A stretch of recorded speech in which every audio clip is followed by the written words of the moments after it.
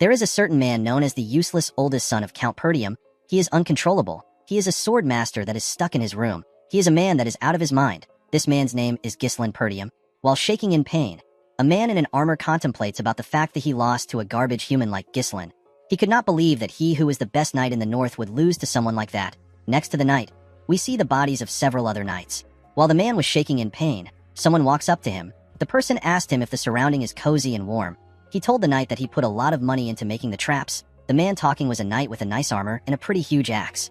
With a cold gaze in his eyes, the man asked the knight if he likes the place. The knight became enraged when he heard this. He could not believe that a garbage human like Ghislain created a trap for him. He asked Ghislain if he knew about his plan beforehand. Our boy moved closer to the knight and told him that he knew everything. He explained to the man that he knew about how many they were, who the spies were, and who helped him with reinforcements.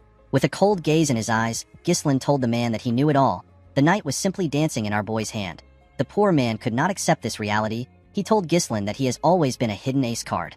The knight raised his voice and asked our boy to tell him how a useless bastard like him was able to know what was happening. Before he could finish talking, Ghislain used his leg to hit the man's face. He asked him to shut up. Our boy took off his helmet and told the man that he can continue trying to invade them. He informed the man that he is going to win the war and the next one after that. Our boy asked the knight if he knows the reason why he will win. With a smile on his face, Ghislain revealed to the man that he has all the plans. The scene shifts and we are taken back a year earlier. We are taken to a soldier's camp which is in the Luthania kingdom near Perdium estate. We see Ghislain wake up in one of the tents. Our boy was shocked to see that he is alive. He quickly placed his hand on his neck to confirm this. Ghislain was certain that he was in a different place a while ago. He remembered what happened earlier. A knight knocked his sword out of his hand. Our boy spat out some blood when the knight attacked him. When our boy fell to his knees, the knight with red hair and a golden armor said that it is now over for Ghislain, who is the mercenary king and one of the continent's 7 strongest men. With a smile on his face, the knight said that the war is over. This man is also among the continent's 7 strongest men. He is known as the noble knight Aiden. Aiden pointed his sword at Ghislain and asked him if he has any last words. Our boy told the man that he simply regrets being unable to fulfill his revenge. While breathing heavily, Ghislain told him that he hopes he dies. Aiden smiled when he heard this. He called our boy an arrogant bastard. He informed Ghislain that he never expected him to have been the oldest son of the fallen Perdium household. He reminded our boy that he left his family after his sister died. Ghislain was surprised to hear this. He asked Aiden to tell him how he knows this when he comes from a different kingdom. The noble knight asked our boy to not be surprised. He revealed to him that he knows a lot about him because he once worked his ass off to track him down. With an evil smile on his face, Aiden revealed to Ghislain that they were the ones who worked with the Delphine household to bring down his family. Our boy was shocked to hear that there were other people involved in the fall of his household other than Duke Delphine's household. Aiden moved his sword closer to Ghislain's neck. He told him that he does not need to know more since he is going to die anyway. He asked our boy to accept his fate. Ghislain was annoyed to hear this. He told the man that he will never forgive him. Aiden did not care about this. He beheaded Ghislain with a single strike. The scene shifts and we are taken back to the present. Ghislain moved closer to a barrel containing water. He wanted to see if his head was still on his neck. Our boy could not comprehend what was happening. He wondered if he was hallucinating. He noticed that he was much younger. Ghislain looked around. He wondered if he was taken captive and used as a lab rat by some mages. Our boy promised himself that he would make the arrogant bastards regret keeping him alive. While looking around, our boy saw a sword lying next to a barrel. While he was thinking, he hears someone call him young master. The person stepped into his tent and asked him to come out. He told him that he knows he is awake.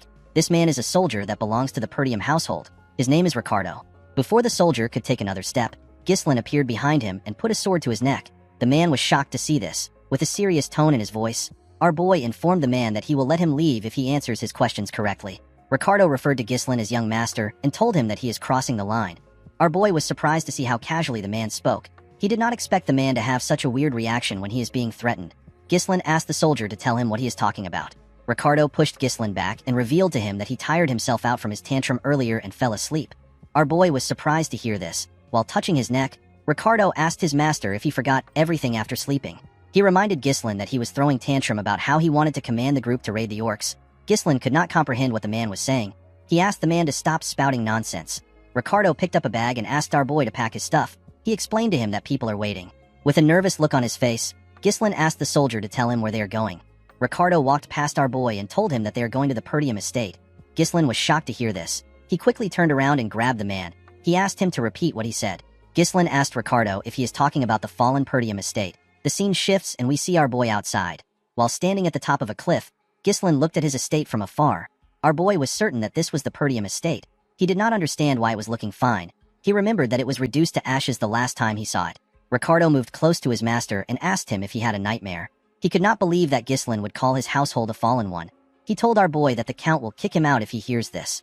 Our boy still wasn't convinced that everything was real. He believed that he was dreaming, pinched his cheek to confirm if he was dreaming. Seeing that he could feel pain, Ghislain realized that everything was real. Due to the fact that he had a younger face and his estate was in its original form, our boy was able to deduce that he had returned back to the past. Our boy's younger self resented his household. The immaturity born from feeling inferior led to trouble. As time passed, more people in the household avoided him. Ghislain was unable to withstand the criticism, so he ran away from home. Several years after that, our boy became a mercenary. He survived countless battles and managed to build up his skills. He eventually made a name for himself. After achieving so much, Ghislain returned to his county in order to make up for his past mistakes. Unfortunately for him, his household had already been crushed to dust by the time he returned. While looking at his family flag, Ghislain realized that everything is still here. All the people he holds dear are still here. Our boy laughed like a madman. He could not believe what had happened to him. He wanted to sing a song in joy. However, it was too early to rejoice. Ghislain remembered that Ricardo said that they came here to raid the orcs. Our boy could never forget what happened in the orc raid in his past life. This is the day that most people in the raid squad will die. In his past life, Ghislain followed the group to the raid and other to make a name for himself. At that time, the reports had said that there were only 3 orcs. Our boy believed that the fight would be easy enough for someone like him who had no experience in commanding a squad. Unfortunately for him, there were more than 20 orcs. Almost everyone died because our boy had been stubborn and wanted to command a squad. Ghislain pulled himself together. He assured himself that he could take care of the monsters since they didn't really have a strategy. The only problem our boy had was that he did not know if the soldiers would trust him because they all see him as some useless bastard. While he was thinking, Ghislain hears a loud sound. A guard post made out of wood was thrown in front of him. One of the soldiers screams and tells the others that the orcs are here. The men immediately tried to take a stance. Ghislain was shocked to see that the orcs arrived early. He was certain that this was a little more early than his past life. The orcs easily tore the soldiers apart. They overwhelmed them with their huge weapons and their bodies. A man ordered the soldiers to get into formation. The man in a blue armor asked the soldiers not to panic. He ordered them to get into a defensive formation. This man is the commander of the raid squad. His name is Scoven. Before the man could get close to an orc, it swung its sword at him. Scoven managed to block the attack with his sword. The commander realized that his squad let their guard down. He could not believe that they were ambushed when they were not prepared. He was quite shocked to see that there were more orcs than reported. While he was thinking, someone calls out to him. The person asked him to look behind him. An orc was about to crush Scoven with its weapon. Before the orc could attack the commander, someone ran to him. The person grabbed the commander's shoulder and pushed him back. The person turns out to be Ghislain. Scoven was shocked to see his young master in front of him. Before the monster's axe could touch our boy, Ghislain stabbed it in its hand and used his sword to cut off its fingers. Immediately he did this. He cut the monster's thigh. Scoven and the rest of the soldiers were shocked to see this. The orc screamed out in pain and fell to the ground. Ghislain was annoyed to see the kind of cut he made. He realized that he could not yet use mana. He wished that he had returned to the past earlier. Ghislain turned to Scoven and asked him to give him something. The commander did not understand what the young master was talking about. With a confident look on his face, Ghislain asked Scoven to give him the commander's rights. Scoven could not believe that Ghislain actually asked for the right to command. The commander knew that Ghislain was an idiot, but he never expected him to ask for the right to command when their soldiers' lives are on the line. Scoven stood up and told our boy that he cannot give it to him. Ghislain was surprised to hear this. The man walked forward and asked our boy if he believes that the battlefield is a game. He explained to our boy that he cannot give up the authority that the Lord gave him easily. Our boy was annoyed to hear this, however. He completely understood the man. He knew that he would have also behaved the same way if an idiot walked up to him and asked him for the right to command. While he was thinking, an orc rushed to attack him. Scoven asked his young master to step back. He told him that he is too inexperienced to lead the squad. Immediately he heard this. Ghislain took a stance. He realized that he had no choice. To our surprise, our boy threw his sword. Scoven managed to dodge the sword before it could touch him. He turned around and grabbed Ghislain. He asked him to tell him why he attacked him. The moment he said this, the commander heard something. He quickly turned around. He saw Ghislain's sword in the middle of the monster's head. The orc could not even scream out. It simply fell to the ground. Scoven was shocked to see this. He wondered about how his young master was able to hit the orc's weak spot. Our boy called out to Scoven and asked him to tell him the important thing on the battlefield. He told the commander that there is no hope in winning a battle when the troops are filled with fear. Immediately he said this. We see the soldiers trembling when some orcs scream. With a smile on his face, Ghislain told the man that they need to gain momentum. The moment he said this, our boy ran forward. He took out his sword from the orc's head. He jumped directly into the middle of the monsters. Our boy landed on one of the monsters and stabbed it on its head. The soldiers were shocked to see this. While standing on top the orc's head, Ghislain screamed at the top of his voice. He asked the other monsters to come at him. He told them that he will kill all of them. The orcs quickly turned their attention to Ghislain. Our boy cut the first 2 orcs in their stomach and he cut off the hand of the 3rd orc. While looking at the heads of the orcs flying around, Skoven wondered if he was dreaming.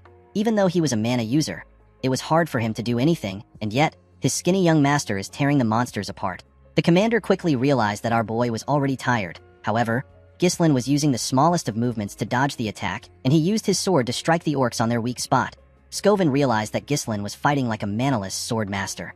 Our boy taunted the monsters by saying that he is still not yet warmed up. While running away, Ghislain told the orcs that they are not living up to their reputation as a warrior species. Ricardo was shocked to see all the orcs charging at his master. Another soldier next to him noticed that our boy was running away despite the fact that he was talking trash. Ricardo called out to his commander. Skoven could not comprehend what Ghislain was thinking. He believed that it was a smart move for our boy to run into the orcs to get their attention. However, the commander did not understand why Ghislain would run in that direction. He was certain that the place leads to the edge of a cliff. The moment he thought of this, Skoven realized something. He understood our boy's intentions. He quickly asked his troops to raise a shield wall. He told them that they will follow our boy. When he got to the edge of the cliff, Ghislain told himself that Skoven would have understood his intention if he is a skilled commander. Our boy blocked the monster's attacks while he was waiting for Skoven. Ghislain preferred to kill all the orcs on his own. However, his awful stamina could not handle it. With a smile on his face, our boy told himself that he has done enough. Immediately he said this, the orcs heard someone coming at them from behind. When they turned around, they saw the commander and the rest of the soldiers forming a shield wall. The men held their spears tightly. Ghislain smiled when he saw this. He said that it was perfect. The moment he said this, he jumped off the cliff. Immediately our boy jumped. Skoven ordered his troops to push the orcs off the cliff. The soldiers moved close to the orcs and stabbed them with their spears, while screaming at the top of their voice. The soldiers successfully pushed the orcs off the cliff. The orcs fell to the ground and covered the area in blood. The soldiers were shocked to see what they had done. They could not believe that they managed to kill all the orcs. Immediately they took care of the monsters. Skoven moved to the edge of the cliff. He called out to his young master. To the man's surprise, Ghislain had pushed his sword into the cliff and held on tightly. While breathing heavily, our boy smiled at Skoven. The commander was relieved to see Ghislain. He stretched out his hand and asked him to grab it. Unfortunately, our boy's stamina was bad. His grip slowly loosened. Before Ghislain could reach for the commander's hand, he let go of the sword and fell. Skoven and the soldiers were shocked to see this. The scene shifts and we see someone calling Ghislain. Our boy immediately recognized this voice. He called out to the girl whose name is Elena. Our boy remembered how the girl cried when their mother died, how she used to thank him for helping her. He also remembered how his sister told him that she hates him. Ghislain was surprised to see memories of Elena. While he was thinking, someone grabbed him. The person turns out to be Elena. The little girl told her brother that she wants to go with him. The moment he heard this, Ghislain opened his eyes. He saw himself in a room. There was a cloth on his head. Ghislain was happy to see that the soldiers managed to save him. He wondered why he had such a weird dream. The moment our boy raised his head up, he felt pain all over his body. Ghislain realized that he was suffering the consequence of pushing his body to the limit. While our boy was shaking in pain, someone steps into the room. A maid with white hair was happy to see our boy awake. Ghislain was shocked to see the woman whose name is Belinda. The maid placed the bucket she was holding on the table and told her master that she was quite worried about him. She reminded Ghislain that she told him to let the soldiers handle everything. To Belinda's surprise, Ghislain rushed to hug her. The woman was shocked to see this. She asked her master if she offended him. Our boy told the woman that he is simply happy to see her. Belinda was Ghislain's personal tutor. Since he was little, Belinda was the only one who continued to stay by his side despite his idiotic antics. However, after the Perdium family fell to ruins, Belinda went missing. Our boy was no longer able to see her again. Belinda asked her master to tell her why he is happy when they see each other every day. Ghislain believed that he needed to tell his maid the truth. He asked the woman to listen carefully to him. He revealed to her that a catastrophe will soon strike their family. The maid asked her master to explain what he means. With a serious look on his face, Ghislain told the woman that he died and came back to life. The maid laughed and told her master that she knows that the orcs almost killed him. Our boy told her that he is not talking about that. Belinda explained to him that he is the one who is in danger and not the family. While the maid was warning our boy, he realized that she doesn't believe him. Belinda asked her master to tell her what he would have done if he was too hurt to go to the festival. Ghislain was surprised to hear this. Belinda asked her master if he has forgotten. She reminded him that Elena has been waiting for this day to go to the festival with him. She explained to her master that this is a great opportunity for he and his sister to become close to each other again. While looking at a picture of him and his sister, Ghislain remembered that a festival always happens at this time of the year. In his past life, Ghislain did not have time to enjoy the festival because of his traumatic experience. Our boy asked his maid to tell him when the festival will start. Belinda told her master that it will begin next week. A week from now is the day that Ghislain's life changed. While he was thinking, someone steps into his room. Our boy was shocked to see who came into his room. On the day of the festival, Ghislain got a memory that continues to haunt him. A week from today, his sister will die. The person who stepped into the room turns out to be Elena. Ghislain ran to hug his little sister. Belinda was shocked to see this. Elena was shocked to see what her brother did. She asked him to tell her what he is doing.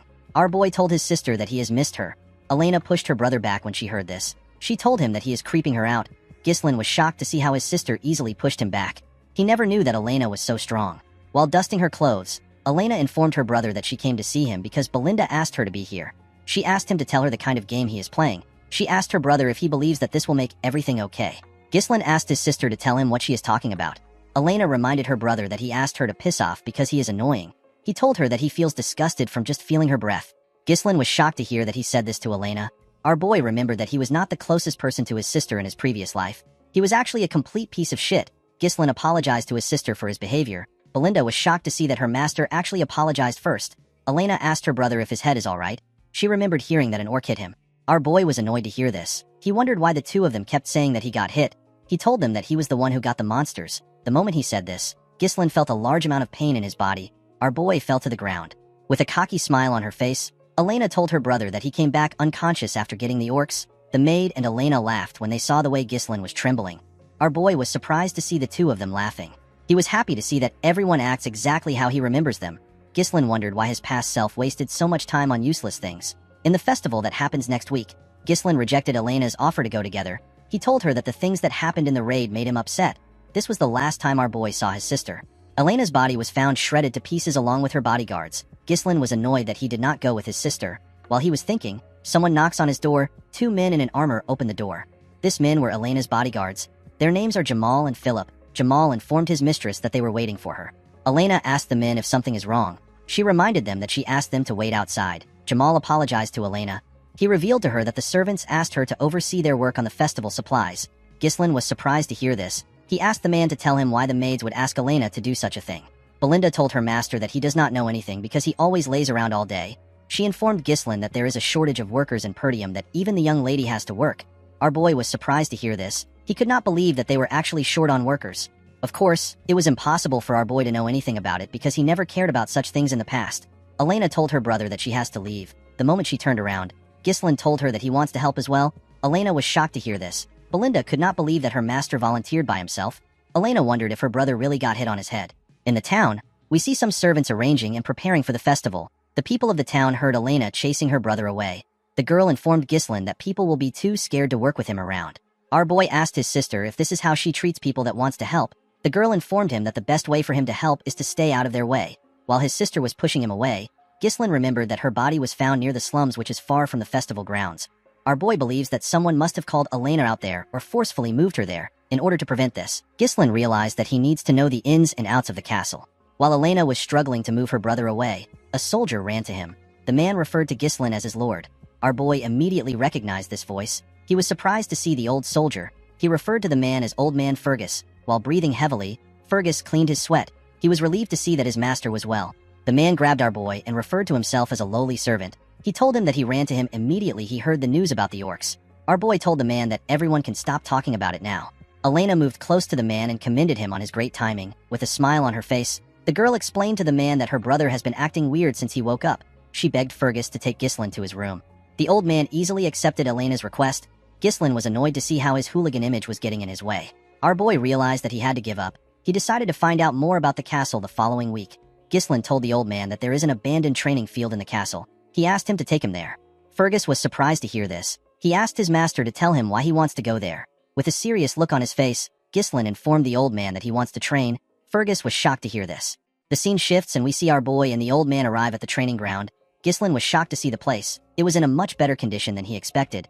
Even the weapons were good. The place was a perfect location for our boy to train. Ghislain never saw anything like this when he was a mercenary.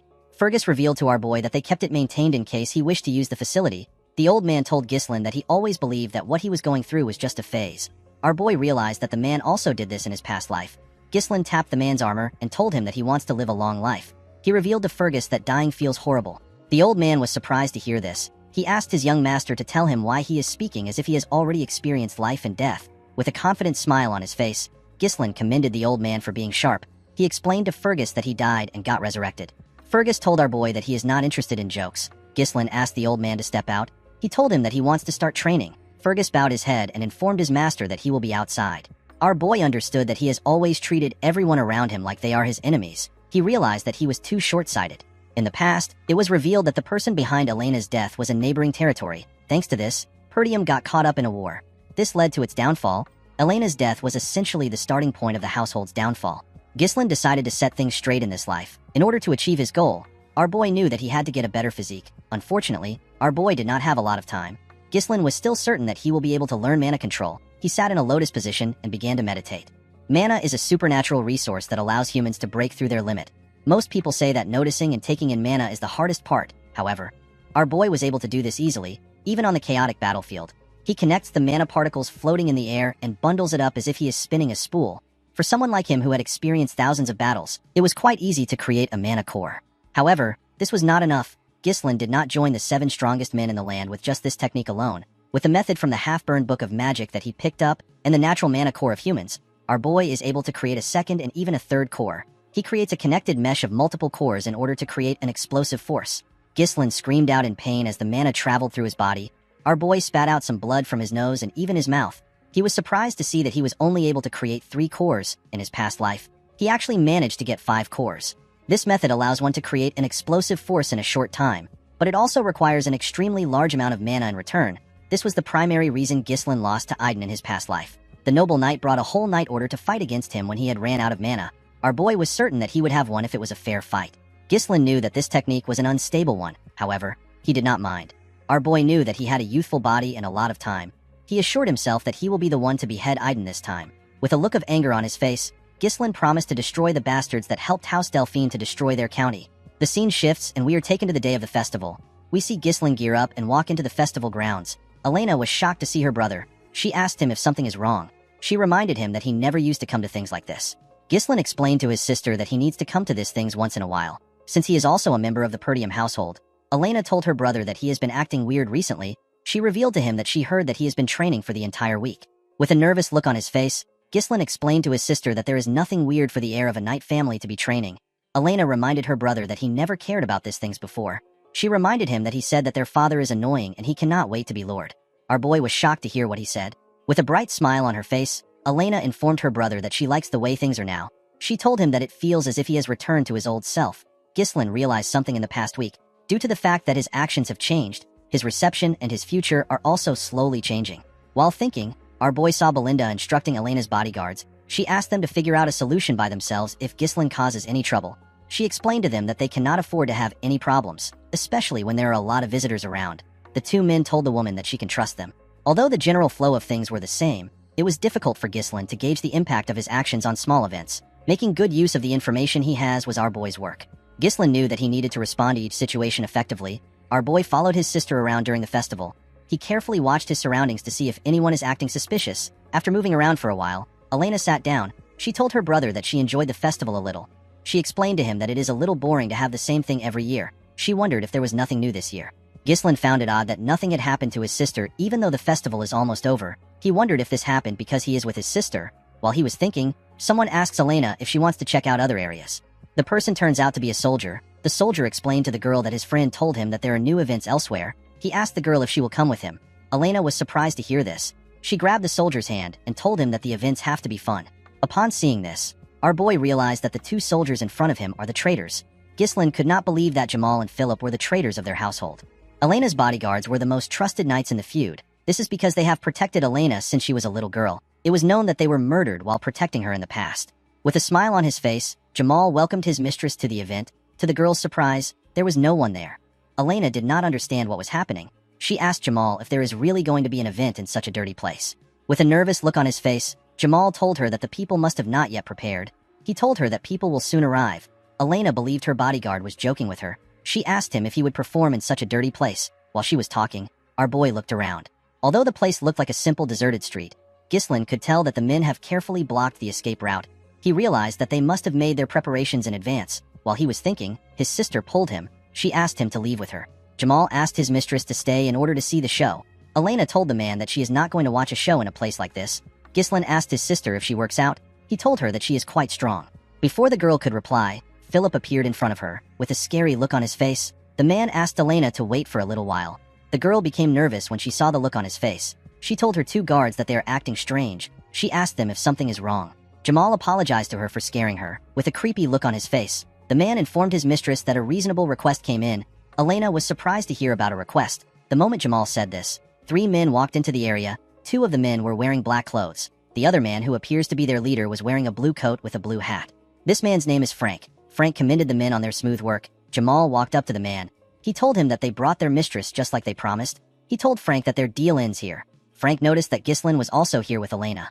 He told Jamal that he never asked him to bring our boy. While trembling, Elena held her brother. With a smile on his face, Jamal revealed to the man that he will give him Ghislaine for free. He told him that our boy followed them foolishly without knowing that this would be his graveyard.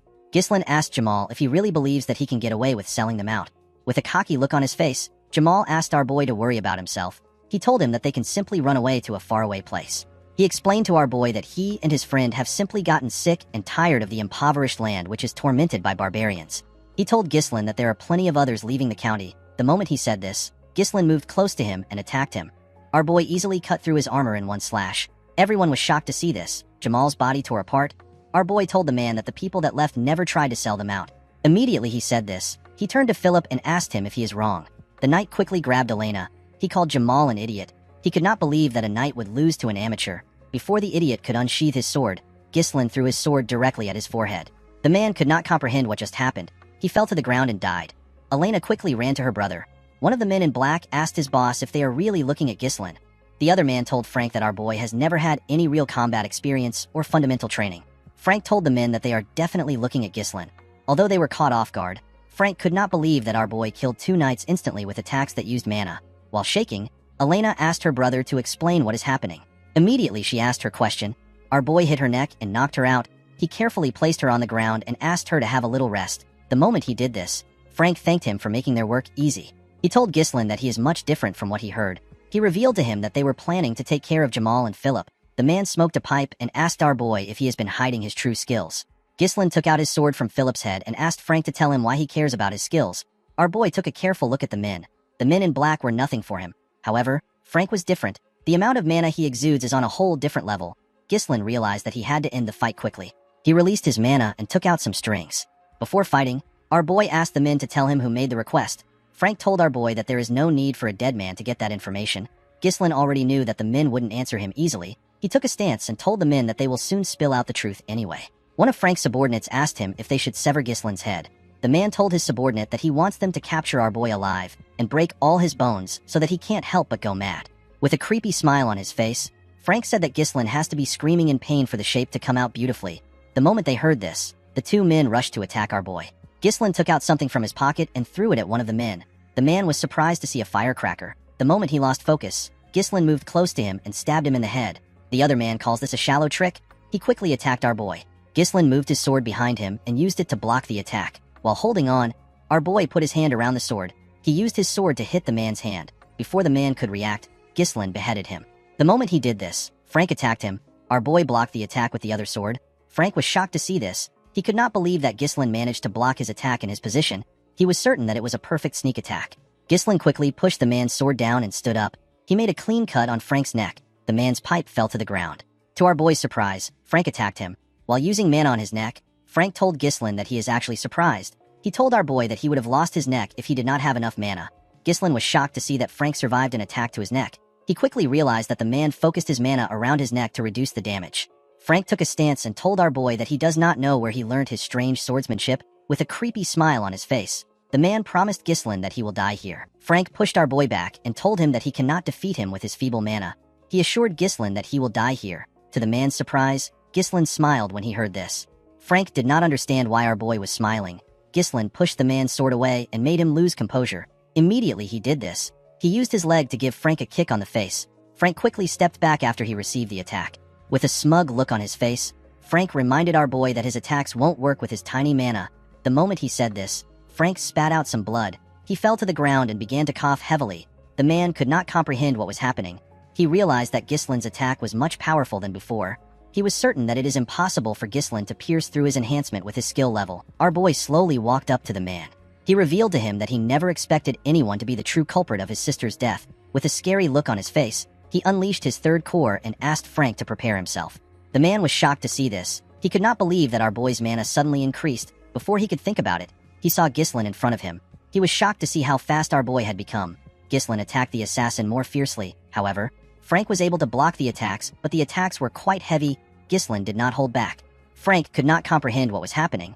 His hands were turning numb just from blocking our boy's attacks. While looking at his almost ruined sword, the man reminded himself that there is usually a limited effect when someone draws a lot of mana. However, this was different for Ghislain. Frank had never heard of a method that increases mana so explosively. It was as if our boy had become a different person.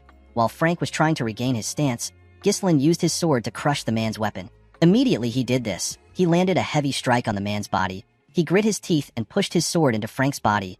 The assassin screamed out in pain. Before he could continue screaming, Ghislain placed his hand on his throat and pushed him to the wall. While holding onto his sword, our boy told the man that they need to continue their conversation from earlier. He asked Frank to tell him who requested for the assassination. The man did not care about responding to Ghislain. He took out a small blade and told himself that he will not go down so easily.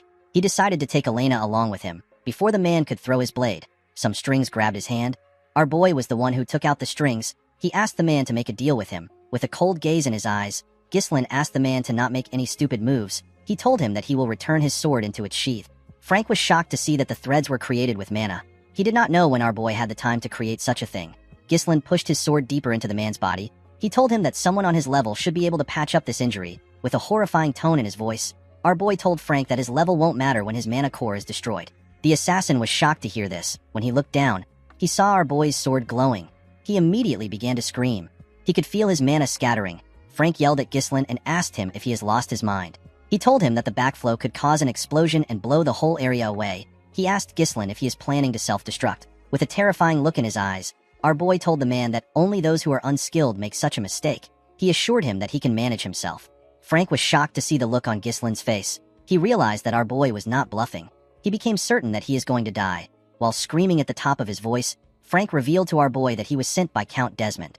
According to the man, the Count needed a reason to start a war against the Perdium and the Degard families. Our boy was surprised to hear that it was the Count in Ghislain's previous life. This kind of work was left for the families that allied with the Duke's family. Our boy was annoyed to see that Duke Delphine orchestrated the whole thing without being involved. Ghislain asked Frank if this is the reason why he wanted to kill his sister. The man told our boy that he is correct. Immediately he answered. Our boy pushed his sword through his body. Frank spat out some blood and reminded Ghislain that he promised to put his sword away. Our boy smiled when he heard this. He asked the man to tell him why he is scared when he has also killed many people. Frank began to laugh when he heard this. Our boy was surprised to see this. The man moved close to Ghislain and revealed to him that nothing will change even if he dies. He told our boy that he has already finished the work of the Degard family. He asked our boy if people will listen to a punk like him. He assured him that Perdium will perish in war. The moment he said this, Ghislain grabbed his head and pushed it to the wall. With a smile on his face, our boy told the man that he was reborn after dying. He assured him that things will be different this time around. Immediately he said this, his sword began to shine brighter. Frank raised his head up and screamed out. The man shot out his energy through his mouth. It blew up when it got to the sky. It looked like a firework. The moment he did this, he fell to the ground and died. While breathing heavily, our boy looked around. He saw the corpses on the ground. He stared at his sister's unconscious body. After confirming that there was no one next to him, Ghislain threw his sword to the ground. He took a deep breath and fell to the ground. He began to cough out blood. While cleaning his blood from his mouth, our boy said that it was very easy for him to explode 3 cores when he was the mercenary king. He pushed himself up and told himself that he will not fall here. Our boy rushed to a building and kicked the door open. He found 2 bodies inside the building. In Ghislain's previous life, there was another body that was found in this place besides Elena. Due to what Frank said earlier, our boy realized that the body in front of him belonged son of the Degard family. The boy was killed along with his escort knight. The 2 men were silenced and framed as Elena's killers. Our boy moved their bodies. He was certain that a war would take place if these bodies are revealed. Ghislain took out a firecracker. He decided to erase the evidence. After setting the building on fire, our boy carried his sister and slowly walked away. He assured himself that he will never let things go as planned for his enemies. As Ghislain walked forward, we see someone watching him from a tree. The person disappeared after staring at our boy for a while. The scene shifts, and we see the man reporting to his superiors who sat on a round table. The man revealed to them that the assassination was a failure. The people on the round table were shocked to hear this. They could not believe that Frank and the other 2 knights failed the mission. They asked the man if they let their guard down because they believed that the work would be easy. With a nervous look on his face, the man told them that they failed because of Ghislain. The men were shocked to hear this. They could not believe that the useless bastard of the north actually did something. One of the men on the table reminded the spy that Ghislain is actually a useless piece of shit. He asked the man to stop using our boy as an excuse.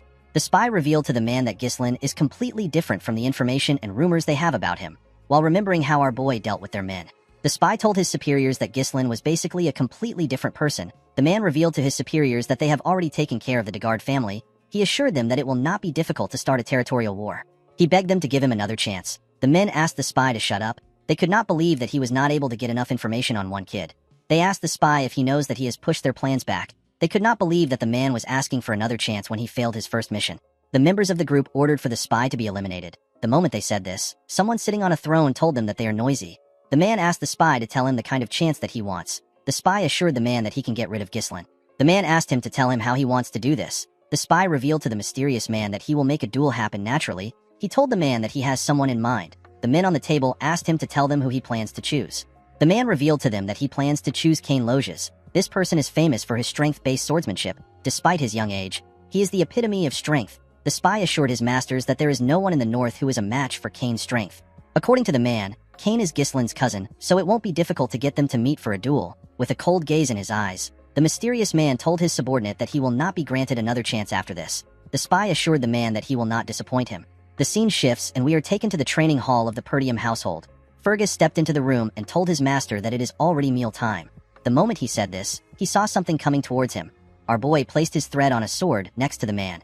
He wrapped the thread around the sword and used it to pull it to himself. Ghislain carefully moved his sword. He wanted to see how easy the thread was for him to handle. While swinging his sword, our boy saw the old man. Fergus moved close to his master and apologized for interrupting his training session. He asked his master to tell him how he was able to drag the sword. Ghislain showed the man the thread. He told his knight that the technique is known as mana thread. It is a way of using mana as a string in our boy's past life. He used this technique all the time. However, at his current skill level, Ghislain needs to implode his core in order to use it like before because he is lacking mana. The only way our boy can use mana while using his threads is to create a smaller amount of threads. The old man was surprised to see his master's technique. He always believed that he had trained his mana well, but he had never seen something like this. Fergus did not know how his master was able to create this technique with mana. He was certain that Ghislain did not have any skills and he had not trained for a long time. Our boy asked the man if he needs something from him. Fergus told his master that he actually stopped by to tell him something. He bowed his head and thanked Ghislain for protecting his little sister. Our boy was surprised to see the old man thanking him. He told him that he did what he should have done. He asked Fergus to eat with him. A few days after that, the festival was paused. This was expected because a knight tried to traffic the young lady. Inside the castle, we see Elena complaining to her brother. She told him that no one believes her when she says that he saved her. She asked her brother to say something to the people. Ghislain assured her that it is fine. He told her that no one will believe him either. Belinda was annoyed when she heard what Elena said. She was annoyed to hear that Jamal and Philip were trying to take her. She believed that the knights were trying to take Elena for themselves. She told her mistress that she always believed that the two men were perverts. Ghislain was happy to see that his sister actually managed to survive. Although he was able to prevent the war from happening, our boy knew that their enemies won't give up easily. Ghislain knew that he cannot stop them on his own forever. He realized that he needed to grow his own military force. While he was thinking, a maid stepped into the room. She brought a cart containing their food. Our boy realized that he needed to get into politics if he wants to get the things he needs. The maid placed the plate on Ghislain's part of the table. When he opened the plate, he saw a piece of potato. Our boy was shocked to see this. Ghislain turned to Belinda and asked her to tell him when they will have dessert. The maid was surprised to hear this. She asked her master if he does not know how their situation is. The moment she said this, our boy hears someone screaming outside of the castle. He was startled when he heard the person. At the gate of the castle, we see a chubby bearded man asking the Perdium household to compensate him for the damage they have caused with the cancellation of the festival. It wasn't just the chubby man that demanded this. Other men were also asking for compensation. They were holding pitchforks. They asked Ghislain and his sister to come out. They asked them to stop wasting their money. The guards begged the men to calm down. Our boy looked outside the window to see what was happening. He did not understand what was going on.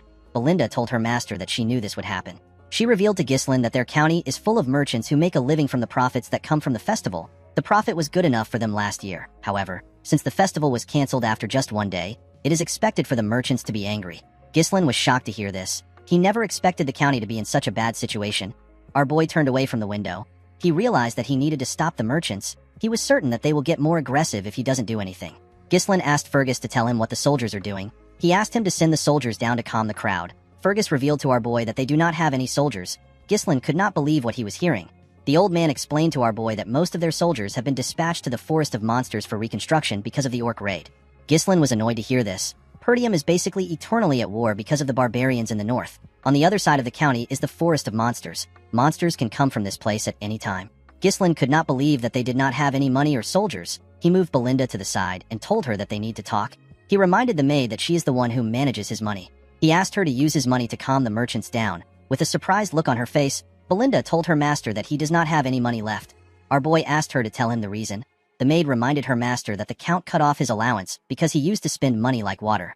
Ghislaine could not believe that he was broke. He asked Belinda to lend him some money. The maid told her master that she doesn't have any cash at all. The scene shifts and we see Ghislaine looking at the town through his window. Our boy could not believe that his family was in such a terrible situation. He wondered about what they actually have. Our boy knew that he could not do anything if he does not have any funds. Even if he has knowledge of the future, it does not matter without money. Ghislaine realized that he needs to get money first. He wondered if there was something on the estate that could change his situation. While he was thinking, Ricardo barges into his room. Our boy was surprised to see the soldier breathing heavily. He asked him to tell him why he is in a hurry. With a worried look on his face, Ricardo revealed to his master that there is a problem. He told him that Kane wants to see him. Ghislaine was shocked to hear this. The scene shifts again and we see Scoven breathing heavily. The man's face was heavily bruised. While he was trying to regain his stance, his opponent gave him a heavy punch on his face. The person punched the man on his chest plate. The attack went through the armor and damaged the commander on his chest. The moment he took the attack, he fell to the ground. At the entrance of the bar, we see Ghislaine arrive. Our boy saw the commander fall to the ground. Scoven called out to his young master when he saw him. Our boy was annoyed to see this. Kane welcomed Ghislaine. When our boy raised his head up, he saw a huge boy in front of him. With a smile on his face, Kane greeted his cousin. Ghislaine took a careful look at Kane. He immediately remembered the boy's face. Kane is the heir of the Loges County. This is a county that his family has an alliance with. At this point in time, Kane was Ghislaine's only friend and his enemy. While Scoven was shaking on the ground, Kane came down the stairs.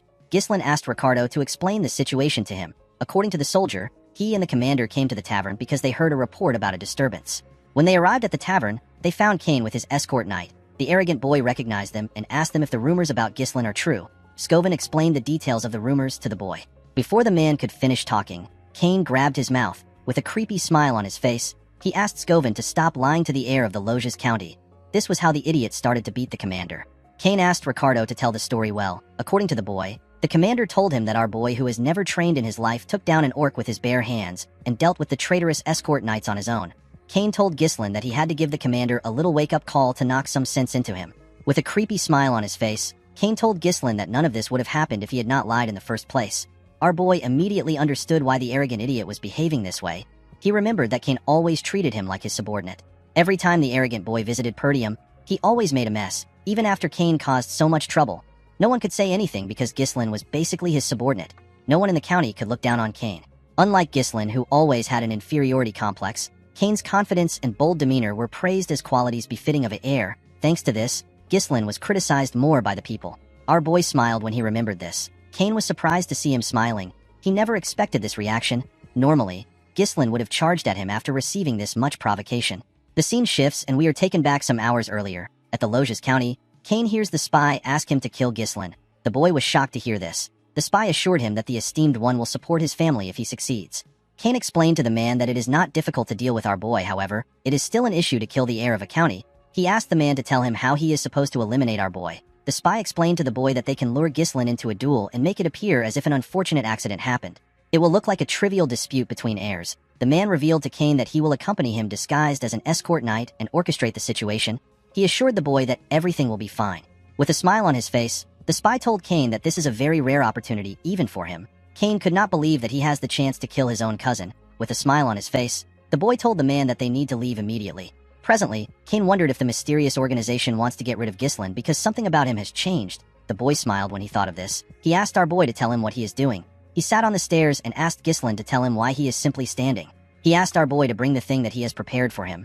Ghislaine asked the boy to tell him what he is talking about. Kane told his cousin that he heard that the festival was interrupted. He told our boy that they need to liven up the mood and have an amazing time. He reminded Ghislaine that they are always in sync when it comes to things like this. With a scary look on his face, he asked our boy if he is wrong. Ghislaine was not scared of the boy. In fact, he did not know what he was talking about. After thinking for a minute, our boy understood what his cousin was saying. He asked him if he is talking about something. Ghislaine recalled that Kane used to have him prepare alcohol and women every time he came here. Our boy granted his request back then because he did not want his huge cousin to beat him up. Because of Kane, Ghislaine had to waste his precious money. Our boy remembered that Belinda told him that his father cut him off because he spends money recklessly. Ghislaine smiled when he thought of this. He realized that it was right in front of him the whole time. He could not believe that his source of money was right in front of him. While he was thinking, Kane called out to him. Ghislaine quickly snapped back to reality. Kane asked his cousin to bring the things right now. He told him that he is waiting for him. Our boy assured the idiot that he will bring it soon. With a scary look on his face, Ghislain told Kane that he has a debt to repay to him first. The spy was shocked to see the look in our boy's eyes. Kane asked Ghislain to explain what he is talking about. With a smile on his face, Ghislain explained to his cousin that he has been taking care of everything he asked him to prepare with his own money. He asked Kane to pay him back now. He told the boy that he will settle for 1,000 gold. Kane was shocked to hear this. He told our boy that everything does not even cost 100 gold. He explained to Ghislain that he has been spending his own money to thank him for being his friend. He referred to the money as a friendship fee. Ghislain asked his cousin if he is stupid. He told him that he has always been his doormat. With a smile on his face, our boy asked his cousin to pay him back before he beats the shit out of him. He told him that he needs a lot of money right now. Everyone in the tavern was shocked to see how Ghislain was speaking. Kane let out a sigh and stood up. He asked our boy if he is acting bold because he has been going easy on him. He asked Ghislain if he really believes that he has gotten stronger simply because he spread a false rumor that he won against the knight. Kane called our boy a parasite that is leeching off the land. He explained to him that everyone in the north calls him a scoundrel because all he does is spout empty nonsense. Immediately he said this, he clenched his fist and asked Ghislain to get himself together. Immediately he said this, he attacked our boy. Ghislain easily dodged the attack by moving to the side. Kane was surprised to see this. Ricardo and the spy were also surprised. Kane quickly swung his hand at our boy's head. Ghislain dodged the attack and went low. He punched the idiot in his ribs. Kane was shocked to feel the pain of the attack. Ghislain stretched out his hand and tried to punch the boy in his head. Kane managed to block the attack with his hand. He smiled when he blocked the attack. Our boy was surprised to see this. Kane fell on his knees and screamed out in pain. The spy quickly rushed to the boy's side. He asked Kane if he is alright. Ghislain asked the boy to stop whining. He told him that he knows he blocked the attack. The spy asked Ghislain to stand back. He asked him to stay away from Kane. Everyone at the tavern was shocked to see this. They could not believe that our boy actually took down Kane. Ghislain smiled when he saw this. He immediately understood Kane's intentions. Kane whispered to the spy if his acting was okay. With a smile on his face, the man told him that his acting was perfect. He told him that he has set the stage perfectly to make it appear that the fault lies with Ghislain. He assured Kane that he now has enough justification to duel our boy. The idiot placed his hand into his pocket. He was certain that he had to get the backing of the esteemed one. He decided to leave a lasting impression. Kane took out a blue glove. He could not believe that he was given the opportunity to cut off Perdium, which is a falling power. He raised the glove up and told Ghislain that he has tarnished the dignity of nobility with lies. He said that our boy attacked him simply for trying to verify the truth. Before Kane could finish his words, Ghislain threw his glove at him. He challenged his cousin to a duel. Kane was shocked to see this. Our boy told the idiot that he insulted an heir like him in front of his people and assaulted his knight. He told him that he has tarnished the dignity of nobility. With a smile on his face, Ghislain asked his cousin if he plans to deny the allegations. Kane smiled when he heard this. He always believed that our boy was stupid, but he never expected him to be stupid enough to dig his own grave. He took out his sword and told Ghislain that he will accept the duel. He pointed his sword at our boy and asked him to not regret it even if he dies. Our boy smiled when he heard this. He called out to Ricardo. The soldier immediately answered him. Ghislain ordered Ricardo to bring all the merchants who were protesting in front of the castle. The soldier was shocked to hear this. With a crazy smile on his face, Ghislain asked Ricardo to tell the merchants that he will help them make a lot of money. When the festival was cancelled, the atmosphere that had heated up to its peak suddenly cooled down. Some tourists regretted their decision to visit the county. Ghislain was certain that the tourists were in a state of incomplete combustion. This is because they were not able to spend their money or their time. In this situation, if an event were to take place right now, it might soothe them. The scene shifts and we see Ghislain and Kane on a stage. The two boys were surrounded by a large amount of people. They seemed excited to witness a duel between our boy and Kane. Most people there were happy to see that Ghislain was going to get beaten up. Thanks to the fight, store owners opened their store and began to sell their items to tourists. The chubby merchant who was protesting asked everyone to place their bets. He asked them to bring their money. All the merchants immediately put down their money. They placed their bets on Kane. They were certain that this was a guaranteed win. Kane placed his huge sword on the ground and asked our boy to tell him why he would turn a sacred duel to a marketplace. With a smile on his face, the boy told Ghislain that his sword will not stop even if he surrenders. Ghislain was not surprised to hear this. He already knew that Kane and his escort knight planned to kill him. Our boy told his cousin that enough people have gathered. He told him that they can begin the match. The moment he said this, the spy asked him to wait. With a smile on his face, the man told Ghislain that a proper bet cannot proceed. Everyone was shocked to hear this. The chubby man revealed to the people that no one bet on Ghislain. People were not shocked to hear this. They believed that only a stupid person will bet on Ghislain. They all believed that the results were too obvious. Kane laughed when he heard this. He told our boy that even his own people don't trust him. The chubby man asked the spy if they should change the content of the bet. He told him that they should bet on how long Ghislain can last against Kane. The moment he said this, someone dropped a bag of gold on the table. The person turns out to be the commander. He was being supported by Ricardo. The man told the merchant that he wants to bet on our boy. Ghislain smiled when he saw this. Another person dropped a huge bag of gold on Scoven's bag. The person turns out to be Elena. The girl told the man that she wants to bet on her big brother, Ghislain, and everyone there was shocked to see this. The girl asked the merchant if the money is enough. After carefully counting it, the man told her that it is enough. Belinda reminded Elena that she advised her not to do this. Kane told them that they made him wait for no reason. The referee asked the boys to get ready. Ghislain reminded Kane that he is older than him. He told him that it will look a little strange if he makes the first move. The boy was shocked to hear this. Ghislain took out his sword. He asked Kane to come at him. Kane did not understand what our boy was thinking. He went down and told Ghislain that it is a little late for him to act like an older brother. The moment he said this, they were asked to start the fight. Immediately he heard this. Kane jumped up and rushed to attack our boy. He used his momentum to hit Ghislain with his heavy sword. Our boy managed to block the attack. He was surprised to feel the weight of the sword. With a smile on his face, Kane told him that he has already stooped too low to act like an older brother. He used his sword hilt to push Ghislain back. He grabbed his blade and used its hilt to attack Ghislain's head. Our boy managed to dodge the attack by going low. The moment he saw this, Kane tried to kick him with his leg. Ghislain was able to dodge the attack, but Kane's leg still destroyed the ground. Everyone was shocked to witness Kane's strength. They could not believe that he did not even give our boy the chance to attack. With a cocky look on his face, the idiot smiled at our boy. Ghislain never expected him to be so proud. Belinda began to panic after she saw Kane's strength. She grabbed Elena and told her that they need to stop the fight. The spy smiled when he heard this. He knew that it was already too late.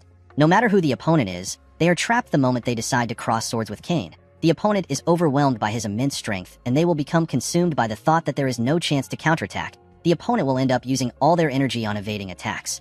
In the end, the exhausted opponent will leave an opening after dodging for a while, and they will meet their end. Kane has always won this way. The idiot began to attack Ghislain more aggressively. Our boy managed to dodge the attacks. Kane smiled when he saw this. He told our boy that he is still as slippery as ever. He noticed that Ghislain's skills have actually improved since the last time they met. He stopped attacking with his blade and turned it around. He grabbed the blade with his bare hands and swung his sword hilt at our boy. He told our boy that he has always been good at running since they were little. Ghislain managed to use his sword to block the attack. To his surprise, Kane used the hilt to grab him and toss him up. Everyone was shocked to see this. The man smiled when he saw this. He believed that our boy was finished, as he slowly descended back to the ground. Ghislain said that he wanted to go easy on his cousin. Unfortunately for the poor bastard, he crossed the line. Our boy gathered mana in his legs and carefully landed. Immediately he landed on the ground. He charged at Kane. The boy was shocked to see how fast Ghislain was. Our boy landed an attack on his stomach.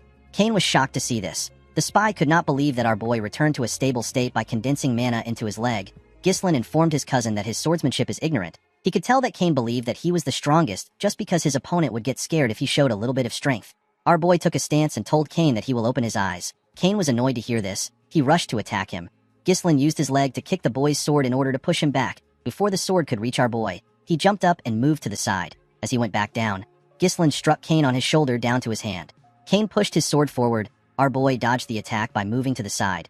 He then used his leg to press Kane's sword down. Immediately he did this. He cut Kane close to his neck. Blood began to gush out of the places where Ghislain struck earlier. Everyone was shocked to see this.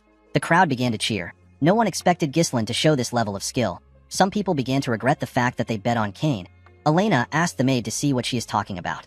Scovin smiled when he saw this. Kane noticed that he had shallow wounds. He was certain that Ghislain could have gone deeper if he wanted. He wondered if he did it on purpose. The boy did not understand what was going on. He did not understand how Ghislain got this level of swordsmanship. Our boy glared at his cousin. He threw his sword away.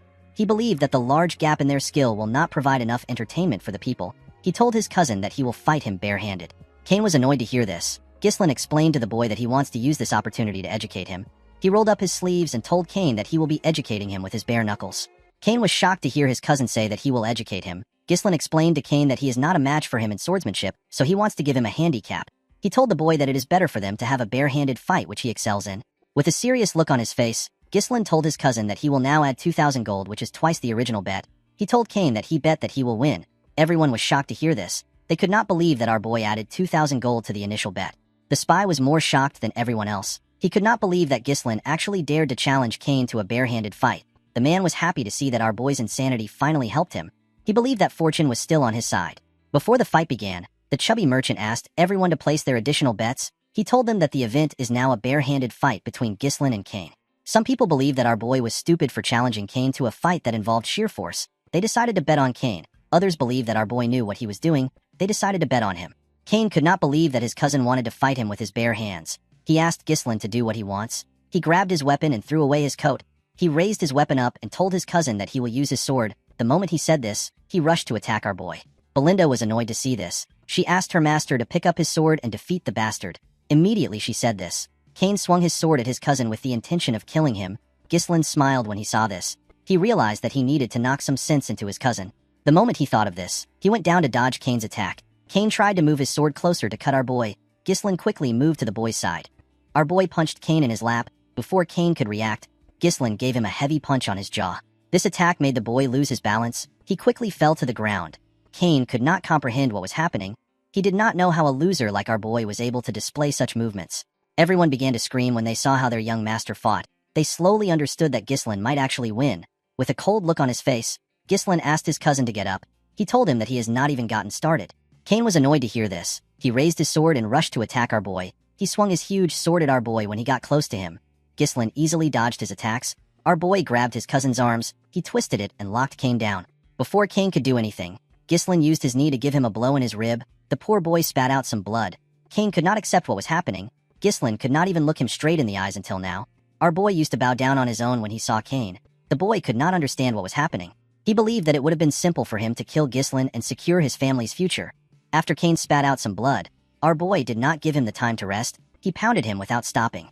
He beat the shit out of Cain. By the time Ghislain stopped, Cain's face and entire body had already swollen up. The boy trembled in front of our boy. Ghislain grabbed his hair. He told the boy that he pities his father. He explained to his cousin that his father helped Perdium until he was on the verge of demise simply because he was friends with our boy's father. Unfortunately, his son had a different idea in his mind. Upon hearing this, Cain remembered something. A few years ago, we see Cain arguing with his father. He could not believe that his father wanted to send more support to the Perdium County. He reminded his father that they are also having a hard time right now. He asked his father to tell him why he continues to invest in a land that is withering away. He told him that it is like pouring water into a cracked bucket. He reminded the Count that it has not been a week since he returned, and yet he is already going back to help Perdium. Cain asked his father not to leave. He told him that everyone is asking him to stay. He asked his father to tell him why he insists on helping Perdium. Count Logius turned around and told his son that he is doing all of this because he is friends with Count Perdium. Cain finally understood what his father was talking about. The moment the boy remembered this, he saw Cain's fist coming close to his face. Cain closed his eyes out of fear. Upon seeing this, Ghislain told his cousin that he has done enough. When Cain opened his eyes, he saw our boy's hand in front of him. Ghislain asked his cousin to get up. Cain was surprised to see this. He faced his head down and told our boy that he accepts his defeat. Everyone was shocked to see this. The crowd began to chant their young master's name. They could not believe that he actually won. Some people regret betting on Cain, while others were thankful that they ended up betting on Ghislain. Elena was happy to see that her big brother won. Belinda and the two soldiers were shocked to see that their master actually won. The spy got on the stage and called out to Cain. He moved close to him and began to yell. He asked Cain to tell him why he would accept his defeat just because he had a little bit of a disadvantage. He told the boy that he trusted him. Cain ignored him and told him that he is done. He told him that they need to leave. The man was annoyed to see that he chose a weak brat. While he was thinking, Ghislain called out to him. With a smile on his face, our boy told the man that he has to do something. The man was surprised to hear this. He did not know what our boy was talking about. Ghislain called the attention of his people. He told them that the man is volunteering to pay for all the meats and drinks of everyone in this place. The spy was shocked to hear this. The people were quite happy to hear what their young master said. They told Ghislain that he is the best. The spy told our boy that he did not agree to this. He asked Ghislain to withdraw his statement. Ghislain placed his hand on the spy's shoulder. He explained to him that this is the price he has to pay for losing the duel. He told him that he expected him to have this much money. Our boy explained to the man that this money won't be deducted from the bet. Ghislain pressed the man's shoulder and reminded him to add 2,000 gold to the bet that they originally set at 1,000 gold. With a horrifying look on his face, our boy told the spy that he already knows what will happen if he tries to run. Upon seeing the look on Ghislain's face, the spy gave up. He knew that he was going to die if he does something stupid. He fell to his knees and accepted our boy's request. The next day, we are taken to Ghislain's room. Our boy placed a huge box on his table. When he opened his box, Ghislain saw a large amount of gold coins inside. This was the money our boy made from his bet. Our boy never expected the money to be so much. He was certain that he could hire a small mercenary corps with this money. Ghislain closed his box. Our boy knew that it takes a lot of time to make more money. He was certain that their enemies won't wait for him. Ghislain realized that he had to prepare faster in order to start the business that he has in mind. While he was thinking, our boy noticed that Elena and Belinda were next to him. With a nervous look on his face, Ghislain asked them if something is wrong. With a bright smile on her face, Elena asked her elder brother to tell her where he plans on spending all his money. Our boy asked her if she wants some money. The girl told her brother that she is simply curious. Belinda told Elena that she already knows where he will spend it. She reminded her that Lady Amelia's birthday is coming soon. She asked her master if he put up a show because he wanted to buy Amelia an expensive gift. She told him that he is so easy to read. Elena could not believe that her brother was working so hard to look good in front of his fiancée. Ghislaine was shocked to hear this. He could not believe that he had a fiancée. Our boy asked his maid and his sister if he really has a fiancée. Belinda asked her master to not be shy. She told him that he does not need to play dumb just because he is embarrassed that they knew what he was thinking. Elena reminded her brother that they are talking about Amelia from the Rayfold County. Ghislaine's expression became grim when he heard the name of the county. Our boy remembered his fiancée. He remembered her as a spider. Amelia Rayfold is a noble among nobles. She is known for her kind nature and her actions towards everyone regardless of their status. She gained the deep support of the people of her territory. However, Amelia would later incite a rebellion and come to be known as the Witch of the North. She joined hands with the Delphine Duchy to drive the final nail into Perdium's downfall. Ghislaine remembered the girl as a traitor. Our boy smiled when he thought of this. He asked Belinda to tell him when their father will return. The maid told him that the Lord will be back in a week. Our boy realized that a week is enough for him. He stood up and told Belinda that he will be visiting the Rayfold County. Belinda was surprised to hear this. She told her master that it is not yet Amelia's birthday. She asked him to tell her the reason for his visit. Our boy revealed to her that he wants to get money from the county. The scene shifts and we see a beautiful noble lady place her shoes on the ground. The lady had a tattoo of a spider next to her mouth. She had beautiful red eyes. She asked someone to wear her shoes. The person turns out to be a poor little girl in rags. The little girl could not believe that Lady Amelia was giving her some shoes. Amelia told the little girl that she is the only one who deserves to walk barefooted on the land. She turned to her soldiers and asked them to provide food and shelter to the people around. Immediately they heard this. The men began to bring provisions to the area. The people were shocked to see this. As Amelia and her soldiers walked away, the people thanked her for what she did. The scene shifts and we are taken to Amelia's garden at the Rayfold Manor. We see a man cleaning Amelia's feet. The man commended Amelia on what she did today. This man's name is Bernath. He is Amelia's escort knight. While petting her cat, Amelia revealed to her knight that her father has always demanded absolute obedience from the people of his territory. According to Amelia, the common folk will always follow those who keep them warm and well-fed. Bernarf told his mistress that she has now won the hearts of the people.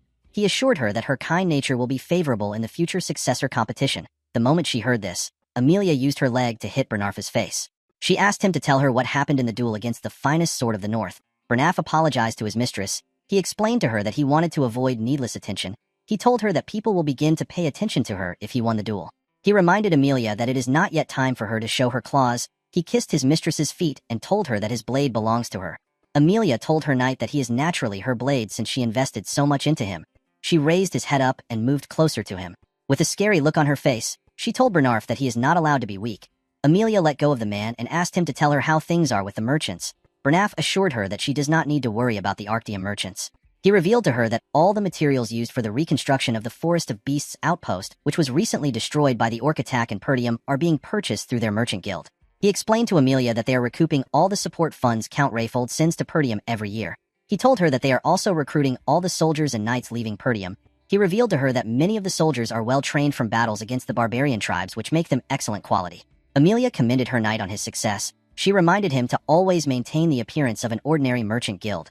She explained to Bernarf that they cannot let their true identity be exposed until they have built up their strength.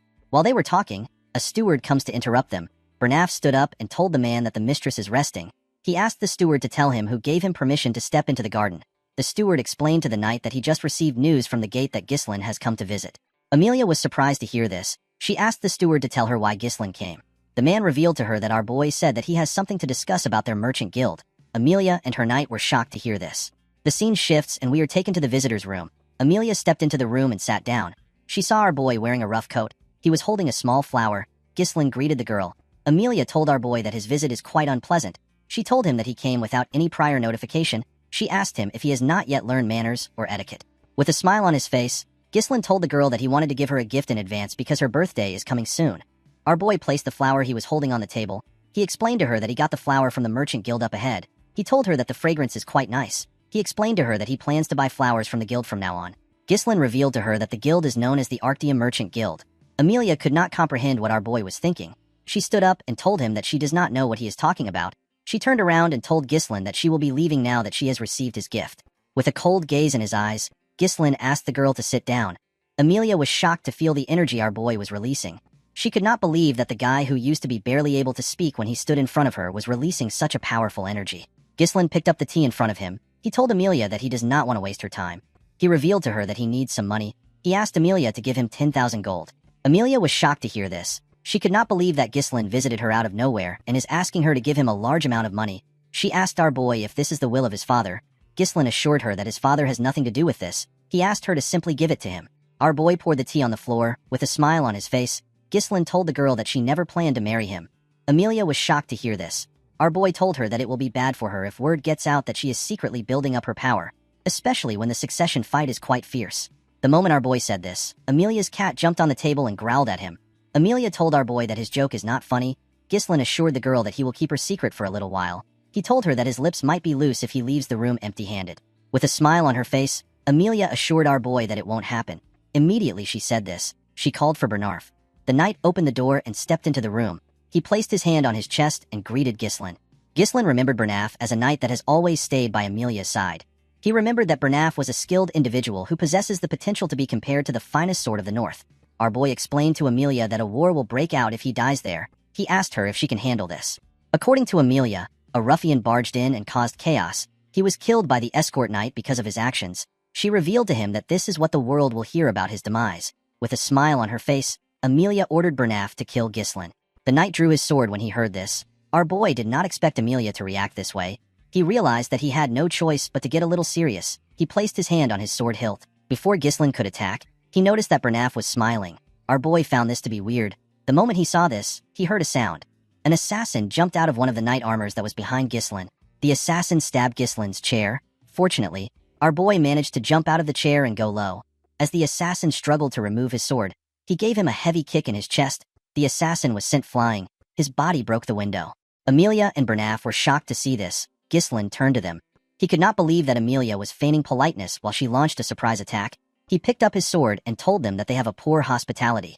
Immediately he said this, Ghislain charged at Bernaf. He swung his sword at the knight, but he managed to block it. With a cold gaze in his eyes, Ghislain asked Bernaf if their county does not know about chivalry. Bernaf apologized to him. He reminded Ghislain that he was the first to be rude to Amelia. He told him that it is inconsiderate of him to arrive unannounced, and to make his mistress unsettled, he grabbed Ghislain's sword and locked it in his arms. He told him that he does not need to be polite to someone like him. Immediately he said this, he attacked our boy. Ghislain easily dodged the attack. He jumped and used his leg to kick Bernaf back. The two of them created some space between themselves. Bernaf had heard that our boy was all talk with no skill to back his words. However, the Ghislain in front of him did not seem like a rookie. Amelia asked her knight to tell her why he is fighting like this. With a look of anger on her face, she ordered Bernaf to bring her Ghislain's head. She told him that he has to do this if he considers himself as her sword. Upon hearing this, Bernaf took a stance and released his energy. He asked Ghislain to step forward. Our boy smiled when he heard this. He could not believe that a mere escort knight dared to order him around. Bernaf told our boy that he was actually doing him a favor. He put his leg forward and told Ghislain that he will do as he wishes. Immediately he said this, he appeared in front of our boy. He swung his sword at him. Ghislain was shocked to see him. He barely managed to dodge his attack. Even though he dodged the attack, Bernaf managed to leave a cut on his face. Our boy was shocked to see how fast he was. Bernaf began to attack Ghislain more fiercely. Our boy managed to block the attacks. Amelia was shocked to see what was happening. She could not believe that a lousy punk like Ghislain is actually fighting on equal footing with Bernaf. Even though she saw what was happening, she was certain that her knight was still stronger. Our boy blocked another one of the knight's attack. He locked his sword down and moved his sword close to his neck. Before our boy could hurt him, Bernaf moved his sword back and locked Ghislain's sword with his arm. He attacked Ghislain the moment he did this. Our boy smiled when he saw the technique. He could not believe that the knight was using the same technique as earlier. He jumped and tried to take away his sword the same way he did before. Unfortunately for him, something was different. Ghislain was shocked to see that he couldn't take out his sword. Bernaf's body was being strengthened with his mana. He told our boy that his trick won't work twice. The moment he said this, he slammed our boy to the ground. He quickly rushed to attack him. Ghislain pushed his sword away and jumped back to create some space between them. Our boy realized that the man was able to hold on to him because of his mana. The knight told Ghislain that he is actually completely different from the rumors. He said that a person never truly knows a lot until you have fought the opponent yourself.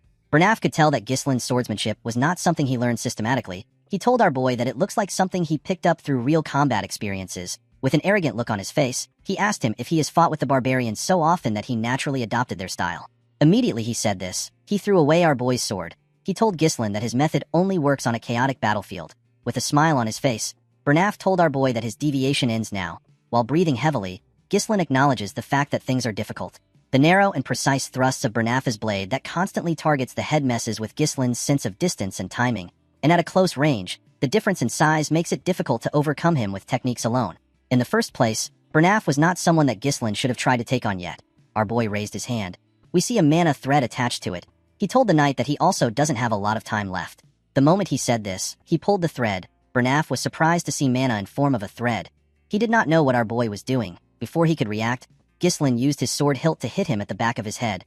The moment the man lost his stance, our boy moved close to him and used his knee to give him a heavy blow on his face. Bernaf could not understand what was happening. He did not know how Ghislain got his sword close to him. Amelia quickly called out to her knight. Ghislain raised his sword and attacked the knight. Surprisingly, Bernaf was actually able to block the attack. He used his sword to push our boy back. Our boy managed to maintain his stance. Upon seeing how the fight was going, Bernaf asked his mistress to leave the room. He explained to her that he cannot guarantee her safety. With a serious look on his face, the knight said that he will have to start doing his best. Our boy told the man that this is what he wants to see. With a cold gaze in his eyes, Ghislain said that he has not met such an entertaining opponent in a long time. The scene shifts and we see Amelia running away with her cat. The girl was annoyed to see that Ghislain would cause her such a terrible humiliation. Amelia wondered about who leaked the information about the merchant guild to a madman like our boy. She believed that it was impossible for Ghislain to know about it in so much detail if no one told him. The girl realized that the rumors about Ghislain slaying orcs and saving his younger sister from assassins were true. Due to our boy's past, Amelia believed that her fiancé must have been lucky or he exaggerated the information. She could not believe that Ghislain actually did all these things. While running, Amelia turned to a corner. She wondered about what the guards which she stationed there were doing. When the girl looked around, she saw her guards lying on the ground. She saw a woman in a hood standing in the middle of them. The woman turned around and smiled at Amelia. She told her that it has been a while since they met. The woman turns out to be Belinda. Amelia was shocked to see the maid. She asked her about what she is doing there. Immediately she asked this question. Belinda appeared next to her with a blade to her neck. She asked her to keep quiet. Amelia was shocked to see a blade at her neck. Belinda noticed that Amelia still had a spider on her lips. The spider turns out to be real. The maid removed the spider away from her lips. With a smile on her face, Belinda revealed to her that she eavesdropped on Count Perdium and Count Rayfold during the engagement ceremony.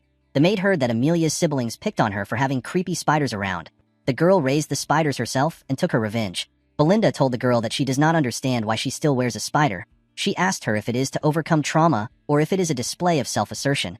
She threw the spider to the floor and told Amelia that it does not suit her. Immediately she said this, she crushed the insect with her leg. She asked Amelia to cooperate with her. The scene shifts and we are taken back into the room. Ghislain noticed that the air was rough. He was surprised to feel the overwhelming amount of mana which Bernaf was releasing. Bernaf remembered that our boy referred to him as an entertaining opponent. He told Ghislain that only a lowly mercenary would say such a thing. He could not believe that Ghislain was calling himself a noble like his mistress. Our boy was surprised to hear this. He reminded the knight that he is an escort. He asked him not to question his nobility. Bernaf rushed to attack Ghislain when he heard this. Our boy managed to block his fast attack. With a serious look on his face, he asked our boy to not disgrace the nobility. Immediately he said this, he began to attack faster. His attacks were on a whole different level from before. Ghislain was surprised to see how fast the attacks were. Our boy still managed to block them. Even though he was blocking the attacks, our boy was still having a hard time. He was surprised to see how the knight was pushing forward so fiercely. Ghislain became annoyed. He told Bernaf that he has done enough. He used his sword to push his sword aside. He tried to pierce the knight's head. Bernaf managed to use his sword to intercept the attack. He bent our boy's sword and pushed him back. The man told Ghislain that he just used his final attack. He thrust his sword at our boy. His sword landed on Ghislain's body. To his surprise, Ghislain used his shoulder to take on his blade. Bernaf realized that our boy braced himself for the injury and used his shoulder to push away his blade. Ghislain quickly attacked the knight with this chance. Bernaf managed to block it.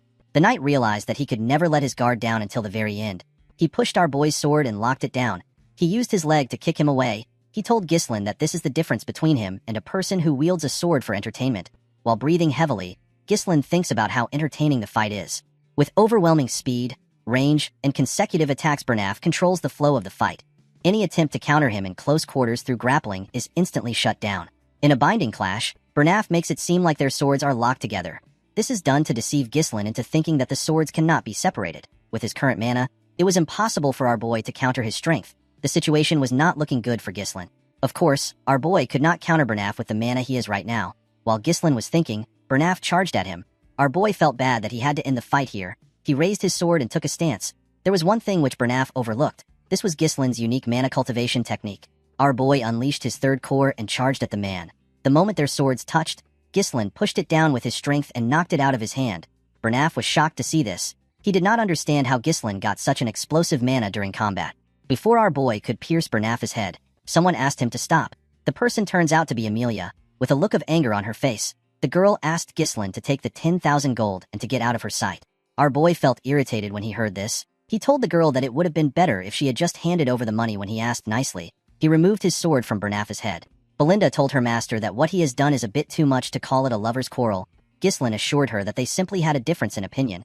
He walked up to Amelia and told her that he has some unfortunate news for her. He placed his sword on his shoulder and revealed to the girl that the fee has gone up to 20,000 gold. In the next scene, we see Amelia smash a vase on the floor. Bernaf was next to his mistress. He apologized to her for his failure. He explained to her that Ghislaine is quite strong and different from the rumors. He said that it is his fault for not correctly assessing Ghislaine beforehand. He revealed to her that our boy managed to emit a mana that surpassed that of an advanced level knight. With a scary look on her face, Amelia said that Ghislaine has changed. Bernaf asked her if she wants to report this change to the Delphine Duchy. Amelia slapped him when she heard this. She grabbed his shirt and asked him to watch his mouth. She asked him if he does not know how scary Duke Delphine is. She explained to him that they are finished if the Duke finds out about the incident. The reason Amelia secretly allied herself with Duke Delphine without her father's knowledge is because they had a covert agreement.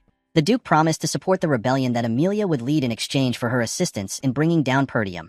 Amelia told Bernaf that her siblings will kill her the moment the agreement is exposed. With a look of anger on her face, Amelia realized that Ghislaine might also know about the agreement since he knew about the secret of the Merchant Guild. She told Bernaf that they need to do whatever it takes to kill our boy. The man accepted this idea. Amelia asked him about the state of Ghislaine's body. Bernaf revealed to her that he managed to leave light injuries on many parts of his body and a heavy one on his shoulder. According to the knight, Ghislaine will probably not be in the best condition for a while because he used an explosive amount of mana. Bernaf informed his mistress that they cannot use knights from their land in order to not leave any traces. Amelia assured him that she is aware. She reminded him that this is the reason why she trained a certain set of people. Bernaf immediately understood what she was talking about. He asked her if she will use the wildcats. According to Amelia, the wildcats consist of war orphans, those without kin and those without status. Only the most talented natural-born specialists are among them. Amelia placed a flag on the map in front of her. She asked Bernaf to send the wildcats there. She asked him to assemble a dozen of them. She told him to only use those who are proficient with mana. Bernaf quickly understood why his mistress wanted to send the wildcats there. The ravine is the only narrow path from the Rayfold territory to the Perdium County. It is an ideal place for quietly handling things. This is because the area is remote and the terrain is tight. Bernaf told his mistress that he will get the wildcats prepared. With a look of anger on her face, Amelia promised to pay Ghislaine back for the humiliation he presented her. The scene shifts and we see Ghislaine in a carriage. He was wrapping a cloth around his arm. Our boy sensed something. He wondered if it was Amelia's doing. Fergus asked his master if he is all right. Ghislaine assured him that he is fine. The cuts weren't very deep. Our boy felt like he was doing well considering the fact that he went a little overboard. The 20,000 gold he received from Amelia was enough to cover the base funds needed to rebuild their territory. It was like receiving a few years' savings. Ghislaine actually wanted to kill Amelia, but this would have caused an unavoidable war. He knew that he could not risk the safety of the territory because of his momentary whims. Perdium is already having a difficult time dealing with barbarians, so it would be smart for our boy to back off. Ghislaine knew that the fact that he knows about the Arctium Merchants Guild will put enough burden on Amelia. Our boy put on his jacket and promised to make good use of Amelia. Belinda noticed that her master looked confident. She asked him if things are going exactly as he planned. She reminded him that he told her to subdue the guards once she heard fighting noises on the inside. Ghislaine also asked her to take Amelia hostage once she came out of the room. Our boy told her that he actually asked Fergus to do these things. Immediately he said this, he felt a large amount of pain in his body. Belinda and the old man quickly stood up. Our boy spat out some blood.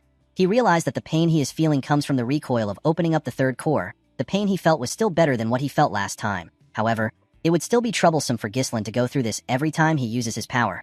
Our boy realized that he needed to find a way to increase his mana. While he was thinking, Belinda grabbed his hand. She took out a huge needle. The needle was covered in mana.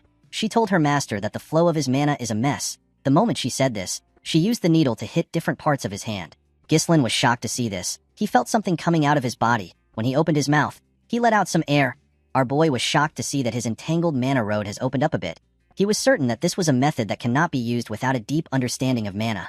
Ghislaine knew that Belinda was not an ordinary maid because it was his mother that brought her into the family. However, he did not know her true identity. He did not understand why such a skilled individual was working as a head maid in the countryside. Although he did not know her true identity, Ghislaine did not care. He believed that it is good to have many skilled people in their territory. This is because the people he has encountered so far are simply just the beginning. Belinda assured her master that she will help him with anything because she trusts him unconditionally. She asked him to tell her why he took such a huge amount of money from Amelia. Ghislaine told her that he needs to spend money and Amelia is the only rich person he knows. Fergus and Belinda were shocked to hear this. She could not believe that he broke off his engagement for this reason. She told him that he will be in trouble once Count Rayfold finds out about it. Ghislaine told her that it is fine. He assured her that Amelia will never tell her father about it. With a smile on his face, He reminded Belinda that she said that she trusts him. The maid was annoyed to hear this. She asked her master to tell her what he wants to spend the money on since she took the risk with him. Ghislaine revealed to her that he wants to spend the money on the Forest of Beasts. Belinda was shocked to hear this. Our boy told her that he will pioneer the Forest of Beasts. Fergus could not believe what he was hearing. He told his master that development has been attempted there ever since his great-grandfather. Ghislaine asked the old man if he remembers the request he made before they entered the castle. Fergus became nervous when he heard this. He revealed to his master that the person he asked him to find was at the location he mentioned. He asked Ghislaine if he is certain about the person. He told him that the man is not right in the head.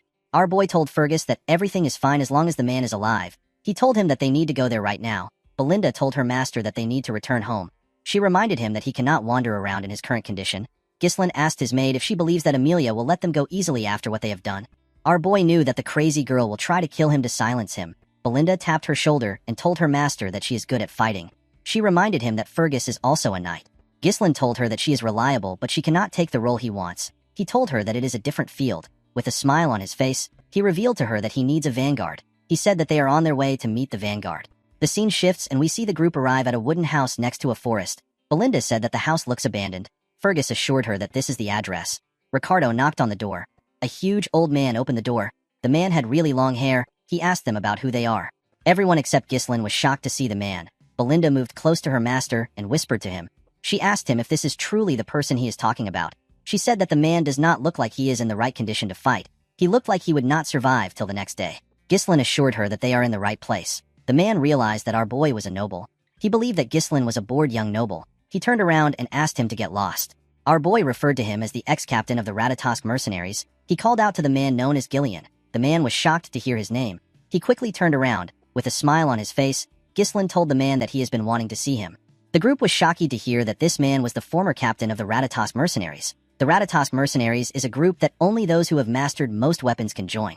Although they no longer exist, their bravery is such that any knight, even in foreign lands, is bound to hear their name at least once. The captain of this mercenary group is Gillian. Gillian threw an axe at Ghislaine. The axe cut his jacket. The group was shocked to see this. They quickly took out their weapons and stood in front of their master. With a scary look on his face, Gillian asked Ghislaine to state his business. Belinda asked her master to stand back. She told him that Gillian is not in the right state of mind. Our boy mentioned something called the eternal punishment to the man. Gillian was shocked to hear this. Ghislaine revealed to him that he knows the cure to the incurable disease his daughter is suffering from. He asked the man if he has piqued his interest. High fever, coughing up blood, red spots blooming like flower petals on the skin. The sight of the patient writhing in pain resembles a prisoner under punishment. This is why the incurable disease is known as the eternal punishment. Gillian allowed the group to step into his house. His daughter was screaming on the bed. The man grabbed the girl known as Rachel. While staring at the girl, our boy realized that it was not too late. In his past life, our boy tried searching for Gillian to recruit him, but he was not of the world by the time Ghislaine found him. He had given up on everything and ended his own life as soon as his daughter passed away. Due to the condition of his house, Ghislaine could tell that the man had already sold all his assets to treat his daughter. All that was left were weapons. Rachel told her father that the pain is too much. She begged him to kill her. Our boy realized that he could not waste any more time. He took off his jacket and told the man that he will start the treatment now. Before he could do anything, Belinda placed her hand on his shoulder. She asked him to leave with her. The woman was scared for her master. Although she did not know what he was trying to do, she told him that this is not a problem that he can solve with his strength. She explained to him that the disease is so severe that even priests can't cure it and call it a punishment from God. She asked her master to tell her what he plans to do about this disease. Our boy pushed her hand aside and told her that he can fix Rachel. Belinda was not convinced. She called out to him. Ghislaine turned around and reminded her that she said that she will trust him. Belinda remembered that she said this. Our boy took out a paper and gave it to her. He asked her to purchase all the medicinal herbs on the list and bring them back. Belinda was surprised to see what was on the list. The maid quickly got the items and returned. For wandering mercenaries without a home, knowledge is directly tied to survival. Although the eternal punishment is an incurable disease right now, a cure will later be discovered in the future. The cure became quite the hot topic, especially since the method was relatively simple. Thanks to the easy method, Ghislaine was able to remember it clearly. The only problem was the exorbitant cost of ingredients. The fairy's blessing is an important item needed for the cure. The first step is to finely chop the fairy's blessing and the herbs, pack them tightly into a bottle, and pour distilled alcohol over them. The next step is to shake it to mix it thoroughly and to let it sit for a while. Once this is done, add the remaining ingredients and stir. When he was done, Ghislaine stretched out his hand and asked the man to give his daughter the purple glowing liquid. He asked him to let her drink it. Gillian did not have any other choice. He quickly fed his daughter the liquid. Immediately she swallowed it. The red spots on her face slowly disappeared. Everyone was shocked to see this. The group could not believe that the spots were fading. Gillian was more shocked than everyone. He could not believe that the medicine was working. Ghislain said that it worked as he expected. With a nervous look on his face, Gillian asked him about how he did it. He told him that even holy power couldn't cure her. According to Ghislain, the priest's divine power isn't omnipotent. It enhances the body's vitality and strengthens a person's regenerative abilities to help overcome the illness. It is different from a fundamental cure. Gillian's hands began to tremble. He grabbed Ghislain and asked him if his daughter can truly be cured. Our boy assured the man that his daughter will be cured in a couple of months. Gillian was shocked to hear this. He stepped back and bowed his head to our boy. He asked him about what he wants from him. The man knew that Ghislain must want something from him to come to such a remote place to find him. He told our boy that all he has left is his useless body. With a serious look on his face, Gillian told our boy that he will become his slave or dog if he commands it. Ghislain assured the man that he does not need any of these things. He told him that he simply wants the captain of the Ratatosk mercenaries. When Gillian raised his head up, he saw something shocking. He noticed that Ghislain had the eyes of a dreamer. The man stood up and picked up an axe. He used it to cut his very long ponytail. The group became scared when they saw how the man looked without the ponytail. He was completely different from earlier. He now looked more alive. Gillian moved close to his weapons. He asked Ghislain if there is anyone besides the people inside the room who have come with him. He asked him if there is anyone who might come looking for him. Our boy told him that he is here with his group. Gillian grabbed a spear and wrapped a rope around it. He asked our boy if he has anyone who holds a grudge against him.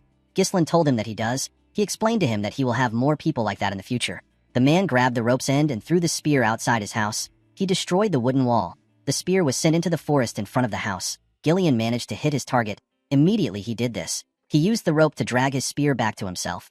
When the spear came into the house, we see Gillian's target on it. The man had captured an assassin.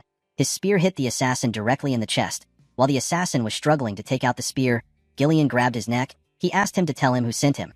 The assassin turned out to be a wildcat. The wildcat did not know how Gillian found him. The mercenary asked Ghislain to tell him what he wants to do with the wildcat. Our boy told the man that he already knows who sent him. Ghislain placed his hand on his sword. He told Gillian that he did not want to use his sword again today. Gillian placed his hand on his hilt to stop him from unsheathing the sword. With a smile on his face, the man asked Ghislain to leave it to him. He used his hand to snap the assassin's neck. After doing this, he bowed to our boy. Belinda was shocked to see how Gillian killed the assassin. He showed no hesitation in killing. She did not understand why her master would want to recruit such a dangerous person. Gillian went on his knees. He promised Ghislain that he will leave his life in his hands. Our boy realized that he has acquired a crucial card for the upcoming reconstruction plan. With a smile on his face, he told Gillian that he looks forward to working with him. The scene shifts and we are taken to a cabin in the woods. We see a wildcat trafficker reporting to the rest of the members. He told them that their teammate has been killed. The wildcats were shocked to hear this. While they were all talking, someone asked them to lower their voices. This person is known as Vigo. The traffickers apologized to their captain for raising their voices. The captain explained to the man that Bernaf said that Ghislain wouldn't be able to find the reconnaissance unit and it would be impossible for him to kill them. He asked the man if the reconnaissance unit is stupid or if they were given the wrong intel. The man did not know what to say. He revealed to Vigo that Gillian has joined the team. The man was surprised to hear this. He stood up and grabbed his teammate's neck. With a scary look on his face, he asked him if he is certain. While trembling, the man told his captain that he is certain. He said that he saw it with his own eyes. Vigo smiled when he heard this. He was happy to hear that his former captain was finally starting to make a move. The scene shifts and we see Gillian riding a carriage through the woods. Belinda complained about the carriage suffocating her. She asked her master if Gillian really needed to bring so much weapons. She told him that he is not an arms dealer. She said that a sword or two should have been enough. She could not believe that they had to buy another carriage because of Gillian's weapons. Ghislain told her that they already needed to buy one to take Rachel comfortably to the county. He assured her that it is fine. Fergus and Ricardo carried Rachel in their carriage. Ghislain told his maid that Gillian has a use for the weapons. He asked her to bear with it for now. He reminded her that the important thing now is for them to escape the rift. Belinda asked her master if the watcher they caught was sent by Amelia. Our boy told her that he was. Belinda realized that this could be a problem for them. She explained to Ghislain that the mask the man was wearing is a symbol used by the Wildcats traffickers. She said that the Wildcats are a fairly powerful guild in Rayfold. Our boy was surprised to hear this. According to Belinda, the Wildcat traffickers' main trade is smuggling. They also take on assassination, drugs, human trafficking, and other things. They are filthy trash who take on all kinds of vile work. Among the members are many skilled former mercenaries. This made them a shadowy guild that has armed combat power. Ghislain asked Belinda to tell him how she got this information when she stays in the castle all day. The maid told him that she heard these things before she started working there. She asked her master to be careful because the Wildcats are persistent. Ghislain smiled when he heard this. He assured her that he will be fine. He reminded her that they have Gillian with them. Immediately he said this. We see something come out of the ground after their carriage passed by it. The things ran after the carriage. Gillian sensed their presence. The things jumped out of the ground when they caught up to the carriage. The things turned out to be the wildcats. They rushed to attack Gillian. The man was surprised to see an ambush from the ground. He took out his axe and his sword. He used it to block the attacks of the wildcats. He used his axe to cut off one's hand and quickly used it to stab the other one in his chest. Before the man who lost his hand could react, Gillian tore his head apart. Their bodies fell to the ground. The moment the men died, their teammates cut some ropes. The ropes released some huge trees on the carriage. Gillian was surprised to see the trap. Belinda said that the trees would crush them. Gillian quickly grabbed the ropes and slowed the horses down. They managed to avoid getting crushed, however. Their path was blocked. Ghislain said that he already expected the ambush. Next to their carriage were some wildcat traffickers. Vigo called out to the former captain of the Rattatas mercenaries. Gillian was surprised to hear his title. Vigo referred to him as a coward who disbanded an entire group of mercenaries because of his daughter. Gillian stepped down from the carriage. He told the man that he does not know what he is talking about. Vigo was annoyed to hear this. He revealed to his former captain that he ended up living a life that he never wanted because of him. He asked him if he has gotten so senile that he can't even remember his former peer. Gillian did not know what to say. Vigo believed that the man was playing dumb. With a smile on his face, he told him that he will make him remember him. He ordered his men to kill the group. They quickly rushed to attack them. Ghislain asked Gillian if he needs help. The man told him that he is fine. He told him that the captain seems to have business with him. He asked Ghislain to rest for the meantime. He assured him that he will be fine on his own. Before the wildcat swords could touch him, Gillian covered his huge axe with his mana. He tore all 4 of them apart in one swing. The others were shocked to see this. They rushed to attack the man. Gillian took out his short sword. He tore the first person that got close to him with his axe. He stabbed the second person in the neck with his sword. He blocked the third person's attack and used his axe to tear him in half. Vigo was not surprised to see how strong his former captain was. He could tell that he still had his same strength. He ordered his unit to spread into 2 groups. He asked them to take Gillian from both sides. The wildcats quickly followed their captain's order. Gillian got on a horse. The wildcats were surprised to see this. Gillian grabbed a much bigger axe and spun it in the air. He charged at the wildcats. He covered his axe with his mana. With a single swing, the man tore several wildcats apart. Some of them got pushed back. One of them said that he cannot get near the man. Another one advised everyone to aim for the horse. Before the men could even get to the horse, Gillian attached a rope to his axe handle and swung it around him. He split their bodies apart in one swing. Belinda was shocked to see this. The moment he took care of his subordinates, Vigo rushed to attack him. Gillian grabbed a shield when he sensed the man's energy. He used the shield to block the captain's attack. Vigo told Gillian that he should not hinder his work since he ruined his life. With a scary look on his face, the man promised his former captain that he will kill him. He took out 3 blades. He threw the blades at the horse. The blade stabbed the horse. It fell to the ground. Before he could lose his balance, Gillian jumped off the horse. The moment he landed on the ground, he saw a blade in front of him. Gillian quickly took out his smaller axe. He used it to block the attack. He told the man that he is not the captain of the Rattatas mercenaries. Immediately he said this. He used his shield to hit the man in his rib. Vigo quickly moved back. He asked Gillian to stop spouting nonsense. He asked him to tell him who he is if he is not the former captain of the Rattatas mercenaries. Gillian covered his axe with his mana. He said that he has discarded his past. He told Vigo that he is now Ghislain's subordinate. Vigo was annoyed to hear this. He charged at Gillian. He promised to kill him at all costs. Gillian blocked his attacks. Vigo pushed his sword into the shield. He revealed to Gillian that the mercenary company disbanded after he left. He told him that he lost his purpose and ended up living a disgraceful life just to earn a living. Gillian pushed the man's sword away and swung his axe at him. Vigo dodged the attack by going low. He quickly attacked Gillian with his leg. The man managed to block the attack with his wooden shield. However, the shield got destroyed. Vigo explained to Gillian that he was prepared to sacrifice his entire life to make the Rattatas mercenaries the best in history. He could not believe that his former captain threw away everything only to end up as a mere pawn of a spoiled noble. The man took out some blades. He told Gillian that he cannot forgive him. He covered the blades with his mana and threw them at Gillian.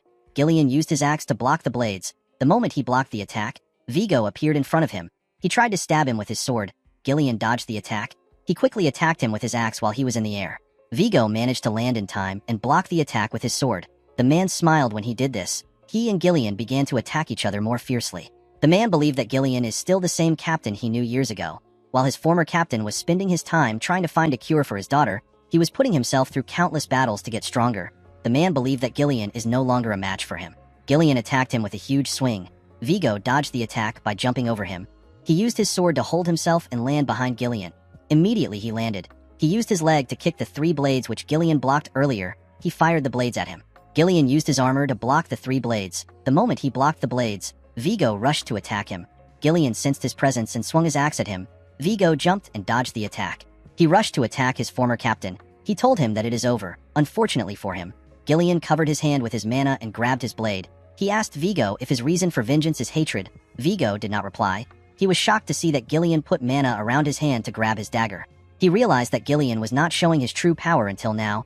Gillian slammed the head of his axe on the man's face. The attack sent Vigo flying. He was slammed into a tree. Gillian told him that he does not understand him. He believed that Vigo had a lot of chances to kill him if he wanted revenge. He asked him about why he did not come to kill him earlier. Vigo laughed when he heard this. He told his former captain that he does not know a lot. He revealed to him that he already visited where he used to stay, but he did not find the captain of the Ratatosk mercenaries. He said that he found a feeble old man who was not even worth killing. With a look of anger on his face, Vigo asked him to tell him where the Gillian he used to look up to disappear to. Gillian threw the man's dagger on the ground. He asked him to pick it up.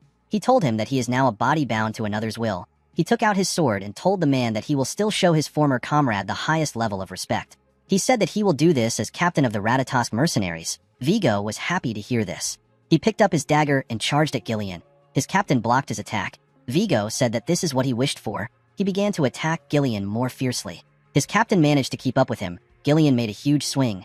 Vigo dodged the attack by going low. He quickly attacked him. Gillian blocked the attack with his axe. He pushed Vigo's dagger down and used his sword to stab him in his rib. Vigo grit his teeth to endure the pain. He quickly attacked Gillian. The man managed to dodge the attack. He raised his axe up. He told Vigo that he will remember him. He referred to the man as the 5th unit commander of the Ratatosk mercenaries. He called him Vigo Villanos. Vigo smiled when he heard this. The moment he smiled, Gillian stabbed him. After the man died, Gillian picked up his dagger. While he was staring at his comrade's corpse, Ghislain commended him on his work. Belinda said that they will make some money from selling the Wildcat's loot. Gillian apologized to our boy for causing more delays than necessary. Ghislain assured him that it is fine. He never expected Gillian to be so exceptional. When our boy first left home to start mercenary work, the stories he heard about Gillian from his seniors helped lay the foundations for him to become the mercenary king. Ghislain became more certain that he made the right choice by moving quickly. He was happy that he gained a reliable comrade. Our boy asked Gillian if he remembers who Vigo was. The man told him that he does. He raised Vigo's sword and said that he was an old comrade. This words resonated with Ghislain. He wondered about what his old comrades were doing right now. He was certain that they are living a life of their own because this was before they met him. He knew that he would have to scout this people at some point. Ghislain told the group that they should follow Belinda's suggestion and gather anything valuable from the Wildcats. Belinda ordered Gillian to take lead and start collecting for them. The man reminded the maid that he is not her subordinate. 2 days later, we see the group enter the Perdium territory. Belinda was relieved to see that they had finally arrived. Gillian looked at the city and asked his master if that is Perdium. Our boy told him that it is. Ghislain felt happy that he had a home to return to. When he first ran away from home, he thought that he would be able to come back any time. Gillian carefully looked at the county. Our boy asked him if he likes their land. Gillian was startled when he heard this. With a nervous tone in his voice, he said that the county is great. Ghislain told him that the county is really bad. Gillian was surprised to hear this. Our boy said that all the houses are outdated and renovations are out of the question. He revealed to Gillian that the fields are uncultivated. This is because all the farmers have been conscripted into the military. They left the land forcibly fallow. Gillian explained to Ghislain that he has heard that Perdium is always at war because of the northern barbarians. He said that the situation is worse than he expected. Ghislain told the man that he will fix all these problems. He told him that he needs his strength to fix the problems. Belinda and Gillian were surprised to hear this. Our boy knew that the battle ahead is going to be a very long one. It is a battle to eliminate everything connected to Duke Delphine and to protect what was taken for granted. Ghislain promised to revive the land no matter what he has to do. When they arrived into the county, Belinda saw something shocking. She asked her master to look in front of them. When Ghislain raised his head, he saw someone he did not expect to see. He quickly recognized this person's silhouette. Our boy saw a man in an armor who had a coat on his shoulder. This man is his father. At the Perdium castle, we see some men talking to the count. The count suggested that they reduce their forces. The men were surprised to hear this. One of them said that it will be difficult to maintain the front lines properly if they cut their forces down. Another man advised the count to request more support from the Rayfold family. The general administrator revealed to the men that the Rayfolds were the one who reduced the support fund. He said that the Rayfolds are gathering soldiers and stockpiling food right now. The knight in the room was surprised to hear this. Another man said that they need the funds because they need to rebuild the Forest of Beast garrison that got partially destroyed during the last battle against the orcs. According to the man, reducing the Night Order's forces is barely enough to give them some breathing space. He said that reducing the forces poses a significant risk. Ghislain watched the men as they argued. He found this to be normal. The knight in front of him was the knight captain. His name is Randolph. The man with a lot of beards is the treasurer. His name is Albert. The general administrator's name is Homer. Our boy wondered about how long it has been since he saw his father, as the young lord of Perdium. It has only been a few months, however, it has been several decades for him as the mercenary king. Ghislain called out to his father and welcomed him back home. The count found it odd that his son did this. The count's name is Walter Perdium. As a child, Ghislain never liked his father for being so strict and serious all the time. But now it was different for him. He could now see it. He could see the countless burdens of exhaustion and fatigue weighing on the Count's shoulders. He understood the responsibilities of the Lord of the Land. Zwalter took a sip of his tea and revealed to his son that he heard he left the castle for a week. Ghislain told him that he visited the Rayfolds. Zwalter asked him if he did not cause trouble there. Our boy told him that he didn't. The treasurer turned to Ghislain. He told him that he heard that he won a duel against Cain and won some money. He actually found this hard to believe. With a serious look on his face, Albert asked him if he went to Rayfold to gamble. Ghislain was annoyed to hear that the man thought that he went to gamble when he actually went to invest. He told him that he actually had some business with Amelia. Holmern told Ghislain that he needs to think before he acts. He reminded him that he will be the one to take over Perdium. With an unbothered look on his face, our boy told him that he understands. He asked him not to worry about it. Holmern was annoyed to see that Ghislain was ignoring his advice. This simply made him more worried. The Count placed his tea down and asked his subordinates to stop. He told his son that he heard that he made some good trouble while he was away. Ghislain wondered about what his father was talking about. Zwalter asked his son if it is true that he executed Jamal and Philip for trying to sell Elena away. Ghislain was surprised to see that his father was referring to those worthless knights. The knight captain said that it was impossible for our boy to kill the two knights by himself. He said that the two knights must have fought against each other and the story got exaggerated. He believed that Ghislain only delivered the final blow. Ghislain understood why Randolph seemed to be angry. Despite the knights being traitors, the fact that they died at our boy's hand did not sit well with the captain. Ghislain decided to avoid any trouble. He went with the story that Randolph concocted. With an arrogant smile on his face, Randolph said that he knew it. The Count told his son that he did a great job. He was shocked to hear this. Zwalter did not care about how his son took care of them. He said that the most important thing is that Elena is alive. This was the first compliment that Ghislain has ever gotten from his father. He told his father that he has a request to make. Zwalter was surprised to hear this. Holmern told our boy that he needs to stop now if it is money that he is going to ask for.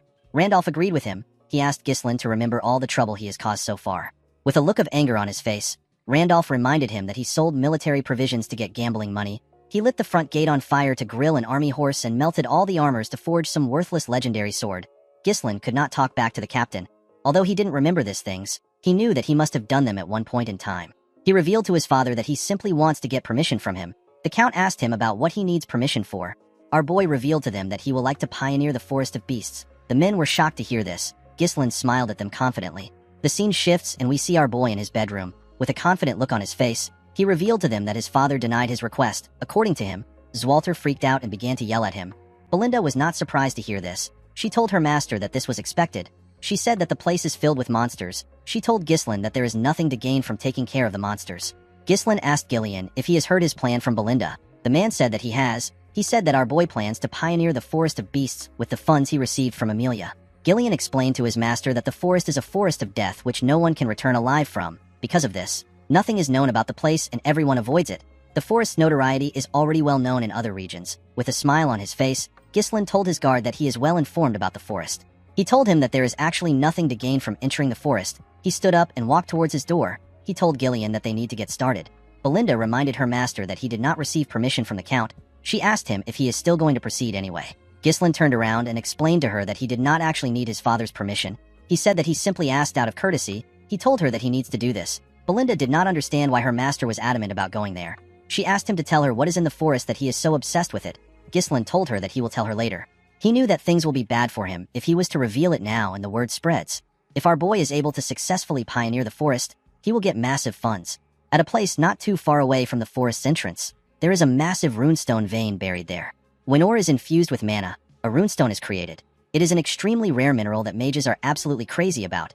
It is used in all sorts of magical tools, things like barriers, magic circles, magic scrolls, alchemy, and magic research. It is basically used in anything that uses mana. In his previous life, Duke Delphine was the one who discovered it. But now, only Ghislain has this important piece of information. Belinda could not see through her master's intentions. She decided to give up. She knew that he must have a plan. Gillian told him that he will follow his orders. Ghislain asked Belinda to head to the nearby guild and hire some mercenaries. He said that 200 mercenaries will be enough. Belinda could not believe that her master was not holding back on spending the money that he risked his life to get. Gillian asked him if he is certain about this. He explained to his master that mercenaries are a rough and unruly bunch. He said that it will be hard to control them if a lot of them are gathered in one place. They might even turn on their employer and take everything for themselves. Ghislain told him that he is right. He said that the two of them are going to personally pick out the useful ones. Gillian asked him to explain what he means. Our boy revealed to him that they are going to the most skilled group among the small-scale mercenary groups in the north. With a nervous look on his face, Gillian asked his master if he is referring to the crazy dogs. He explained to him that the crazy dogs are quite skilled, but they will turn on their employer if things go south. The crazy dogs are known as the Cerberus mercenaries. Ghislain told his guard that they need to go put a leash on the crazy dogs. The scene shifts and we see Gillian guiding his master's horse as they walked up a hill. The Cerberus mercenaries were on the outskirts of the Zimbar territory. One of them spotted Ghislain and Gillian coming from afar. He told his colleague that they have arrived. The man laughed when he heard this. He referred to Ghislain as a poor soul and said that they do not know what they are walking into. The man took another look at Ghislain. He realized that he was a noble. He believed that they were going to make a lot of money off our boy. While the man was looking at Ghislain through his spyglass, someone grabbed him. The man screamed out in pain. The men in the camp were surprised to hear his voice. Gillian was the one who grabbed his head. He raised him up with one hand. The man called Gillian a bastard and asked him about what he is doing. Gillian threw the man with so much force that the upper half of his body got pushed into the sand. The mercenaries were annoyed to see what was done to their comrade. They began to yell at Gillian. They asked him if he has lost his mind. A mercenary stepped out of the crowd. He told Gillian that he can't act reckless just because he is from a noble family. The mercenary held a chain and a hook. With a smile on his face, he told Gillian that he should not expect to return home alive. Unfortunately, this dumbass did not know who he was talking to. The man noticed that someone else was coming into the camp. He saw Ghislain on a horse. Our boy asked him to shut up and bring his captain. The man laughed when he heard this. He began to spin his chain. He said that the noble brat has lost his mind. He told Ghislain that it is time for him to understand what it means to take responsibility. The moment he said this, he threw his chain at him. Before the spiked ball could touch our boy, something hit it and stopped it from moving. The person who stopped it turns out to be Gillian. The man stopped it with a dagger. He put the dagger into a part of the chain. The man was shocked to see that Gillian shoved his blade into the chain. The spiked ball fell to the ground. Ghislain smiled when he saw this. He already knew that words won't get through to them. He asked Gillian to do enough so that the men won't die. Gillian took a stance and grabbed the chain. He told his master that he understands. He pulled the man in front of him with the chain. The man flew to his side without any resistance. The moment the man got close to him, he swung the spiked ball at him. The ball hit him in his stomach. The man screamed out in pain. The mercenaries were annoyed to see this. They called Gillian a bastard. They said that they won't go easy on him because he works for a noble. They charged at the man. Gillian twisted his blade around the chain. He used it to raise the injured man up. He threw him at the mercenaries that charged at him. The man's body pushed them to the side. The other mercenaries were surprised to see this. Gillian turned to the side and glared at them. The men were terrified to see the look on his face. Ghislain came down from his horse. He asked the men to tell him how long they plan on making them wait. He asked them to go get their captain. The moment he said this, someone said that he was sleeping. He asked them about what caused the commotion. The mercenaries immediately cleared the road and arranged themselves when they saw this man. The red-haired man introduced himself as the captain of the Cerberus mercenaries. He said that his name is Kair. He asked them about why they were looking for him. Ghislain believed that this was a stupid question. There is only one reason why anyone would look for a mercenary group. He said that he came to entrust a request to him. Kair was surprised to hear this. He asked Ghislain about why a client would beat up his subordinate. He told our boy that a noble should be more knowledgeable when it comes to manners. With a smile on his face, Ghislain told the captain that this is his own way of greeting him. He told him that this is the best way to properly tame him. Kair smiled when he heard this. He wondered about what would happen if Ghislain had greeted them twice. The scene shifts and we see everyone in Kair's tent. He had some mercenaries with him. He asked Ghislain to tell him the kind of request he has. Our boy revealed to him that he would like to hire him to pioneer the forest of beasts. The mercenaries behind Kair were shocked to hear this. They could not believe that our boy wanted to send them to the forest filled with beasts. They knew that the forest was near the Perdium territory. With a smile on his face, Kair asked Ghislain to tell him the kind of person he is for him to try disturbing such a dangerous forest. Our boy revealed to him that he is the young lord of Perdium. Kair was surprised to hear this. He and his men began to laugh. They could not believe that they were looking at the insane young lord from the rumors. They became certain that he had lost his mind. Kair told our boy that he does not know what the forest of beasts is like because he was raised in a greenhouse. He told him that it is not a place for rookies like him. The captain said that he is no longer interested in hearing anything from Ghislain. He signaled his men and told them that the negotiation is over. The men raised their weapons. Gillian raised his axe when he saw this. Ghislain asked Kair if he is scared. The man was shocked to hear this. With a smile on his face, he said that he is disappointed because he heard that his mercenary group is quite skilled. He told Kair that it is just a hoax. Kair placed his leg on his table. He asked Ghislain to not mess with him. He reminded him that they are mercenaries. He told him that they do not take jobs that don't pay off. Ghislain said that weaklings usually like to come up with excuses. Kair was annoyed to hear this. He told our boy that the mood is ruined. He told him that all he is doing is throwing around pathetic provocations. He referred to Ghislain as a clueless brat. He told him that he is not even worth killing. He assured our boy that he will let him go. He asked him to hand over some money for the trouble he caused and to get lost. Ghislain told him that this won't happen. With a serious look on his face, our boy requested to have a Moriana's recognition with the captain of the Cerberus mercenaries. Gillian and the other mercenaries were shocked to hear this. Kair asked him if he even knows what this means. With a confident smile on his face, Our boy told him that he does. Moriana's recognition is a traditional betting method passed down among mercenaries. When two people agree to the bet, they fight using only a single dagger without relying on mana. Each of the participants have one of their arms tied together. Stepping outside the small circle counts as a loss. This match forces them into a brutal life-or-death struggle within limited space and movement. In many cases, not only the loser but even the victor ends up dead. Ghislain explained to Kair that the loser must cleanly admit defeat and absolutely obey the words of the winner. In other words, the loser becomes the winner's dog. He asked Kair about how he feels about the bet. Gillian wondered why his master, who is a noble, would know about a filthy mercenary tradition. In the mercenary world, rejecting this challenge would mean admitting to one's weakness. Due to this, it is something that can never be refused. Kair began to laugh like a crazy person. With a creepy smile on his face, he told his subordinates that they have a bold little noble who wants to be recognized in a mercenary's way. He told them that they should help our boy a bit. The men began to laugh when they heard this. The scene shifts and we see everyone outside. Ghislain and the captain tied one of their arms together. They were both given a dagger. Kair took off his jacket. The mercenaries were cheering for their captain. They asked him to kill the insolent noble. Kair believed that Ghislain heard about this method from somewhere and decided to fight him with it. He told our boy that he cannot back out of it now. He pulled Ghislain to his side. With a confident smile on his face, he told him that he has done this 5 times. Ghislain went back to his original spot. He pulled the captain close to him. With a condescending look in his eyes, he revealed to Kair that he has done this over 100 times. The captain was shocked to hear this. Ghislain and Kair were asked to start. The two of them charged at each other with their daggers. They both managed to dodge the attacks. They swung the daggers at themselves again. They barely missed each other. Ghislain attacked Kair with more strength. The mercenary was able to block his attacks. He pulled our boy in front of himself and tried to stab him from behind. Ghislain managed to block each of his strikes, even though he couldn't see the dagger well. He bent his head and made Kair miss an attack. He quickly attacked him with the opportunity. Kair managed to dodge it. He pulled our boy close to himself. He gave him a heavy kick on his leg. Our boy felt the power of the kick. With a smile on his face, the mercenary told Ghislain that he is doing better than he expected. He could not believe that our boy was claiming that he has done a Moriana's recognition 100 times. This is something that most people don't get to do once in their life. Kair charged at Ghislain. He advised him to make his bluffs sound realistic. He did not give our boy the chance to attack. The members of the Cerberus mercenaries were happy to see this. They asked their boss to kill Ghislain for messing with them. Gillian glared at them when he heard this. The men immediately became silent. Gillian could tell that this was a losing battle. The area of the circle is barely large enough for one person to lie down. The rules forbid mana and force. This forces the opponent to purely rely on physical strength. Another problem is the size difference. In the limited movements due to the hands being tied together, Ghislain can barely dodge or block his opponent's attacks. Meanwhile, the opponent has every opportunity to take control and dominate the fight. Gillian gently placed his hand on his axe. He decided to interfere if the situation becomes dire. Kair grabbed our boy's hand and held him down. He swung his dagger at him. Ghislain jumped to dodge the attack. He landed on the other side. The moment he landed, our boy noticed that he could feel some pain in his leg. The pain was surging from the leg he used to block Kair's attack earlier. The damage was stacking up due to the lack of mana protection. Kair smiled when he saw the look on Ghislain's face. He told him that he is looking pale. He asked him if he has already reached his limit. He began to attack our boy more fiercely. The mercenary believed that our boy looked pathetic the way he was trying to resist his strength. Although he did not like Ghislain, he believed that our boy still had more guts when compared to the other nobles he has met. He believed that Ghislain was not skilled. He was certain that he could see through him. He assumed that Ghislain's strategy was to deflect and dodge the blade strikes with his weapon, while enduring less damaging blows by absorbing them with his body.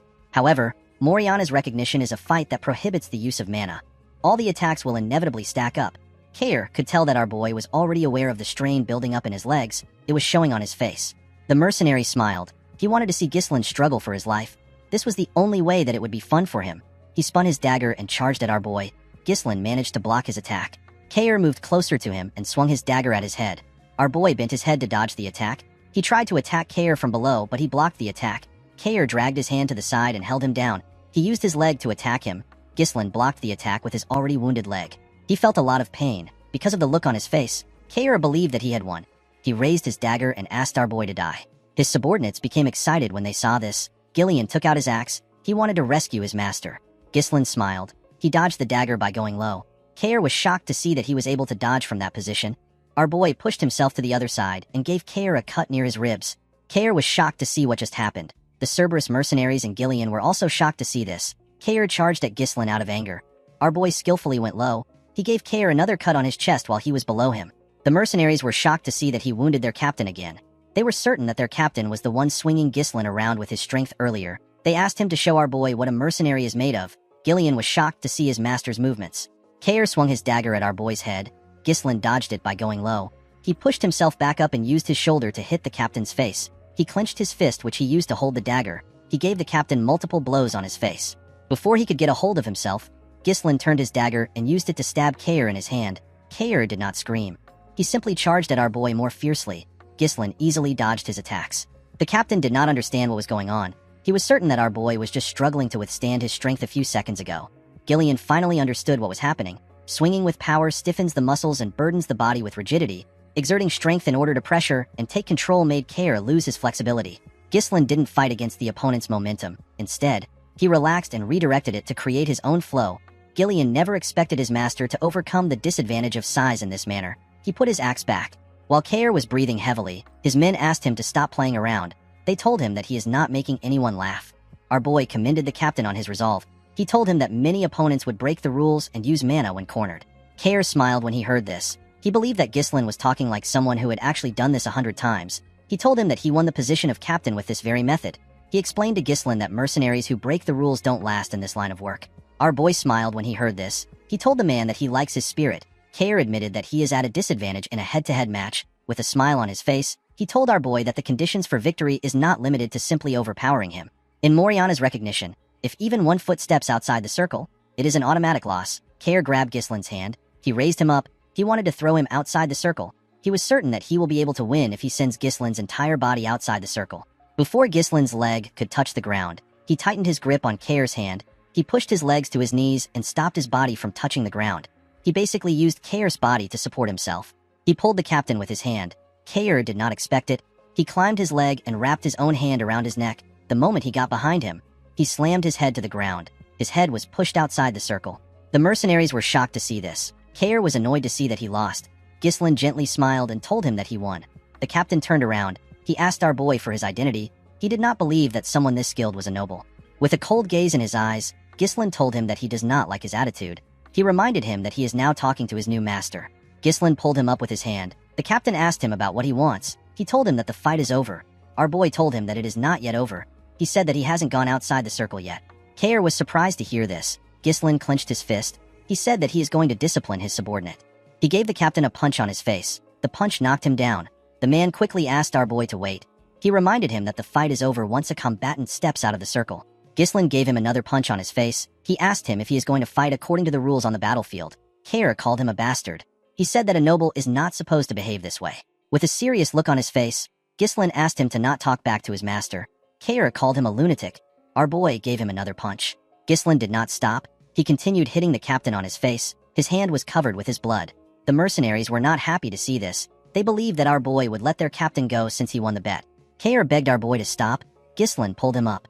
With a cold gaze in his eyes, he told him that he is not yet out of the circle. Kair was horrified to hear this. His face was already quite swollen. He quickly turned to his men. He asked them if they are going to allow this to happen. He asked them to kill Ghislain. The mercenaries immediately grabbed their swords. Before they could move close to their captain, Gillian took out his axe. They quickly stopped moving. With a scary tone in his voice, Gillian told them that anyone who hinders his master's disciplinary measure will be killed. Everyone knew that Gillian was not messing around. Kair was shocked to see what happened. While trembling like a scared dog, he turned to his new master. Ghislain asked him if he is done.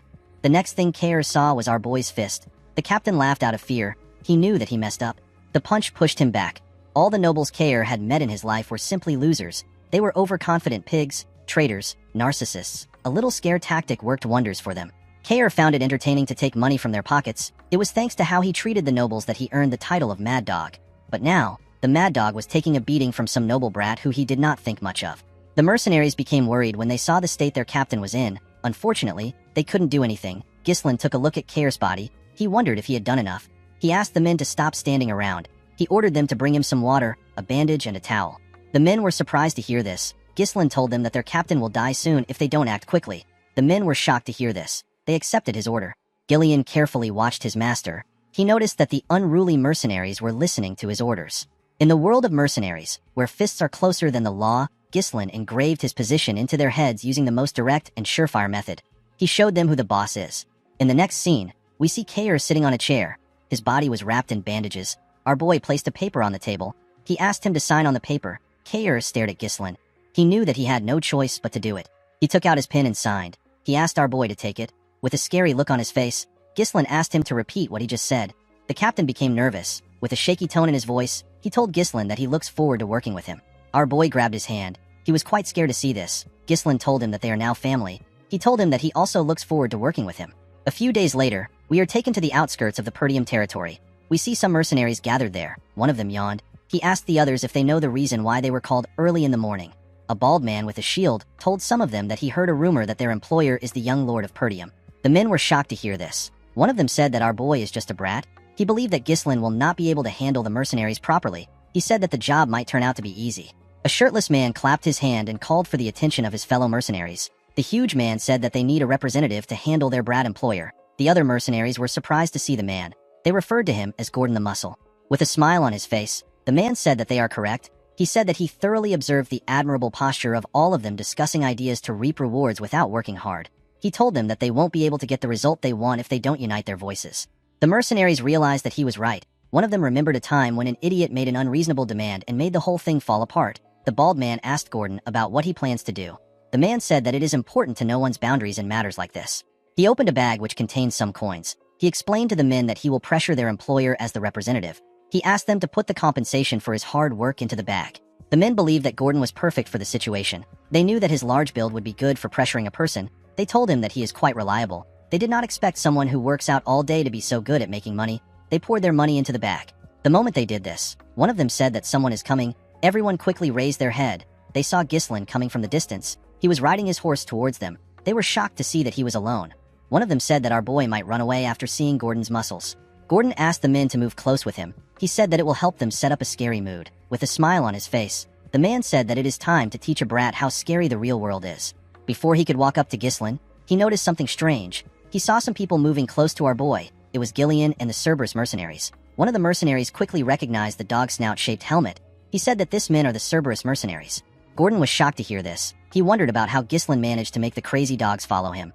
When Ghislain got close to them, the men stepped back. He turned to Gordon and asked him if he is the representative. With a nervous look on his face, Gordon said that he is. Ghislain asked him for his name. The man introduced himself as Gordon the Muscle. Our boy found the name to be unique. He tapped Gordon on his chest and told him that his name is pretty cool. Our boy introduced himself as the young lord of Perdium. He asked Gordon to gather the mercenaries. With a serious look on his face, he announced to them that they will now begin the pioneering of the Forest of Beasts. In the next scene, we see Belinda helping Ghislain wear his armor. All the preparations for pioneering the forest were done. Construction of the expedition's temporary base and resource procurement were complete. He also acquired the most important asset, which is the troops. Ghislain begged Belinda to do a head count one more time. The maid accepted his request. She revealed to him that there are 148 mercenaries contacted from the office and 41 Cerberus mercenaries which he brought there. The total number of people there was 192. Ghislain told her that she did well. He asked her if she has properly informed Scovin. Belinda said that she has. She expected Scovin to have stopped them from going. To her surprise, the knight stepped in to ensure that they aren't detected while entering the Forest of Beasts.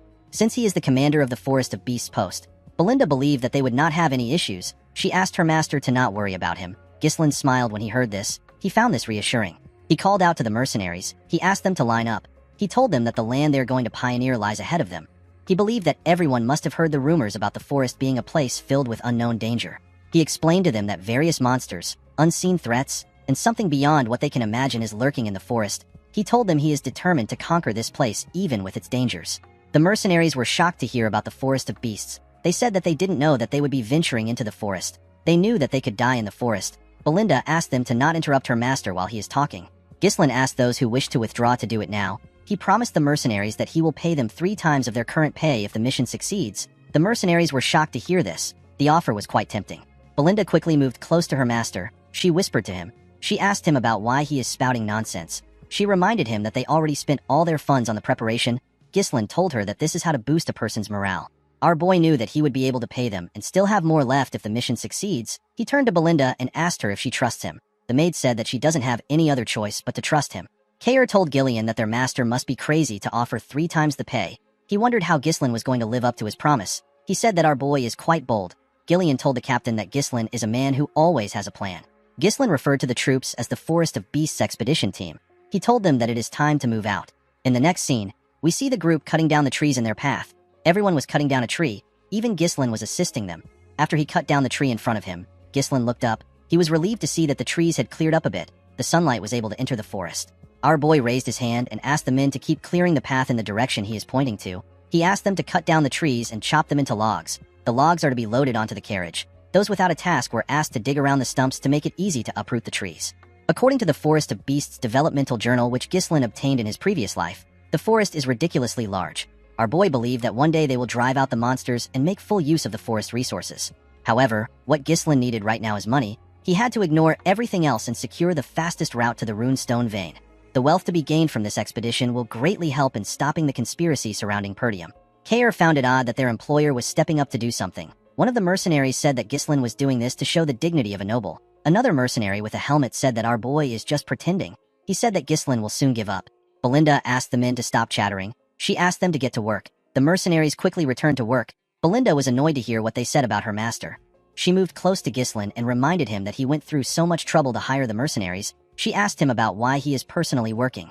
She revealed to him that the men are taking him lightly because he is doing the same work as them. Ghislain told her that it is fine. He told her that they will be done faster if they have more hands. He said that nothing good will come out of staying in this place for too long. Belinda decided to accept her master's explanation. She told him that he talks as if he already knows everything in advance. Kair smiled when he saw Ghislain and Belinda talking. He could not believe that his employer had a woman worrying about him while he became his employer's dog and is now walking to hell with his own feet. Gillian hit him with his log when he heard this. Kair asked the man if he is trying to pick a fight. So far, everything was going smoothly. The Duchy of Delphine, which conquered the kingdom and established a new dynasty, began a large-scale development in the Forest of Beasts. Our boy wasn't able to find out why the Duke chose to develop this place. Instead, he managed to obtain a developmental journal that recorded the locations of major resources and the ecosystem of monsters. Thanks to the journal, Ghislain was able to come somewhat prepared. One of the mercenaries wondered about why Ghislain brought hundreds of oil lamps. He believed that torches would be cheaper if our boy wanted to use something at night. The absence of incidents made Ghislain feel uneasy. He only read about what happened. He was not there to experience it himself. He asked the men to not let their guard down. He told them that the forest is getting deeper. While some mercenaries were cutting some trees, one of them asked if they were already in the night. Everywhere had gotten darker, with a smile on his face. Another mercenary said that they haven't encountered a single monster, even though they said that the forest was dangerous. The man he was speaking to agreed with him. He said that it might have been a false rumor. He said that things would have still been easy for them even if Gordon did not do anything. The mercenary he was speaking to said that he feels bad that their pay was tripled for such a simple job. While they were talking, the bald mercenary hit Gordon on his back while he was carrying a log of wood. He asked him to give him his money back. Gordon noticed something strange. He reminded them that they cut down countless trees on their way there. The men said that they did. Gordon turned around and asked the men to tell him why this path is blocked. The mercenaries were shocked to see this. Ghislain called out to everyone. He asked them to pay attention. The troops quickly grabbed their swords. The mercenaries who were talking about how easy the work was began to panic. They noticed the sudden change in the atmosphere. Ghislain called out to Gordon. He told him that he will die if he stays there. He asked him to slowly walk to them. Gordon accepted the order. When he turned around, he hit a tree and fell to the ground. The group quickly took a stance. They called the man an idiot. Gordon quickly turned around. To his surprise, nothing happened. The mercenaries were confused. They did not know what was happening. With a smile on his face, the bald man said that their employer gets scared easily. He said that there is nothing there. He told everyone that it only seems like there is no path because the scenery is similar. He said that Gordon was mistaken. He told them that the Forest of Beasts is just a grand name. In reality, it is just a slightly dense forest. With a serious look on his face, Ghislain asked the man to move close to them if he doesn't want to die. The man was annoyed to hear this. He asked our boy to tell him why he keeps trying to create a scary atmosphere. He told him that they know that he is trying to intimidate them. The moment he said this, some vines got wrapped around his waist. Before the man could react, the vines pulled him to the top of the tree in front of them. At the top of the tree, we see a large mouth filled with sharp teeth. The monster threw the man inside its mouth. This monster had no presence at all. There was no way to predict how it would move. It was a being that you can only fall victim to if you are unaware. The huge monster tree opened its eye. Ghislain realized that he was looking at a Derusant. A large amount of Derusants surrounded the group. Gordon and the rest of the mercenaries began to panic. They wanted to run away. They believed that they were going to be eaten. Before Gordon and the mercenaries could get away, the monsters stretched out their vines and grabbed them. They managed to throw the mercenaries into their mouths. Fortunately for Gordon, he was able to hold on to a tree. He screamed out for help. One of them moved close to him with his axe. He asked him to hold on tight. He hit the vine with his axe. He wanted to cut it. To his surprise, the vine was not affected. Instead, his axe began to slowly break. The man wondered why the vine was so sturdy. While he was looking at his axe, the monster pulled Gordon. The huge man began to scream. Before it could raise Gordon up, Ghislain appeared above it. He covered his sword with his mana and used it to hit the vine. He managed to cut it. While he was in the air, he landed a cut on the monster's eye.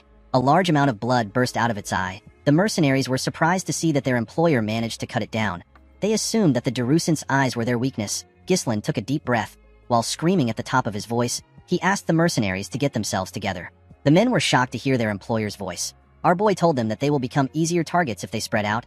He asked them to raise their shields and form a tight formation to make sure that no one gets caught by the vines. He asked them to focus on defense until they receive the next order. They all accepted his orders.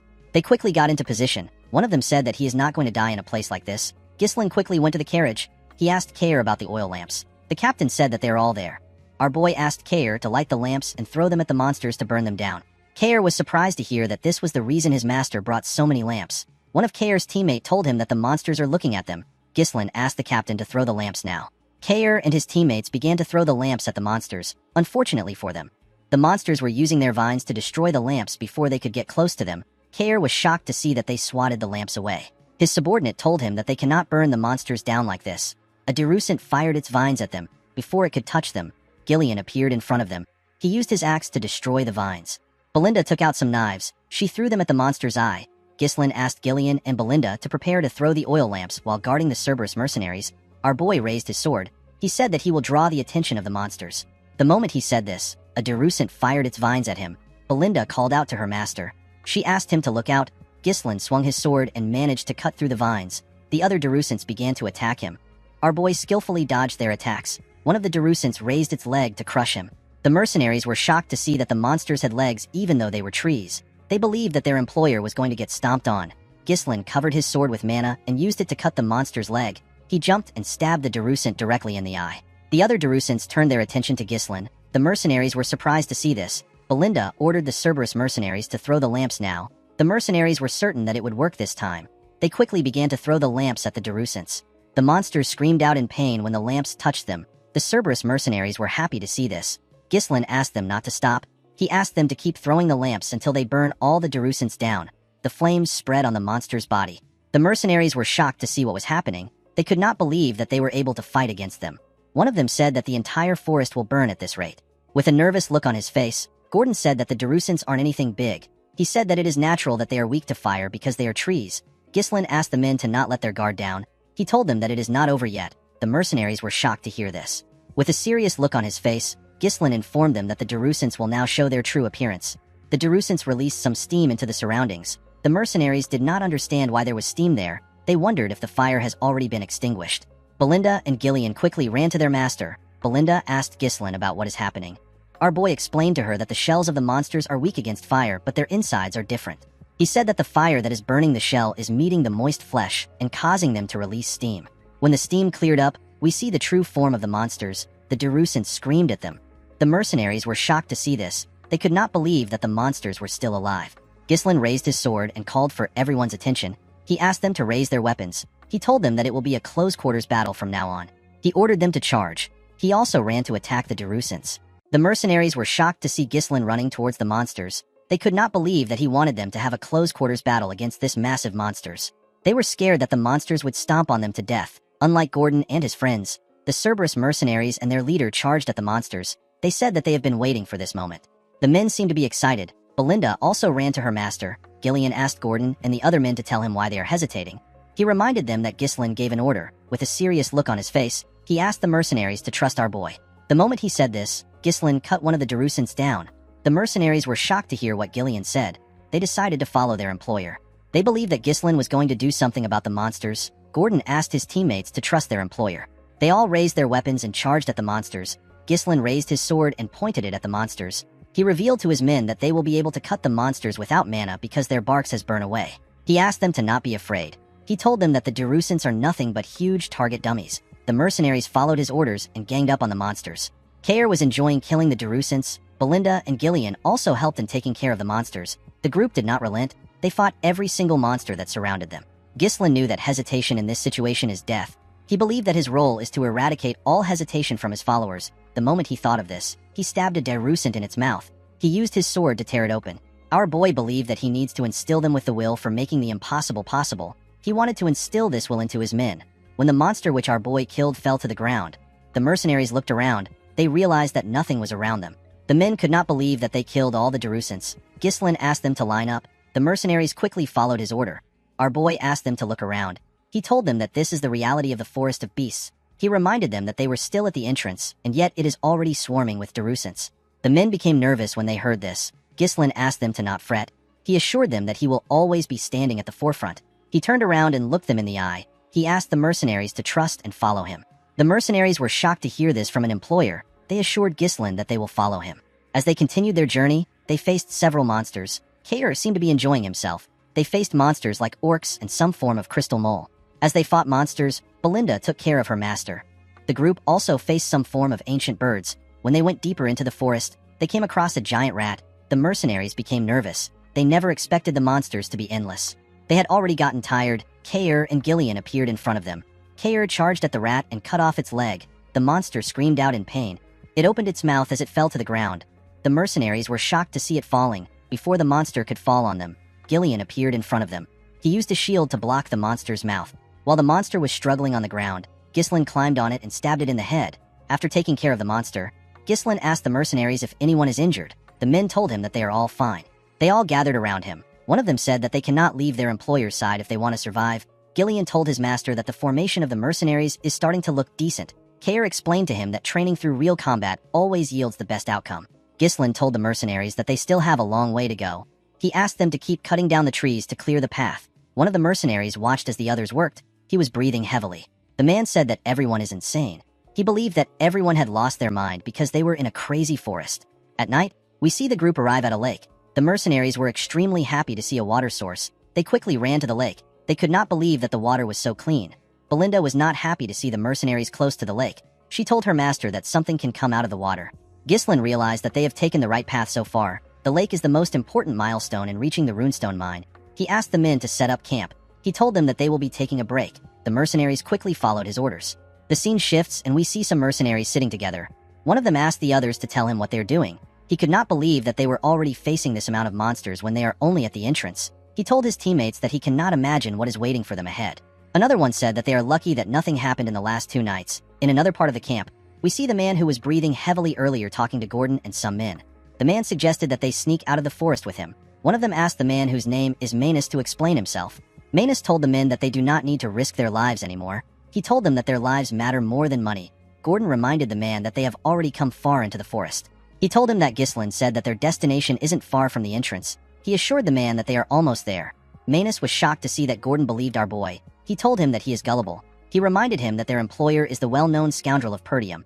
He told him that Ghislain wants to pioneer this forest to get an accomplishment. A man with an eye patch reminded Manus that they have already been paid. He told him that it is their job as mercenaries to do as the employer says. Gordon told him that Ghislain has also saved their lives multiple times. Manus admitted the fact that Ghislain is a good fighter. He told the men that they have simply been lucky until now. He told them that our boy is only human. He said that they can die from a single mistake. With an ugly smile on his face, he said that Ghislain will use them as meat shields once the situation becomes dire. He told them that all nobles are the same. The men's resolve began to shake when they heard this. Manus was happy to see that they were scared. He knew that it would be suicidal for him to go back alone, especially with monsters waiting at every corner. He wanted to use the men as bait. The man with the eye patch asked him if he is trying to tell them that they would all be dead without their employer. Manus was surprised to hear this. The eye patch man pointed at Ghislain. He asked the other men to see what our boy was doing. Ghislain was applying some cream on a wound for one of the mercenaries. He advised the mercenary to not allow water seep into the injury. He told him that it will get infected. The man thanked our boy. After the man stood up, Belinda leaned in and asked her master if he knows how expensive the medicine is. She advised him to use it for himself. Ghislain told her that this is what the medicine is meant to be used for. After saying this, he called for the next person. Manus was shocked to see how nice Ghislain was. The eye patch man told the bastard that the medicine and potions that their employer is using on them is more expensive than them. He asked Manus if he really believes that our boy would use such medicine on them just so that they can be meat shields. The other mercenaries agreed that Ghislain is different. They were certain that he wouldn't abandon them. Manus had to turn around. He hated the eye patch man for interfering in his plan. He wanted to persuade a few men to get out, but the man was making it difficult for him. Ghislain walked up to Gordon and the other men. He asked them to stop chit-chatting. He told them that they need to get some rest. He moved close to Gillian and Kair. He told them that he needs to speak with him for a moment. Kair asked Ghislain if he is sure about leaving Manus alone. He told our boy that he would have sliced the man's tongue if it was him. Ghislain assured him that it is fine. He told him that Manus cannot do anything because of the monsters. He told Kair that he has something more important that he has to confirm. The group moved to a part of the camp where there was no one. Belinda asked her master to tell her why he wanted them to count the number of lamps available. Kair told him that there are currently 24 lamps. As our boy expected, a few lamps were missing. Ghislain reminded the group that monsters have charged at them day and night ever since they entered the forest. However, they have not seen any monsters for the past 2 nights. Belinda was surprised to hear this. Kare asked our boy about what this means. Gillian explained to him that they have entered the territory of a nocturnal monster. It is a monster that happens to have a huge influence in this forest. Ghislain told the man that he is correct. He turned around and looked into the forest. He said that they are now in real danger. In the next scene, we see Gordon resting on some logs of wood. While the man was trying to sleep, he felt a bright light shining in front of him. He quickly opened his eyes. The lamp that was on the log was floating. Gordon was shocked to see this. He did not understand how a lamp was suddenly flying. The moment he moved back a little, a terrifying monster with 8 set of eyes bit his shoulder. Gordon quickly screamed out. The mercenaries were shocked to hear his voice. Gordon picked up his mace and swung it around. He asked the monster to get away from him. The mercenaries quickly moved close to him. They asked him if something is wrong. They did not see any monsters around him. Gordon told them that there was a monster next to him just now. The men were surprised to hear this. They told Gordon that there is nothing around. The man was shocked to hear this. He looked around. He could not believe that they were right. The men believed that Gordon had a nightmare. They told him that his sleep talking is terrible. They believed that Gordon had such a bad dream because they have had to deal with a lot of monsters recently. The man tried to explain himself to them. One of the Cerberus mercenaries told the men that they are wrong. He explained to them that he woke up because he felt a strange presence. He saw the lamp disappear right in front of his eyes. Other mercenaries agreed with the man. One of them said that he heard a creepy laugh. Another said that he also witnessed the same thing. One of the men who told Gordon that he is wrong asked the others to tell him why they are acting like this. With a serious look on the man's face, he told the others that there is definitely something out there. Ghislain asked the man if he really saw through the monsters. The man was surprised to see our boy. Ghislain ordered the men to gather around. The scene shifts and we see the men gather outside our boy's tent. Ghislain allowed Gordon and the man from the Cerberus mercenaries to join the meeting. Gordon was shocked to find out that the monsters had surrounded them. The man with the head cover told our boy that they cannot see the monsters with their naked eyes. Ghislain explained to them that this is a feature of the monsters. He told them that the monsters started following them when they reached the lake. These monsters are one of the monsters that dominate the night in the forest. They are the hunters of the darkness. They are known as followers. They can melt into the darkness. This means that you cannot see them and physical attacks don't work on them. A few hundred of them follow their prey and take away their light. Luring their prey into the darkness is what they excel at. It is their hunting method. The head coverman and Gordon were shocked to find out that a few hundred followers surrounded them. Belinda was surprised to find out that this was the reason why they have been losing their lamps. Kare was annoyed to hear what Ghislain said. He wondered if the monsters were trying to play with them before killing them. He suggested that they take care of the monsters now. He told our boy that it will be better for them to strike first before the monsters start toying with them. Ghislain told him that they need to wait until the monsters start attacking them. He said that it will be the best time to counterattack. Belinda reminded her master that they have already lost more than half of their lamps. She told him that they cannot just wait around. Ghislain explained to her that attacking the monsters recklessly would only stimulate their sadistic tendencies. The followers would fall back for a bit and harass them more thoroughly later. He told Belinda that they would be losing their chance to wipe out all the monsters at once. Gillian was surprised to hear this. He asked his master if there is a way to achieve this against hundreds of invisible monsters. Our boy told him that there is a way. He asked Belinda if she has prepared the magic scrolls. The maid said that she has given out one to each of the mercenaries. Ghislain told the group that he will now explain how they are to fight the monsters. The group was surprised to hear this. Our boy drew some images on the ground to signify their current position. He told them that a herd of followers has surrounded their camp from 3 different directions. The monsters are stealing their lamps to slowly tighten their position. Since they were vastly outnumbered, it will be impossible to cover the entire area, especially since what they are up against isn't human. Ghislain told them that they will start collapsing from the sides if they start fighting them head-on. Gillian explained to Ghislain that due to the fact that they set up their camp with a lake in the back, they avoided being surrounded from all directions. Our boy told him that he is correct. Although it looked like they were at a disadvantage, Ghislain assured them that it is not the case. He told them that they have the initiative of this fight. The group was surprised to hear this. Our boy explained to them that they need to first divide their forces into 3 groups. The defenders will take on the monsters' attacks, the crossbow unit will stop them, and the elite assault unit, which Ghislain is part of, will do the rest. The defenders and the crossbow unit will gather in the middle and push away the enemies. In the meantime, the assault unit will attack them from the left. They will be focusing all their firepower on that side. If they are able to surround them with the forces in the middle, it will be their victory. Gillian quickly understood his master's plan. Gordon asked if this is even possible. Kare said that it is possible as long as the units in the middle hold out long enough. Belinda interrupted the men. She reminded them that Ghislain said that followers are immune to physical attacks because they can melt into the darkness. She asked them about how they plan on dealing with the monsters. Everyone turned to Ghislain. Kare assumed that they just have to use mana. Ghislain asked her not to worry about it. With a smile on his face, he told her that they have magic scrolls. Later in the night, we see the defense unit standing in front of the monsters with their shields up. One of them asked the others to not break the formation. He asked them to remember what their employer said. One of them announced that the followers have taken their last lamp. He said that something is coming. In the Pioneer Journal of the Delphine, it was stated that the Fallors are extremely vulnerable to light. When they shone intense light on them, they revealed their true selves. The moment he thought of this, Ghislain raised his magic scroll and tore it. He asked the others to do the same. Gillian, Belinda, and the rest of the group followed his order. They all tore their first circle magic scrolls. The spell is known as light. The magic scrolls fired some energy into the sky.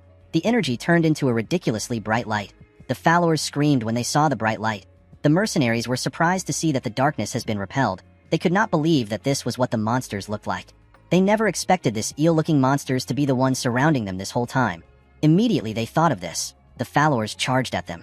The crossbow unit quickly raised their crossbows. They were ordered to stop the monsters' charge. They were asked to hold on for as long as possible. The men fired their arrows at the monsters. Ghislain raised his sword. He told his men that the true appearance of the Fallors has been revealed. He covered his sword with mana and swung it. He pointed his sword at the monsters and ordered the assault unit to charge at them. The team immediately charged at the monsters. They tore them apart when they got close to them.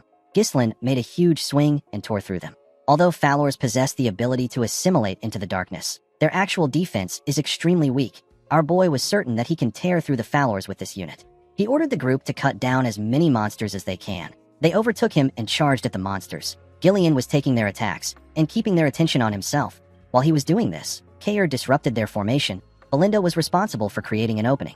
She threw her knives at the monsters' heads. Immediately she did this. She called out to her master. Our boy jumped and made a huge swing when he landed. His attack was able to cut through a large amount of monsters because of how big his sword is. This team was the elite unit of Perdium. While Ghislain and his unit were taking care of the monsters in their path, the crossbow unit fired their arrows at Fallors. Unfortunately, this did not slow down the monsters a lot. There were quite much. The crossbow unit began to panic. They were almost out of arrows. They wondered about when the assault unit were going to reach them. While they were panicking, the Fallors got close to the defenders. Before the Fallors could ruin the formation, the assault unit arrived and cut through them.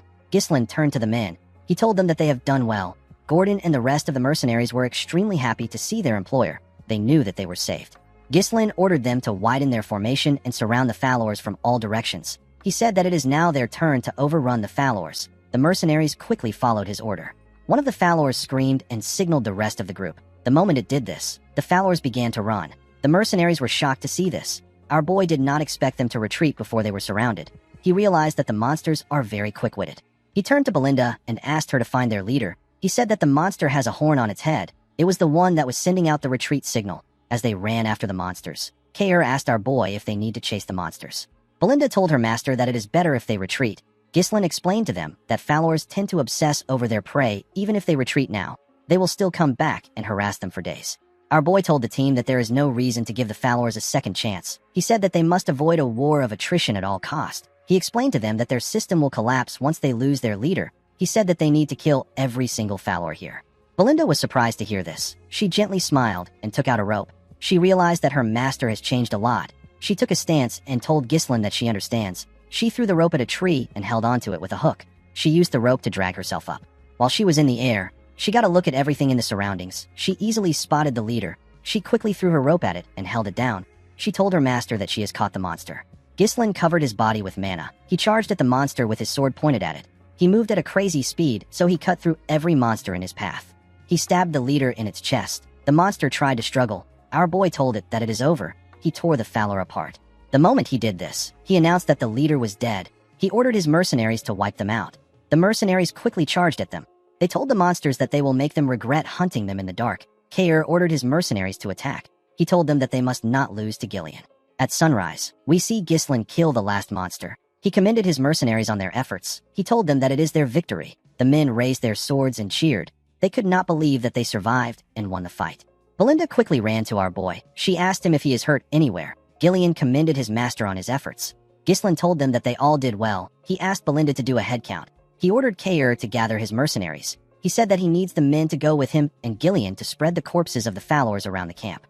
Kayer was surprised to hear this. He asked Ghislain if this has some sort of effect. Our boy explained to him that the smell of the corpses will chase away the other monsters. Fallors are one of the monsters that are at the top of the food pyramid at the forest entrance.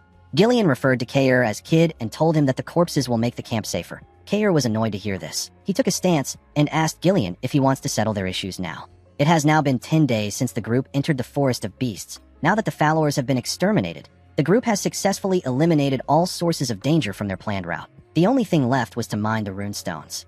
Ghislain took a look at the mountains. He wondered if the danger was really over. While he was thinking, Belinda told him that she is done with the head count. She revealed to him that there are 42 people from the Cerberus mercenaries and 126 people from the contract mercenaries. They lost 3 people.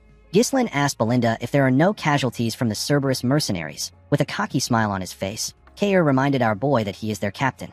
Ghislain asked the maid if the 3 dead people are among the contract mercenaries. Belinda said that she cannot confirm it because they cannot find the bodies of the 3 mercenaries. Gordon noticed something odd. He asked his teammates if they know where Manus is. One of them said that he might have died fighting. Another person said that they can't find Manus' body. The man with the eye patch said that Manus must have fled. The scene shifts, and we see Manus and the 2 other mercenaries who were missing. They were running away from the camp. One of them said that he heard a fierce battle sound. He said that they would have died if they stayed at the fight. The other man suggested that they slow down, since they are quite far away from the battle. Manus turned around and called them fools. He asked them to get themselves together. He told them that they need to get out of the forest while the group was busy fighting. He asked them to keep running if they want to leave. The moment he said this, he noticed that the men stopped moving. He moved close to them and asked them if they are deaf. The men began to tremble. One of the men pointed up and asked Manus to look behind him. When the idiot turned around, he saw a terrifying beast. He did not know what he was looking at. In the next scene, we see a ridiculously huge snake on the rune stones. The snake had a large amount of bones in front of it. It opened its mouth and let out something. It dropped the bodies of Manus and the stupid men on the bones. The scene shifts, and we see the group cutting down the trees in their path. The mercenaries wanted to end their journey and return back to the town. They were working extra hard. Kair noticed that they were working well without someone ordering them around. He said that he has never seen the lazy mercenaries working so hard. Gillian told him that the mercenaries are different from him. Kair decided to ignore him. He asked Ghislain if he is going to let the mercenaries go once the mission is over. He told our boy that it is a waste to only use the mercenaries once. Ghislain asked him not to worry about it. He pushed a tree down and revealed to Kair that he is going to hire the men as his personal mercenaries.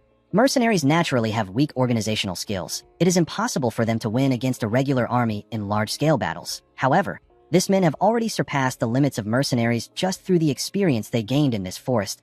Ghislain knew that they will be an excellent foundation for expanding his power. The man with the head cover told his captain that they spread the corpses of the Falors around their path. Kair commended the man known as Gazelle for his efforts. He turned to Ghislain and told him that the effect of the corpses has been really good. He said that they have not seen a single monster ever since they left the camp. They did not even encounter a lone monster that has lost its path. Ghislain looked into the forest. He got an eerie feeling. He hoped that it was just a needless worry. While he was looking around, Belinda jumps down from a tree. She called out to him. Ghislain asked her if she saw anything up ahead. With a bright smile on her face, Belinda said that she did. Ghislain was shocked to hear what she found. He turned around and ordered the mercenaries to pave the path with all their might. They all accepted his orders. As they moved closer to their destination, they saw a bright light through the trees. When they walked out of the woods, they saw something shocking. The mercenaries were shocked to see what was in front of them. With a confident look on his face, Ghislain told them that this is the reason why they started the expedition. He told them that they came for the highest quality runestone mine. Around the mine, there was some fog. Kair could not believe that the forest really had something that was worth a lot of money. Gillian told him that his master always acts upon reason. Belinda hugged our boy. She asked him about how he knew about the runestone mine. The mercenaries could not believe that they were actually looking at rune stones. They were stones that most people don't see in their entire lives. They knew that they were going to be rich once they take it back to the town. The moment they thought of this, someone rose up from the fog. He told them that they are not going anywhere. Ghislain quickly knew that something was wrong. The person turned out to be Manus. The dead man told them that it is all over. The moment he said this, he fell to the ground. Gordon and the other mercenaries wanted to run to him. Ghislain stopped them with his sword. He asked them to step back. He took a stance and made a huge swing. His sword pushed away the fog. The men were able to see the bones of the monsters and humans. They were shocked to see the amount of corpses that were there. They wondered about what happened there. Kair, Belinda, and Gillian quickly grabbed their weapons. They called out to our boy.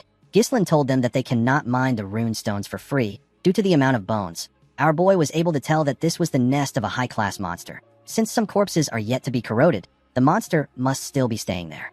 Ghislain was not able to figure it out immediately because the harmful gases from the corpses were mixed in with the fog. Our boy did not like the situation. There was no particular recording that stated that the mine itself had any danger factors. He turned around and asked everyone to prepare for battle. Immediately he said this. He saw something on the rune stones. He saw the python. The monster quickly charged at them. Ghislain ordered everyone to scatter. He charged at the python. He dodged its mouth by going above it and made a slash on its head. When he landed on its body, he covered his sword with mana and charged at its head. He pushed his sword into its head. Unfortunately, it barely damaged the monster.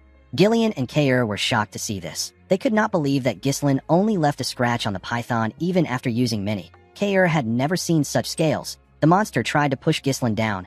Our boy jumped off its head. While he was in the air, the snake fired its venom at him. Ghislain could tell that its venom is extremely poisonous. He turned around and used his coat to block the attack. The venom melted it. Before our boy could get in a good position, the snake charged at him with its tail. Ghislain used his sword to stand his ground. He tried to push the tail back. Unfortunately, the monster was much stronger. It pushed him into the ground. Belinda quickly called out to our boy. The snake spread its body around the group. The men quickly realized that it was trying to squash them. Before the monster was able to crush them, Gillian, Belinda, and Kair saved them. They were trying to save as many men as they could. As the group struggled to put themselves together, they called out to Ghislain. They wondered about where he was. Our boy was standing on top of the bones. Now that he had seen the monster with his own eyes, his bad feeling went away. He knew that this monster is the master of the runestone mine. It is known as the blood python. It is one of the monsters he considered impossible to hunt down in this expedition. Ghislain didn't think that he would have to face the monster because it lives in the deepest part of the forest. Our boy knew that the chances of them winning against this monster is very low. It would be best for them to retreat for now and come back prepared next time. However, our boy had no time for delays. He believes that everything he has done up until now will become meaningless if he gives up now. A bright light shined from his chest, and he took a stance. He asked the monster to not get in his way. He said that he has too many things on his back. Ghislain opened his third core after saying this. The blood python turned to him and charged at him. Our boy managed to block its head and landed a cut on it. Before letting the monster go back up, he landed a cut in its eye. The moment he did this, the blood python used its tail to attack him. Ghislain quickly used his sword to shield himself from the crushing weight of the monster. He managed to push the tail back. However, the monster did not stop attacking him. It used its tail to aggressively attack our boy. Ghislain managed to block off the attacks. Even when winning is unlikely, there are battles that one must not avoid. This is the definition of responsibility. Kair, Belinda, and Gillian watched as their master fought for their lives. Ghislain jumped and landed a cut on the python's mouth. Our boy knew that this was the time for him to fulfill his responsibility. When he landed, he took a deep breath and took a look at the monster. He realized that the blood python was not showing any signs of faltering. This was a problem for him because unleashing the third core for a long period of time is too risky. Ghislain realized that his mana will be depleted before he can kill the blood python. The moment he thought of this, the group ran to him. They quickly covered him. Belinda asked him if he is all right. She asked him to escape to safety. She said that they can hold the monster down. Ghislain asked everyone to leave there. They were all shocked to hear this. Gordon asked him to repeat what he said. Gillian asked his master if he knows what he is saying. Ghislain told the man that he can't guarantee his safety in a battle against such a massive monster. He told him that he cannot afford to lose him here. Belinda asked her master to tell her what he plans to do. Our boy said that he will defeat the monster here. Belinda knew that her master has shown her amazing things before today, but she did not understand why he was going this far. While they were talking, the blood python fired its venom at them. Ghislain ordered them to leave quickly. The mercenaries ran. However, they did not run away. They ran to protect their employer with their shields. Our boy was shocked to see this. The men begged him to allow them fight with him. The eye patch man told our boy that they have never met an employer like him. Gordon reminded him that he has saved their lives many times. Kair told him that the treasure will be theirs once the python is gone. Belinda told her master that it is impossible for her to leave him behind. She took out her knives and a dagger. Gillian told Ghislain that they will draw the python's attention and create an opening. Our boy was surprised to hear this. With a smile on his face, Gillian asked Ghislain to trust them since they trusted him. Our boy informed them that the monster is massive and it has a lethal venom. Its extremely sturdy crimson scales will deflect even blades imbued with mana. Ghislain told them that they will die if they receive even one attack. Belinda was shocked to hear this. He revealed to them that they can inflict some damage if they smash its right eye and gaping injury. Our boy raised his sword. He told the Forest of Beast expedition team that they need to return alive. The men smiled when they heard this. They all accepted his order. The blood python charged at them. Gillian attacked its mouth, while Belinda and Kair attacked it from the side. Kair stabbed it in its injury. The monster screamed out in pain. While the python was screaming, Gillian slammed his axe on its tail. He pressed it down. Ghislain used this opportunity to charge at the monster and stab its other eye. Our boy realized that not everything will go his way just because he knows the future. However, if he doesn't take any action, many will die. This is something that he is not going to let happen because he is the only one who knows the future. Gillian and the other mercenaries continued hitting the tail to hold it down. The python screamed out in pain. The mercenaries did not let it rest. They climbed on top of it and continued stabbing it in its injuries. The python shook its head and managed to shake them off. The moment it did this, Ghislain jumped and charged at it. He was going to stab it on its head. Somehow, the python managed to sense his presence. It opened its mouth and ate our boy. Everyone was shocked to see this. Before the python could even move, a blade came out of its head. Ghislain used his sword to split the monster's head open. He came out of the python's mouth. His clothes were covered in its venom. The group was shocked to see him. He referred to himself as the future of Perdium. The scene shifts, and we are taken to the Perdium castle. We see Albert and Homer talking to Zwalter. Albert slammed his hand on the table and told his lord that Ghislain has committed a serious crime. He could not believe that our boy ignored his father's order and went into the forest. Homer asked Albert to calm down. Albert said that he always knew that Ghislain acts unruly. He told the count that our boy thinks that he is the lord of the land because of his long absence. Homer asked Albert to not get worked up by the issue. He reminded him that it has already been 2 weeks since Ghislain entered the forest. He said that they could have stopped our boy if Scovin had not made a false report. The general administrator did not understand why Scovin would help Ghislain. A crime like this could cost him his knight status. Albert told the count that he cannot let our boy continue to behave as he wishes. He told him that he should imprison Ghislain the moment he returns and punish him. Zwalter was quite annoyed with his son's actions. While they were talking, the knight captain barged into the room. He told the count that he needs to come down to see something. Zwalter asked Randolph if something is wrong. The man revealed to him that Ghislain is back. The men were surprised to hear this. The scene shifts, and we are taken outside. We see Ghislain walking towards the castle. He was in normal clothes. In the next scene, we see Ghislain in his father's office. The officials were there with him. They all glared at him in silence. Even the count glared at his son. Ghislain told his father that he is home. The count reminded his son that he did not permit the development of the Forest of Beasts. Our boy apologized to his father. He told him that it had to be done. Homer was annoyed to hear what he said. Randolph reminded him that he downright ignored his father's orders. He explained to Ghislain that entering the Forest of Beasts is a serious crime. He told him that he could have lost his life and the monsters from the forest could have invaded their territory. Ghislain told him that he is fine. He said that the monsters did not invade their territory. Homer and Randolph were annoyed to hear this. They could not believe that he was talking back. Albert asked our boy if he finds this funny. He said that they can let the Forest of Beasts incident pass since it didn't lead to any trouble. He put his hand into his clothes and brought out a paper. He placed the paper on the table. He asked Ghislain if he has any excuse for this. When our boy picked up the paper, he was able to tell it was from Count Rayfold. Albert said that he felt uneasy when he heard about our boy's visit to the county. He told Ghislain that they found out about how he extorted 20,000 gold, which is the estate support funds that is given to Perdium regularly from Amelia, by threatening her. Albert told our boy that Count Rayfold was absolutely furious, and he has decided to cut off all forms of support to their territory and cancel the engagement as if it never happened. The treasurer told Ghislain that this will negatively affect their entire land. Ghislain was surprised to see a letter written by Count Rayfold who doesn't get along with Amelia well. The letter did not seem to be fabricated. Our boy knew that it isn't difficult for Amelia to pull this off by manipulating the Count's money-driven mindset. The only thing Ghislain did not expect was that Amelia was willing to join hands with her enemies just to screw him over. This means that she will stop at nothing to get what she wants. Our boy had a feeling that the assassins weren't going to be the end of things. Unfortunately for him, he no longer has a leverage over the girl. If he was to reveal the secret deal with the Duke and the merchant guild that she controls, everything he will say will be dismissed as nonsense meant to cover up the incident. Ghislain realized that he would be tied down in the territory if he had been a little late. He became more certain that time was not on his side. Albert asked Ghislain to say something. Homer told our boy that they are in an urgent situation. He said that they need to ask him to return the money first. Randolph said that the 20,000 gold will be enough to run the entire night order for months. Ghislain revealed to them that he has used it all. He said that he used it for the development of the Forest of Beasts. The room became silent. Albert asked him if he wasted the entire money on a useless forest filled with monsters. Our boy apologized to the man. He said that he doesn't have much to say about the Rayfold incident. Randolph grabbed Ghislain's shirt. He called him a stupid little brat. He reminded him that he is supposed to be the successor of the land. He could not believe that Ghislain sold the future of their land with his own hands. Homer told Ghislain that he is no longer the young lord of their land. He said that he is now a filthy criminal. He asked Randolph to tie him down and throw him in a cell. Ghislain asked the man not to worry. He said that they will receive support funds from him. He told him that he will also add the 20,000 gold.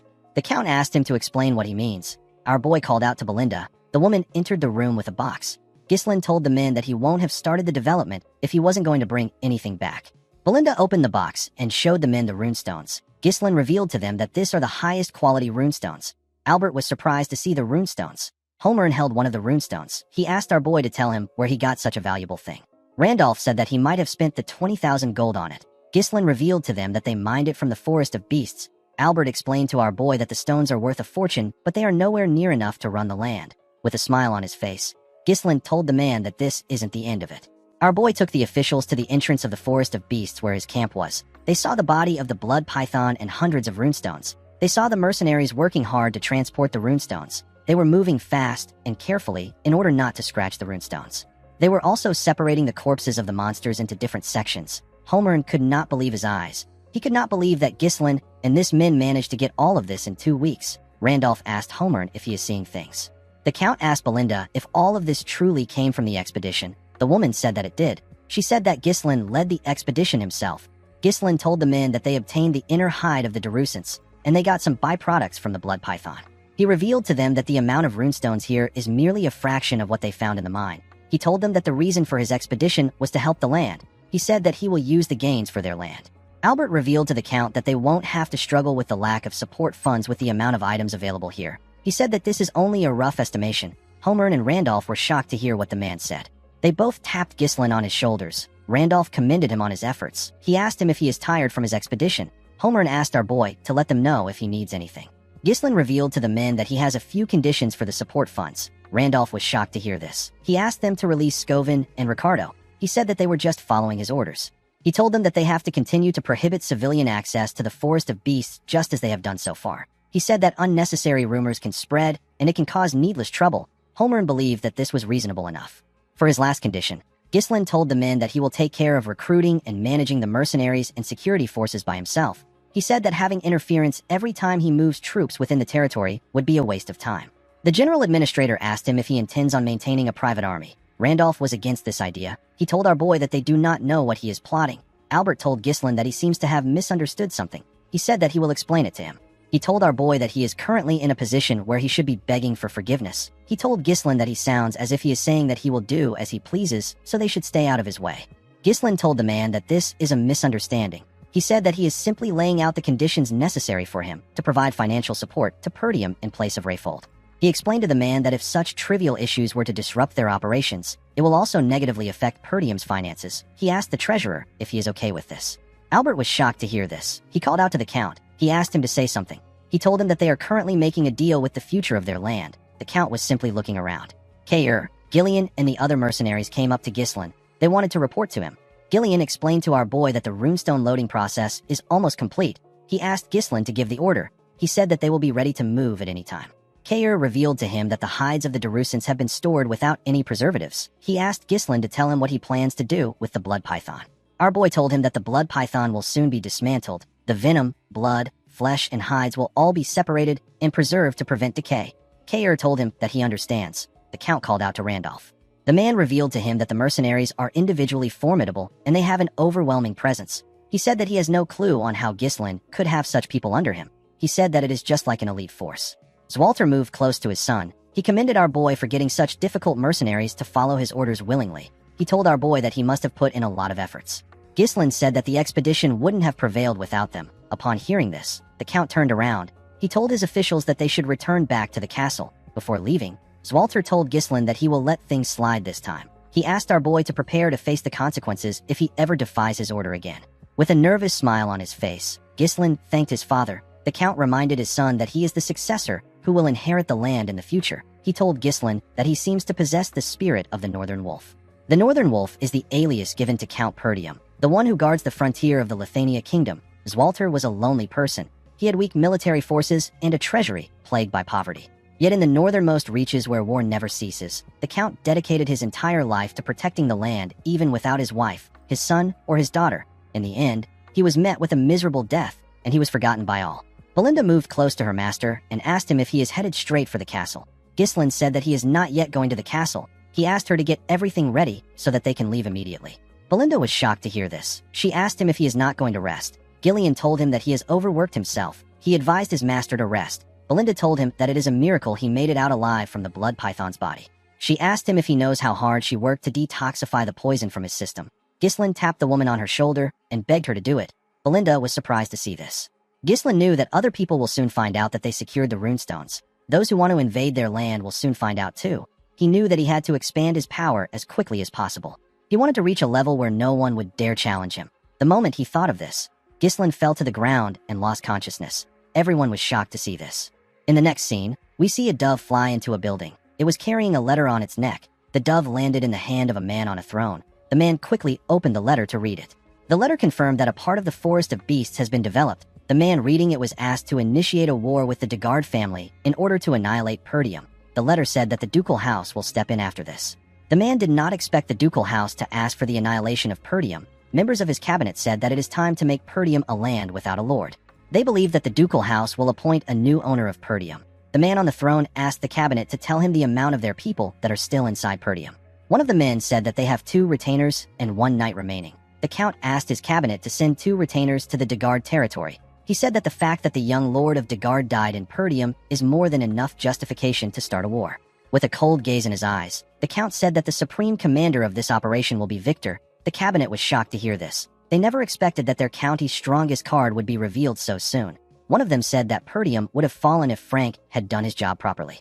Another member told his master that he understands that Victor will be able to handle the task flawlessly. He told his master that it might be too soon to reveal their hidden card. He reminded the count that they have proceeded with caution so far. He said that this decision feels rash. He said that it is odd that the ducal house, which has always operated in secret, is now choosing to directly intervene in Perdium. The count told him that it is because of the forest of beasts. The man was surprised to hear this. The count told the man that all decisions were made by Duke Delphine. He asked the man not to question any orders no matter what they may be. The count stood up and asked his cabinet to prepare for the war. This count is known as Harold Desmond. He is the count of the Desmond County. Count Desmond asked his men if there is anyone else who is aware of the situation.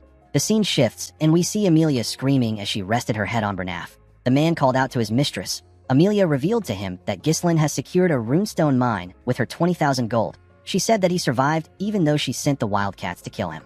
She told Bernaf that she even bowed her head to her wretched father to cut off support funds for Perdium. She said that this made her look like a fool. Bernaf told his mistress that she is not acting like her usual self. Amelia took a deep breath. She told the man that he is right. She said that she got too emotional. She said that what is done can't be undone. Bernaf smiled when he heard this. He told Amelia that he is waiting for her orders. Amelia moved close to a map. She said that Perdium will soon escape their financial difficulties because they have obtained a runestone mine. Bernaf told her that they should be celebrating right now. Amelia told him that it is too early for them to celebrate. She told him that the most important thing is that they haven't sold the runestones yet. Bernaf was surprised to hear this. Amelia revealed to him that she got information that they secured the runestones 2 days ago. This is far too little time for them to establish a distribution network. She said that they will exploit this weakness. She told Bernaf that it is obvious who they will sell to. Bernaf realized that his mistress intends on acting before they can sell the runestones. He asked her about where she wants to intervene. Amelia revealed to her knight that there is only one place in the northern region that Ghislain will sell to. She believed that our boy was going to go to the finest magic tower in the north, which is dominated by the 7th Circle Archmage. The magic tower is known as the Crimson Magic Tower. According to Amelia, runestone is essential for magical research. Due to this, magic towers are always determined to secure their distribution channels. She placed a pin somewhere and asked Bernaf to set up the wildcats for an ambush along the main routes leading to the tower. The target isn't Ghislain. It is the laborers who are transporting the runestones. Amelia said that they will use a hit-and-run tactic to isolate the transport and prevent the transfer completely. She said that they will take the runestones for themselves. Bernaf reminded his mistress that there is another magic tower in the north. This is the Flame Magic Tower, which is in Bryven's territory. He asked Amelia if it is wise to deploy all their forces to the Crimson Magic Tower. Amelia told him that this may have been the case before. She revealed to him that the Flame Magic Tower has been in decline ever since it lost its place at the top when it was blinded by past glory. Amelia believed that someone like Ghislain, who is obsessed with money, will not choose the Flame Magic Tower deal over the Crimson Magic Tower's better deal. With a serious look on her face, Amelia promised to take everything away from Ghislain.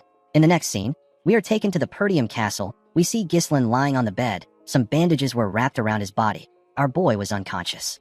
The scene shifts, and we are taken back to the time our boy was fighting the blood python. Ghislain got swallowed by it.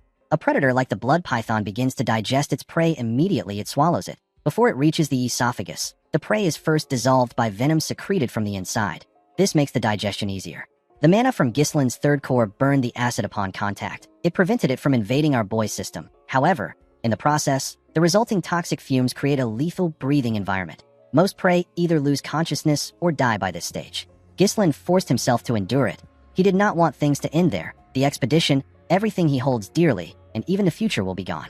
Since it was impossible to avoid getting poisoned, our boy decided to make the poison his own. He directed every bit of invading venom into his mana core. He knew that the fierce rotation of mana within the mana core can neutralize the venomous energy. He closed his eyes and began to move the energy.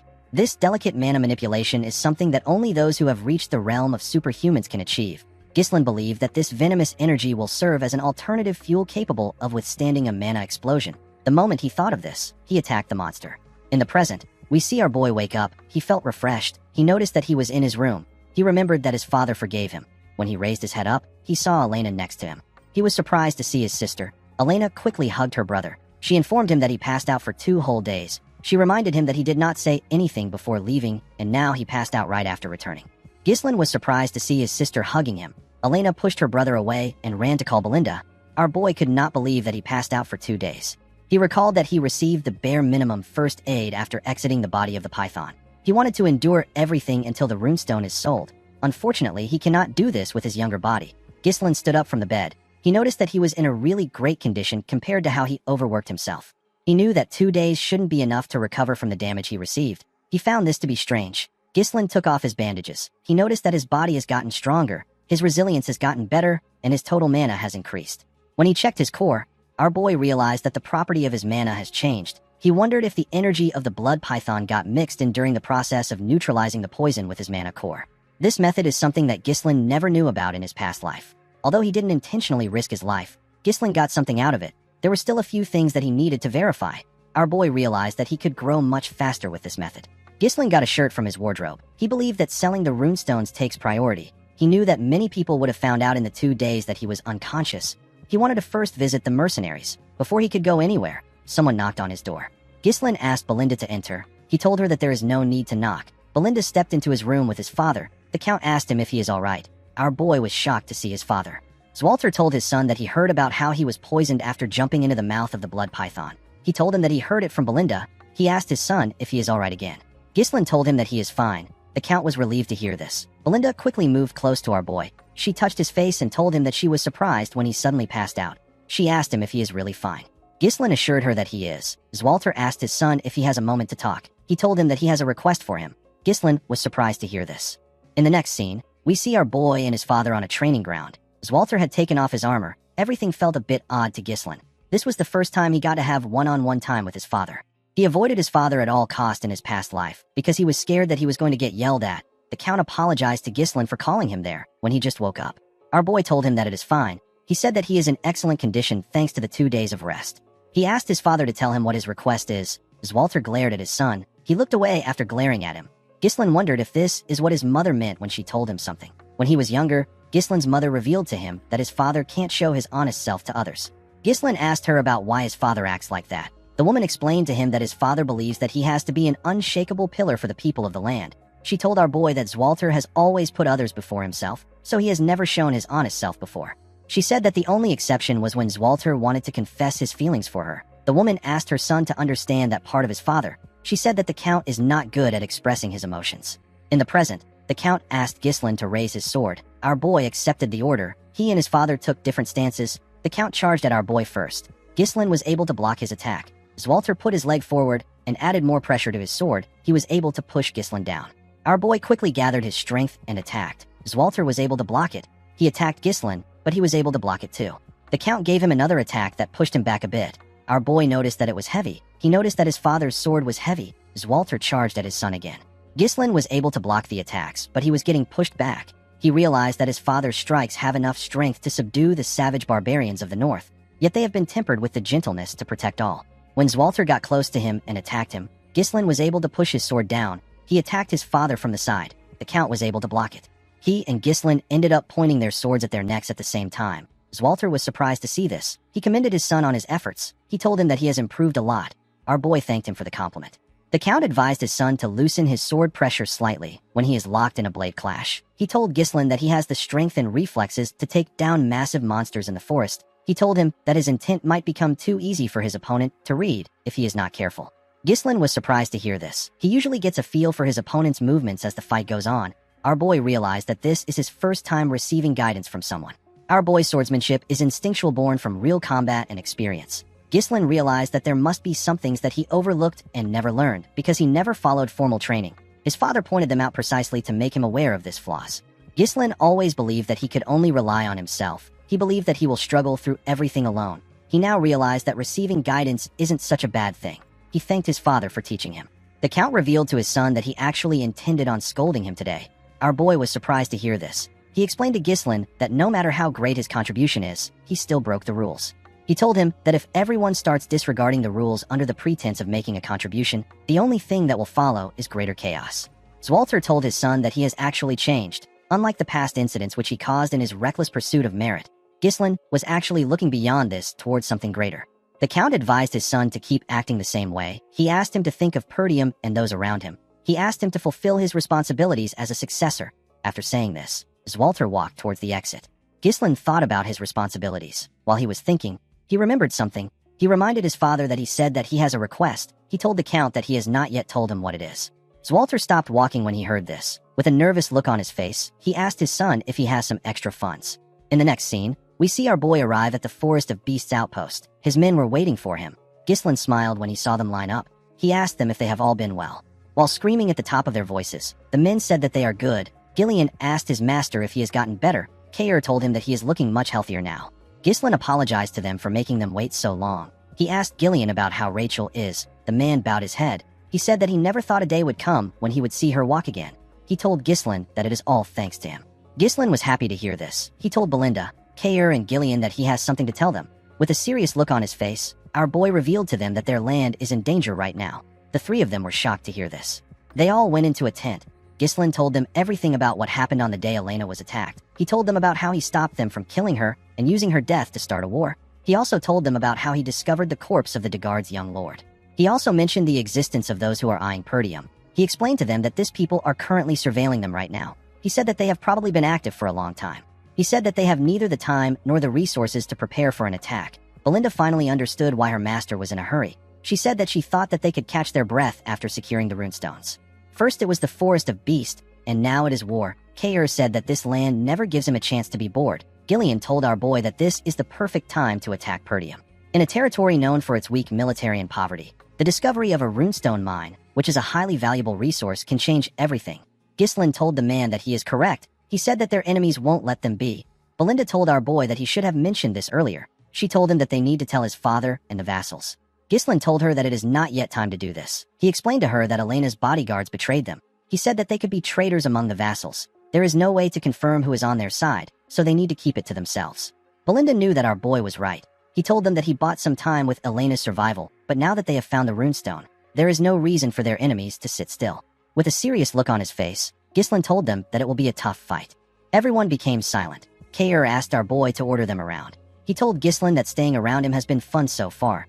Gillian reminded our boy that he already swore his life to him. He promised to fight with him until the very end.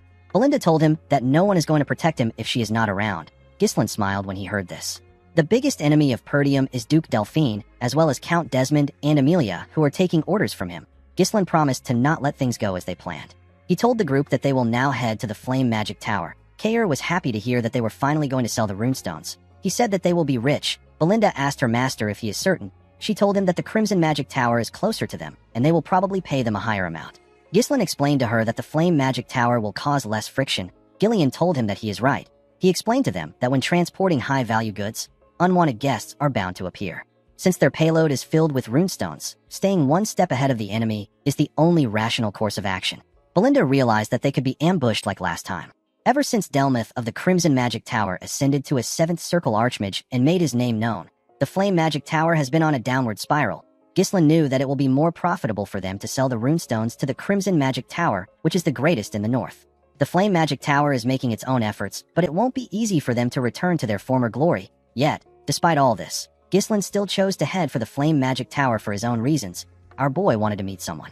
The scene shifts, and we are taken to the Flame Magic Tower. We are shown its amazing and luxurious buildings. Inside the tower, we see a girl surrounded by books shaking. She called out to someone known as Professor Renato. She asked about when the light that he mentioned will come for her. In the next scene, we see Ghislain and his group arrive in the Brivant territory. They saw the huge tower of the Flame Magic Tower in the land. Gordon was surprised to see how huge the tower was. The man with the eye patch said that he has only heard about the tower before. He said that he has never been here before. Just from looking around, the mercenaries could tell that the quality of life was much different here than in Perdium. The territory had magnificent buildings and beautiful carriages. The mercenaries saw a large amount of magic scrolls. They also saw some mages using their magic to tile the road. They had never seen magic used in such manner. The mages were annoyed to see that the mercenaries were staring at them. They activated a different spell and used it to cover themselves. The spell made them invisible. The mercenaries were shocked to see this. They could not believe that the mages disappeared in broad daylight. Ghislain explained to them that the mages used a spell to conceal their presence. He told them that the mages don't welcome them. Kair called the men idiots. He asked them to stop fooling around. Belinda was also surprised to see how big the magic tower is. Even though they were pushed down from the top spot, their magic tower was still amazing. Gillian revealed to her that the Brivant territory is one of the richest lands in the kingdom. Ghislain understood why they were impressed, but he knew that this magic tower that was once at the peak will later fall to ruin. When they arrived at the gates of the tower, Kair said that he can't even see the top of the tower even though he is so close to it. Belinda looked around. She asked about where the gatekeepers were. Only armors were lying at the entrance. The moment she asked this question, someone at the top of the gates raised his hand and asked them to stop. Immediately he said this. He and his partner used their magic to raise the armors up and make them take a stance. The armors were holding huge axes. The mage announced that nobody can just enter the magic tower. He asked them to reveal their identity and state their business. Belinda was surprised to see that they control the armors like puppets. Kair could not believe that the mages couldn't come down to greet them. Gillian stepped down from his horse and introduced his master as the young Lord of Perdium. He asked them to bring their trade officer. He told them that they have some fine goods to sell. With an arrogant look on his face, the mage told Gillian that they are not buying anything. Belinda was annoyed to hear this. She told the man that he has not even looked at their product. The man said that Perdium is the beggar land in the north. He said that anything from Perdium is probably just low-rank monster materials or garbage potions. He told them that it is a waste of time to deal with them. He and his partner made the puppets point their axes at them. The man asked the group to get lost. Belinda was annoyed to hear that he called them beggars. She asked him to come down and say it to her face. Gillian asked our boy about what they should do. Ghislain asked the mage if he really wants them to leave. He showed him a small piece of runestone and told him that he should know what it is if he is a mage. The man was surprised to hear this. He took a look at our boy's hand. He was shocked to see him holding a runestone. He looked at the large amount of carts behind them. He realized that the carts have runestones inside. With a smile on his face, Ghislain asked the mage if he is still not buying. The scene shifts, and we see our boy and Belinda inside the tower. The trade officer and the mage bowed their heads to them. The trade officer apologized for their rudeness. He introduced himself as Sylvain. He asked them to tell him if they need anything. Ghislain told the man that they brought a lot of runestones. He said that he needs someone who will take responsibility until the very end of the deal. He told him that he needs to meet the tower master. Sylvain was surprised to hear this. He quickly agreed to Ghislain's request. He told him that they need to inform him first. He ordered the guard to guide our boy and Belinda to the reception. The man accepted the order. Belinda told him that this is how he should have acted in the first place instead of mocking them. The man could not say anything. On their way to the reception, they heard a loud sound. Ghislain asked the man if something is wrong. The man asked him not to pay attention to it. He told him that it is common during magic research. On the other side of the hall, we see 3 mages open a door and let out smoke from a room. We see the beautiful girl from earlier on the ground. The leader of the mages reminded the girl that he asked her to never set foot into the laboratory again. With a smile on his face, he told the girl that she is taking up space in the laboratory for no reason since she cannot use magic. He asked her if it is smart to ignore him, who is the future tower master of the magic tower and a third circle mage. Alfoy's friends wondered why her teacher brought her to the tower. The blonde boy next to him told the girl that she should be grateful that the tower master gave her a place to sleep. The girl said that she also has a right to use the laboratory because she is a mage. Alfoy told her that they will treat her like a mage. He used his wand to gather fire in his hand. He told the girl that she should be able to use a defensive spell to deal with this basic offensive spell. With a smile on his face, he asked the girl to try and block the attack. The moment he said this, he fired the first circle magic known as Fire Sling at the girl. She quickly raised her hand. She screamed out defense, but nothing happened. She quickly used her hand to cover her face. Fortunately for her, Ghislain appeared out of nowhere and used his sword to cut through the attack. The boys were surprised to see this. Ghislain asked the idiot if this kind of behavior is what is called magic research in the Flame Magic Tower. The scene shifts, and we are taken to the Tower Master's meeting room. We see the Tower Master, whose name is Hubert, telling the elders of the tower that they are running low on runestone. He wondered about how they reached this point.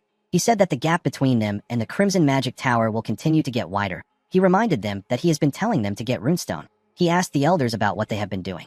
An elder with a yellow hat remembered that the Tower Master usually asked them to wait each time they try to secure a distribution line. Another elder with a red hat recalled that Hubert spent his time buying trinkets and luxury goods under the guise of networking with nobles. He couldn't stand the Tower Master anymore. An elder with a green hat informed Hubert that the Tower Master of the Crimson Magic Tower has reached the 7th circle. He reminded Hubert that he is still a 6th circle mage. Hubert asked the elders to not talk about the Tower Master of the Crimson Magic Tower. He said that he will reach the 7th circle if he has more runestone. Hubert could not believe that Delmith reached the 7th circle before him. He told himself that Delmith must be buying all the runestone for himself. He did not like the fact that the stone was very expensive. The moment he thought of this, Sylvain barged into his meeting room. He told him that they need his attention right now. Hubert told the man that he is rude. He asked him if he can't knock. When they are having a meeting, Sylvain apologized to him. He said that they need his attention now. He revealed to him that someone brought a massive amount of runestone. Hubert and the elders were shocked to hear this. The scene shifts and we see Alfoy firing more attacks at Ghislain. Our boy easily used his sword to block the attacks. Alfoy made a huge fireball and shot it at Ghislain. Our boy cut through the fire with his sword. Alfoy's friends and the girl were shocked to see this. Alfoy could not believe that Ghislain sliced his attack in half. He did not think that this was possible. Before he could make another move, a rope went around his body and tied him up. Belinda was the one using the rope. She made the idiot get on his knees. She told the idiot that he has a lot of guts to attack her master. Alfoy was shocked to hear this. He asked them about who they are. Before Belinda could do anything, someone asked everyone to stop. The person turns out to be Hubert. The man asked them to explain what is happening. The girl became nervous when she saw Hubert. She called him Tower Master. Upon hearing this, Ghislain asked Belinda to release the idiot. The maid let go of him. Alfoy stood up and called out to his teacher. He ran into his arms. Hubert asked his disciple to tell him what is happening. Alfoy told his teacher that Ghislain and Belinda are intruders. He said that he was trying to make sure that the girl whose name is Vanessa doesn't enter the laboratory again, but Ghislain and Belinda attacked him. While shaking like a little girl, Alfoy told his master that he wanted to stop Vanessa from entering the laboratory because he didn't want her to get hurt since she doesn't have any mana. Belinda told the idiot that he is crying like a little girl. Alfoy was annoyed to hear this. He told the maid that he is a man. With a shaky tone in her voice, Vanessa said that she just wanted to use the laboratory. Upon hearing this, Ghislain became certain that she is the one he is looking for. This girl will later be known as the Red Nightmare. Our boy was surprised to see that this is what she was like before she became a total nightmare. Hubert took out his wand and gathered fire in his hand. He was annoyed to hear that they tried to harm his student after intruding into the magic tower. He told our boy that he will burn him into a crisp. Belinda asked her master about what they should do. She said that the man looks a little dangerous. Our boy moved forward and placed his hand on his chest. He introduced himself as the heir of the Perdium family. He said that he came to sell runestone to them. Hubert was shocked to hear this. He could not believe that he was looking at his guest. Alfoy was shocked to hear that Ghislain had runestones. He could not believe it. Our boy told Hubert that the runestone is at the front of the castle. He asked him if he would like to see it for himself. When Hubert and the elders arrived at the front, they saw several carts containing runestone. They were all shocked to see the amount of runestone that Ghislain had. An elder with a red hat wondered about where our boy got it from. An elder with a yellow hat told the tower master that there are more than 10 cartful of runestone. He asked him about what he wants to do. Hubert did not respond to him. The man cheered like a little girl. He did not expect to get this amount of runestone. He knew that this was a once-in-a-lifetime opportunity. He believed that he will be able to crush the Crimson Magic Tower with this runestone. Hubert actually cheered in his imagination. He didn't want to lose his cool in front of the elders. He put himself together and told Ghislain that the quality doesn't seem very good. Kair was annoyed to hear this. He grabbed his sword. He could not believe that Hubert was spouting nonsense after they worked hard to mine the stones. Vanessa was surprised to hear this. She said that one cart should last them for some weeks. Hubert was annoyed to hear this. He could not believe that she was talking at this moment. He told her that she doesn't know anything. He ordered her to get inside. As he watched Vanessa walk into the tower, he cursed a man named Renato for leaving Vanessa with him. He believed that the girl should have the ability to read the room even if she doesn't have talent. He turned to the elders and carefully winked at them. He asked them if they agree with Vanessa. The elders immediately understood what he was trying to tell them. The green hat elder picked up one of the stones and said that the quality is not very good. The yellow hat elder said that runestone from a poor territory has a possibility of being fake. Belinda was annoyed to hear this. She asked the old idiots if they know how hard her master worked to get them. The yellow hat elder said that their efforts is not his business.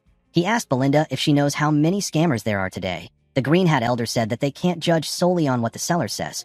Ghislain told them that he believes that they don't want to buy his product. The elders were shocked to hear this. Our boy turned around. He said that the Flame Magic Tower doesn't need it. He said that they can sell it somewhere else. Hubert panicked when he saw this. He quickly asked them to wait. He turned to the elders and signaled them. The blue hat elder told Hubert that they will take the carts off his hands since he went through so much trouble to bring them there. He said that he doesn't want Ghislain to leave empty-handed after coming so far. He begged Hubert to show them some mercy. The tower master decided to play the role of Messiah. He told the blue hat elder that he will do it since the elders agreed on it. With a smile on his face, he told Ghislain that he will buy all of them out of the generosity of his heart. He said that he has to buy it below the market price. Ghislain told him that he is misunderstanding something. He asked Kair to take all the carts back except one. With a smile on his face, our boy told the mercenary that they only planned on selling one cart. Hubert and the elders were shocked to hear this. With an evil smile on Kair's face, he apologized to Ghislain. He said that he forgot about this. Kair ordered the men to take the carts away. The mercenaries immediately began to move. Hubert quickly moved close to Ghislain. He asked him about what he is doing. Our boy apologized to him for the confusion. He He said that his subordinates made a mistake and brought too much goods. He told Hubert that their actual destination is the Crimson Magic Tower. He said that they just need some money for their trip. Hubert became annoyed when he heard about the Crimson Magic Tower. He quickly changed his expression. He told Ghislain that he was just joking around, so that their first meeting wouldn't be too awkward. He asked our boy to follow him inside for a little chat. The elders were disappointed when they heard this. They could not believe that he quickly stopped bluffing. With a smile on his face, our boy told him that a meeting will be fine. The scene shifts, and we see everyone inside the meeting room. Hubert introduced the old men as the elders of the tower. He said that they are all fifth circle mages. Ghislain said that this is impressive. He said that this is expected from the second strongest in the northern region. Hubert told our boy that he has heard some strange rumors that are not true. He said that the Flame Magic Tower is still the strongest magic tower in the northern region. Ghislain told him that it is not important. Belinda was surprised to see how her master spoke. She wondered if he is trying to piss Hubert off. Kayer liked what he was seeing. Gillian told the woman that their master definitely has a plan. Hubert asked Ghislain about the amount he wants to sell it for. He told him that he won't get a better deal than what he will get here if he tried to sell it to anyone else. Ghislain raised his hand and told Hubert that he wants double the market price. Hubert and the elders were shocked to hear this. They believed that our boy was just too naive to understand how the world works. Hubert told Ghislain that this isn't how negotiations work. He explained to him that it is about both parties making a compromise. He told Ghislain that he can't just make a one-sided decision. Our boy told him that he simply felt like he needed to get double the market price from the Flame Magic Tower. The elders were annoyed to hear this. They told Ghislain that he shouldn't joke in a place like this. They asked him if he is mocking them. With a serious look on his face, Hubert asked Ghislain to watch himself. He told him that he gets angry when he sees clueless brats flailing in a world that they don't understand. He told Ghislain that he understands that he makes mistakes because he is still young. He said that he will show him mercy once out of generosity. He asked our boy to take the negotiation seriously.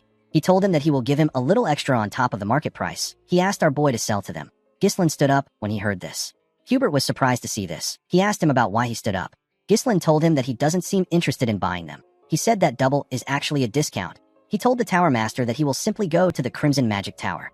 The moment Ghislain turned around, Hubert panicked and called out to him. He asked him about why he is in a rush. He said that he was simply upset. He asked our boy to sit down and chat a little longer with them. Ghislain smiled when he heard this. Hubert told our boy that he has guts. He said that they will take the runestone for double the market price because they are the first people he visited. Our boy smiled and agreed to Hubert's offer.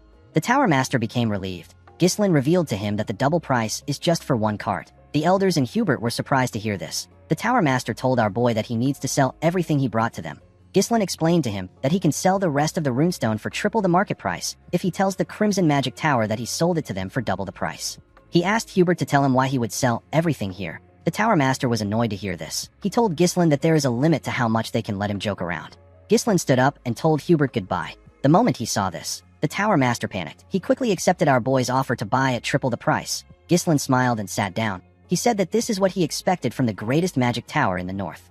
Hubert stood up and asked our boy to wait there. He said that he wants to get the money immediately. The elders were shocked to hear this. They did not expect their Tower Master to panic this much. The Tower Master couldn't believe that a sixth circle mage like him was getting played by a country bumpkin. He didn't understand why he was buying into this nonsense. He had no choice but to buy them since they were currently experiencing a shortage of runestone. He told himself that he will burn Ghislain if he acts out again. Before Hubert could take a step forward, Ghislain called out to him. He told him that he has not finished stating his conditions. The Tower Master turned around out of anger. He asked our boy to tell him what he wants. With a serious look on his face, Ghislain told the Tower Master that he wants him to give Vanessa to him.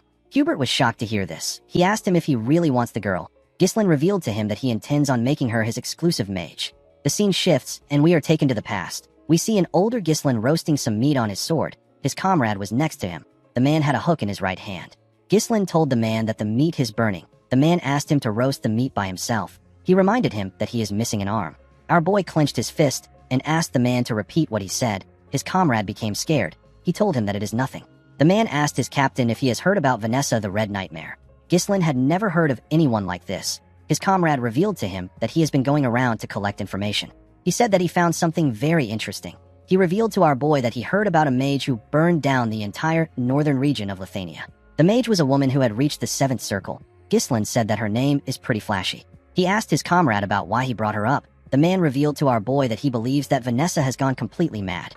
He explained to Ghislain that the woman actually learned a mana cultivation technique, even though she is a mage. Ghislain was surprised to hear this. He asked his friend to tell him why Vanessa learned a mana cultivation technique instead of circles.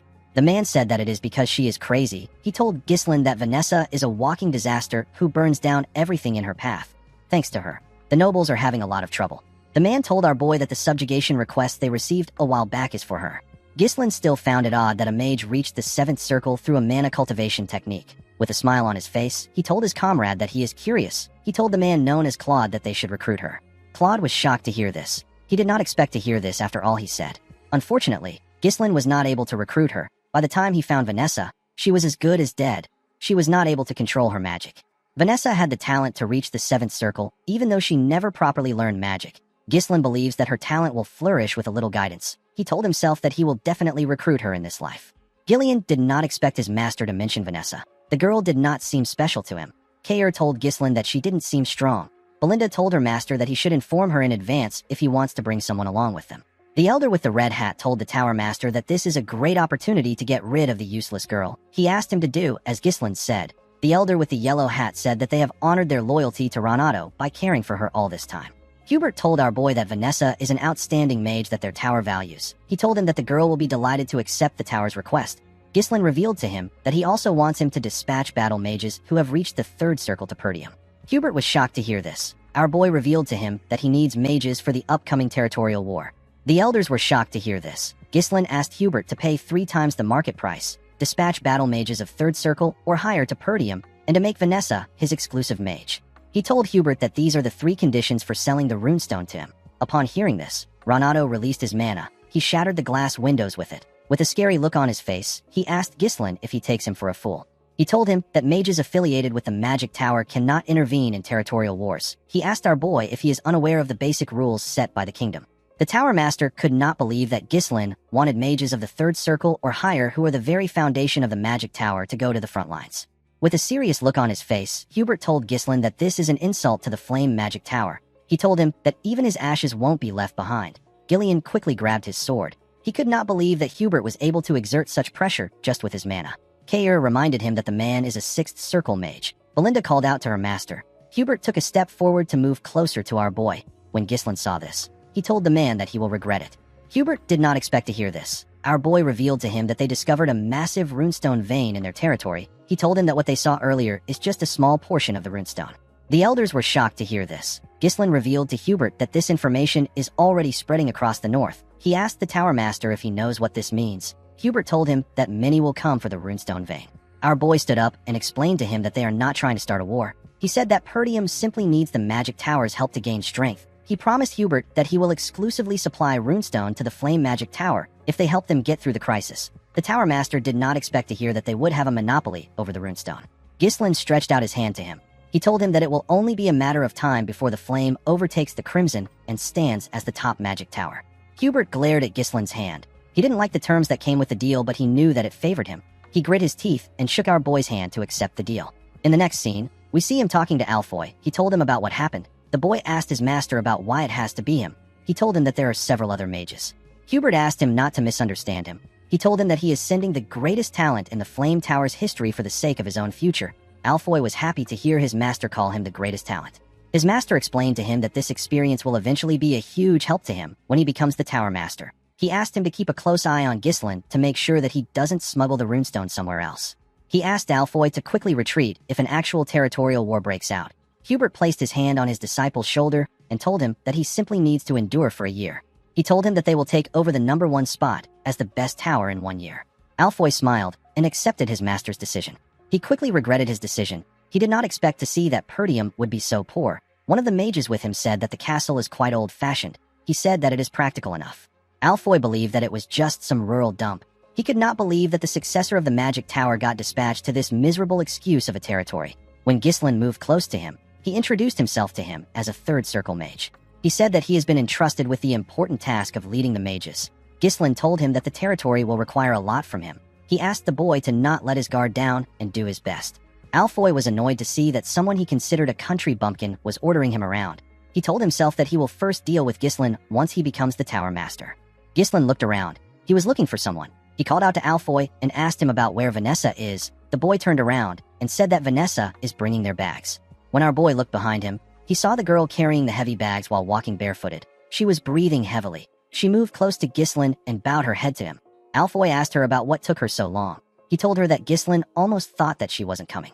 Ghislain asked Vanessa to leave the bags and follow him. Vanessa told him that she hasn't finished moving the bags. Alfoy asked him to let her do it. He said that this is what the girl has been doing in the magic tower. He said that she should be able to do these chores if she can't use magic. Ghislain picked up one of the boxes. He threw it at Alfoy's face. The boy fell to the ground. The mages were shocked to see this. While holding his nose, Alfoy asked Ghislain about what he is doing. Ghislain explained to him that Vanessa is no longer affiliated with the magic tower. He told him that the girl is now his personnel. He asked him to not order her around. Our boy told Alfoy that he will let it slide this time. He told him that he will be risking his life if this happens again. Vanessa did not expect this. Alfoy stood up in anger. He could not believe that Ghislain would treat the heir to the flame magic tower and a third circle mage like this. He told Ghislain that he has crossed the line that even nobles can't cross. He told him that him and his teammates can burn down the territory in seconds if they wanted to. He asked his comrades to stand up. He said that they need to show Ghislain the pride of mages. The moment he said this, Ghislain snapped his fingers. His mercenaries surrounded the mages. They pointed their swords at them. Alfoy said that this is barbaric. He told them that they are barbarians who draw their weapons against mages. He demanded that they treat them as mages. He said that they deserve the best treatment. Ghislain asked him to shut up. He reminded him that he is there due to a contract. He explained to him that he has been granted full authority to command him freely for a year through a legitimate deal with the Tower Master. He told him that he has to exclusively supply runestone to the Flame Magic Tower in return. He asked Alfoy to tell him whose side the Tower Master will take if the contract is voided because of his reckless action. The boy became nervous when he heard this. Ghislain explained to him that his role is nothing more than that of a reserved bundle of living mana. He asked the boy to obediently fulfill his role if he wants to be treated well. Alfoy became angrier when he heard our boy call him a reserved bundle of living mana. Ghislain turned around and asked Gillian and Kair to take good care of the mages. With a creepy smile on his face, Kair asked the boy if he liked it better when he was at the magic tower. He told him that he will guide him so that he can adapt to their land. Alfoy began to tremble. He called them miserable human beings. While they were screaming, our boy walked up to Vanessa. He asked her to not take orders from anyone other than him. He told her that she is his exclusive mage.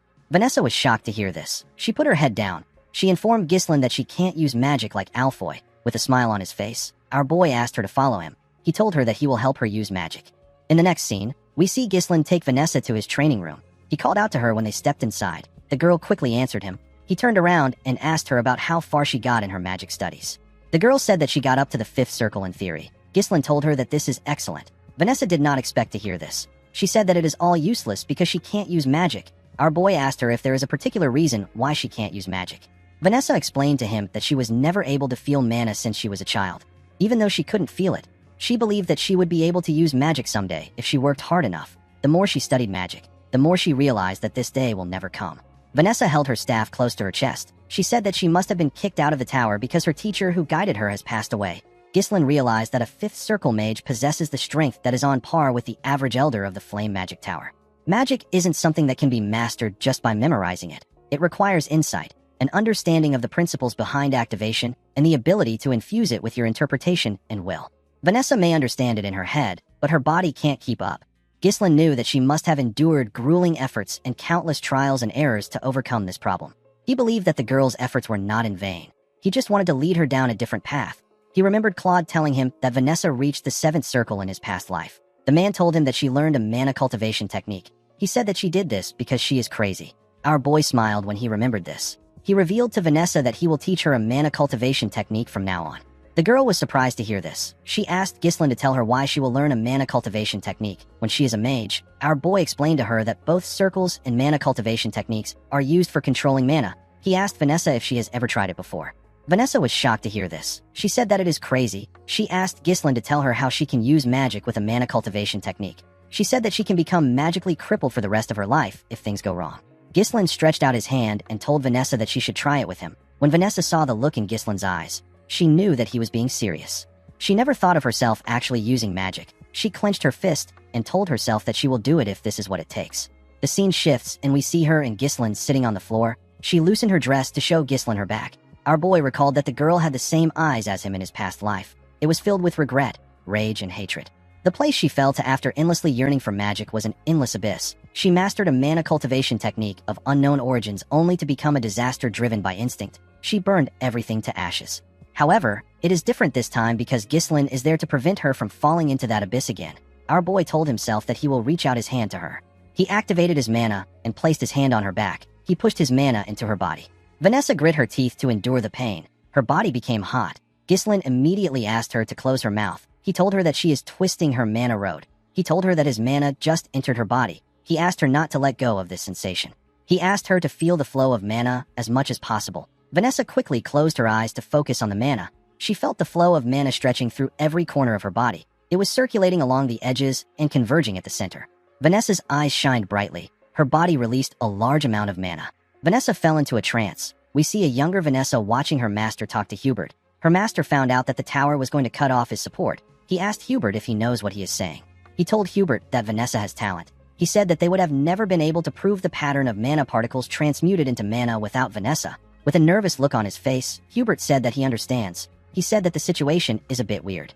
He told Renato that it doesn't matter if Vanessa is very smart. It doesn't mean anything if she can't use magic. He told Renato that they can't really call her a mage. Renato asked him about what he is saying. Hubert asked him to tell him if they will get anything out of Vanessa if they invest in her. The older Vanessa saw herself crying after hearing what Hubert said. She saw herself apologizing to her master with tears in her eyes. She told Renato that he wouldn't have to leave the tower if she was just talented. Her master pat her on her head. He told her that he is not leaving the magic tower. He said that he is simply going on a journey to find a method for her to use magic. He asked her to lift her head high and look at the sky. He told her that there is no place in the world where darkness lasts forever. He promised her that a light will come to find her one day. When she remembered these words, Vanessa saw an image of our boy stretching his hand out to her. Ghislaine shined brightly in front of her. Vanessa stretched out her hand to touch our boy. Their hands shined brightly when they touched. Vanessa realized that her teacher was right. The light eventually came for her too. After seeing this image, Vanessa fell to the ground and lost consciousness. In the next scene, we are taken to a building. We see a man fighting some soldiers in the building. The man had already beaten up 4 soldiers. Some men were cheering for the huge man. The man asked the other soldiers to come at him. He asked them if they believe that they can cut him down with a piece of metal. One of the soldiers asked him to stop being stupid. He charged at the man. Before his sword could touch the man, he grabbed his hand and slammed him to the ground. Another soldier tried to attack the man from behind. The man was able to sense this. He used the soldier he put down to slam the soldier that charged at him. The soldiers were sent flying. They destroyed the wall and landed outside. The man told them that he is not even warmed up yet, and they are already on the ground. The man's subordinates commended him on his work. They said that the worms were stupid to interfere with their party. They said that no one around there can stop them. A man slammed his cup on the table when he heard this. In the next scene, we see the man outside the bar with his fishing rod in the river. His helmet was next to the fishing rod.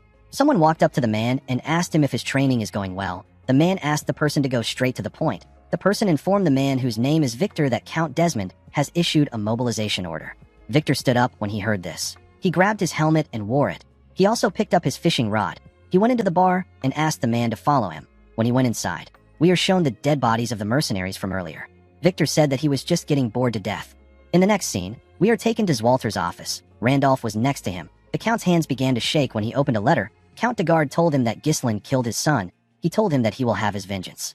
Zwalter asked the knight captain to assemble the soldiers. He said that this is a declaration of war. The scene shifts, and we see the officials in the Count's office. Randolph told his master that the de Gardes must have lost their minds. He could not believe that they were claiming that Ghislaine killed Gilmore. Another official said that they have to teach them a lesson for declaring war with a false pretext. The officials did not expect the de Gardes to turn on them, because they treated them like family for a long time. The officials wondered about what the de Gardes will gain from fighting them. Zwalter watched his officials as they screamed at each other. Ghislaine informed them that it is because of the runestone. Zwalter was surprised to hear this. Ghislaine reminded them that 2 vassals were sent to the de Gardes' territory when he was at the magic tower. He said that the vassals must have spread the information about their territory. The officials were shocked to hear this. They could not believe that the vassals betrayed them. They told our boy that he is making a bold accusation. Zwalter knew that it was not uncommon for a good thing that can save one's land to bring crisis instead. He realized that his son already knew that this would happen all along. Randolph told them that they don't need to think too much about it. He reminded them that they outnumber the de Gardes' army with far more experienced soldiers. He said that the de Gardes will pay for opposing them. The moment he said this, Scovin barged into the room. He told Zwalter that he has some urgent news. He said that the de Gardes have arrived. Outside the town, we see the de Gardes' army marching to Perdium with their flags in the air. Victor was leading them. Zwalter, Ghislaine, and the officials quickly went outside to see the army that marched into their territory. Randolph did not understand what was happening. It hadn't been long since they declared war. It did not make sense that they were already ready. A soldier informed Zwalter that there are around 6,000 armed forces. The supply unit that departed later consists of 1,000 troops. Additionally, multiple siege weapons have been identified. The troops have already begun construction. Albert asked Randolph about what is happening. He said that the army vastly outnumber them. He said that the de Gardes are as poor as Perdium. He asked him about where they got this amount of troops. Randolph reminded him that he told him not to reduce the funds for maintaining troops. The Count turned around and asked the men to get themselves together. He told them that quarreling amongst themselves serves no purpose. He ordered Randolph to gather all troops to the castle walls. He asked him to take all the citizens inside the castle and close the gates. He ordered the soldiers to remain at their stations. Walter announced that the war has already begun. Count de Garde moved his horse close to the castle. He said that his son was a useless young lad. He said that he managed to prove his worth after death. With a greedy look in his eyes, Count Thomas de Garde said that this is an incredible castle. He asked Victor to follow him. He said that he needs to speak to Zwalter. When he got closer to the castle, Zwalter asked him to explain the meaning of his treachery. Thomas said that his beloved son died on their land. With a look of anger on his face, he said that his son died at the hands of the successor of Perdium. He told Zwalter that there is no parent that wouldn't be furious at the death of his child. He told the Count that things will end peacefully if he surrenders now. Randolph was annoyed to hear this. He told his master that Thomas is lying to the very end. Albert told his lord that there is no reason to continue this conversation. Even though he managed to save Elena, Ghislain knew that things would still end up like this because Gilmore died. Ghislain could tell that they came to trample on them because they brought siege weapons. Everything was going as our boy expected. Zwalter told Thomas that Ghislain did not kill his son. He released his mana and told Count de Garde that this is the only answer he will give him. He asked him to return to his land if he values his life. Thomas became scared. Even Victor had to acknowledge that Zwalter Perdium truly has a commanding presence worthy of the renowned general who has protected the North for so many years. Thomas put himself together. He told Zwalter that he can't even fathom the amount of blood that will be spilled because of his foolish choice. He turned around and told him that he will regret it. Randolph turned to his master. He asked him to leave the troops to him. He said that these troops are nothing but unorganized dogs. He assured Zwalter that he will wipe them out and bring victory to their land. Homer asked him if he has lost his mind. He told him that it doesn't matter if he is very strong. He said that the difference is too vast. Albert told him that one lost battle can cost them their lives. Randolph told them that they can't just stand by and watch. Homer suggested that they request aid from other lands. Randolph asked him if they can hold out until they arrive. Someone said that they may have to abandon the castle and retreat to the northern fortress as a last resort. Due to the chaos, Zwalter could not get his thoughts together. After the sudden declaration of war, their enemies appeared fully prepared. Due to the number of enemy troops, Zwalter was able to tell that someone must have assisted Count de Garde from behind. He didn't know who it was. Zwalter wondered about what he should do in this situation. While he was thinking, our boy told him that they should prepare for a defensive battle. The Count was surprised to hear this. His son explained to him that they can only muster 2,000 soldiers, which is small when compared to de Garde army, which is close to 7,000. They outnumber the Perdium army by more than 3 times. They are fully prepared, and their morale is high. Ghislain told his father that they will probably begin a full-scale assault in roughly 15 days when the siege weapons are complete. He told Zwalter that requesting reinforcement and holding out in the castle is the best option. Zwalter said that this would have been the usual course of action. However, he cannot see anything they can do after this. Our boy moved close to his father and whispered something to him. Zwalter seemed to be very shocked. In the next scene, we see Ghislain wearing an armor. He was holding his helmet in his hand. During the 15 days before the enemy's full-scale assault, Ghislain decided to pour everything he has into turning things around. Our boy went into a tent to meet Belinda, Gillian, and Kayer. The mood in the air was not friendly. Belinda said that the war really broke out. Ghislain said that it did. He told them that he will tell them what they must do from now on. He informed them that they are going to ambush their enemies. Ghislain explained to them that they will ambush their supply units before they begin their assault. Once they block off their supply route, continuing the war will become much more difficult for them. Belinda asked her master about how they will do it. She reminded him that the de Garde soldiers have occupied the front of their castle. Due to this, there are many eyes watching them. The enemies will notice immediately if they try anything. Ghislain called out to Kayer and Gillian. Kayer informed him that he has already stationed the troops in the forest of Beast Outpost. If things go south, they can retreat into the woods, so there is no need for worry about being discovered. Gillian informed his master that they have finished distributing the ponchos made from the Darusant's skin as he ordered. The man said that the ponchos should be well suited for nighttime operations due to the dark materials. Ghislain told him that a large army moving would be easily detected, but if it is an elite unit in camouflage, spotting an ambush won't be so easy. The only issue they had was that they don't know the location of the supply unit. Ghislain turned to Belinda and told her that he needs her to find out where the supply unit is. Belinda did not expect this. She put herself together and accepted the order. Our boy knew that this was a dangerous role that requires one to prepare for death and slipping into enemy lines. However, he was certain that Belinda could handle it easily. The last thing our boy needed for his plan was the strongest card that will land the finishing blow in this war. He wanted this card to be Vanessa. A few days later, we are taken to the de Garde supply unit camp. We see a man known as Fabreau in the camp. He was previously a vassal of Perdium. He has now become a commander of de Garde supply unit. Fabro was extremely happy that the war had begun. He said that he will be rewarded with some land in a few weeks. He clinked glasses with his friend and told him that it was a good thing that they sided with Count Desmond. Thanks to his help, they can rest in the back without taking any risks. His friend told him that it was all thanks to his splendid decision. Fabro took a sip of his drink and wished Perdium goodbye. He said that a part of the land will soon belong to him. Outside the camp, we see Ghislain and his unit lurking in the forest. He said that they arrived just in time. Kair said that everywhere is too dark. He said that he can't see anything. Belinda said that the weather is terrible too. Our boy said that this is actually perfect for an ambush. He closed his helmet and announced that he does not need any hostages. Ghislain drew his sword and covered it with mana. He ordered his men to kill them all. Ghislain and his soldiers charged at the soldiers of the supply unit. The soldiers quickly stood up when they saw them coming. Kair and our boy tore the first soldiers they saw apart. Gillian rode into the camp with his huge axe and began to cut people down. The soldiers were shocked to see that they were being ambushed. They wondered about what the sentries were doing for this to happen. Before they could put themselves together, Ghislain and Gillian cut them down. Our boy ordered his mercenaries to move according to the plan. He asked them not to spare anyone.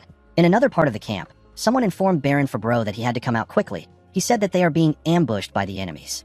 Fabro told the man that he has eyes too. He asked him about what the sentries were doing. He asked the man not to panic. He reminded him that they have 1,000 soldiers on their side. With a worried look on his face, the man revealed to the Baron that 70% of their soldiers have already been killed. Ghislain, Kair, and Gillian slaughtered the soldiers. Fabro was shocked to hear this. He told the man that they need to run. The man was surprised to hear this. Fabro told him that he will be killed before he gets his reward if this continues. Immediately he said this. Someone threw a dagger at the man's neck. Fabro was shocked to see this. He fell to the ground. When he raised his head up, he saw Belinda, with a cold gaze in her eyes. Belinda told the man that she didn't expect to see him there. Fabro was horrified to see Belinda. Ghislain and his men burned down the camp and killed every single soldier there. Belinda took Fabro to our boy. She made him kneel in front of Ghislain. She revealed to our boy that Fabro is one of the vassals who went to Degard as an envoy. She told Ghislain that Fabro sold their information and even became the commander of Degard's supply unit. Fabro begged Ghislain to spare him. He told him that he surrenders. Our boy asked the man to tell him who is behind everything. Fabro told him that it is Count Desmond. He said that he was threatened by the Count, so he had no choice but to work for him. Ghislain was not surprised to hear that Count Desmond was involved. He realized that the Count was the one who supported and provided soldiers for Count Degard. Fabro reminded Ghislain that he has served Perdium for a very long time. He told our boy that Count Degard will pay a generous price for him. He said that it will be a profitable deal. Our boy came down from his horse and asked the Baron to raise his head. Fabro was happy to hear this. He thanked Ghislain for giving him another chance. He promised to serve Perdium for the rest of his life. Before he could say anything else, Ghislain beheaded him with a single swing. He told the Baron that he doesn't deal with people like him. With a scary look on his face, our boy said that those who attack Perdium will face nothing but death. After saying this, he got on his horse and rode out of the camp with his mercenaries. Belinda was a bit worried to see the scary look on her master's face. Kair asked Ghislain about what they are going to do next. Our boy revealed to him that they will head straight to the castle. He knew that the war had already begun by now. Their enemy's attention was focused on the castle. Ghislain planned to use this to his advantage by attacking the enemy from the rear to confuse them. While riding to the castle, Ghislain informed Kair and Belinda that they will be supporting the left side of the castle when they arrive there. Our boy said that he will head to the right side of the castle walls. He turned to Gillian and told him that he will be entrusting him with their main forces. He reminded him that he will be fighting thousands of soldiers with a handful of men. He asked Gillian if he thinks he can handle it. Gillian smiled when he heard this. He told his master that he can take care of it if it is his command. Our boy smiled when he saw that Gillian was confident. Kair said that Ghislain is giving Gillian the most fun part of the plan. Belinda asked her master to tell her who will be in charge of the castle gate. Ghislain asked her to leave the castle gate alone. Belinda, Kair, and Gillian were shocked to hear this. Our boy turned around and told them that this war will be the starting point that will change the history of Perdium. The scene shifts, and we are taken to the battlefield. We see Perdium covered in dust and smoke. Zwalter ordered his soldiers to prepare for the enemy's attack. The moment he said this, the enemy threw a huge boulder at the castle. It destroyed part of its walls. The knight captain immediately ordered the soldiers to fire their arrows at the enemy. He asked his soldiers not to let them get close to the wall. Unfortunately for him, the Degard soldiers were climbing the wall. They killed Perdium soldiers when they got on the wall. A large amount of them climbed into the castle walls. Zwalter immediately ordered his men to switch to close combat. He told them that they must not give the enemies the castle wall. Count Degard laughed as he watched his soldiers destroy Perdium. He said that this is so satisfying. He believed that the war was already over. He called out to the catapult unit and asked them to get ready for the second strike. He said that they need to take over the castle as soon as possible. Victor could not believe that this was the end of the Northern Wolf. He expected something more from Zwalter. At the castle wall, we see a huge man charge at Zwalter. the Count blocked his attack and cut him down in a swift manner. He moved close to Randolph. He and the Knight Captain were surrounded by the Degard soldiers. Randolph told his master that the castle gate is another problem they have to deal with. He said the enemy will break it down any minute from now. He asked the Count to tell him what they should do. Zwalter asked him to leave the castle gate alone. He told him that they will only be protecting the wall. He turned to Scovin and asked him about what happened to their backup. Scovin informed him that all the territories they sent messengers to have refused to help. The Zimbar and Rayfold territory said that they couldn't send aid due to internal affairs. Scovin told his master that all the messengers they sent to the Loges territory have gone missing, so they didn't get anything back. Randolph was shocked to hear that no territory sent them help. He called them ungrateful bastards. At the Degard's camp, a soldier ran to meet the Count. He told him that something bad has happened. He said that their supply unit has been compromised. Tamos was surprised to hear this. The soldier informed him that a soldier they sent out for a supply request hasn't returned. He said that something might have happened to him. The Count asked the soldier not to jump to conclusions so quickly. He asked the soldier to tell him how the fools at Perdium could know where the supply unit is and attack it. Victor noticed that there was smoke in the air. He realized that it was coming from the direction of the supply unit. He did not expect that Perdium still had someone who could think like this. Victor became excited. Tamos turned to him and asked him about what they should do. He said that the war just started and they don't have their supplies. Victor tapped the Count on his cheek. With a serious tone in his voice, he told Count Degard that they don't need any supplies. He said that they simply have to take over the castle today. The Count was shocked to hear this. Victor took a look at the castle walls. He noticed that the assault on the left and right walls, which began some time ago, still hasn't broken through. He realized that it was because Perdium's elite unit and the Northern Wolf were holding down the line. While looking around, Victor noticed that the castle gate was free. He raised his sword and pointed it at the gate. He ordered the soldiers to advance. He told them that they shall break down the castle wall today. He got on his horse and called out to a man known as Adon. A soldier who was wearing a weird armor and holding a huge sword and shield stepped out on a horse. Victor informed Adon that he is going to personally head out to break through the castle gate. He ordered Adon to stay there and protect the base. As Victor rode his horse forward with his soldiers, Adon turned around and moved to the base. At the castle wall, we see the enemies climbing into the walls. Zwalter and his knights cut them down immediately they arrived on the wall. While fighting, Scovin saw something. He quickly asked his master to look forward. When Zwalter raised his head, he saw some siege towers moving towards them. Zwalter was surprised to see this. He did not know how they figured out the height of their castle. Randolph said that they are already too busy with the soldiers around them. He said that they won't last if the towers reach the wall. Zwalter quickly turned to his soldiers. He asked them if the catapults are ready. The soldiers informed him that they just finished their preparations. Zwalter ordered them to fire immediately. He told them that they need to stop the towers from approaching. The soldiers quickly fired a huge rock at one of the towers. The enemy was shocked to see the rock. They wondered about how Perdium was able to quickly make a catapult before the huge rock could destroy the tower. Victor grabbed a spear and covered it with his mana. He raised his hand up and threw the spear at the rock. The spear destroyed the rock when it touched it. Everyone was surprised to see that the shot was actually intercepted. Zwalter and his men could not believe what they just saw. They all wondered about who did it. When the Count looked down, he saw Victor coming towards the castle. He realized that he was the one who intercepted the shot. Victor grabbed his sword. He told the Perdium soldiers that there is no point in resisting. He told them that their demise is predestined, and it will take place no matter how much they resist. He raised his sword and ordered his soldiers to charge with the siege ram. He asked them to charge towards the castle gate. While they were running towards the gate, their comrades in the tower got close to the castle walls and charged at the Count and his soldiers. As Zwalter heard the siege ram hit the gate, he wondered about where his son was. At the castle gate, we see Alfoy and the other mages tied up together. They were all seated around a magic circle. Some soldiers pointed their swords at them. Vanessa was with the soldiers. She stood next to Fergus. Alfoy called the soldiers lowly peasants and asked them to let them go. He said that they are mages. He said that they are not supposed to be part of the war. Fergus told Alfoy that this is an order from his master. He asked him to stay still. Alfoy asked the man if he is blind. He asked him if it is right for him to stay still in this situation.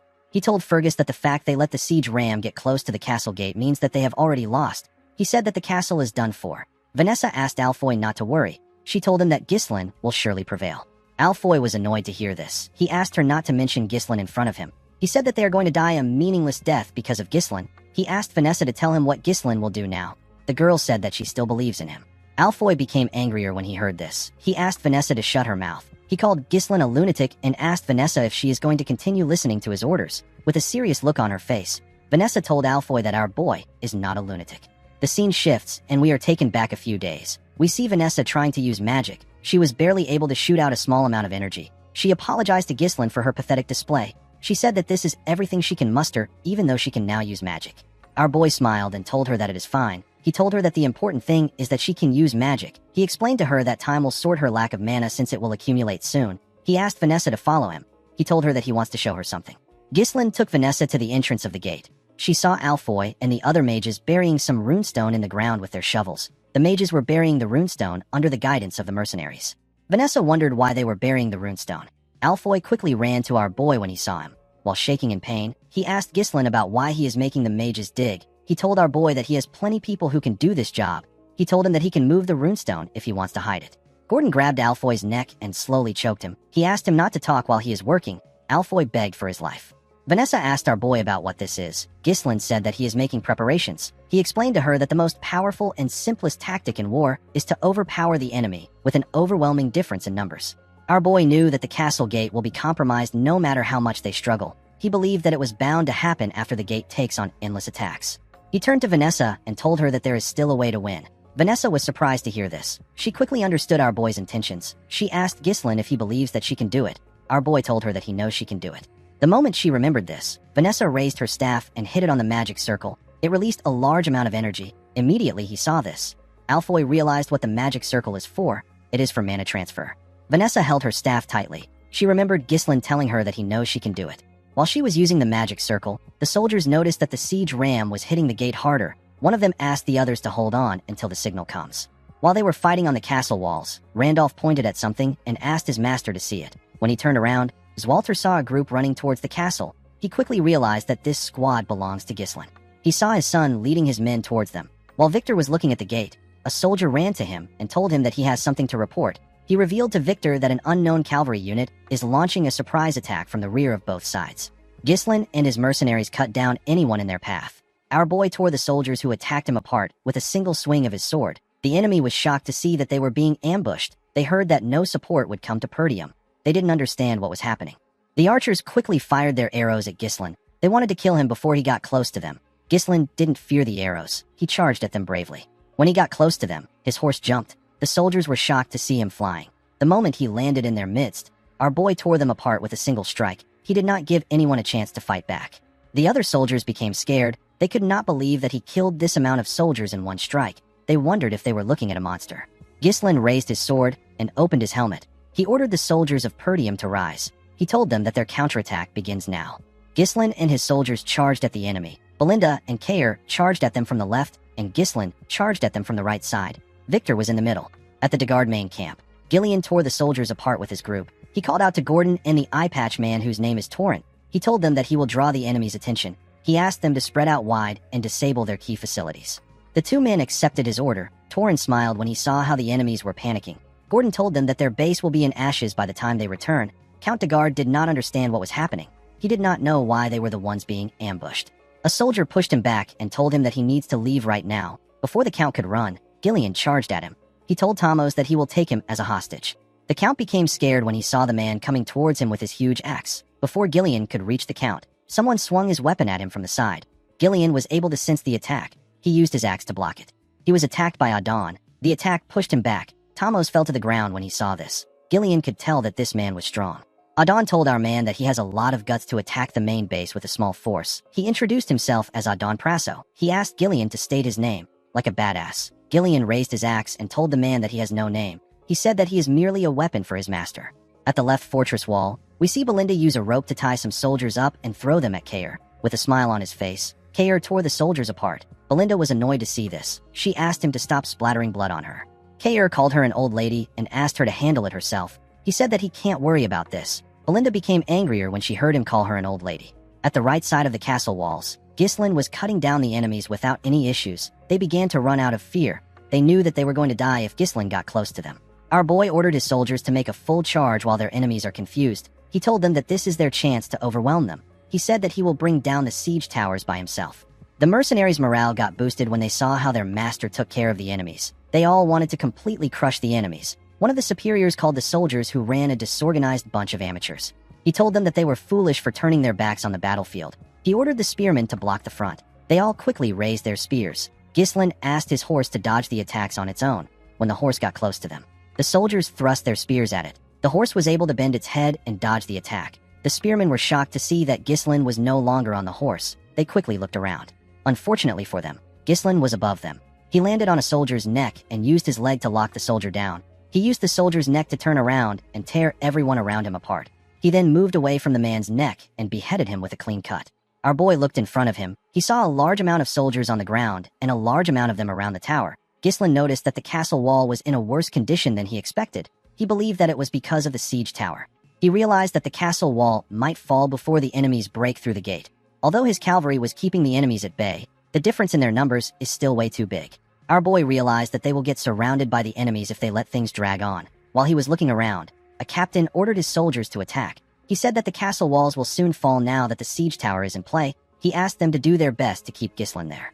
Our boy realized that he didn't have a lot of time left. He raised his sword and said that they must secure their win before they lose this momentum. Ghislain used his sword to split the head of the first soldier that got close to him. Another soldier quickly charged at him. Ghislain cut off his neck. He cut the next person's throat. He blocked a soldier's attack and moved his sword close to him. He quickly tore the man's chest apart. The soldiers on the siege tower saw this. They quickly fired their arrows at him. They knew that they couldn't let Ghislain get close to them because he is targeting the siege tower.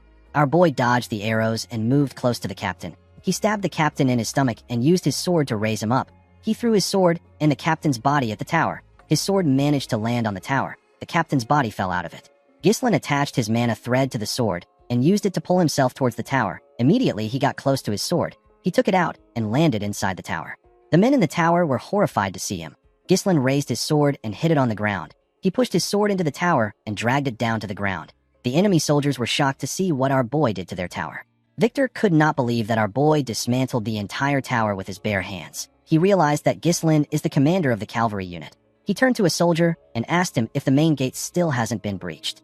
The soldier explained to him that the gate's defenses are stronger than expected. He said that they have been slightly delayed by internal resistance. He told Victor that they should be able to break through in about 10 minutes. Victor asked the man to make it 5 minutes. He said that he will take out Ghislain. He asked the man to have the gate open by the time he returns. With a scary look on his face, Victor asked the man to fail if he wants to die by his hands. The soldier became scared. He told Victor that he understands. Before Victor could move forward, someone called him a flying tin can. The person told him that he is not going anywhere.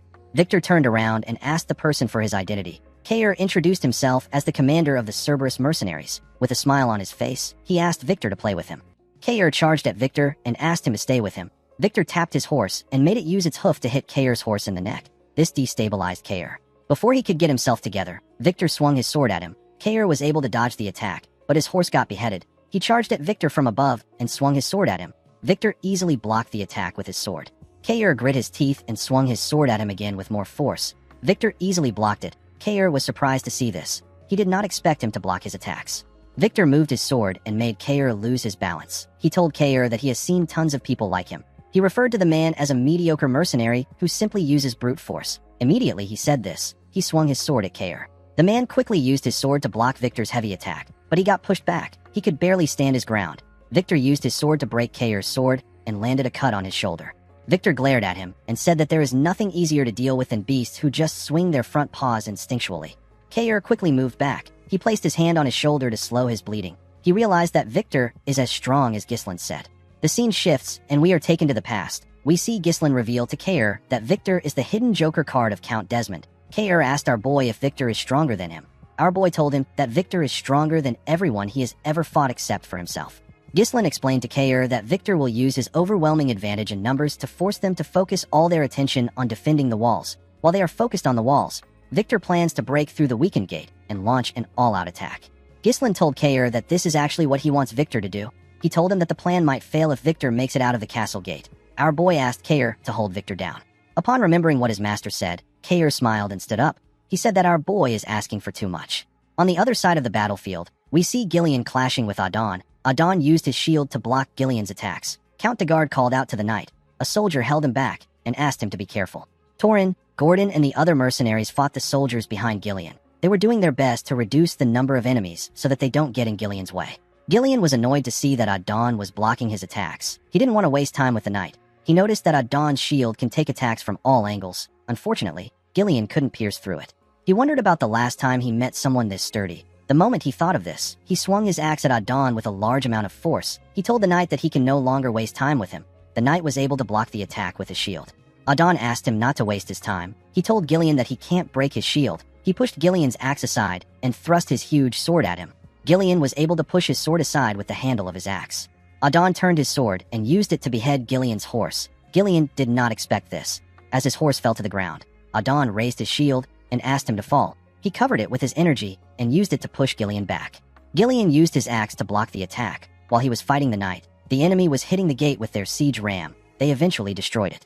Zwalter and his soldiers were horrified to see this. However, our boy did not panic. Alfoy called out to Vanessa. He asked her to do something since she took their mana. While draining their mana, Vanessa said that it is not yet time. Victor raised his sword and ordered his soldiers to attack and take over the castle. The soldiers quickly ran into the castle. Victor turned to the soldier next to him and ordered him to bring Count de Guard there. He said that he is going to eliminate the enemy commanders. The soldier accepted his order. Kair stood up with his body covered in injuries. He raised his sword and told Victor that he is not going anywhere. Victor asked Kair if he does not know when to run away as a mercenary commander. He asked the man to tell him why he wants to fight him again. On the other side of the battlefield, Adon told Gillian that their gate has been torn down. He told Gillian that he is lost. He said that it was unexpected that they boldly launched a surprise attack. He told Gillian that the result didn't change in the end. He told him that the biggest mistake he made was filling the strike team that would decide his fate with mere mercenaries. He told Gillian that no matter how skilled a mercenary is, they can't defeat a highly trained knight. At the same time, Victor asked Kair to act like a mercenary if he is one. He advised him to know when to run if it is not worth it. Victor and Adon told both Kair and Gillian that there is nothing in this war worth throwing their lives away for. Kair laughed when he heard what Victor said. He asked Victor if this is important. He smiled and told him that mercenaries and knights are not important in the battlefield. Gillian also said the same thing to Adon. He told him that what matters the most is winning or losing. The moment he said this, Gillian stood up and charged at the man. Kair also charged at Victor. Adon raised his sword and told Gillian that he doesn't want to hear the loser's excuse. Gillian blocked his attack and pushed his axe into his sword. He used his axe to pull Adon down from his horse. Adon did not expect Gillian to pull him down with the inside of his axe. Gillian quickly took his axe out and swung it at the knight. Adon was able to block the attack with his shield, but Gillian's axe struck his horse's neck.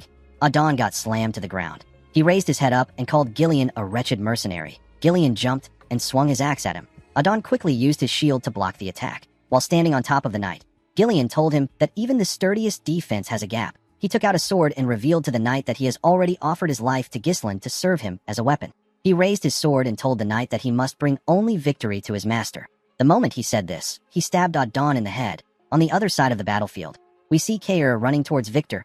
Kair knew that Victor was much stronger than him. He knew that he could die fighting the man, but he still charged at him because Ghislain asked him to hold Victor down. Kair believed that he can slow Victor down if he can land one strike on him. He remembered asking Ghislain about how he is going to do something. Our boy asked him about what he means. Kair asked him to show him how he used the moves he used when they had their duel. With a look of embarrassment on his face, he asked Ghislain if he can teach him how to use his moves. Our boy smiled when he saw the look on his face. He revealed to the man that it is not about the movement. He explained to him that anyone who runs into him would probably look down on him. Kair raised his sword and ran towards Victor. The man told him that he is just an animal that charges forward. He blocked Kair's attack and swung his sword at him. Kair dodged it by moving to the side.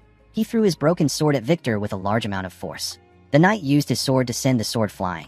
He told the mercenary that fools like him always make hasty decisions in desperation. They are oblivious to the fact that this might be their last decision. Victor raised his sword and thrust it at Kair. He asked him to die. As the sword got closer to him, the man remembered that our boy told him that he will be able to land a proper strike if he can hide his true intention when his opponent is close to him. Immediately, he remembered this. Kair dodged Victor's blade. Victor was still able to leave a cut on his shoulder. Kair grabbed Victor's arm and used it to push himself up. He grabbed his broken sword that was in the air. Victor was surprised to see this. Kair charged at him with his broken sword. Victor was barely able to dodge the attack. Fortunately for Kair, he was able to stab Victor's horse. The horse screamed out in pain. It fell to the ground. Kair also fell to the ground. Victor was able to get off the horse before it fell down. He did not expect Kair to make an irregular movement to catch the blade that he deflected. He realized that Kair threw his sword at him in order to shift the extremely disadvantageous situation to his favor. Victor knew that only those prepared to face death could reach this caliber of skill. He told Kair that he is not as thoughtless as he believed. He walked up to him and said that it is not uncommon for one to surpass their limits at the crossroads of life and death. He told Kair that he missed his chance because he met the wrong opponent. He raised his sword and asked the mercenary if he has any last words. Kair raised his head and smiled at Victor. He told him that he landed a hit. The knight was surprised to hear this. Before he could question Kair, someone threw some daggers at him. Victor was forced to move back to dodge the dagger. The person who threw it was Belinda. Our favorite maid jumped and took out a rope with a hook. She threw the hook at Kair and used it to hold his jacket. She landed on a horse and used the rope to drag Kair with her. Victor didn't chase after them. He was more worried about what Kair meant when he said that he landed a hit. He knew that he lost his horse because of Kair's attack, but he would have still been able to kill him if Belinda had not interfered. Victor knew that Kair wasn't so stupid that he would trade his life simply to kill his horse.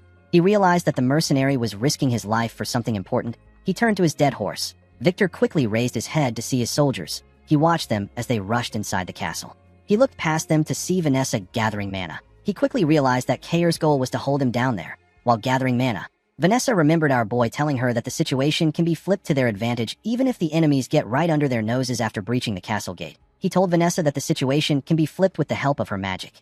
Vanessa asked Ghislain if he really thinks that she can do it. Ghislain smiled and told her that he is certain that she can do it.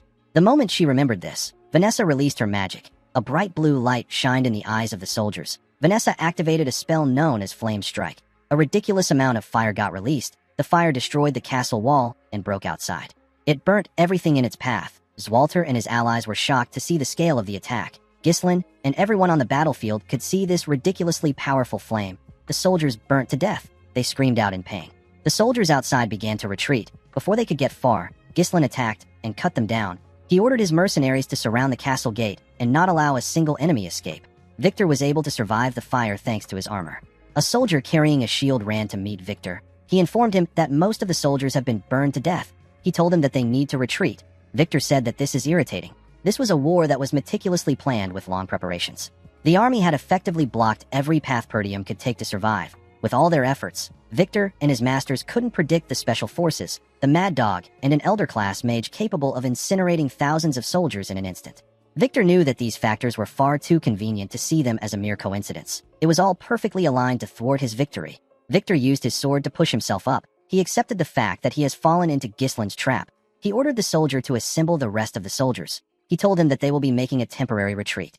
He explained to him that the area is not forested. He told the soldier that they can regroup back at the main camp if they are able to get out of the blaze. Victor said that it will take longer to capture Perdium than they expected. He ordered the soldier to call Adon immediately. The moment he said this, he saw something shocking. He saw Gillian walking towards him with Adon's helmet in his hand. With a serious look on his face, Gillian asked the knight if he is the commander of the Dagard army. Victor could not reply. He was in shock from seeing Adon's helmet in Gillian's hand. Gillian threw Adon's helmet on the ground and told Victor that his main force and army are done for. He pointed his axe at him and asked him to surrender. Victor released his mana and asked Gillian not to make him laugh. He raised his sword and asked Gillian if he really believes that his war will end this way. He told him that he will simply cut off everyone's head by himself. He covered his sword with his mana and said that the war has just began. While the enemy soldiers were rushing to retreat, Zwalter ordered his men to fire at the enemies. He told them that the enemy is trapped. Ghislain ordered his mercenaries from the ground. He asked them not to allow any of their enemies escape from the fire. He told them that this is their golden opportunity to turn the tides of the war. Ghislain asked his soldiers not to spare anyone. While the mercenaries were tearing the enemies apart, Belinda called out to her master. She moved close to him and asked him if he is hurt. Our boy said that he is fine. He asked her about how she and Kair are. Belinda turned to Kair to see if he was conscious. The man raised his hand and gave our boy a thumbs up to show that he is fine. Our boy smiled when he saw this. Belinda told her master that things would have gone wrong if the fire had happened a little later. She revealed to him that she actually thought that his plan was ridiculous. Ghislain told her that it ended up working out. Belinda asked him not to ask them to do this again. She could not believe that they spent all their mind runestones in that one strike. Ghislain looked around. He asked Belinda about where Gillian is. The girl was surprised to hear this. Our boy quickly rode his horse past her. Belinda called out to him. Ghislain didn't respond to her. On the other side of the battlefield, we see Gillian block Victor's attack with his axe. Victor attacked him again. Gillian was able to block it, but he got pushed back. He was surprised to see how heavy Victor's strikes were. Victor didn't give him the chance to think. He attacked Gillian with more strikes and pushed him back with each swing of his sword. Gillian was impressed with Victor's momentum. He quickly swung his axe at the knight when he got close to him. Victor was able to jump and dodge the axe. He used his sword to destroy Gillian's arm plate and land a strike on his shoulder when he landed on the ground. Gillian did not expect this. Victor's speed and strength were both ridiculous. He wasn't giving the mercenary any time to rest. Victor overwhelmed Gillian with his attacks. He called him a disgusting mercenary. He said that he will take a mile when he is given an inch. Gillian attacked the knight with his axe and used it to push his sword down. But this didn't stop Victor. He moved his sword inside the axe. Gillian was surprised to see this. The knight used his sword to raise Gillian's axe. He pushed it out of his hands. Gillian's axe was sent flying. Victor raised his sword and told the man that he has crossed the line. Immediately he said this. He thrust his sword at him. A large amount of blood poured out of Gillian's body. He also spat out some blood. Victor was impressed to see that the mercenary twisted his blade to evade his vital point at a crazy speed. He realized that Gillian didn't defeat Adon by luck. He told the man that no one has ever received his attack like this. He told him that it was a foolish decision for him to come straight at him after he spent all his strength defeating Adon. Victor believed that Adon won't have been angry since he was killed by a man like Gillian. He told the man that it is now time for him to die. The moment he said this, someone threw a sword at him from behind. Victor was able to sense the sword coming at him. He quickly drew out his sword and separated himself from Gillian. He turned around and asked the person to show himself. Ghislain walked up to him. Victor was shocked to see him. Our boy picked up Gillian's axe with a single hand and placed it on his shoulder. Victor knew that he was looking at the leader of the mercenaries. He recognized his black armor. Ghislain released his core energy and charged at Victor. He quickly closed the distance between himself and the knight. He swung the axe at him from above. Victor was able to block the attack, but he could feel the weight of our boy's power. He quickly pushed him back. He swung his sword at him. Ghislain used the axe to block the attack. Victor swung his sword at him again. Our boy blocked it and swung the axe at the knight's leg. Victor was able to dodge it by jumping. He attacked Ghislain from above. Our boy used the handle of the axe to block the attack. He used the handle to push himself up at a crazy speed. He grabbed Victor's neck with his legs and locked him down. He used his leg to slam him to the ground. Victor quickly stood up and moved away from Ghislain. While breathing heavily, he realized that he couldn't predict our boy's movements at all. He knew that he will die if he makes the wrong move. Victor could not believe that such a powerful individual was hidden within Perdium. Ghislain told the knight that he knows him. He revealed to him that he knows about his war power, strategy, and the faction that supports him from the shadows. With a scary look on his face, Ghislain told Victor that he knows everything. The knight wondered if this war was a trap. He stood up and charged at our boy. He told him that he is spouting nonsense. As he clashed with Ghislain, Victor told himself that it is impossible for Perdium to know about this grand project that they have been conducting in absolute secrecy. He blocked Ghislain's heavy attack and told himself that he is the hidden joker of Count Desmond. The moment he thought of this, Victor used his sword to push the heavy axe aside. He moved close to Ghislain and asked him not to think that he will fall for his cheap trickery. Our boy dragged the axe and used it to push himself up to dodge Victor's attack. Victor's sword hit the handle. The knight did not expect this. He quickly looked up. Ghislain raised the axe and used it to attack the knight. Victor was able to dodge the attack by moving back. He swung his sword at our boy. Ghislain quickly moved back to dodge the attack. He pushed himself forward and gave Victor a heavy kick directly on his face. The knight was able to quickly regain his balance. Ghislain raised the axe while he was in the air and swung it at the knight. Victor was able to block the attack, but it was too much for him. Our boy pushed his sword down. The attack caused a huge explosion. Victor's helmet was sent flying. We get to see the knight's blonde hair and face. His head was covered in blood. While breathing heavily, Victor raised his head up to see Ghislain. Our boy moved close to him. He took out his sword, which was in the ground. He told Victor that he likes using axes, but a sword suits him better. The knight asked Ghislain to tell him who he is. Our boy grabbed his helmet and told the man that he is the young lord of Perdium. He took off his helmet and introduced himself as Ghislain Perdium. Victor couldn't believe his eyes. He began to laugh like a crazy person. He couldn't believe that the strongest knight in the north lost to a mere scoundrel. Ghislain told him that he wants to show him the real strongest knight in the north.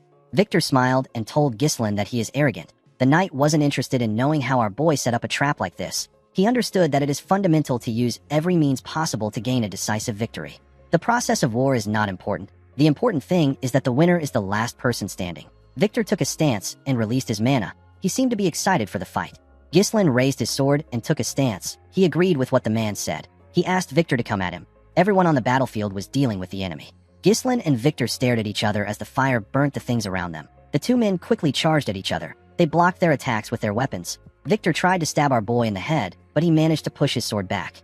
Victor made some huge swings. Our boy was able to dodge them. The knight swung his sword at him again from the side. Ghislain pushed his sword away with his sword. Victor quickly thrust it at his head. Our boy moved his sword behind him and used it to block the attack. He pushed Victor's sword back and tried to press him down. The knight gathered his strength and pushed our boy's sword away. He moved close to Ghislain to strike him down.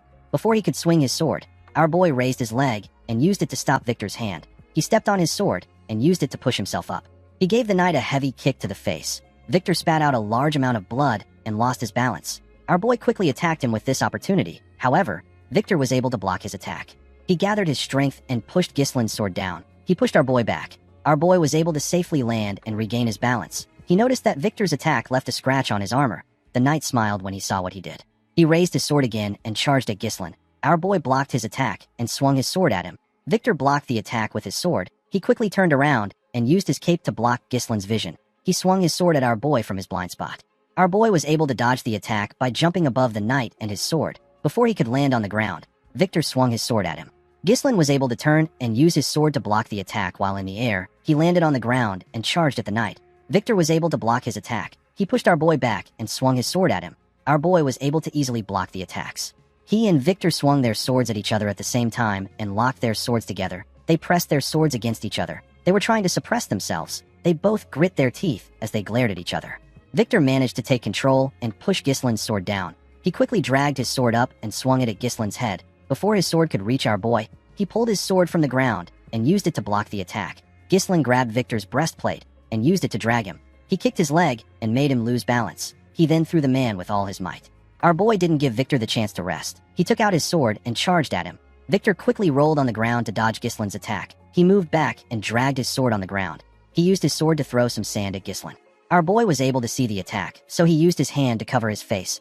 Victor used this opportunity to thrust his sword at him. When Ghislain saw the man's sword coming towards him, he was forced to acknowledge the fact that Victor is a powerful knight. Even though our boy's power is amplified by the third core, there was still no real difference between them. In his past life, Ghislain started a war and attacked Count Desmond. Victor was also the one who stood in his way at that time. Our boy was able to defeat him after their swords clashed dozens of times. Unfortunately, he ended up wasting too much time on Victor. He lost Perdium because of this. Ghislain understood that Perdium's downfall was inevitable since men like Victor were determined to destroy it. On that day, Ghislain made up his mind. He told himself that he will deliver nothing but death to those who pose a threat to him and his family. The scene shifts, and we are taken back to the present. We see Ghislain raise his sword and cover it with his mana. He also thrust his sword at Victor. Our boy stabbed the man in his stomach. A large amount of blood poured out of Victor's body. His blood splashed on the sand. Ghislain was able to block Victor's sword by pushing it in between his arm. The knight called out to Count Desmond. Our boy took out his sword and let Victor fall to the ground. Victor looked around to see the fire that burnt everything around them. Our boy glared at him. He could tell that this man was done. He turned around and decided to leave. Before he could take a step forward, Victor called out to him. He told him that he has one thing to ask him. He asked Ghislain to tell him who he is. He said that the Ghislain he knows is just a loser in Perdium. He is the trash of the North. Victor smiled when he said this. He realized that this was stupid. Our boy's identity didn't matter anymore. Victor told Ghislain Perdium that he enjoyed their fight. After saying this, he passed away. Our boy turned around and walked away from the man. In the next scene, we see Ghislain supporting Gillian's arm. He held the man's hand and assisted him in walking forward. When our boy raised his head up, he saw his father and the soldiers waiting for them. Everyone was breathing heavily. When our boy turned to the side, he saw Belinda and his mercenaries waiting for him. Ghislain smiled. He asked his soldiers if everyone is still alive. Belinda and his mercenaries quickly ran to him. The mercenaries spoke about how this was their first time experiencing a war like this in their entire careers. One of them asked Ghislain about the magic that was used. Another person told him that he had goosebumps all over his body. Ghislain thanked the mercenaries for following him. He told them that they did a great job. While holding his shoulder, Kair referred to Gillian as Gramps and asked him if he really needs someone to carry him just because he got stabbed. Gillian said that it is nothing. Belinda asked him to stop spouting nonsense. She asked the man to let her see his wound. Ghislain asked Belinda about where Vanessa is. The woman revealed to him that Vanessa passed out because she used all her energy. She said that Fergus moved Vanessa and the other mages inside the castle. While Belinda was talking, someone called out to our boy. When Ghislain turned around, Randolph hugged him tightly. He told him that he is proud of him. He told our boy that he is truly the successor of Perdium. Ghislain told the knight captain that he also did a wonderful job. He turned to the side and told his father that he also did well. As Walter could only look at his son, he looked worried. He moved close to Ghislain and gave him a hug. He told his son that he did an amazing job. Ghislain was shocked to hear this. Walter told his son that he thought his plan was impossible when he first heard it. He never expected that Ghislain would actually be successful. Ghislain told his father that he was only able to carry out his plan because he fended off the enemies from the castle wall. The count smiled and told our boy that he is wrong. He said that he did everything by himself. He raised his son's hand and screamed that they were victorious. He announced that Perdium had won the war. The men joined the count in screaming. They were all excited. The mercenaries also joined them in screaming. Ghislain was shaken by the sound of their voices. He smiled and told himself that this is what he came back for. Our boy suddenly clenched his fist. He remembered Duke Delphine. He told himself that the war isn't over yet. Randolph told his master that he is going to check on the state of their soldiers. He asked the count about what he will do. Walter advised his son to check on his soldiers too. He asked Ghislain to rest for now, because there will be much to do later. Our boy declined his father's request. Walter did not expect this. Ghislain told his father that they don't have time to waste. He explained to him that they need to secure a formal surrender from Count de Garde as quickly as possible. Walter asked him not to worry about it. He said that he will head out tomorrow. Ghislain told him that it will be too late by that time.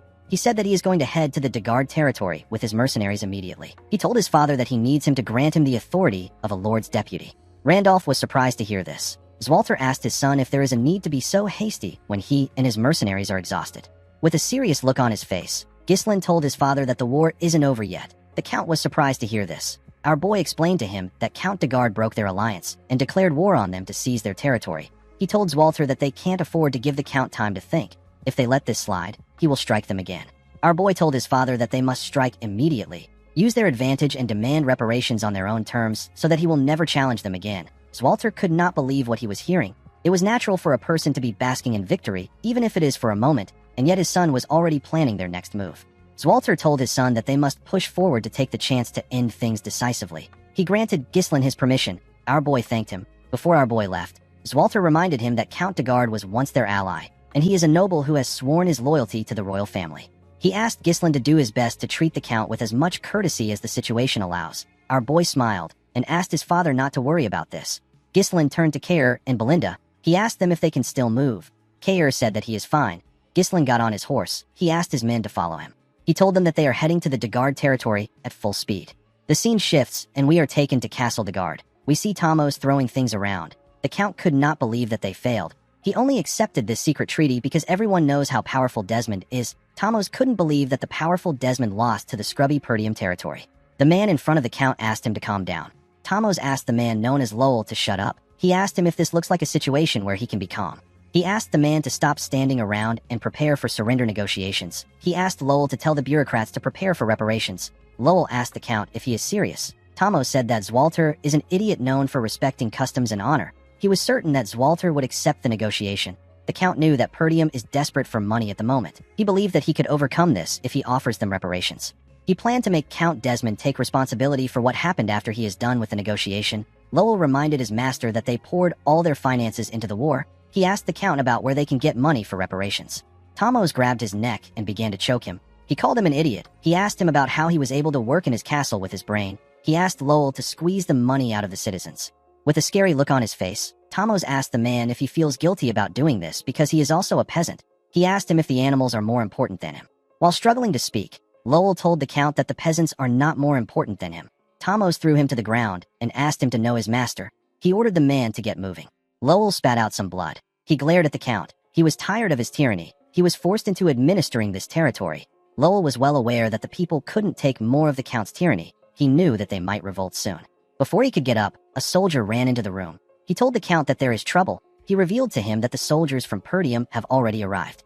In the next scene, we see the mercenaries lined up in the Count's office. Tamos sat on his chair waiting for Zwalter. Lowell was behind him. Tamos couldn't believe that the soldiers got here so quickly. He told himself that he won't let anything go as Zwalter wants. The moment he said this, someone stepped into the room. It was Ghislain. Belinda and Kair were with him.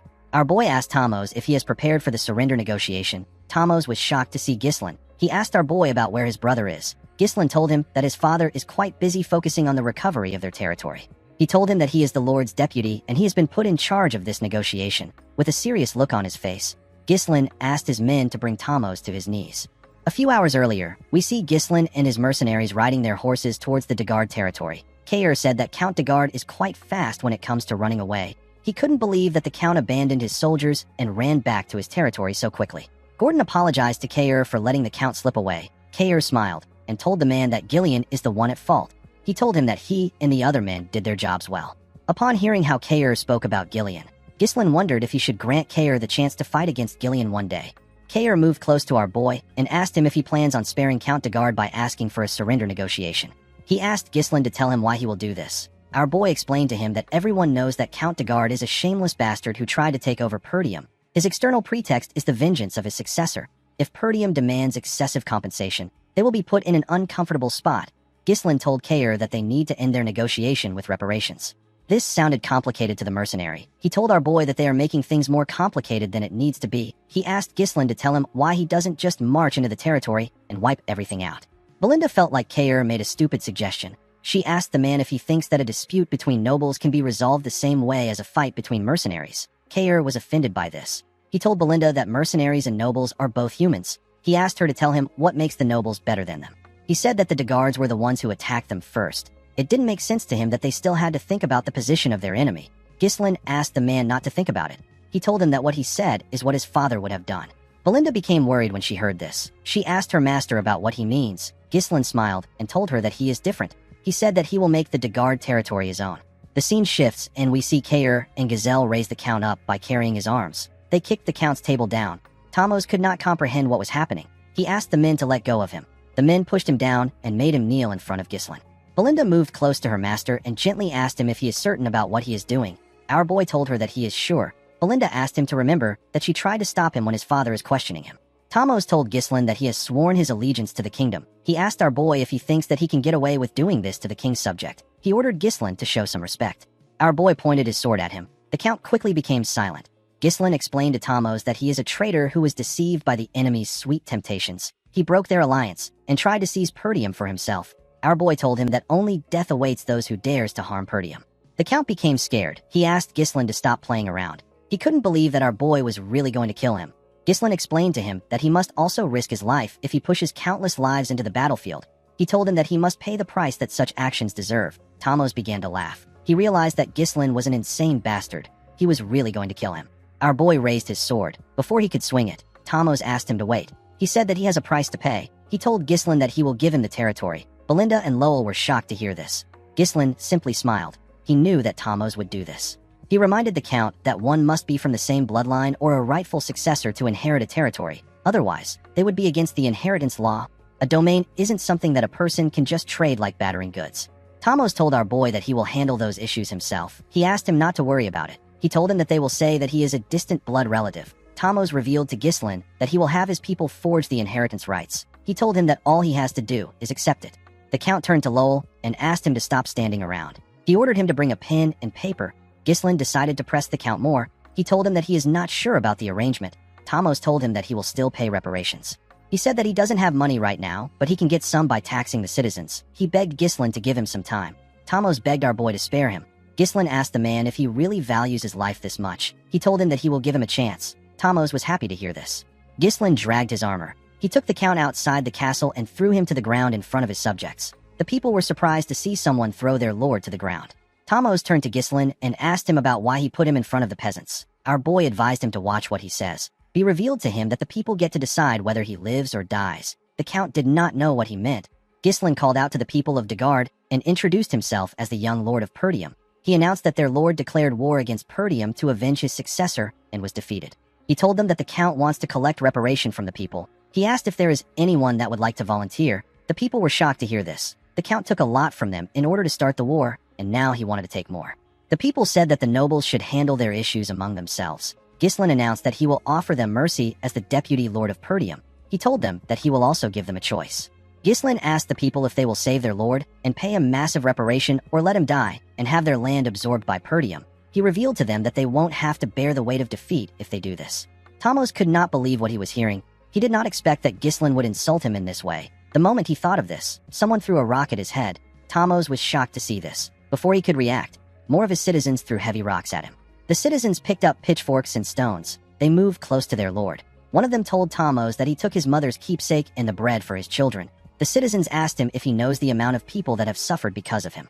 Tamos couldn't respond. The citizens attacked him with their pitchforks and stones. They beat Tamos as if they had forgotten that he was their lord. They didn't give him the chance to beg. The man could only cover his head and scream out in pain.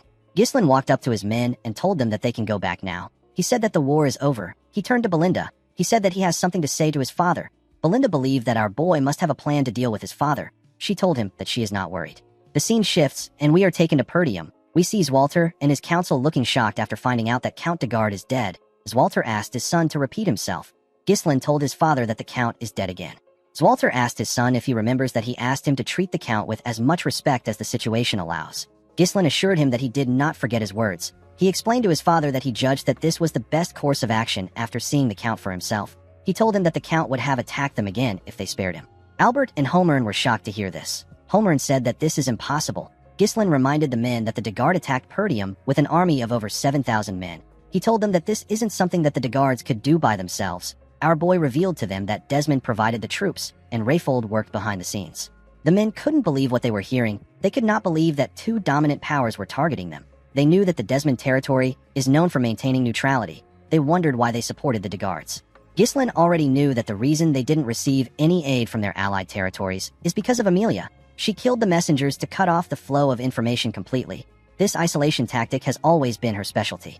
Once Ghislain takes control of the Dagard territory, the situation will change. The Desmond and Rayfold County would not be able to launch an immediate attack on Perdium, because it would now share a border with the Dagard territory. If any of their enemies make a move that is even slightly suspicious, our boy will be able to respond immediately. Zwalter now understood his son's reason for killing Tomos. He reminded his son that the land won't belong to him just because he killed the Lord. He told him that it must be inherited by a blood relative or a rightful heir. Ghislain took out a scroll and placed it on the table. He asked his father to take a look at it. When the Count opened the scroll, he saw that Tomos wrote that Ghislain is a distant blood relative of his, and he is the first successor of the territory. Zwalter could not believe his eyes. Our boy revealed to him that he got it from Count Dagard himself. He assured his father that they can dodge all the issues that comes with inheritance with this document. Zwalter was in disbelief. He put himself together and told his son that ruling over a territory is not an easy task. He asked Ghislain if he can handle it with the manpower he has. Our boy smiled and asked his father not to worry. He said that he has someone fit for the role. The scene shifts, and we are taken to the Austin territory in the Siren Kingdom. We are shown a bar in the territory. We see people screaming inside the bar. They were watching some men gamble. Some of the people were surprised to see that a man with green hair was going all in. The man with green hair used a cup to pick up 4 dice. He shook the cup multiple times. He placed it on the table to show it to his opponent. His opponent was a huge bald man. The bald man had 2 bigger men behind him. The bald man asked the man known as Claude if he knows what will happen if he plays a trick on him. Claude smiled and told the man that he doesn't have to be so nasty. He said that it is all for fun. He raised the cup and revealed 4 dice that were perfectly stacked on each other. The dice were showing the same numbers on each sides. With a smile on his face, Claude asked the man to hurry up and place a bet. In the next scene, we are taken to a hall. We see the soldiers and the mercenaries seated in the hall. Ghislain, Zwalter, and Randolph were on stage. Our boy knelt in front of his father. Zwalter acknowledged his son's immense contributions. He announced that Ghislain will now be granted the title of Baron of Fenris under the name of His Majesty. Immediately, he announced this. The mercenaries and the soldiers began to cheer. They all shouted our boy's name. Ghislain has now become a lord. The scene shifts, and we are taken to the past. We see Ghislain in his father's office. A map was on the table in front of him. Our boy explained to the council that the Dagard territory is composed of a total of 5 baronies. This is excluding the lands that are governed directly by the territory. Ghislain said that he plans on establishing his base in the Fenris barony, which is at the center of the territory. He asked the council if they have any questions. Everyone knew that their questions and opinions didn't matter. Albert moved close to his master and whispered something in his ear. Zwalter asked his son to do whatever he likes. He said that this is something that someone had to do eventually. Ghislain thanked his father for granting him his permission. Zwalter cleared his throat and told his son that their territory has suffered quite a bit of financial bleeding due to the war. Ghislain asked his father to tell him what he means by bleeding. The Count told his son that he can sell some runestones to provide some support for them. Ghislain revealed to his father that he doesn't have any runestone at the moment. Zwalter was surprised to hear this. Our boy reminded him that he used all the runestones to blow up the castle gate. He asked his father not to worry. He said that he will mine more and get some for him. The scene shifts, and we are taken back to the present. We see Belinda greet her master with a bright smile on her face. She asked her master to sit down and eat his meal. Gillian bowed his head and referred to our boy as young lord. He quickly corrected himself by calling him lord and congratulated him. Kayer told Ghislain that he is well established now. Belinda put her hands together and said that she was always worried about what he might become. She said that her hard work in raising him has paid off. Kayer told her that Ghislain must be ruthless and rude because of her. Belinda used her leg to kick him in the stomach. She moved close to Ghislain and smiled at him. She reminded him that he is now a lord. While they were talking, someone called out to our boy. When Ghislain turned to the side, he saw Elena and another girl with light blue hair. Elena moved close to her brother and asked him if she should call him brother or lord. Ghislain asked her to call him whatever she wants. He turned to the shy girl with blue hair. He referred to her as Rachel. Rachel greeted our boy. Ghislain asked her to let him know if his sister bullies her. He said that Elena can be violent when she doesn't like something. Elena hit her brother's chest when she heard what he said. Ghislain turned to Gillian and told him that his daughter is completely healed now. The man told him that it is all thanks to him. Our boy clapped his hands and called for everyone's attention. He thanked his mercenaries for following his orders during the war. He said that he is now the Lord of Fenris. He revealed to them that his base will now be in Fenris instead of Perdium. He said that he plans on hiring them as his private army. The men were shocked to hear this. They asked Ghislain if they will be getting permanent positions. Our boy told them that they will. He revealed to them that he plans on training them as knights. The mercenaries were shocked to hear this. Ghislain explained to them that what they displayed in the recent war already shows that they are worthy as knights. He assured the men that they are qualified. Belinda moved close to her master. She told him that an army of this scale would cost a lot of money. Our boy smiled and told her that they are going to have to make a lot of money. He turned to Gillian and asked him about his condition. The man said that his body is in a good state. Ghislain ordered him to lead the people to Fenris and wait for his arrival. Gillian was surprised to hear this. He asked his lord if he won't be following them. Our boy revealed to him that he has somewhere to visit. He explained to Gillian that Fenris will be in poor public order since the war ended. He asked the man to first go there and solve this issue before anything else. Gillian did not seem excited to take on the job. It was like his master was pushing him away. Ghislain told the man that he is one of the people he trusts the most. Gillian did not expect to hear this. Our boy tapped his arm and told him that this is the reason he left the task to him. Gillian bowed his head and asked his lord to have a safe trip. Ghislain moved close to Belinda and Kair. He told them that they will be going with him. He asked them to prepare. Belinda asked her master about where they are headed to. Our boy revealed to them that they are going to the Austin territory of the Siren Kingdom. Belinda could not believe that they were going overseas. Kair asked our boy if he is referring to the territory that is famous for its games. Belinda told her master that she loves to travel. Kair asked our boy if they will be playing some games now that the war is over. Ghislain told him that they are not going there for entertainment. In the next scene, we see Vanessa ask someone to let her suck it one more time. Alfoy was shocked to hear what she said. He quickly moved back. He asked her to tell him what she wants to suck. Vanessa explained to him that she might be able to use all the magic she has in her head if she sucks his mana like last time. Alfoy asked her about why she would take his own mana. The girl told him that Ghislain said that he is a mana battery. Alfoy was shocked to hear this. Ghislain stepped into the room and told him that he is still as energetic as ever. Alfoy asked our boy to do something about Vanessa. He said that she keeps trying to take away his mana. Our boy ignored him and asked Vanessa if she is feeling alright. The girl said that she is fine. Ghislain asked her if she was nervous because it was her first time in real combat. He pat her on her head and told her that she did well. Vanessa blushed and thanked our boy. Alfoy said that he also contributed. Ghislain commended him on his efforts. He told him that he played his role well. Alfoy grit his teeth when he heard this. He told our boy that things will be different when he returns to the Magic Tower. Ghislain revealed to the boy that he is traveling with them. The scene shifts, and we are taken to the Austin territory of the Siren Kingdom. We see Ghislain enter the Kraken gambling house with Belinda, Kair, and Alfoy. Kair was happy to be in the gambling house. He said that he missed the atmosphere and smell of this place. Alfoy could not believe that Ghislain brought him to a gambling house. He told our boy that he thought they were going to the Magic Tower. Ghislain threw a pouch full of cash at Kair and asked him to have fun with Alfoy. He told him that he will call him when he needs him. Kair was happy to get some gambling money. Alfoy asked Kair about how they will have fun with the cash. Kair smiled when he heard this. He placed his hand on Alfoy's shoulder and told him that he knows how to use magic, but he doesn't know how the world works. Alfoy asked him about what he means. Kair smiled and asked him to watch and learn. He told him that he will show him how to make money with money. Belinda and Ghislain walked forward. The maid told her master that he can be honest with her. She asked him if he is also there to have some fun. She promised not to nag him if he gambles a little. She told him that he has done a lot. Ghislain assured her that he is not there to gamble. He revealed to her that he came to find the man that he wants to make the steward of the territory. He said that the man lives in this gambling house due to his circumstances. He said that he wants to take the man away before he loses his hand. Belinda was shocked to hear this. She couldn't believe that her master wanted to make a gambler the steward of the territory. Ghislain told her that the man is under special circumstances. He asked her not to worry about it. He assured her that the man is good at handling resources. Before he could tell her the man's name, someone called Claude a crazy bastard and told him that he caught him. Ghislain and Belinda quickly turned around. In another part of the gambling house, we see a large amount of people gathered around a particular table. The people spoke about how it was odd that Claude had been winning. They said that he deserves what he is about to get for boasting about his education. On Claude's table, we see one of the huge men that works for the bald man holding him down. He held out his hand. The other guard took out a sword. People asked the bald man, whose name is Captain Crank, to cut off Claude's hand. Crank reminded Claude that he asked him not to play any tricks. He accused Claude of swapping and using a die that has weight in it. He told him that he can't use tricks with a fake die. The man crushed the die in his hand and asked Claude if he has been scheming this entire time.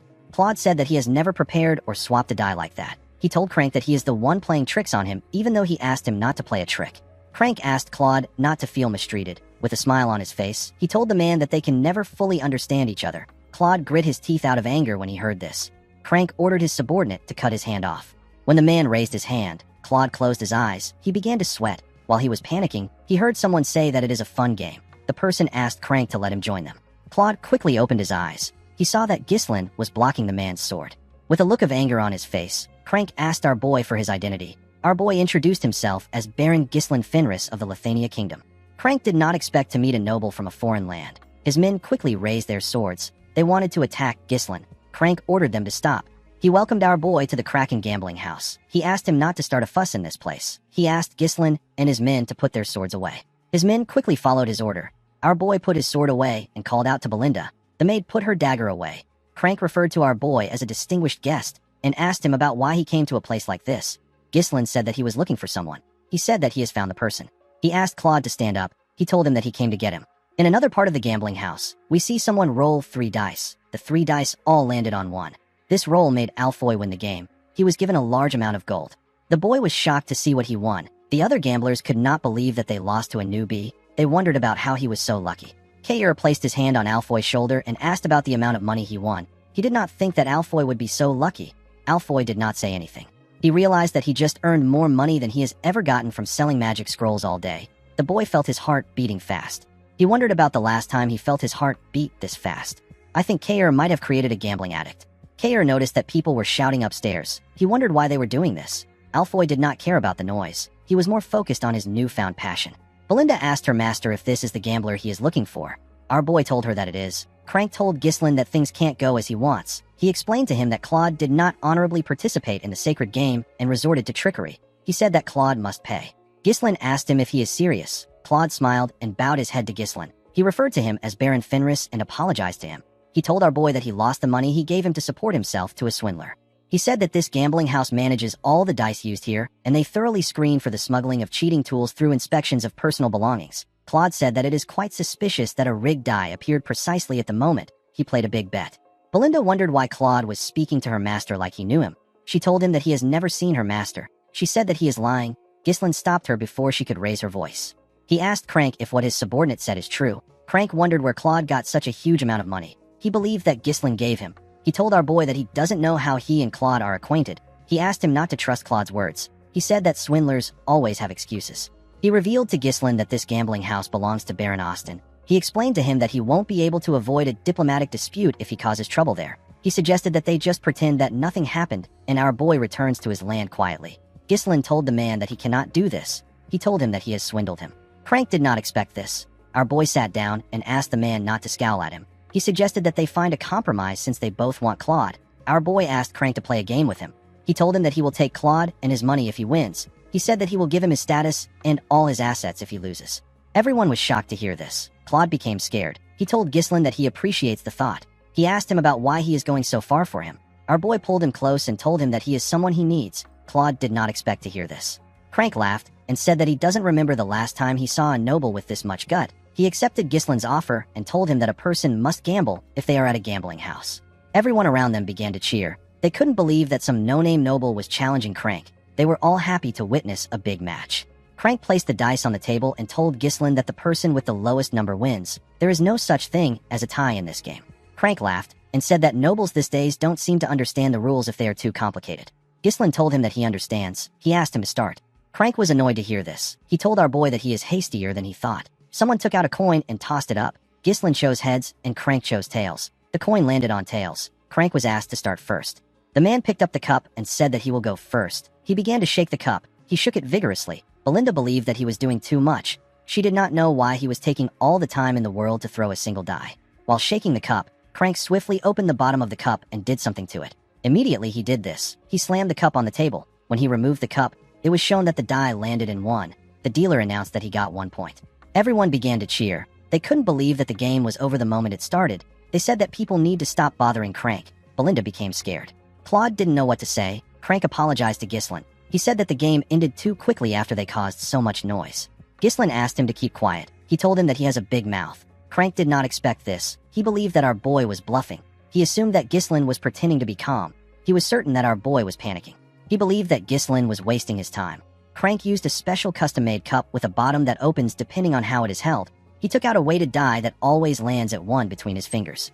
The motion of shaking the cup is used to conceal the process of switching the die. No one has ever caught Crank using this trick. He smiled and told himself that our boy cannot avoid defeat, no matter how hard he tries. Ghislaine covered his hand with his mana and pressed it against the cup.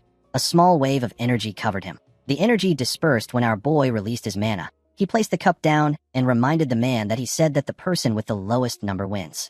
The moment he said this, our boy removed the cup and showed everyone the crushed die. He told Crank that he got 0 points. The man was shocked to see this. Everyone around the table were also shocked to see that Ghislaine turned the die into dust. They wondered if this counts as a loss for Crank. Crank stood up and pointed at our boy. He told him that this doesn't count. He said that it is trickery. He told Ghislain that he can't do this even if he is a noble.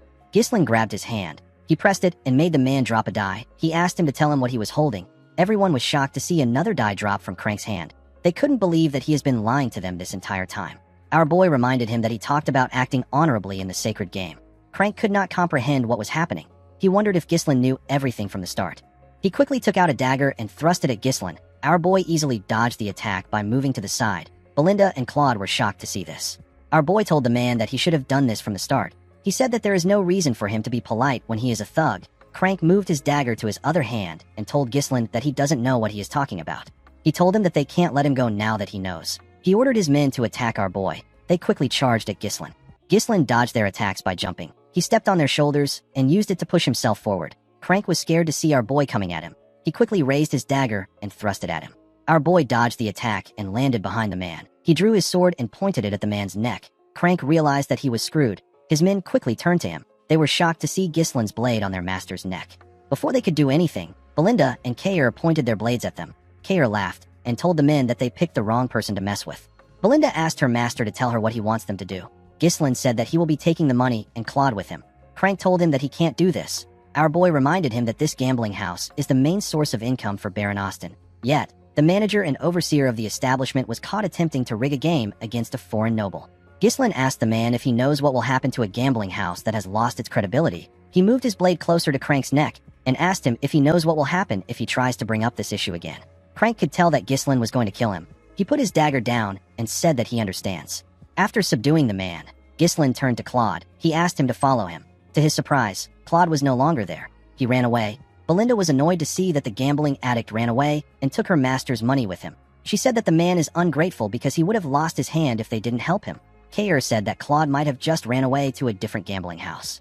Belinda suggested that they search for him. Ghislain asked her not to bother. He said that he already knows where Claude is headed.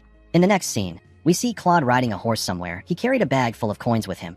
He wondered about who Ghislain was. He didn't know why he helped him. He knew that he was only able to get the money thanks to Ghislain. He felt bad for what he did. He convinced himself that he really needs the money. The scene shifts, and we are taken back 1 year into the past. We are shown a poorly built cabin in the woods. Inside the cabin, we see Claude pouring gold coins on the table. He asked a lady wearing a hood to see what he got. This lady's name is Anna. Claude told the woman that he got everything through gambling. He said that gambling isn't all luck. There is a certain winning formula. He told her that they won't have to hide anymore if he can keep making money like this. He said that they can live a normal life again. Anna asked him to stop. She begged Claude to stop, with her trembling hands. Anna told him that she is aware that her father, who is his teacher, didn't pass away because of him. The woman couldn't even look at Claude. His body was covered in bruises and his face was swollen. Claude told her that it is his fault. He said that he made his teacher a traitor because he was stupid and immature. The scene shifts and we see Anna tied up. She was being held by Crank and his subordinate. A fat man said that Anna Arceus, the daughter of Boethius Arceus, a scholar of the Siren Royal Academy, and a traitor will be imprisoned. Immediately he said this. He asked Crank and his subordinate to take her away. Claude struggled to get up from the ground. He called out to Anna. The fat man turned to him and asked him to bring him 2,000 gold within a year. He told Claude that Anna is supposed to die, but he will set her free if she can get the ransom. Claude held on to the bag of gold tightly. He said that he will free Anna soon. At the Austin castle, we see the fat man from before writing something. The fat man turned out to be the Baron. Baron Austin found out that the prison camp is full. He didn't like what he heard. He saw the prisoners as lowly bastards who waste food. He said that there is no reason to keep them alive if they can't collect their ransoms. He asked a knight named Rogier to execute anyone who doesn't pay their ransoms within a week. The knight accepted the order. He reminded his master that it has almost been a full year. The Baron quickly realized that the knight was talking about the traitor's daughter. He asked him if he has heard anything about Claude. Rogier said that Claude is only wasting his time at the gambling house. The Baron said that Crank is doing his job well. He had planned to make Anna a maid, but he didn't think it was wise to hire a traitor's daughter. He asked Rogier to execute the woman along with the others, and to make sure that Claude never finds out. Rogier asked his master about what they should do if Claude pays the ransom one day. The Baron asked the man to take the money and eliminate him later. He knew that no one would care about a dead gambler. He smiled and said that this can only happen if Claude is able to pay the ransom. Immediately he said this, a soldier stepped into his office. The Baron asked him about why he came to see him at this late hour. The man revealed to him that someone known as Claude is making a fuss and shouting about how he wants to pay a ransom. Baron Austin and his knight were shocked to hear this.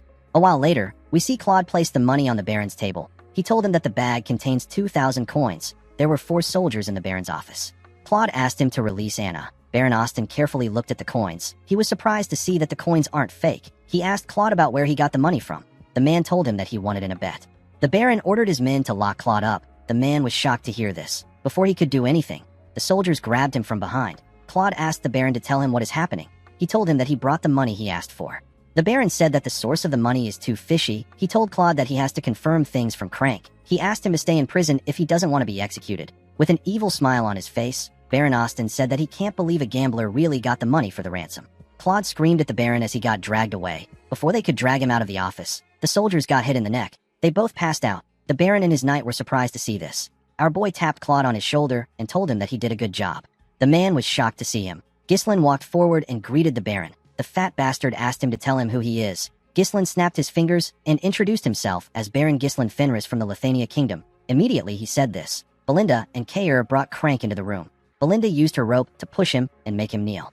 Baron Austin was surprised to see Crank. Kair moved forward and drew out a chair. Ghislain sat down and placed his legs on the table. He asked Baron Austin to bring him a cup of tea. The Baron was annoyed to hear this. Rogier drew his sword and told Ghislain that he is acting insolent. He asked our boy to stand up and show the Baron some respect. The moment he said this, Kair pointed his sword at him and asked him to step back. He told him that he can't handle this situation. Rogier was annoyed to hear this. Baron Austin could not believe that Ghislain was acting violent in front of him. He ordered his men to get our boy out. Ghislain assured him that he is not there to cause trouble. He said that he only came to receive compensation. Baron Austin asked our boy about what he means. Ghislain called out to Belinda. Immediately she heard her name. She pushed Crank forward. Our boy grabbed the man's chin and told the Baron that the manager of his gambling house was caught cheating in a game against him. He told the Baron that he and Claude almost lost their life savings on the game they bet on. Baron Austin quickly realized that the money in front of him was gotten from the game. Crank told the Baron that Ghislain is lying. He said that our boy was the one who cheated. Belinda was annoyed to see that Crank was still lying. She kicked his head with her leg. Baron Austin did not expect Crank to cause trouble for someone like Ghislain. He believed that the man should have carefully chosen his opponent. He asked our boy to tell him what he wants him to do. Our boy said that it is unacceptable to cheat in a gambling house where trust and credibility is the utmost priority. He asked the Baron to give him and Claude a fair compensation. Baron Austin said that Crank just said that he is lying. He told Ghislain that he doesn't know who to believe. He asked him to meet a judge if he is looking for a just solution. He said that the situation has nothing to do with him. Ghislain told him that the situation actually has something to do with him. Baron Austin asked him to tell him how it concerns him. Ghislain explained to him that the Kraken Gambling House is a place where many nobles from various countries visit to indulge in gambling. At least half of the Baron's total income comes from the gambling house. Ghislain told the Baron that if people find out that cheating was uncovered in the gambling house, it will look like he brazenly tried to scam the nobles. He said that things will become interesting if this happens. With a look of anger on his face, the Baron asked Ghislain if he wants him to pay him hush money. Ghislain told him that the compensation must be at least twice the amount in the bag. He asked him to also release Anna Arceus. Claude was shocked to hear our boy's request. He didn't know how Ghislain knew about his situation.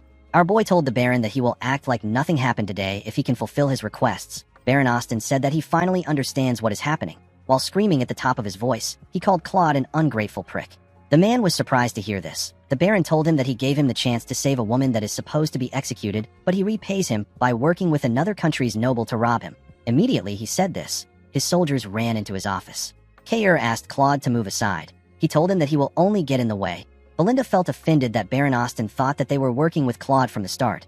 Ghislain asked her to give him a dagger. Baron Austin told our boy that no one will hear about anything if he kills them there. He ordered his men to take out the group. Immediately he gave the order. Rogier swung his sword at Ghislain. Before his blade could reach our boy, he used his leg to kick the bag of gold. The bag hit the knight's head and made him lose balance. Ghislain took out the dagger and charged at the Baron. He stabbed his hand and pressed it into the table. Baron Austin screamed out in pain. His men couldn't reach him because Belinda and Kair were holding them back. With a cold gaze in his eyes, Ghislain asked Belinda and Kair to not kill the soldiers. They accepted his order and charged at the soldiers. Kair used his sword to block his opponent's attack. He then gave him a punch that knocked him out. Belinda took out some thin and light strings. She used it to block her opponent's sword. She gave the man a bone-crushing kick in his neck. Ghislain got on the table and blocked one of the soldiers' attack with his sword. He pushed the man back with his sword. The moment he did this, Rogier charged at him. He swung his sword at him from behind. Our boy easily turned around and blocked the man's attack. He used his sword hilt to hit Rogier in his neck. His attack went through the knight's helmet. Claude watched the group as they fought. He didn't understand what was happening. He couldn't comprehend why they were going this far for someone they didn't know. Immediately he thought of this. He remembered our boy telling him that he is someone he needs. Claude didn't want to believe this. Life had already taught him that there is no such thing as kindness without a reason. Ghislain and his subordinates took out the entire unit. While crying, Baron Austin called our boy a scoundrel. He couldn't accept the fact that Ghislain wounded a noble. Our boy took out the dagger. He told the Baron that he will be taking the money and Anna. Before he could say anything else, Claude grabbed his clothes. The man decided to accept Ghislain's kindness. He believed that it was better for him to accept it now and regret it later. With a confident look on his face, he told the Baron that he can come to the Fenris territory of the Lithania kingdom if he has a problem with them. He told him that he will treat him like a guest. The next day, we see Kair and Belinda riding their horses in front of Ghislain's wagon. Claude sat with our boy. Ghislain asked him if he is certain that he doesn't want to live with Anna. Claude said that Anna will find it more comfortable to stay in her homeland without the person who caused her father's death. He looked up and said that he didn't even save the girl by himself. Ghislain smiled when he heard what he said. He told himself that he has now repaid his debt to his friend. It was a debt that he owed him when he was obsessed with revenge. He recalled how he held Claude's dead body in his hands. Ghislain looked at the sky and said that he feels much lighter now. He looked at the land in front of them and asked Claude to tell him how he likes the place. Claude asked him to kill the lord of the land if he gets the chance. He said that the land looks a bit strange, but it will be easy to take over. Ghislain asked him if he is suggesting that he harms himself. Claude was shocked to hear this. He couldn't believe that this poor-looking countryside belongs to our boy. He told him that he only followed him because he looked rich. Ghislain grabbed his head and moved him closer. He revealed to Claude that he is now the steward of their land. He told him that everything he sees will now be under his management. Claude realized that he messed up. He told Ghislain that he takes back everything he said. He begged him to take him back to Anna. Unfortunately for him, it was too late. The scene shifts, and we are taken to the Desmond territory. We see Count Desmond sitting on his throne. His officials sat on a round table in front of him. The Count mentioned Perdium and Fenris. His officials became nervous when they heard him speak. With a serious look on his face, Count Desmond mentioned our boy's name. He raised his hand and ordered his officials to send a messenger to Amelia. He said that they will be moving up their plan. In the next scene, we are taken to Ghislain's castle. We see our boy standing in front of his men. He was dressed like a proper noble for once. He thanked them for gathering there. He told them that they need to get to work. Everyone accepted his order. The state of the territory that was just freed from Count Degard's tyranny was abysmal. Ghislain appointed Claude to various administrative roles and began to restore order in the territory. As they walked around the town, Ghislain asked Claude to do a census and track down every last person. He asked him to purchase at least 6 months of food supplies in bulk. He told him that solving the food crisis is the top priority. Claude accepted his order and wrote it down. Since they will soon start farming, Ghislain asked Claude to assign oxen with plows to the farming households in order to get the land tilled. He asked him to also check if they can clear parts of the nearby forest to secure more arable land. Claude was surprised to hear this. He asked our boy if they are really going to farm on the dried-up, withered land. Ghislain told him that they are. He explained to him that they will grind the bones of the blood python and use it as fertilizer. He asked Claude to replace all the outdated structures because they are useless. He asked him to construct a warehouse and a sewer. As he heard Ghislain's orders, Claude realized that he was dead. He is the general administrator, inspector, clerk, treasurer, auditor, tribune, requisition officer, customs officer, tax collector, food officer, liquor control officer, and he still held many more positions. The poor bastard shouldn't have accepted Ghislain's kindness. He should have left Anna and ran away. Later in the day, Claude went to meet Ghislain. He told our boy that the work is too much for one person to handle. Ghislain asked him if he has even tried. He asked him to use this opportunity to test his limits. He told him that he can hire more people if needed. Claude realized that he wasn't getting through to Ghislain. He quickly turned around and began to run. Our boy didn't even bother to look at him. He called out to someone known as Wendy. A woman came out of nowhere and charged at Claude. She easily caught up to him and tied him up with her strings. The beautiful woman with platinum blonde hair introduced herself as Wendy. She told Claude that she has received an order from head maid Belinda and has been assigned as his bodyguard. She told him that she looks forward to working with him. Claude screamed out for help.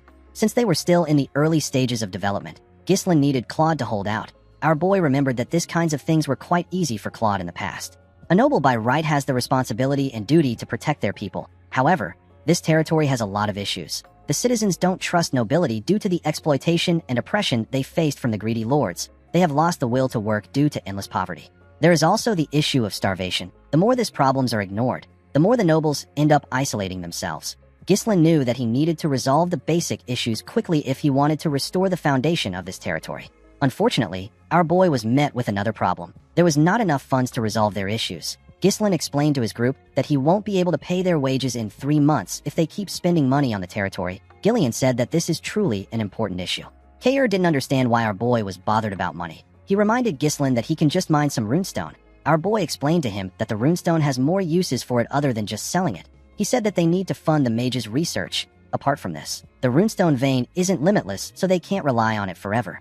Our boy said that they need a stable source of income. The moment he said this, Claude barged into his office. Ghislain told him that he arrived at the perfect time. He told him that he has something he wants him to do. Claude told him that there is no need for him to do anything.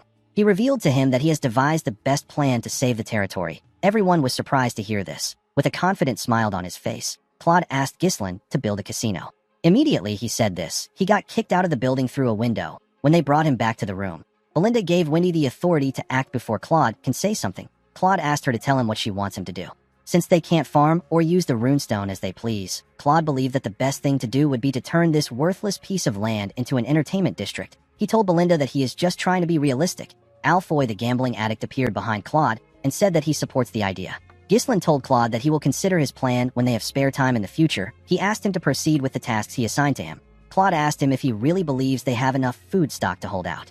Ghislain explained to him that they might be able to make money if they build a casino in a territory with no proper foundation. He told him that they will also be unable to stop the rise of an underworld.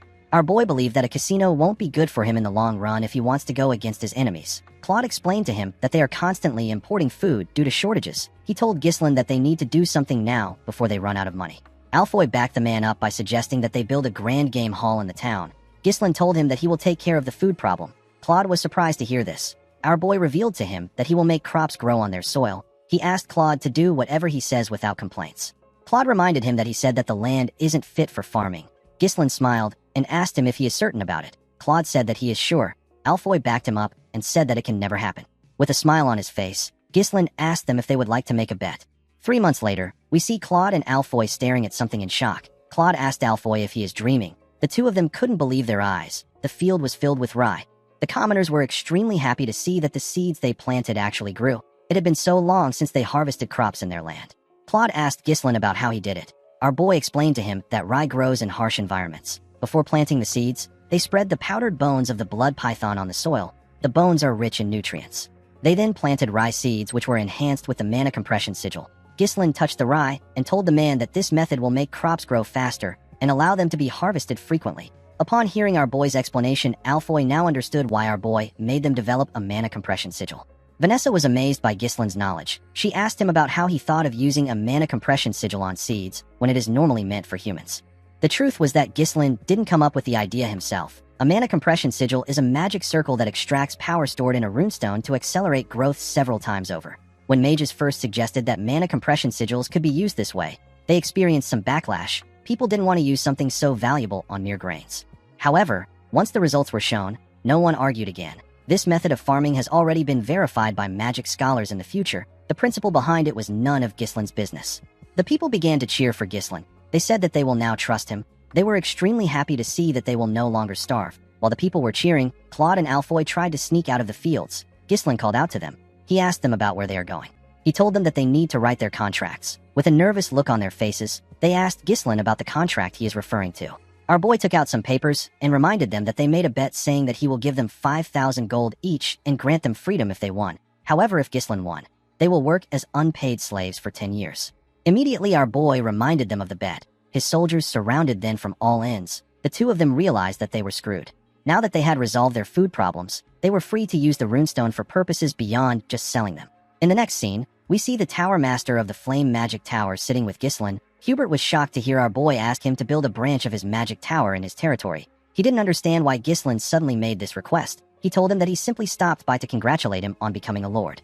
Ghislain revealed to him that they won the war at a heavy cost. He told him that the victory came at the cost of detonating runestones. He said that this happened even though they received help from the magic tower. Hubert was shocked to hear this. He only heard about Perdium's victory. He didn't hear about the runestone. Ghislain let out a sigh and said that if a young territory like Fenris is attacked, they will have no choice but to blow up more runestone meant for the magic tower. Hubert became scared when he heard this. He asked Ghislain to stop doing extreme things. With a smile on his face, our boy told him that they will need more mages. Hubert easily accepted his request. Ghislain believed that mages shine the brightest when used for construction projects. He used them to solve his housing issue, his waterways issue. He used them to build churches and to construct the Flame Magic Tower's Fenris branch. Due to the fact that more mages were dispatched from the magic tower, they were able to complete the large-scale construction swiftly. Of course, there were occasional minor conflicts by some mages who struggled to adapt to the territory. The mages protested against Ghislain's treatments. They called him a ruthless scum. They couldn't believe that he was making mages like them do hard labor. Ghislain found a way to resolve the issue through what he calls amicable agreements. Of course, our boy knocked them out. He asked Alfoy to get the contracts. Alfoy gladly accepted the order. He didn't want to be the only one who became a slave in this territory. Thanks to the efforts of the mages, the territory quickly regained its functionality. Unfortunately, there were still external issues that Ghislain had to face. In the next scene, we see Claude barge into Ghislain's office. He told our boy that there is trouble. He revealed to him that a rebellion has broken out in Rayfold. He said that Amelia has started a rebellion. Our boy wasn't shocked. He already knew that the rebellion was going to take place. However, it took place sooner than it did in his past life. Ghislain knew that his interference caused this. Desmond and Amelia are puppets dancing to the tune of Duke Delphine. Since the Duke's attempt to use Degard to seize Perdium has failed, he has no choice but to act directly. Ghislain was well aware that his war wasn't over. Gillian asked his master about what he wants to do. Belinda said that things are bad for them if Amelia now runs the territory. Ghislain wasn't just going to sit back and let the Duke pressure him. He said that they are heading to the kingdom's capital. The scene shifts, and we are taken to Cardinia, the capital city. We are shown a room in a tower. We see sunlight entering the room through the roof. Someone in the shadow moved close to the sunlight. The person put their hand into the sunlight. Immediately they did this, their skin began to burn. It quickly turned red. The masked person glared at their hand. They said that they want to die. In the next scene, we see an eagle fly over the beautiful capital city of Cardinia and its fortress. The capital was more developed and beautiful than other territories. There were several soldiers watching over everyone. There was a ridiculously huge castle at the center. Ghislain and his subordinates marched into the capital. Torin was shocked to see how massive the capital was. He said that the territories they have been to look like trash when compared to the capital. Gordon was also shocked to see how big it was. He said that the castle on their land cannot compare to that of the capital. Kair smiled and dared him to say this in front of Ghislain. Alfoy and Vanessa sat together in a carriage. Vanessa was very excited to see the capital. She told the boy that they are selling materials that she has never seen even in their magic tower. Alfoy didn't really care. He said that they must have worked harder than their tower. Outside the carriage, we see Ghislain moving with Claude. He said that he doesn't like it. Claude was surprised to hear this. He didn't know what Ghislain meant. Our boy said that he wants to tear the capital down because it feels like it is boasting. Claude didn't know what to say. He moved close to Wendy and asked her about what is wrong with their master. Wendy simply said that anything their master says is correct. Claude wondered if Ghislain also had a twisted side to him. He felt like our boy was holding a grudge from his past life. Ghislain stared at the city's fortress. He referred to it as the impregnable fortress. People used to say that Cardinia was blessed by the goddess. Our boy once brought down this blessed city. He died in this place. He attacked the capital city to kill Duke Delphine, who had seized the throne at that time. Unfortunately for Ghislain, the Duke wasn't there. Due to the fact that he was blinded by revenge, Ghislain made a mistake of turning everyone into his enemies. He knew that he couldn't do everything on his own in this life. The scene shifts, and we are taken to the past. We see Walter looking shocked when our boy informed him that he is going to the capital. Ghislain told him that he needs to go there. The Count asked him about what will happen to his territory. Our boy revealed to him that he will provide 1 year's worth of food for Perdium. He said that he wants Homer and Randolph to be sent to his territory during his absence. The administrator and the knight captain were surprised to hear this. They were very happy to hear that Ghislain was going to provide Perdium with a year's worth of food. Walter told his son that this is not important right now. He reminded him that he said that the Rayfolds are planning to harm them. He asked his son if he knows what it means for him to leave his post now that a rebellion has broken out. Ghislain told his father that he understands that they won't stand a chance if Rayfold and Desmond join hands to attack them during his absence. He raised his longbow and fired an arrow at a bird that was hovering above them. His arrow easily went through the bird. He explained to the Count that Amelia still needs some time to stabilize her territory since she just took control of the internal affairs. He said that they need to gather enough power to resist during this time. Walter was shocked to hear this. He asked his son to tell him what he means. Ghislain told his father that they need to get the kingdom on their side. In the next scene, we see a man present a gloomy and dirty mansion with poor infrastructures to Ghislain. He told him that this is the cheap, huge, and marvelous castle he requested for. Our boy asked Belinda about how it looks. With a nervous look on her face, the woman said that it is quite spacious. Alfoy and Claude moved close to the man and asked him to tell them what is wrong with the mansion. The man was also aware of the state of the mansion. He told the men that the place has been unsupervised for a long time. The moment he said this, Gordon screamed when he heard something move in the trees. He moved close to the others. One of the soldiers asked him to act like his size. He didn't know how someone like Gordon went into the forest of beasts. While shivering, Gordon asked the man if he doesn't think that the place is cold. Vanessa wondered why Gordon doesn't just wear some clothes. The agent told Ghislain that things about ghosts and phantoms of the dead appearing in the mansion are just baseless rumors. He swore on his name that the mansion has no problems. Ghislain told the man that he will take it. He asked him for the price. Claude was shocked to hear this. He quickly asked the agent to stop. He grabbed his head and showed Ghislain the smile on his face. He told our boy that this man is obviously happy to get rid of this mansion after not being able to sell it for a long time. The agent actually couldn't even hide his happiness. Claude told his master that they need to perform geomancy on this place. Ghislain assured him that he doesn't need to worry. He told the man that a ghost can't kill him. He told him that he can just beat up the ghost if it shows up. He asked him not to be scared. The agent quickly grabbed our boy's hand and told him that he made a smart decision. He explained to him that the mansion and the land that comes with it originally cost 1,000 gold. He told him that he will sell it to him for 500 gold due to their poor management of the place. Ghislain said that he will pay 200 gold. The man was shocked to hear this. Our boy reminded him that he said that there are ghosts in the mansion. He said that he is very scared of ghosts. He told him that he can go somewhere else if he doesn't want to sell it for 200 gold. The agent explained to him that this is the only mansion in the capital going for this price. Our boy told him that the maintenance costs of a cursed property like this will end up higher than the property value. He reminded him that he will still have to continue paying the annual land taxes if he is unable to sell it. The agent became nervous. With a smile on his face, Ghislain asked the man if he knows anyone else who would buy this mansion other than him. While our boy was talking, we see the masked woman who was in the tower watching him from the roof. Immediately, she got a look at Ghislain. She disappeared. After our boy bought the mansion, Belinda and the others went inside. Belinda told the men that they need to remove all the gloominess in this mansion. The men quickly began to clean the building. While they were cleaning, Claude called out to Ghislain. He reminded him that he said that he will get one of the factions in the capital to support them. He asked him about how he plans to do this. He asked him if he believes that the factions would want to meet a countryside noble. Ghislain told him that the nobles don't have a reason to meet with him. He said that he will give them a reason to meet with him. In the next scene, we see a large amount of ingredients on a table. There were numerous cauldrons next to this ingredients. Claude asked his master about why he prepared these things. Alfoy asked him if he is going to perform some sort of alchemy. Ghislain told him that he is kind of correct. He revealed to the group that they will be making cosmetics from now on.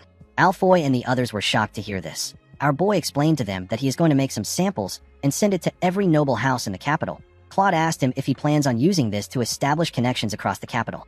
Belinda wondered if this would really work. Ghislain smiled and told them that they will understand what he means once they use one of the products. He assured them that the nobles won't be able to resist his product. Nobles see exceptional looks as a symbol of power and dignity. They were the kind of people who would stop at nothing to look beautiful or handsome. In the future, it will be revealed that the cosmetics which are made from mercury and cinnabar powder are incredibly harmful to the skin. Duke Delphine created an improved line of cosmetics to address this issue. He made a massive profit from this. Ghislain stole the recipe for this cosmetic when he plundered the Duke's house. This dream cosmetics that resolved all the flaws of the old products is known as Deneb. Our boy asked Vanessa to use her magic to oxidize the zinc and turn it into powder. He placed beeswax into a preheated steamer and let it melt. He then added evening primrose seed oil and shea fruit extract. Once removed from the heat, the zinc oxide powder is added. After this, our boy blended an oil extracted from the blessing of the fairy. The moment he did this, the product released a scent into the air. Vanessa and Alfoy were shocked to smell the amazing scent the product released. Claude wondered why a mere baron would even know how to make something like this. Ghislain gently shook the cream. He told his subordinates that it is not yet finished. He explained to them that they need to leave it for a day in order for the cream to solidify. Ghislain knew that once anyone uses Deneb, they will not be able to get themselves to use other products. This products will become essential to the nobles. Our boy smiled and said that he will make good use of this product. He turned to Claude and asked him to wrap the product up. He ordered him to send it to the nobles as a gift. Claude was surprised to hear this. He asked our boy if he won't even test it. Ghislain assured him that it is fine. While they were talking, the masked woman watched them from a window. She was staring at the product. Later in the night, we see a heavy rain falling in the capital. Everyone in the mansion was asleep. The masked woman appeared in the mansion. She appeared in the room where the products were. She moved close to the wrapped products and picked one up. She opened the product and gently touched the cream. While she was looking at the cream, Ghislain appeared behind her. He asked her if she is the ghost from the rumors. The woman was shocked to hear his voice. She quickly turned around. Ghislain told her that he can guarantee the effects of his product. A heavy lightning struck when our boy said this. The woman quickly drew a sword and charged at Ghislain. She appeared in front of him in an instant. Our boy drew his sword and blocked her attacks before it could touch him. The woman tried to thrust her blade at him, but our boy blocked it before it could touch him. He swung his sword at her and pushed her back. The woman turned around and attacked his back. Ghislain was able to move his sword behind him to stop the attack. He pushed her sword back. The woman took a stance and pointed her sword at him. Ghislain recognized this sword technique. The woman thrust her sword at him. Our boy easily blocked it. He pushed her sword back. He and the woman pushed each other away and swung their swords at the same time. They parried each other's attacks. Ghislain recognized this grace, modesty, and spiral of roses that this woman displayed. Every single one of her movements draws a graceful trace. The woman raised her sword and swung it at our boy from the side. Ghislain easily blocked the attack. He grabbed the woman's hand and dragged her. He put his blade close to her neck. The woman was unable to move. Ghislain found it odd that a lady like her is pretending to be a ghost in a place like this. He asked the woman about her relationship with the Bramford family. A while later, we see Belinda and Gillian rush into the room. Belinda was only wearing a garment. She held her dagger in her hand. Gillian asked his master about what caused the noise. When they got inside the room, they saw their lord looking at an open window. Ghislain asked them to go back to their rooms and rest. He said that things might actually work out better than he expected. The scene shifts, and we are taken to a more beautiful mansion. We see a woman standing in front of a mirror after getting her makeup done. Her maid told her that she is as beautiful as ever. This woman is the Countess of Elizabeth. Her name is Muriel. Muriel wasn't satisfied with her face. She knew that her face was burdened with all kinds of paint and powder. In her youth, she was a pioneer who led the fashion world of the capital. Every woman imitated her cosmetics, and they wore clothes styled to look like hers. However, her fame began to fade as the years passed. Her makeup is now nothing but a veil to hide the passing of time. Muriel wondered if she can never return to her glory days again. While she was thinking, her maid informed her that she has to go to the salon. The moment the Countess turned around, she saw something shocking. Her maid's face was glowing. Her skin looked amazing. Muriel grabbed her face. She felt the moisture and the firmness of her skin. She ordered the maid to tell her what she did to her face. The woman revealed to her that Count Elizabeth received cosmetics as a gift, but he didn't want them, so he gave them to the maids. She told Muriel that her husband received it as a greeting from a noble who just arrived in the capital. In the next scene, we see Muriel's carriage at Ghislaine's entrance. Alfoy, Claude, and Gordon were shocked to see the woman's golden carriage and white horses. They wondered if the queen was coming to greet them. Claude realized that Ghislaine's cosmetics idea worked. He watched the Countess step out of the carriage with her feather fan when he pushed him and asked him to greet the Countess. Claude bowed his head and greeted her. He asked her to follow him inside to have a talk. Inside the mansion, we see Ghislaine sitting in a pavilion in the garden. He was feeding a bird. Claude greeted him and revealed to him that Countess Elizabeth has come to visit them. Our boy fed the bird and stood up. The woman asked him if he is Baron Fenris. Ghislaine kissed her hand and introduced himself as the lord of the Fenris territory in the northern region. He told her that he is honored that she came to a secluded place like this. The Countess told our boy that he didn't send her any gifts. She said that he only gave it to her husband. She said that her fame wasn't great enough to reach the place he lives in. Ghislaine smiled and told her that this is not true. He explained to her that he thought that it would be impolite to give the madam who leads the fashion world something that wouldn't satisfy her. Muriel liked that our boy praised her. She told him that he is not completely clueless. She said that they need to go straight to business. She sat with Ghislaine in the pavilion. She asked our boy to give her his cosmetics. Ghislaine asked her if she has used it. The Countess told him that it is excellent. She said that she no longer needs the other cosmetics she uses because of the product. She revealed to Ghislaine that she wants to monopolize the product. She told him that all he needs to do is focus on developing and delivering the products. Our boy told her that he can only allow her to buy in bulk. The Countess gently smiled when she heard this. She told him that it will be very difficult for him to do business in the capital on his own. She explained to him that it will not be easy for him to enter the network of influential figures even if his product is good. Due to the fact that our boy settled in an old mansion, the Countess assumed that his finances are not very great. Belinda was annoyed to see the Countess talking down to her master. Claude found Muriel's words to be weird because they only settled in the mansion out of Ghislaine's stubbornness. Our boy told the woman that the supply price will be a bit high. He asked her if she is okay with this. The Countess laughed when she heard this. She revealed to him that the Elizabeth family is one of the wealthiest family in the capital. Ghislaine told her that each unit will cost 100 gold. The Countess was shocked to hear this. She asked our boy if he is joking. Ghislaine assured her that he is not. He said that the Queen of Socialites has set her eyes on a product, so it must be worth a lot. Muriel blushed for a moment. She quickly put herself together. She believed that our boy was a sly fox. If it were jewelry or furniture, the price would make sense. It is completely absurd to sell a single jar of cosmetics for 100 gold. In order to make any profit, Muriel would need to raise the retail price above the supply price. Our boy was basically telling her to give up on the monopoly. She was annoyed to see that Ghislaine was toying with her. Our boy smiled when he noticed that she was angry. He told the Countess that he has another offer. Belinda moved close to him with a box. Our boy explained to her that he can give her honor even if he cannot give her an exclusive deal. Muriel asked him about what he means. Ghislaine placed the box on the table and opened it. He presented 15 cosmetics to Muriel. The woman was shocked to see this. Ghislaine told her that this is the cosmetic he made by himself. He told her that it is called Deneb. He said that it is a gift to commemorate their connection. He picked up one of the Deneb and explained to her that there are still many nobles who don't know how effective Deneb is. He said that this is a product that can change the market. He told Muriel that she can be the one to change the market. Muriel let down her feather fan and smiled. She told Ghislaine that he is a baron who only knows how to pick the prettiest words. She closed the box and accepted his offer. She stood up and moved her fan close to him. She told Ghislaine that he will distribute the cosmetics, and she will lead the trend. Our boy smiled and said that this is excellent. He walked the Countess back to her carriage. Before getting in, Muriel asked Ghislaine to let her know if he needs anything. She told him that she will help him out if it is within her power. Ghislaine asked her if she can grant him a request. Muriel was surprised to hear this. He asked her if she can relay some words to Marquis Branford. He asked her to tell the Marquis that Baron Ghislaine Fenris can solve his daughter's problem. The scene shifts, and we are taken to the Branford territory. We see someone telling an old man with red eyes what Ghislaine said. This man is the Marquis. In the next scene, we see Claude throwing money in the air. He screamed that they have hit the jackpot. He was very happy. He realized that the Countess was really famous. He couldn't believe that the expensive cosmetics were selling like hotcakes. Kayer was also surprised to see how much they made. Alfoy the gambling addict was amazed to see how much they made. He said that he can gamble until the day he dies with this money. Claude advised Ghislaine to forget their land. He said that they should just stick to the cosmetics business. Wendy quickly tied him up to shut him up. Belinda wondered why he was so excited when it wasn't even his own money. Gillian commended his master for easily securing a place in the capital. Ghislaine said that this is not enough. What he really wanted was something else. Later in the night, we see Ghislaine walk to his pavilion. When he got there, he saw a knight waiting for him. The knight informed him that Marquis Branford has summoned him.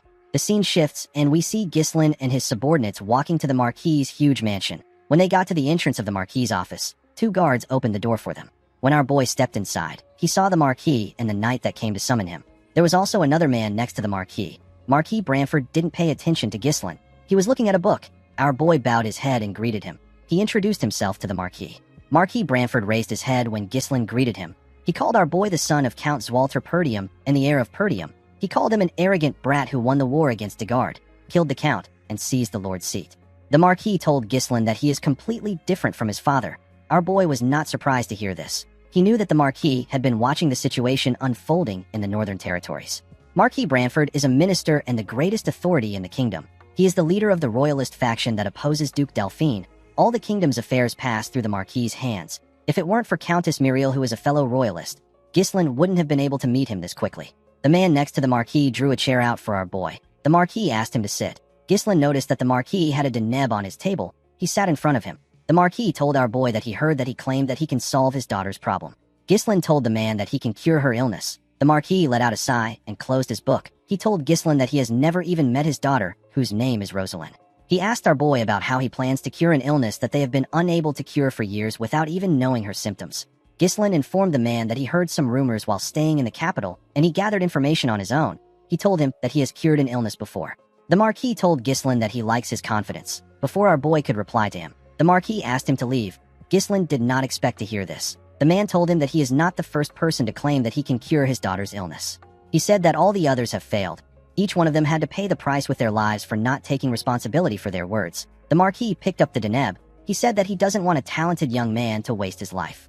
Ghislaine understood the Marquis's cold consideration. He knew that the man would have already tried everything possible to cure Rosalind's illness. He asked him if he doesn't plan on curing his daughter. The man said that it is not a big deal. He said that having bad skin cannot kill her. Ghislaine told the man that his daughter won't agree with him. The Marquis knew that our boy was right. He told him that he brought him there because he wanted to confirm it by himself. He asked Ghislaine if he is confident. Our boy placed his hand on his chest and told the man that he is different. The Marquis could tell that he was serious. He asked Ghislaine to do his best if he is determined to risk his life. He ordered the man next to him to provide Ghislaine with everything he needs. He asked him to reward our boy, well, if he succeeds. Ghislaine told the Marquis that a reward is not enough. He asked him to give him something that he desires. The Marquis did not expect to hear this. He asked our boy to repeat what he said. Ghislaine told the man that he is the pillar supporting the kingdom. He asked him if granting him one small wish would be difficult. The Marquis asked our boy if he is really asking for compensation just for treating his daughter. Our boy told him that he is. He asked the Marquis to tell him the value of being the pillar of the kingdom and the greatest authority if he cannot even protect his own family. He asked the man to tell him the use of his authority. Belinda was surprised to hear what her master said. Claude was scared. He didn't know why Ghislaine was speaking so boldly. The Marquis told our boy that the price of demanding something from him is not cheap. He told him that he has to put everything he has on the line if he wants to get what he wants. The moment he heard this, Ghislaine remembered his county, his sister, his father, and his officials, his comrades and soldiers. This were the most important people to him. With a serious look on his face, the Marquis stretched out his hand and asked Ghislaine if he can do it. Our boy looked into the man's eyes. He put himself together and shook his hand. The Marquis was surprised to see this. Our boy told him that he will put everything on the line. The Marquis looked into his eyes. He could tell that Ghislaine was being serious. He turned to his assistant and asked him to inform the royal treasurer to prepare to cut off all support for Perdium. He asked him to instruct the commander of the guards to surround Ghislaine's mansion in the capital. He forbade all entries and exits. The Marquis stood up and told Ghislaine that he has 1 week. He asked him to bring Rosalind to him in perfect condition within this time. Our boy smiled. and said that he can do it. Belinda became nervous when she heard this. Claude was annoyed. He couldn't believe that Ghislain put them in another issue when they just solved their money problem. Belinda knew that the Marquis could easily take out Perdium and Fenris. She hoped that her master knew what he was doing. Ghislain stood up. He knew that the Marquis doesn't tolerate anyone who challenges his authority, especially when it comes to his daughter's illness. Since it was a problem even the most powerful man in the kingdom could not solve, he decided to just accept his fate. Our boy knew that he had to succeed. He walked out of the Marquis' office. Marquis Branford watched him as he walked out. He said that there is no turning back now for Ghislain. The scene shifts, and we are taken to Rosalind's room. We see her looking around. While looking around, Rosalind remembered asking her father if she has to risk her life to help others. At this time, her skin was still normal. The Marquis told her that helping the powerless is nothing but hypocrisy. He explained to her that she needs to first acquire strength if she wishes to be in a position where she can help. Rosalind looked at her sword and said that she followed her father's words. She said that she acquired the strength that she needed, but it came with a hideous appearance. Ghislain stepped into her room and told her that he knew that she would be the daughter of Marquis Branford.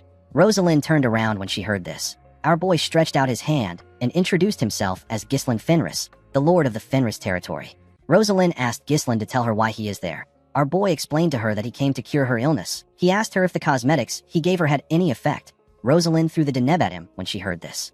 Ghislain dodged it by bending his head. The product hit the wall and got destroyed. With a shaky tone in her voice, Rosalind asked our boy if he thinks that he is the first person to attempt to cure her illness. She put her hands around her body and told Ghislain that she is not interested in knowing the medicine or method he will use. She asked him to leave her alone. She said that it is all futile. Ghislain assured her that he is different. He revealed to her that he is putting his life on the line to treat her. Rosalind turned to him and told him that everyone who came to satisfy their greed always say that they are putting their lives on the line, and they are different. She asked him if he thinks that he is special because his cosmetics are selling well. Ghislain told her that he understands that she has been through a lot. Rosalind Branford is a girl who inherited the blood of the Marquis, and her mother who is the daughter of the kingdom's chancellor. After her mother passed away, she became the sanctity of her family. The girl was skilled in both the pen and the sword. She knew how to wield the sword and use mana. She also built her achievements as the foremost patron of Cardenia's various industries. However, an unknown disease completely overturned the life of this talented girl. Even when the Marquis' family exhausted every possible means, Rosalind's illness couldn't still be cured. Due to this, Marquis Branford sought to resolve his daughter's problem through a political marriage. Even if she could no longer live like before, the Branford name would still be able to protect the girl. The cause of Rosalind's illness is an irreversible spontaneous skin eruption, which is caused by improper training of the mana cultivation technique. This is one of the rare rejection responses that appears when the balance between the polarities of mana collapses. In other words, Rosalind's mana road itself was in disorder. Rosalind drew her sword and covered it with mana. She asked Ghislain to get lost before she kills him. Our boy knew that Rosalind's illness will worsen if she continues to force mana out of her body. He apologized to her and told her that he is going to have to treat her forcefully. Immediately he said this, he charged at the girl. Rosalind swung her sword at him when he got close to her. Ghislain blocked her blade with his sword hilt. He used his sword hilt to push her blade down and grabbed her arm. He slammed Rosalind on the ground and managed to hold her down. Immediately he did this. He called out to Belinda and Wendy. The two women entered the room with a bed. They tied Rosalind to the bed. The girl asked them to let her go immediately. Claude stepped into the room with a box. Ghislain took off his jacket and told the girl that he will remove her mask. Rosalind was shocked to hear this. Our boy explained to her that he needs to check her condition before beginning the actual treatment. When he placed his hand on her mask, Rosalind asked him to stop. She told him that she doesn't need his treatment. Ghislain didn't listen to her. He took off her mask. Claude and the rest of the group were quite shocked to see how damaged her skin was. Ghislain didn't seem surprised. He took out a vial from the box Claude was holding and explained to the girl that she will have to endure a lot for a week. He told her that she can endure what is about to happen as long as she is determined. Rosalind grit her teeth out of anger. She asked our boy if he has a death wish. She asked him if he really thinks that he can treat her illness. Our boy told her that he will die if he is not able to treat her. He poured the substance in the vial in her mouth. He told the girl that she will also die if she doesn't get treated. Rosalind was shocked to hear this. Tears flowed out of her eyes. Ghislain covered his hand with his mana. He was certain that his method will be successful. This is because this treatment was invented by Rosalind's future self. Our boy placed his hand on Rosalind's stomach and pushed his mana into her body. His mana entered her veins. Rosalind felt a large amount of excruciating pain when Ghislain's mana entered her veins. She couldn't believe that she had to endure this for a whole week. The girl wondered why she had to get this illness. She wondered why she was the only person in the world who had to suffer this kind of pain. The moment she thought of this, she remembered Ghislain telling her that she will also die if she doesn't get treated. The girl grit her teeth and pulled herself together. Since she was going to die eventually, she asked our boy to try his best until the very end. She told him that she will kill him if he messes up. The scene shifts, and we are taken to Gislin's mansion. We see the mansion surrounded by the Marquis's soldiers. Gislin's soldiers were scared and confused. They didn't understand why they were in a situation like this. While trembling, Alfoy said that their stupid lord must have made another mess. Gordon suggested that they look for Gislin instead of staying like this. Gillian asked him not to bother. He and Kair walked down the stairs with barrels of liquor in their hands. Kair asked the men to relax and have a drink. He reminded them that their lord wouldn't make a move without thinking. A week later, we are taken to the Marquis's mansion. We see the Marquis and two knights walking to the basement. When he stepped into the basement, the man saw something surprising. He saw Gislin standing in a room covered with blood. His daughter's face had a light veil on it. Our boy turned to the Marquis and looked him in the eye. Marquis Branford stared at Gislin with a chilling look on his face. Gislin used his hand to remove the veil on the girl's face. The Marquis was shocked to see what our boy did. The scene shifts, and we see people gossiping about how the daughter of the Marquis has been cured of her illness. Later in the day, we see Gislin step into the Marquis's office with Claude and Belinda. He bowed his head to the Marquis when he stepped into his office. Marquis Branford smiled and told our boy that he wasn't all talk. Gislin sat down and told him that he was able to do it because he gave him a chance. The Marquis asked him to tell him what he wants. Everyone in the room nervously looked at Gislin. They all wanted to know what he would ask for. Our boy asked the Marquis to be his guardian. The Marquis' subordinates were shocked to hear this. Belinda was happy to hear what her master said. She knew that he would request for this. Claude knew that Marquis Branford would be forced to take responsibility for his lord if he becomes his guardian. This is perfect for building a base of power in the kingdom. Marquis Branford reminded Gislin that he said that he needs a small favor. He told him that he now understands why he came to him. Gislin smiled when he heard this. The Marquis revealed to him that he already has someone in the north who he has set his sights on. Our boy asked him if he is referring to Count Brivant. The Marquis did not expect to hear this. He reminded Gislin that Count Rayfold and Count Desmond are also great lords in the north. He asked him about why he thinks it is Count Brivant. Our boy explained to him that Count Desmond pretends to be neutral, but no one knows what he is really thinking. The Rayfold County is currently in chaos due to internal family strife. Besides this too, the other lords are incompetent and greedy. On the other hand, Count Brivant is wealthy and close to the royalist faction. He also possesses the military power of the Flame Magic Tower. The only person that the Marquis could set his eyes on is Count Brivant. Marquis Branford asked Gislin if he is saying that he is more worthy than Count Brivant. Our boy smiled and asked the man to be honest. He asked him if he doesn't find the Count to be unsatisfying. Marquis Branford began to laugh when he heard this. He told Gislin that he is correct. He said that the Count is a good man, but he is lazy, indecisive, and easily influenced. Our boy told him that the Count would have already been influenced by the Duke because of his personality. He asked the Marquis to be bolder if he is going to grant his wish. He asked him to make him the representative of the North. Marquis Branford did not expect this. He told Gislin that he now knows why he risked his life for this. He stood up and asked everyone present to bear witness. He announced that he will support Gislin as his guardian. He said that our boy's enemies are now his enemies. Everyone who wants to face Gislin must remember that the Marquis stands behind him. Marquis Branford turned to our boy and asked him to swear that he will consider his honor in everything that he does. Gislin went on his knees and drew his sword. He held his blade and swore that he will consider the Marquis' honor. The moment he did this, someone congratulated him. Our boy quickly turned around. The person told him that she couldn't greet him properly because of the chaos. The girl with a blue fan told Gislin that although her father has rewarded him, she is the one who is truly indebted to him. Immediately she said this. Rosalind closed her blue fan and revealed her beautiful face and shining red eyes. The girl told our boy that she will become his guardian. In the next scene, we see a party taking place in the Marquis' mansion. We see nobles dancing and talking to each other. Some of them talked about how Rosalind's illness was cured by some no-name noble with cosmetics. Someone said that it might be the Deneb that Countess Muriel has been advertising. A noble lady asked the man not to make her laugh. She said that a cosmetic product cannot cure an illness that even doctors couldn't cure. Another man said that Marquis Branford wouldn't host a banquet for no reason. He said that he heard that the Marquis has already decided on whom to support. While the nobles were chatting amongst themselves, someone asked them to look up. Everyone quickly turned to the door. They saw Gislin walking with Belinda by his side. The woman wore a beautiful dress. Belinda grabbed her master's hand and asked him to take it out of his pocket. She asked him to put a smile on his face. Gislin wasn't really interested in doing this. He asked the woman if she doesn't think that she is a little overdressed for the event. Belinda smiled and asked her master if he knows when she will get the chance to come to a banquet like this. She said that she cannot miss a banquet hosted for him by the real power of the kingdom. Gislin said that he is not certain if the banquet is for him.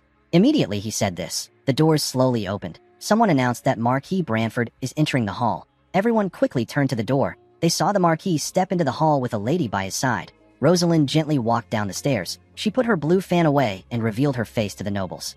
She asked them if they have all been well. The nobles began to cheer when they saw Rosalind's face. They couldn't believe that the rumors were true. One of them said that she is even more beautiful than before.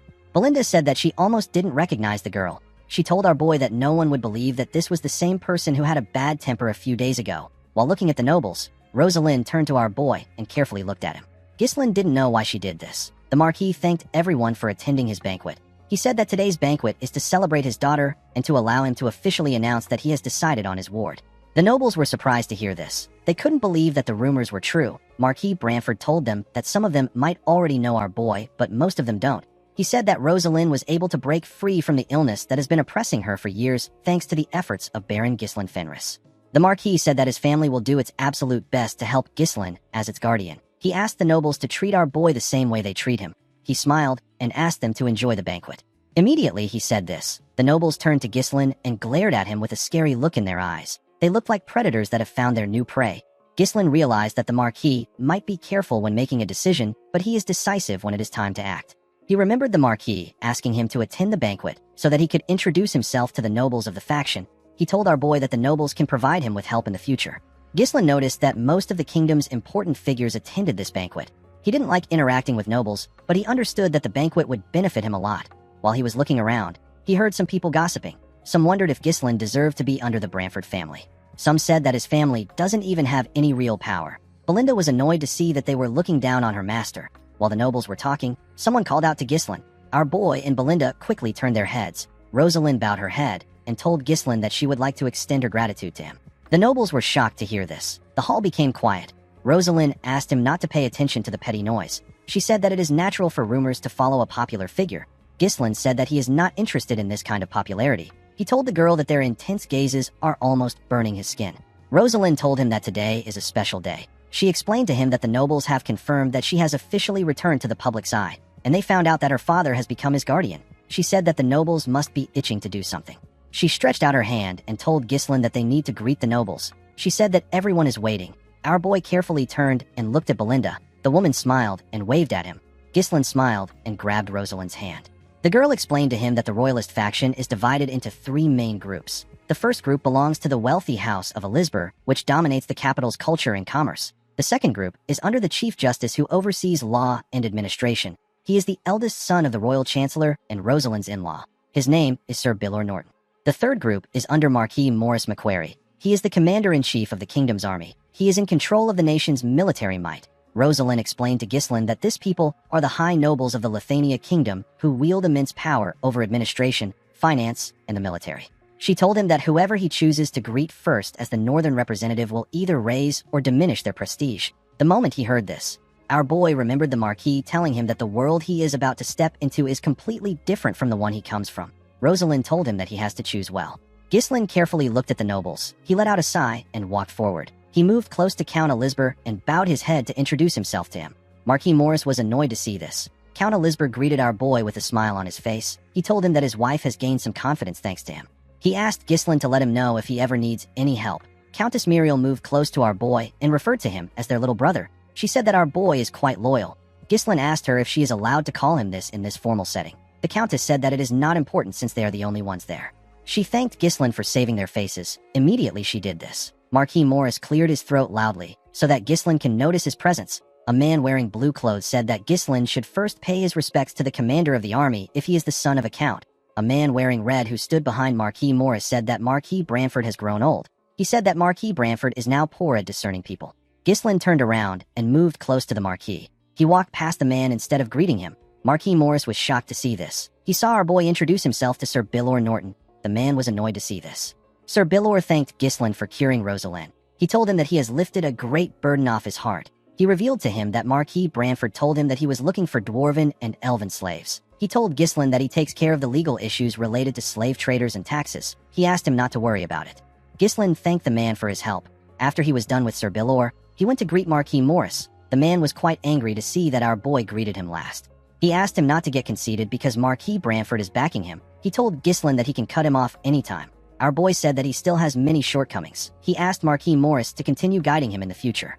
Marquis Branford watched our boy as he greeted the nobles. He heard the other nobles discussing about how Ghislaine greeted the high nobles. When Ghislaine was done, Rosalind asked him if the order was intentional. Our boy told her that he simply followed his heart. The moment he said this, the other nobles ran to him. They wanted to give him gifts and talk to him. the Elizabeth family, and Sir Bilor watched Ghislaine as the other nobles surrounded him. Count Elizabeth said that our boy has earned the resentment of Marquis Morris. His wife asked him not to worry because the Marquis is a simple man. Sir Bilor said that Marquis Morris can't cut Ghislaine off just because he is jealous.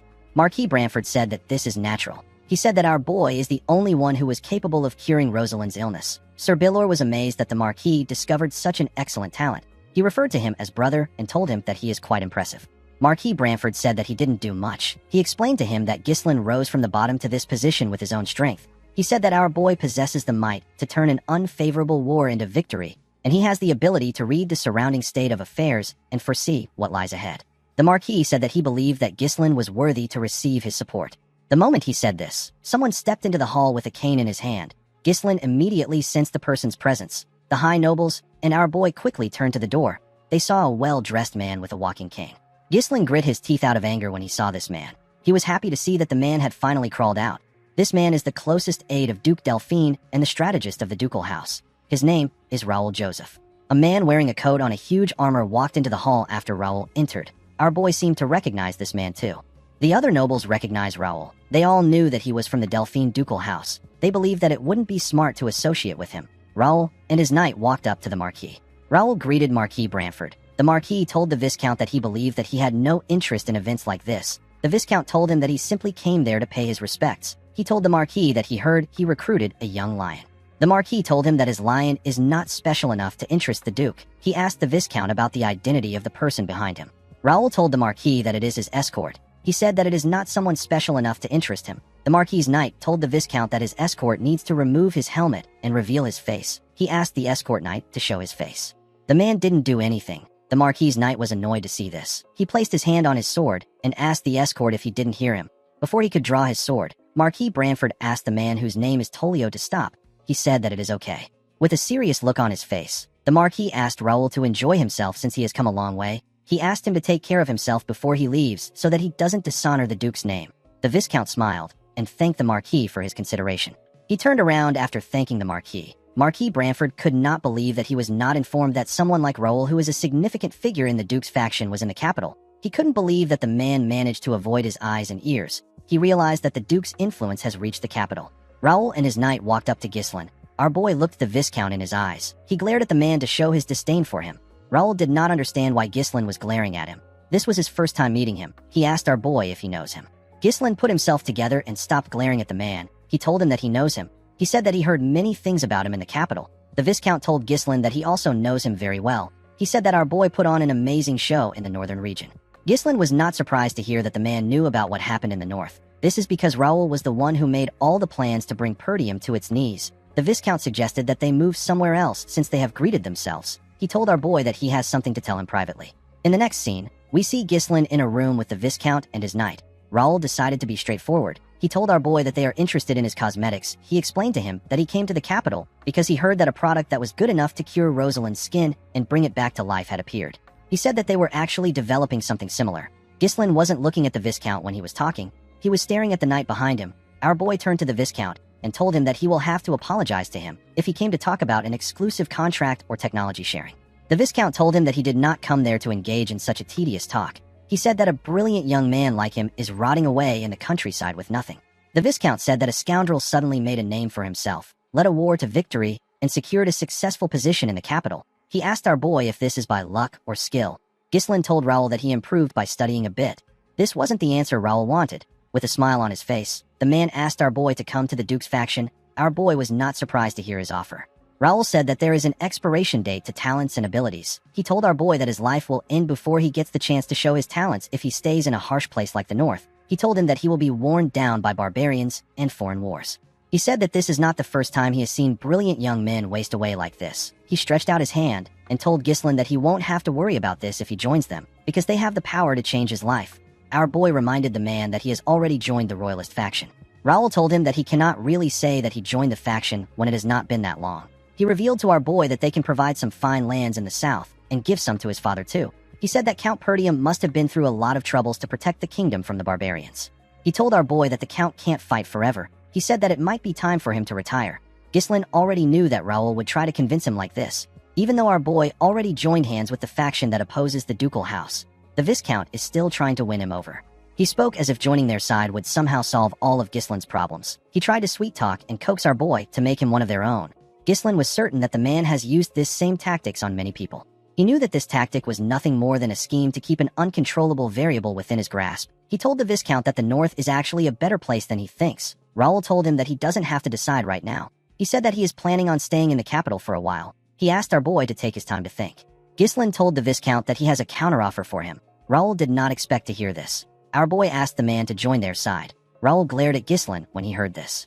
In the next scene, we see a carriage leaving the Marquis's mansion. Raoul and his knight were inside the carriage. The knight asked him about how he feels about Gislin now that he has seen him. The Viscount said that our boy has strange eyes. He said that he wants to gouge them out. The knights revealed to him that Gislin tried to kill him. Raoul was surprised to hear this. The knight told him that he could feel our boy's killing intent. He said that Gislin was gauging his skills during the entire conversation. Our boy was wondering about how fast he could kill the Viscount after getting past the knight. He and the man locked eyes. They fought with their minds. In his mind, Gislin swung his sword at the Viscount in an instant, but his attack was blocked by the knight. The knight pushed Raoul away and blocked our boy's attack. Although his first attempt was stopped, Gislin didn't give up. He tried again, but his attacks were blocked by the man. Our boy and the man glared at each other. Our boy increased his speed and swung his blade at the man. The knight easily blocked his attack. He pushed Gislin's sword back.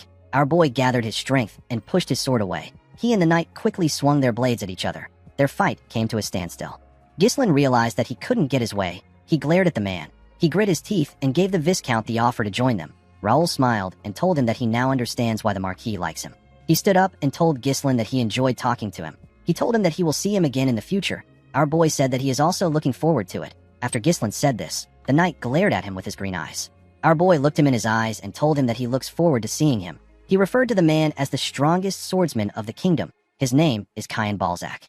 The swordsman revealed to Raoul that our boy knew him. Upon hearing this, Raoul realized that Gislin's performance in the North is not a rumor. He said that this doesn't change his plan to take over the North. He said that his plan is only delayed. He told Cain that there are still many methods to use. He said that he will warn Count Desmond about our boy. He planned to tell the Count to consider Gislin as a knight captain of a territory when facing him.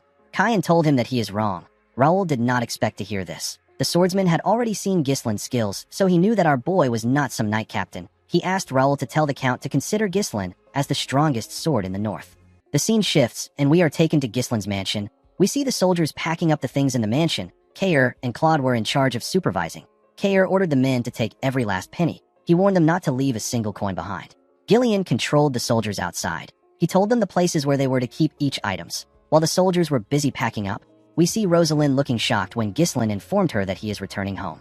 The girl asked him if he is serious. Gislin told her that he has a lot to do. He told her that he will leave the Deneb in the capital to her. He asked her to send the 300,000 gold to him. Immediately he said this. He noticed that she wasn't pleased. Rosalind asked him if he doesn't have anything else to talk about other than money. Gislin didn't know what to say. He reminded her that she is his sponsor. Rosalind told him that he is cold. She let out a sigh and explained to him that she needs to know more about him as his sponsor so that she can understand him better. She said that she would like to know things like the kind of goal he has for him to devote his life solely to work. Gislin told the girl that it is nothing much. He said that he simply wants to live his life well without starving to death. Rosalind said that this is not true. She told him that he would have accepted Viscount Joseph's offer and joined the Delphine faction if this was his goal.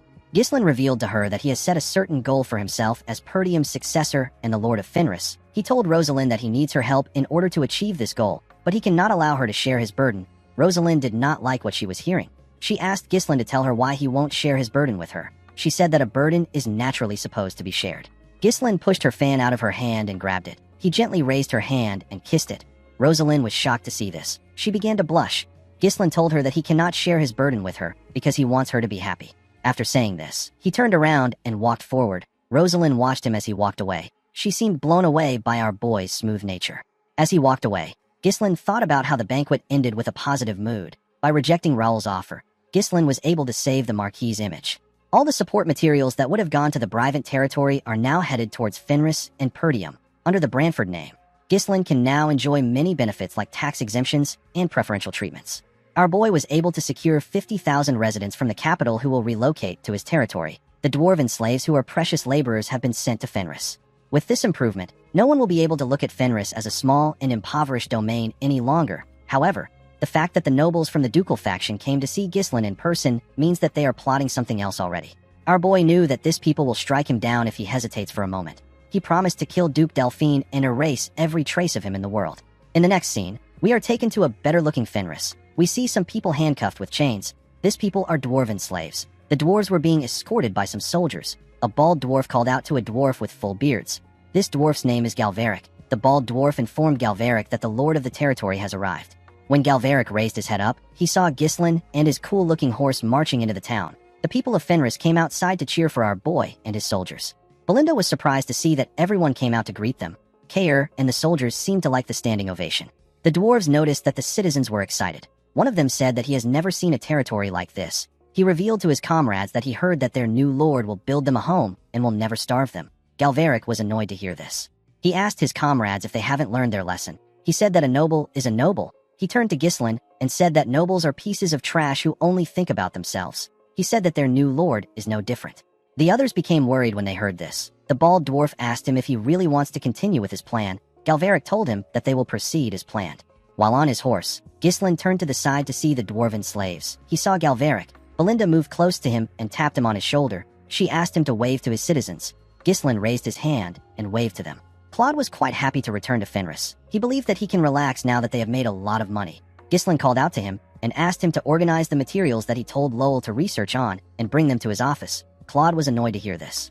He told our boy that they just got back. He begged him to give him some time to catch his breath. Ghislain said that there is no time for a slave to rest. He asked him to consider the time he spent in the capital as his vacation. He ordered him to call for a meeting immediately. In the next scene, we see everyone gathered in Ghislain's office. Our boy called out to Lowell and asked him if he had any trouble with Homern. The man said that he didn't. Ghislain asked him to tell Homern that he will visit him soon. He asked the man to report what happened in his absence. Lowell took out a report and revealed to him that the administration of the territory has been carried out exactly how he instructed before he left for the capital. Ghislain asked Alfoy about the construction work on the major facilities. While scratching his nose, Alfoy revealed to Ghislain that the mages finished the roads and the waterway maintenance while he and Vanessa were not around. Vanessa used her staff to hit him on his head and asked him to try to be more polite. Lowell said that Alfoy is correct. He told his lord that they will soon finish building the workshops and the grain storage. He said that it will be completed quickly once they put the dwarven slaves to work. He said that their crop yield is so abundant that they may no longer need to purchase grains from merchant guilds. Belinda curiously asked him about how great their crop yield was. Claude told her that it rivals the Rayfold's yield in sheer volume. He said that it has the highest per unit area of production in the kingdom. Wendy couldn't believe that this was coming from the man who once said that it is impossible to farm there. Belinda was quite happy to hear this. She said that her young master will soon become a great lord. She said that his chances have improved now that he has the backing of the royalist faction. Gillian told his master that his goal of truly reviving his land is slowly becoming reality. Ghislain believed that the territory has only taken a proper form. He said that this is not enough. He turned to Claude and ordered him to keep buying food until he says that it is enough. He said that they need to expand their residential area, so they need to secure land in advance. Claude was surprised to hear this. Ghislain announced that they will now be preparing for a war. Everyone was shocked to hear this. Claude asked him about what he means. He asked his lord to tell him who will dare to attack him now that he has joined the royalist faction. Ghislain said that it could be Desmond or Rayfold. He asked Claude to read the report in Lowell's hands. The man was shocked to see what was written on it. He read that there was a large-scale conscription and training in the Desmond territory. They were also recruiting free knights. Claude saw records of massive purchases of weapons and iron ore. Ghislain revealed to the administrator that this is the data he asked Lowell to collect on Count Desmond's movements before leaving for the capital. He said that the critical part is that Count Desmond has been buying up large quantities of high-quality iron ore from the Cabaldi territory. Gillian said that the most important resources in war are food, manpower, and weapons. Iron ore is an essential resource used in forging and maintaining weapons. However, the amount the Count is purchasing is far too much for a peaceful era. Kair smiled and said that a war might really break out. Alfoy was sad to hear this. He couldn't believe that he had to take part in another war again. Claude told his lord that they will be in trouble if Count Desmond gets more iron ore. He said that Count Cabaldi won't sell the iron ore to them even if it is necessary for the overall advancement of the territory. Ghislain said that they need to consider Count Cabaldi as a part of the Delphine faction. He said that their enemy can already be ready to attack while they are trying to get their iron ore. He asked the group if they now understand how uncomfortable the situation is. The room became silent. Ghislain told them that he is going to share his plan with them. Everyone quickly turned their eyes to him. He announced that they will be attacking the Cabaldi County first. Everyone was shocked to hear this. In the next scene, we are taken to the Cabaldi County. We are shown the Cabaldi Castle. Inside the castle, we see a man eat a berry and spit out a seed on the table. Count Desmond was sitting across this man. The man with the unique chin is Count Cabaldi. The Count asked Desmond to tell him what he means by strongest sword in the north. Count Desmond revealed to him that he received a report about the Fenris territory from the Duke. He said that the Duke asked them to consider Ghislain as the strongest sword in the north when facing him. He told Count Cabaldi that our boy is an unpredictable individual. He advised him to make preparations for war. Count Cabaldi asked Harold about why he is telling him this. He told Count Desmond that he will be the one to go out to fight. Harold told him that it was an order from the Duke. Count Cabaldi began to laugh like a crazy person. He asked Harold if he lost all his senses after losing to Ghislain. He asked him if anyone would dare wage war on his territory. His territory possesses a double wall that is built sturdier than an ordinary fortress. There is also a moat surrounding the castle. The siege weapons in the castle were forged with the North's finest smithing techniques. Count Cabaldi asked Count Desmond if he is really telling him to make preparations after seeing this citadel that has been handed down for generations. He told him that his castle has never been breached. With a confident smile on his face, he said that it has never happened in history. He advised Harold to worry about himself first. He reminded him that he recently lost his secret weapon. Count Desmond was annoyed to hear this. The scene shifts, and we are taken to Fenris. We see Kair, Gillian, and Belinda bow their heads as our boy walked past them in his armor. Ghislain stepped on the stage and looked down to see his soldiers standing in front of him. He could see the determination in their eyes. He liked their expressions. He told the men that trusting and following someone isn't easy, but they trusted and followed him this far. Ghislain took out his sword and slammed the blade on the ground. He announced to the men that he will turn all 200 of them into knights. He said that this is the founding of the Fenris Knight Order. The men raised their hands and began to cheer when they heard this. Claude and Wendy watched them cheer from their tent. The administrator was also wearing an armor. He said that the situation is driving him crazy. He told the woman that it doesn't make sense no matter how many times he thinks about it. He said that he is not sure if it is possible. He asked Wendy if she also shares the same views as him. The scene shifts, and we are taken back to when Ghislain announced that they will attack the Cabaldi County first. Claude stood up and asked his lord about how he reached this conclusion so quickly. Ghislain explained to him that Count Desmond and Count Cabaldi are pretending to be neutral even though they support the ducal house. In other words, they are chess pieces that can move freely in place of the ducal house. Our boy told the group that Count Cabaldi is also their enemy. He said that they will get the Count's iron, or if they win the war, they will also slow down their enemy's growth and accelerate their own. This move made sense to everyone. Claude asked his lord about what they are going to do. Gillian told his lord that the armaments of Cabaldi's soldiers are among the finest in the north. Kair said that their overall military power is lacking in quantity and quality. Ghislain revealed to them that he is going to turn all 200 mercenaries into knights who can wield mana. Kair and Gillian were surprised to hear this. According to Ghislain, a well-trained knight has the power of 100 ordinary soldiers. If they are able to form an order of 200 knights, they will gain an equivalent strength of 20,000 soldiers. With a worried look on her face, Belinda asked her master about how he is going to do it. She reminded him that it takes years to master mana properly.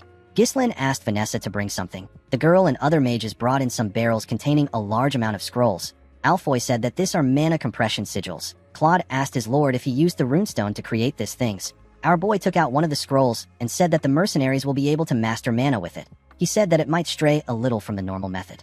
He told his subordinates that he modified the Perdium family's mana cultivation technique to make it easier to learn. He said that it should take the soldiers a month to master it. Belinda became nervous when she heard that our boy modified the family's mana cultivation technique without permission. She asked him if the lord won't be mad about it.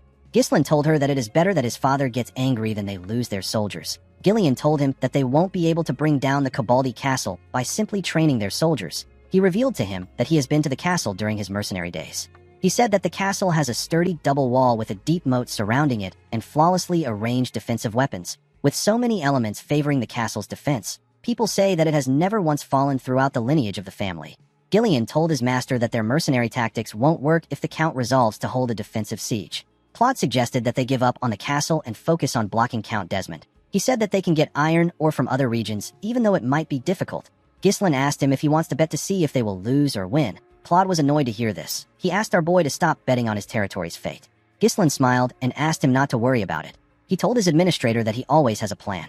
The scene shifts, and we are taken to a training hall. We see Ghislain standing in front of his soldiers. The soldiers wondered if they don't need to know how to use mana to become knights. They knew that it would take a few years to learn mana. Gordon raised his hand and asked Ghislain about how they are going to use mana.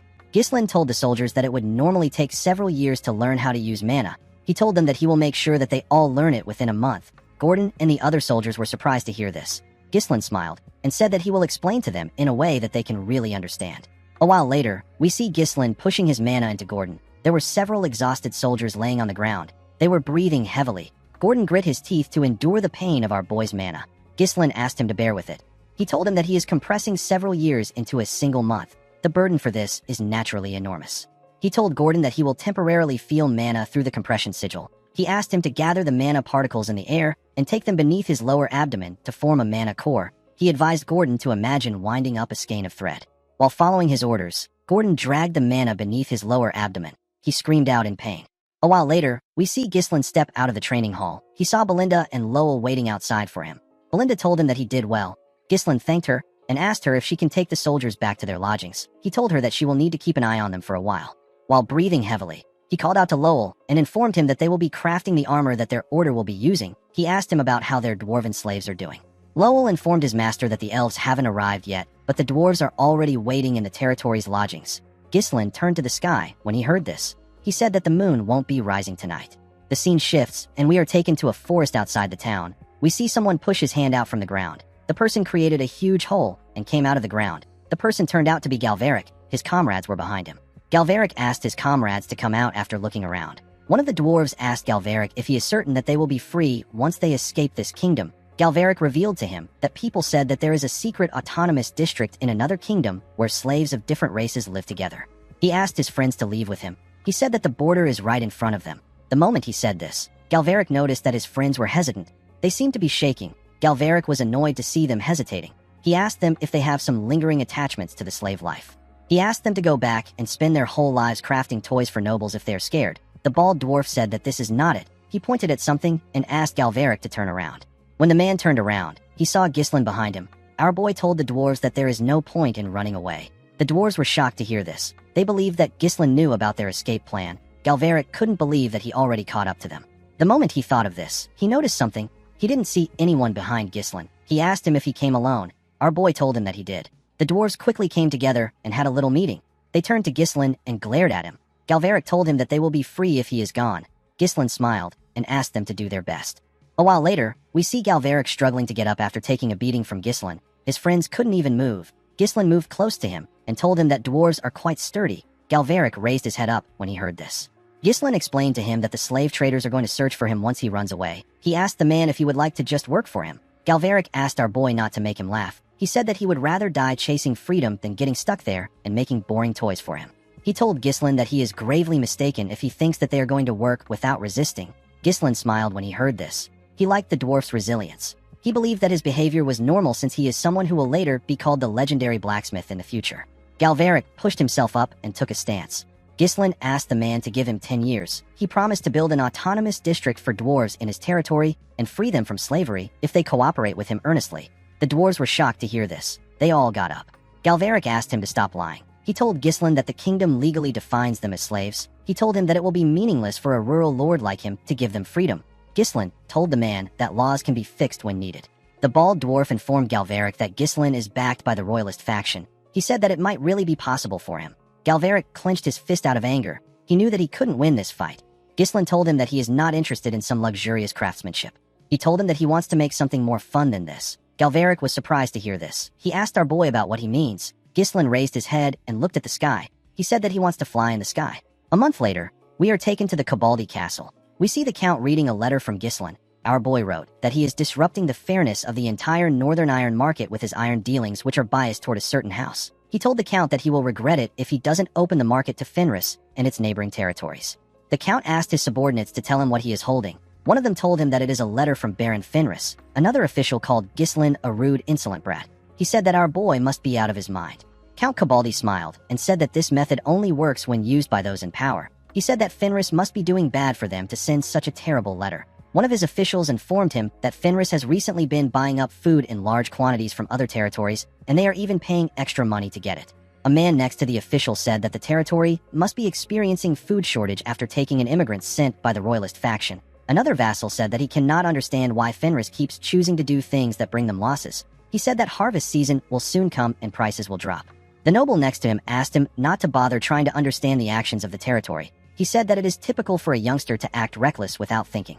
Count Cabaldi used a candle light to burn the letter. He told his subordinates that it is natural for Ghislain to run into trouble because he is trying to bulk up a territory that was just on the brink of ruin some time ago. With a smile on his face, the Count said that he is sad that he won't be able to see Ghislain's downfall. The scene shifts, and we are taken to Marquis Bramford's mansion. We see the Marquis step into his office. Before he could take off his jacket, the Marquis saw something on his table. He saw a letter on his table. He noticed that his window was open. The Marquis did not expect this. He picked up the letter and opened it. He saw that it was from Ghislain. Our boy advised the Marquis to tell the royalist nobles to stockpile 10 years' worth of food in advance. He revealed to him that a great famine will soon come to the kingdom. This famine is severe enough to shake the entire kingdom. Marquis Branford did not know how to react to this information. The next day, we see Rosalind step into her father's office. The girl told him that she heard that he wasn't in bed last night. Marquis Branford didn't say anything to his daughter. He turned to her and asked her to tell the vassals and royalist nobles that he is calling for a meeting right now. After sending the letter to the Marquis, an unprecedented famine spread across the entire kingdom. Under an extremely arid climate, the rivers laid bare, crops withered and died. Starvation victims appeared one after another, and mass chaos erupted in the struggle for food. It was a natural disaster that went down in history. In this chaotic time, Ghislain decided that it was time for him to make his move. In the Desmond and Rayfold territories, their vassals informed them about how food prices are skyrocketing. They were complaining about how an abnormal weather strikes without warning. The vassals found out about how the royalist nobles already stored food in advance. Amelia and Count Desmond found out that the Fenris territory has successfully harvested its food. The scene shifts, and we see Count Cabaldi slam his hand on his table. He asked his vassals about the food that Count Desmond is supposed to send. He said that Count Desmond should have taken over Fenris in advance and secured their food and land. One of the vassals said that Count Desmond asked them to wait a little longer. He said that the Count has also missed the right timing due to the weather. Count Cabaldi called Desmond a fool. He asked his subordinates about when Harold is going to send the food. One of them said that he knows a way which they can secure food quickly. He suggested that they follow Ghislain's wish and give him iron in exchange for food. Another vassal asked him to stop spouting nonsense. He said that Ghislain belongs to the royalist faction. He told him that the ducal house won't appreciate it when they find out. A man in blue clothes said that the food can arrive at any time. He reminded his comrade that the ducal house and Count Desmond already promised them. He suggested that they wait for them. The man who made the suggestion told the other vassals that there is a limit to the amount of food they can requisition from the citizens. He said that they can barely suppress public unrest by using the army. He told the others that he is not certain if they can hold out until support arrives. The man turned to his lord and told him that it will be bad for them if the military grain runs out and the soldiers begin to starve. He said that the iron fortress, which has never been breached before, will be destroyed by an internal uprising. Count Cabaldi was shocked to hear this. He couldn't believe that his vassals wanted him to crawl to Ghislain. He grit his teeth and put himself together. With a nervous look on his face, he ordered his subordinates to give Fenris iron in exchange for food. The vassals who were against the idea called out to their lord. Count Cabaldi clenched his fist and said that Ghislain will die by the hands of the ducal house. He said that the result won't change even if he gives them some iron. While smiling like a lunatic, the count said that the ducal house or Count Desmond can come to his fortress if they have a problem with him. He told his vassals that no one can take over his fortress. He turned to a guard and asked him to send a messenger to Fenris before everyone starves to death. The guard told him that there is no need for this. He revealed to the count that Baron Fenris is already at their gate with his army. Count Cabaldi was shocked to hear this. He couldn't comprehend what was happening. The scene shifts, and we are taken outside the castle. We see Ghislain and his knights marching towards the gate. The knights were all wearing the same armors. Gordon said that the armor is just too small for him. Torin asked him to shut up. He told him that they used twice as many blood python scales for him. Gordon tapped his breastplate. He told the man that he now has mana flowing through him. He said that no one can scratch his perfect muscles now. The moment he said this, someone hit him in his chest. The man felt some pain in his chest. The person who hit him was Ghislain. Our boy said that the dwarves make really sturdy armors. He moved forward with his badass horse and ordered his soldiers to march forward. Ghislain and his army passed through the barricade of the castle and marched towards the gate. When Count Cabaldi and his vassals arrived at the castle walls, they saw Ghislain and his army standing in front of the castle. Someone informed the count that the army has surrounded them. He told him that the moats are dried up because of the drought. The vassals were shocked to see the amount of soldiers Ghislain had. One of them said that it is impossible for a mere baron to possess such a large number of soldiers. He said that Ghislain must be receiving support from the royalist faction. Count Cabaldi laughed and asked his vassals to stop making a fuss. With a nervous smile on his face, the count asked the men to tell him what Ghislain and his army can do in front of his castle. He told them that the army won't be able to set foot on the castle shadows if they deploy their powerful weapons. Our boy called out to the count. He asked him if he read his letter. Count Cabaldi asked him to explain why he is being a nuisance. He told Ghislain that he brought an army to his castle without prior notice. Our boy reminded him that he conveyed his intent with his letter. He reminded the count that he told him that he will regret it if he doesn't open the market. One of the vassals grit his teeth and said that this is not a reason for war. Another one told Ghislain that he can't just use anything to justify waging war. Count Cabaldi raised his hand and asked Ghislain to prepare a proper justification and formally declare it if he wants war.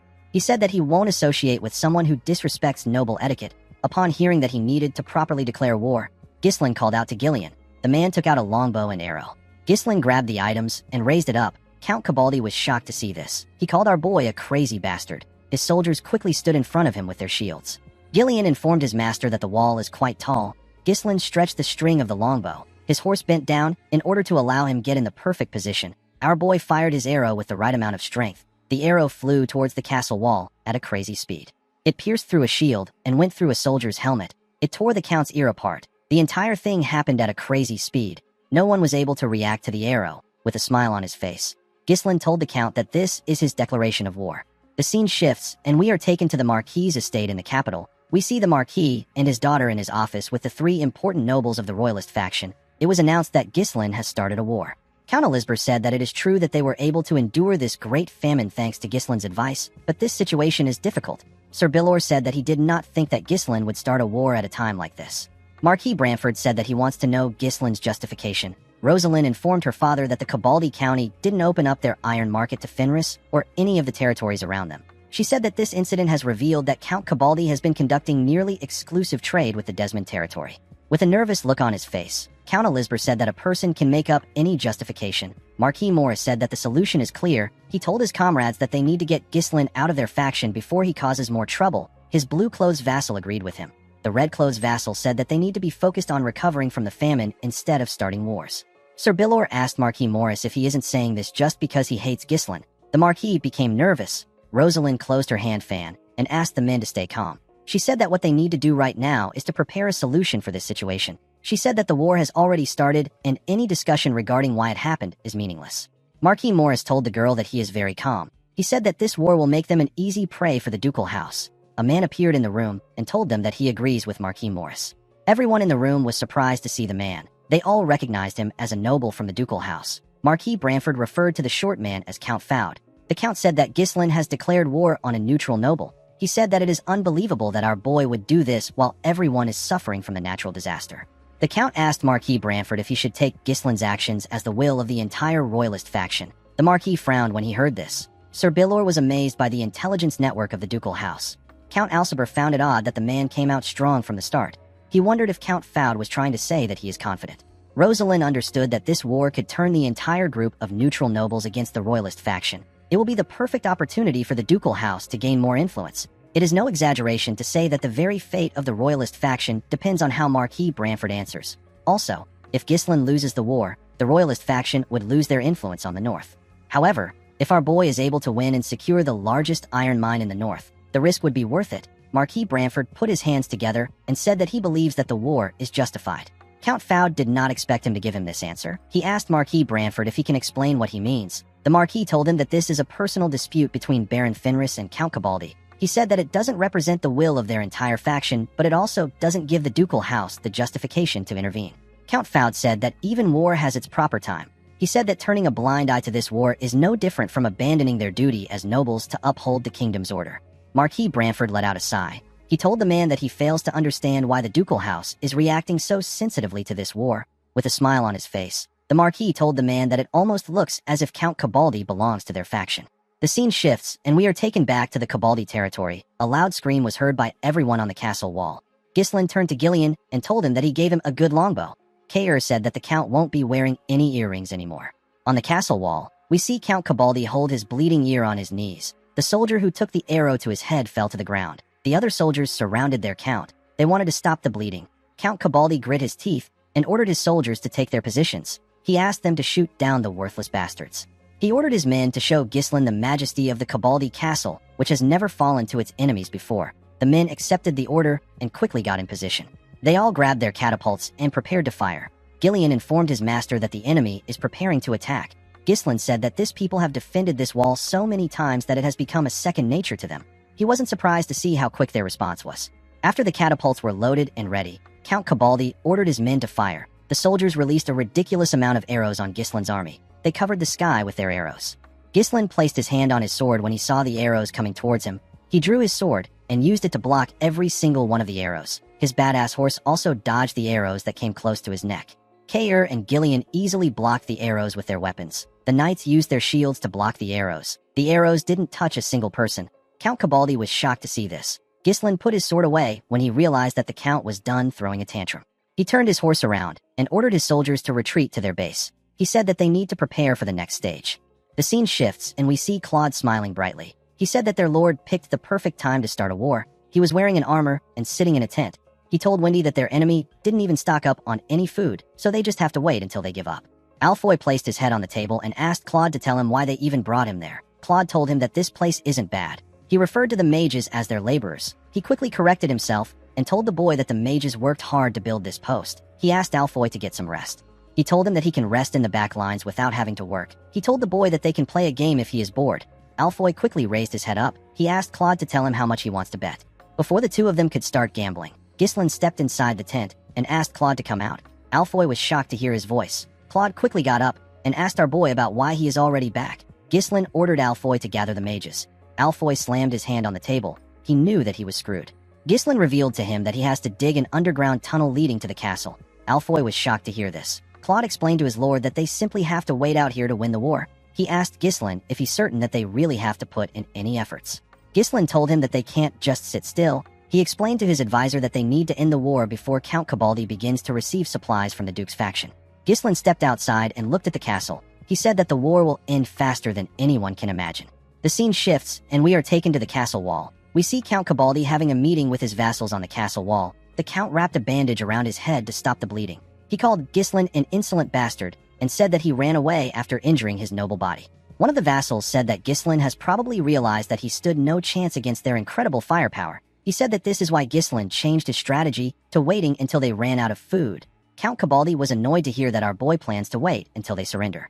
He told his officials that the ducal house is backing him. With a smile on his face, he said that he is certain that the ducal house will soon send reinforcement since they can't give up the iron mine that he owns. He said that they just have to wait until that time. The moment he said this, a knight informed him that Ghislain's army is digging an underground tunnel. The Count was surprised to hear this. He used a hand telescope to check on Ghislain's army. He saw the mages digging the tunnel. He couldn't believe that Ghislain wanted to build a secret tunnel out in the open. One of the vassals said that they want to attack them from below the ground since facing them head-on is difficult. A vassal with yellow clothes said that the exit of their tunnel must be the southern gate. Count Cabaldi called out to a guard known as Jaemon. He ordered the guard to station their soldiers at the southern gate. The man accepted his order. The Count told him that they will attack their enemies immediately they pop their heads out of the hole. He ordered Jaemon to open the gates and have the cavalry on standby so that they can sweep away the Fenris troops at once. The man asked him about what they should do about the castle wall. Count Cabaldi said that their enemies don't even have a siege weapon. He asked him to tell him what they can even do. He said that their enemies only have an infantry. He told Jaewon that they can hold them off by deploying a small force. With a smile on his face, Count Cabaldi told himself that he will be the one standing at the end, even though it was Ghislain that launched an attack on him.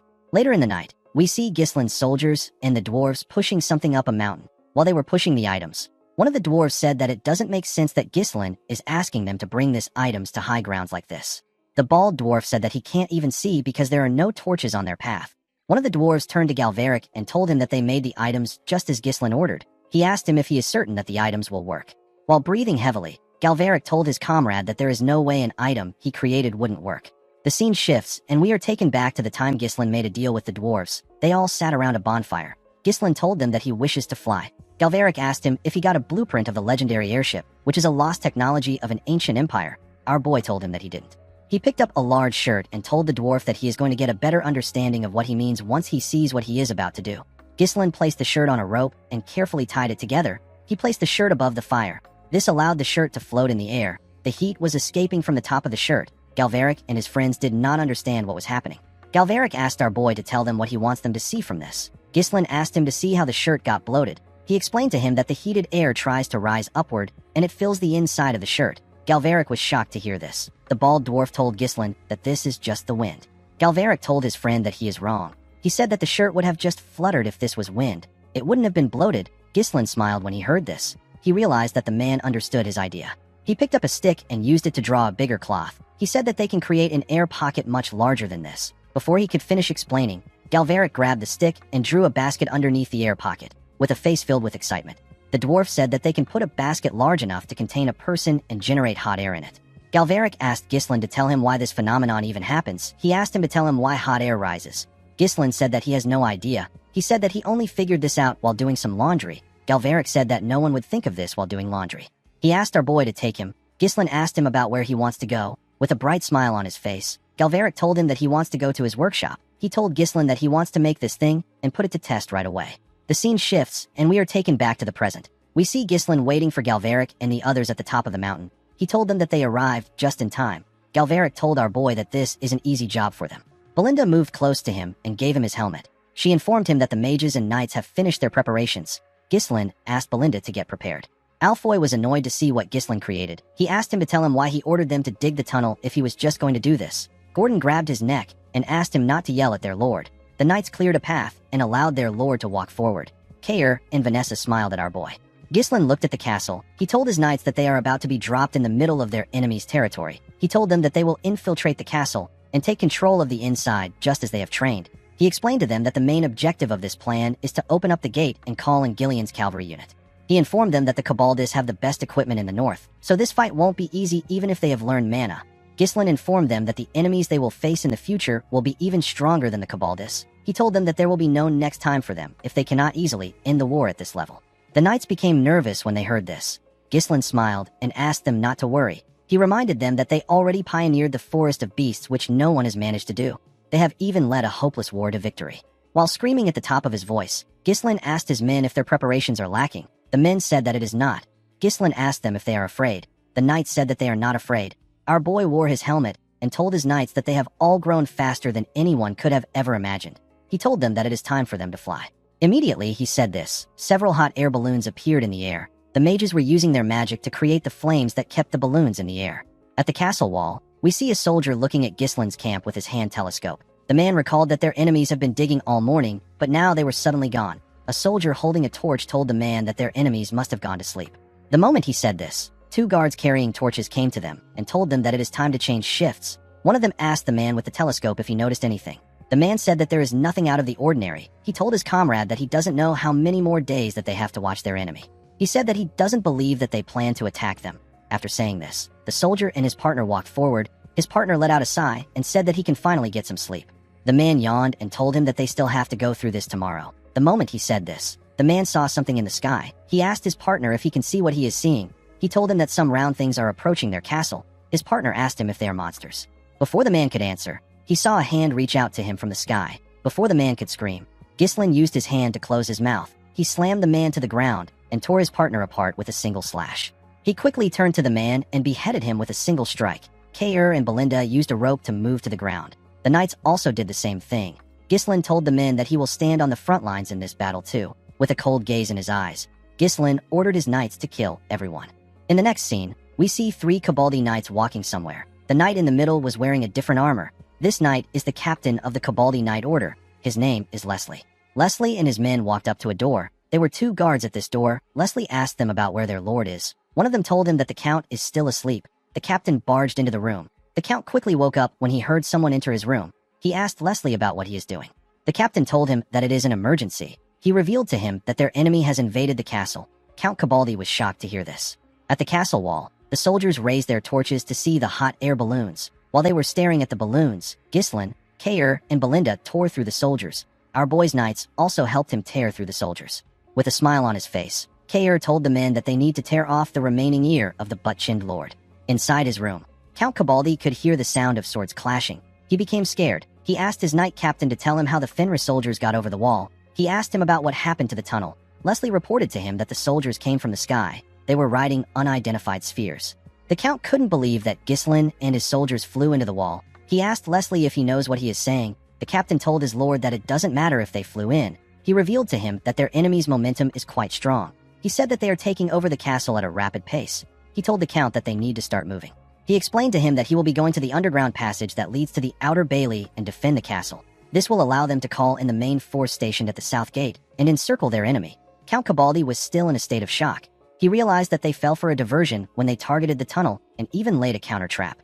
While laughing like a crazy person, he said that the castle which has never fallen might end with him. He couldn't believe that the lineage of the Cabaldi family will end with him.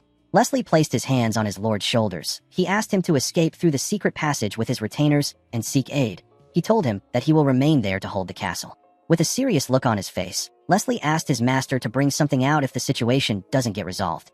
The scene shifts, and we are taken to the castle wall. We see some soldiers looking startled. They wondered about how their enemies got in. Unfortunately for them, Ghislain wasn't in the mood to answer their question. He beheaded the first soldier that charged at him. He also cut off the head of the second soldier with a single swing. The third soldier quickly charged at Ghislain. Our boy blocked his sword and pushed it to the side. He tore the man's body apart with a single slash. 3 more knights appeared to fight him. 2 of them were holding a crossbow, and 1 was holding a sword. The man carrying the sword was the platoon commander. He ordered his frightened soldiers to get themselves together and fire at our boy. Before they could do anything, one of them asked the platoon commander to look up. The soldiers got slammed to the ground by a hot air balloon that crashed into the wall. Alfoy and Gordon crawled out of the balloon. While struggling to catch his breath, Alfoy called Gordon a stupid pig and reminded him that he told him that he would be too heavy for the balloon. Gordon asked him not to swear. Immediately he said this. The platoon commander and another soldier appeared behind them. Before the men could use their weapons, they got killed. The platoon commander got stabbed in the neck with a dagger, and the archer got stabbed in the neck by a huge sword. Belinda and Kayer were the ones who threw their weapons at them. Ghislain asked Alfoy and Gordon if they are all right. Kayer told Gordon that he is still the same even after becoming a knight. Gordon laughed out loud. The moment he did this, someone blew a horn. Ghislain and the rest of the group quickly turned to the other side of the castle wall. The Cabaldi soldiers announced that the enemy has invaded. The soldiers were ordered to secure the gate.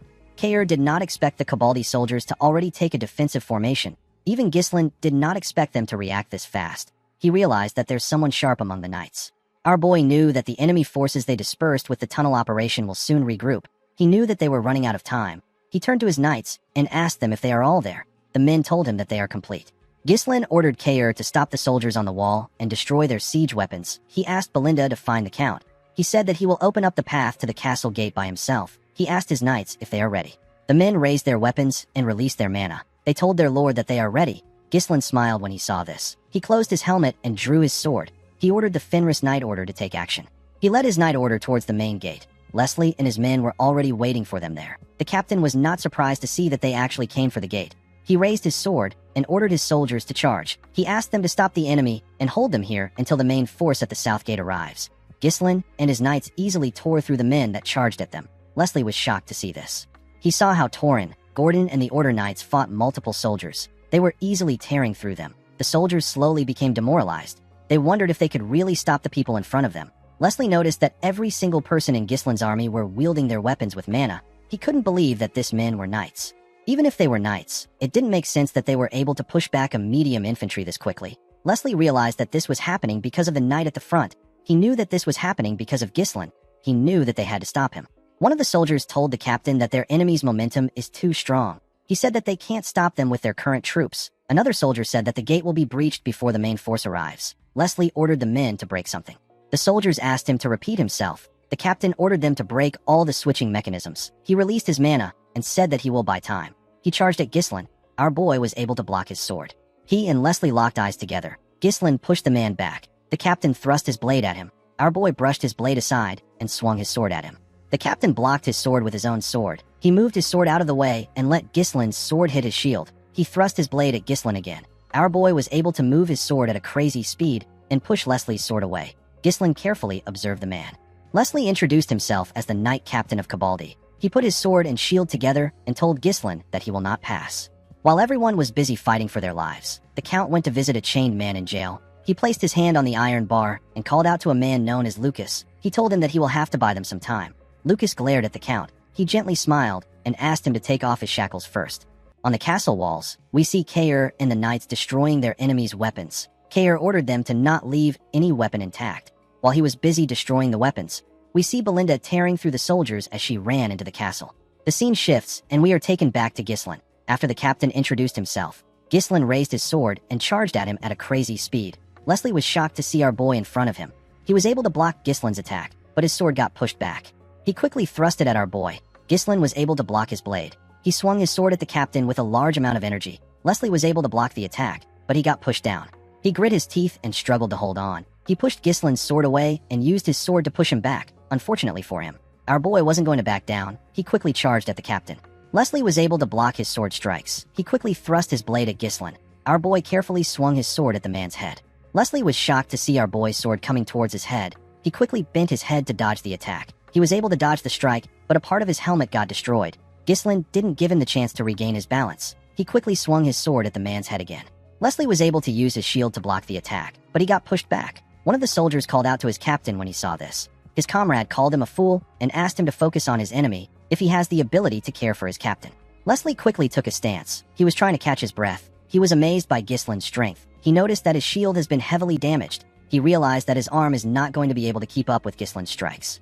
He smiled and told himself that this is not enough to defeat him. He believed that Gislin was already aware that he will be surrounded by their main force if he wastes any more time. He decided to deflect Gislin's attacks obliquely to maintain an appropriate distance. This will allow him to seize the momentum by aiming for the gaps between our boy's strikes. Leslie carefully carried out his plan and put some distance between himself and Gislin. He believed that he will win the moment Gislin is unable to contain his impatience and makes a hasty attack. The moment he thought of this, Gislin appeared in front of him and asked him if this is all he can do. Leslie was shocked to see him. Our boy thrust his sword at the man's head. Leslie quickly bent his back to dodge the attack. Gislin gave him a heavy punch on his face. Leslie spat out some blood. He quickly regained his balance and raised his sword. He thrust it at our boy. Gislin used his sword to push himself up and dodge the attack. He used his sword to cut off Leslie's arm while he was in the air. The captain was shocked to see what just happened. Our boy landed on the ground and told him that he wasn't too bad. Immediately he said this. He swung his sword and landed a powerful strike on Leslie. Blood gushed out of his body. The knight captain couldn't comprehend what was happening. He quickly remembered what Count Desmond said. He recalled that the Count asked them to consider Gislin Fenris as the strongest sword in the north. The captain fell to the ground the moment he thought of this. His men were shocked to see this. They couldn't believe that their captain was on the ground. Gordon and Torin were happy to see that their lord defeated the captain. Gislin ordered his knights to charge forward and open the gate. His men quickly ran towards the castle gate. Leslie gathered his strength and raised his head up. He called out to Gislin and told him that things won't go as he planned. A knight came outside of the control room and informed our boy that the gate is not opening. Torin said that the machine is broken. He said that they cannot open the gate like this. Gislin commended the captain for using his brain. Leslie smiled and told our boy that their main force will soon arrive. He told him that he doesn't stand a chance against their sheer numbers. He said that they will win as long as they can protect the gate. Immediately he said this. Our boy saw the main force coming towards them. Gordon asked him about what they should do. One of the men said that they are now knights. He said that they can take the main force. Gislin noticed that his knights were breathing heavily. He knew that they were all exhausted because they had used all their mana. He knew that his knights couldn't fight the enemy in their current state. Our boy walked up to the gate. Gordon called out to him. He didn't understand what his lord was doing. Gislin placed his hand on the gate. He took a look at his sword and said that he has to use something even if it is just for a moment. He ordered his men to move away from him. In the current era, the term master is closer to a title than a true state of mastery. This is because there was no established standard to define what a master realm is. The only thing that is known is that a mana blade is regarded as the qualification of knights. Gislin released his core energy. He gathered the mana that tried to scatter in all directions and compressed it into his blade to push its limit. His sword released a bright golden energy that shined brightly. His comrades got pushed back by this energy. Leslie couldn't believe his eyes. He remembered the legend of the ancient empire that is passed down among warriors. Even among those who have honed their mana to the utmost extreme, there exists a necessary condition to be acknowledged as a master. Gislin tightened his grip around his sword and swung his aura blade at the gate. Immediately he did this. The commander of the main force ordered his subordinates to surround the Fenris Knights. He said that they will make them pay for attacking the Cabaldi castle. The commander charged at Gislin. He wanted to attack our boy from behind. Before he could do anything, the gate fell to the ground, and our boy's reinforcement charged in with Gillian at their front. Gislin's crazy horse was the first to enter. It used his hoof to hit the commander in his head. He screamed to make others aware of his presence. While trying to catch his breath, Gislin asked Gillian about why he brought his horse. The man told our boy that the horse followed him on his own accord. The Cabaldi soldiers were shocked to see that their gate got split apart. They didn't understand what was happening. One of them called out to Commander Jaemon. The commander quickly stood up and ordered them to retreat to the castle. Gislin got on his horse and raised his sword. He ordered his soldiers to charge. He asked them not to spare a single enemy. The scene shifts, and we are taken inside the castle. We see Belinda kneeling in front of someone. She was breathing heavily. She was kneeling in front of Lucas. The man was holding a spear. He seemed to have subdued Belinda. He asked the woman about the kind of relationship she has with the Shadow Knights. The scene shifts, and we are taken to the entrance of the castle. We see the Cabaldi soldiers trying to run inside the castle. Unfortunately for them, Kair appeared out of nowhere with his men and began to attack them. He informed the soldiers that they have nowhere to go. He said that they have already taken over the inner castle. Gislin pointed his sword at the enemy and told his men that they don't need prisoners. He asked them to kill everyone. Immediately he said this. Our boy felt a large amount of pain in his body. He placed his hand on his chest and tried to catch his breath. He knew that he pushed himself too hard by using Aura Blade at his current level. He didn't expect to get this tired after using some mana. He knew that he couldn't fight for long in this condition. Kair called out to him and asked him if he is already tired. Gillian informed his master that they have successfully subdued the enemy's main force. Our boy commended the men for their work. He asked them about where Belinda is. Alfoy told him that they haven't heard from the woman since she went into the castle. Kair smiled and said that she is such a slowpoke. Ghislain found this odd. He called out to Gillian and told him that there must be a secret escape route built somewhere in the castle. He said that Count Cabaldi couldn't have gotten too far. He ordered the man to lead the cavalry and search for the exit of the secret passage in the outskirts of the castle. Gillian accepted his lord's order. Our boy rode his cool horse forward and said that he will search for Belinda himself. The scene shifts, and we are taken back inside the castle. We see Belinda looking shocked after hearing Lucas's question. She asked him about how he knows this name. Lucas didn't say anything to her. Belinda quickly threw a dagger at the man. Lucas easily blocked it with his spear. He quickly noticed that a string was wrapped around his spear. Belinda pulled the string and used it to pull herself up. She gave Lucas a kick when she got close to him. The man was able to block the attack with his spear. Belinda asked him to give her an answer. Lucas ignored her and swung his spear at her. Belinda was able to dodge it by moving to the side. Unfortunately, Lucas was not yet done with her. He swung his spear at the woman multiple times. Belinda was able to dodge each one of his strikes. However, Lucas's attacks became faster. Belinda began to struggle to dodge his strikes. She had to jump back to create some distance between herself and the man. Lucas was not ready to give her some space. He charged at her the moment she landed on the ground. He thrust his spear at her. Belinda jumped over the spear and raised her leg. She gave Lucas a kick on his head. Unfortunately, the man was able to block her kick with his spear. He reminded the woman that she asked him about how he knows the name. He hit Belinda in her leg and moved his spear close to her neck. He told Belinda that there is no special reason why he knows the name. He told her that she just looked like his ex. The woman grit her teeth and asked him about what he means. Lucas explained to her that he doesn't care about the outcome of the war, but he can't just slack off. He told her that he can't just let her go if she decides to continue fighting. He told her that it is nothing personal. He moved his blade closer to her neck when he said this. The moment he did this, someone charged at him. Lucas was shocked to see someone coming towards him with a huge sword. He quickly used his spear to block Ghislain's attack. Belinda was shocked to see her master. Our boy asked her to go. He told her that he will take care of the man. Lucas smiled when he heard Belinda call Ghislain young master. He raised his spear and pushed our boy's sword back. Ghislain quickly swung his sword at him again. Lucas was able to block his sword with his spear. He and Ghislain easily blocked each other's attacks. Lucas said that he can't chase after Belinda again. He asked our boy if he is the noble who started the war. He thrust his sword at Ghislain when he said this. Our boy used his sword to hook a part of Lucas's spear and used it to drag the man to him. He swung his sword at Lucas's leg. The man was able to dodge the attack by jumping over Ghislain's sword. Before he could land on the ground, our boy gave him a kick in his head. Lucas spat out some blood. He quickly moved back when he landed on the ground.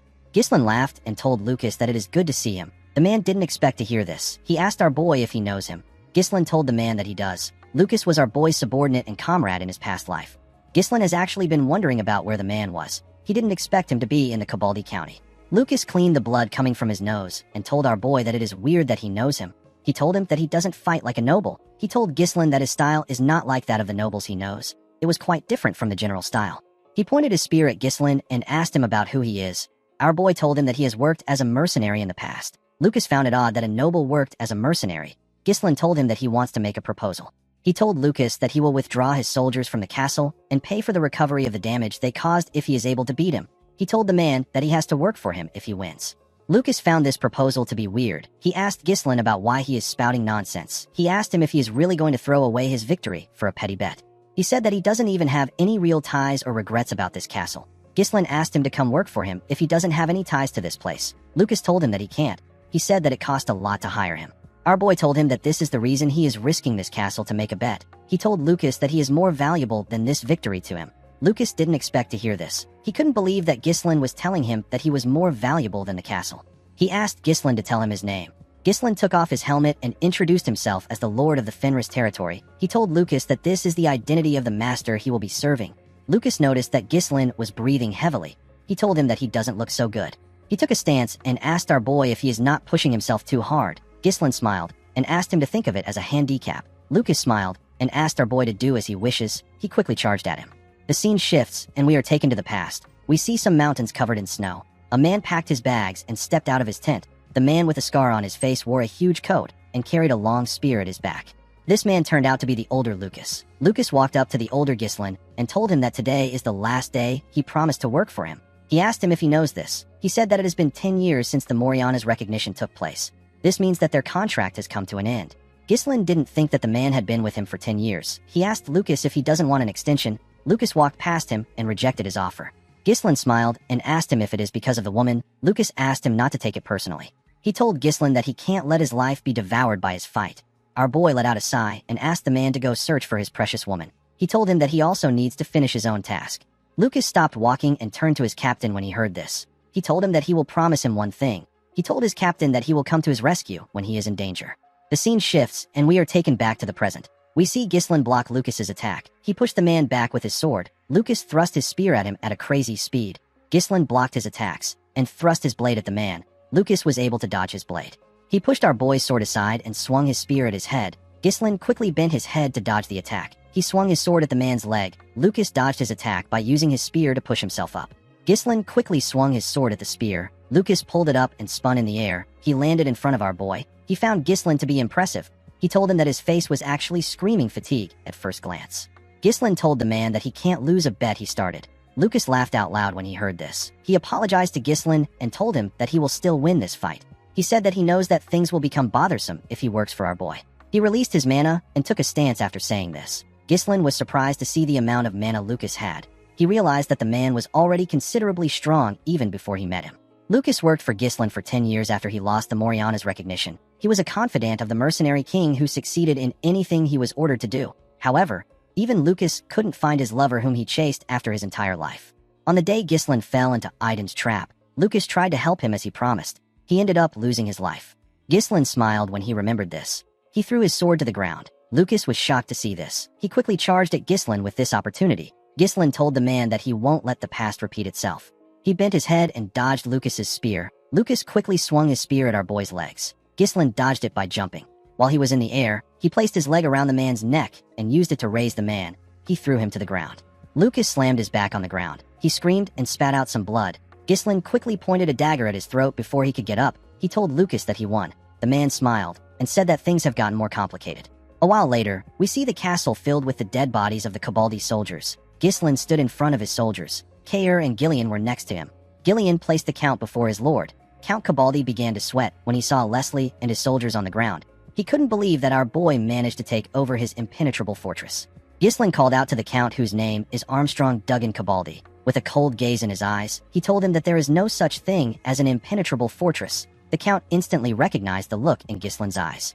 He realized that our boy didn't attack his castle out of greed. He asked him about what his goal is. Ghislain revealed to him that he has a lot of goals. He told the man that one of his goals is to kill him. Armstrong was annoyed to hear this. He asked our boy if he believes that him and his father will be able to get away with this.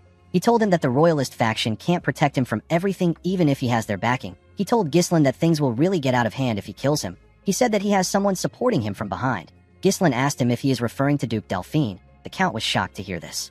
Ghislain assured him that he knows about his backer. He said that he knows that the Duke's faction is slowly devouring the north by recruiting neutral nobles.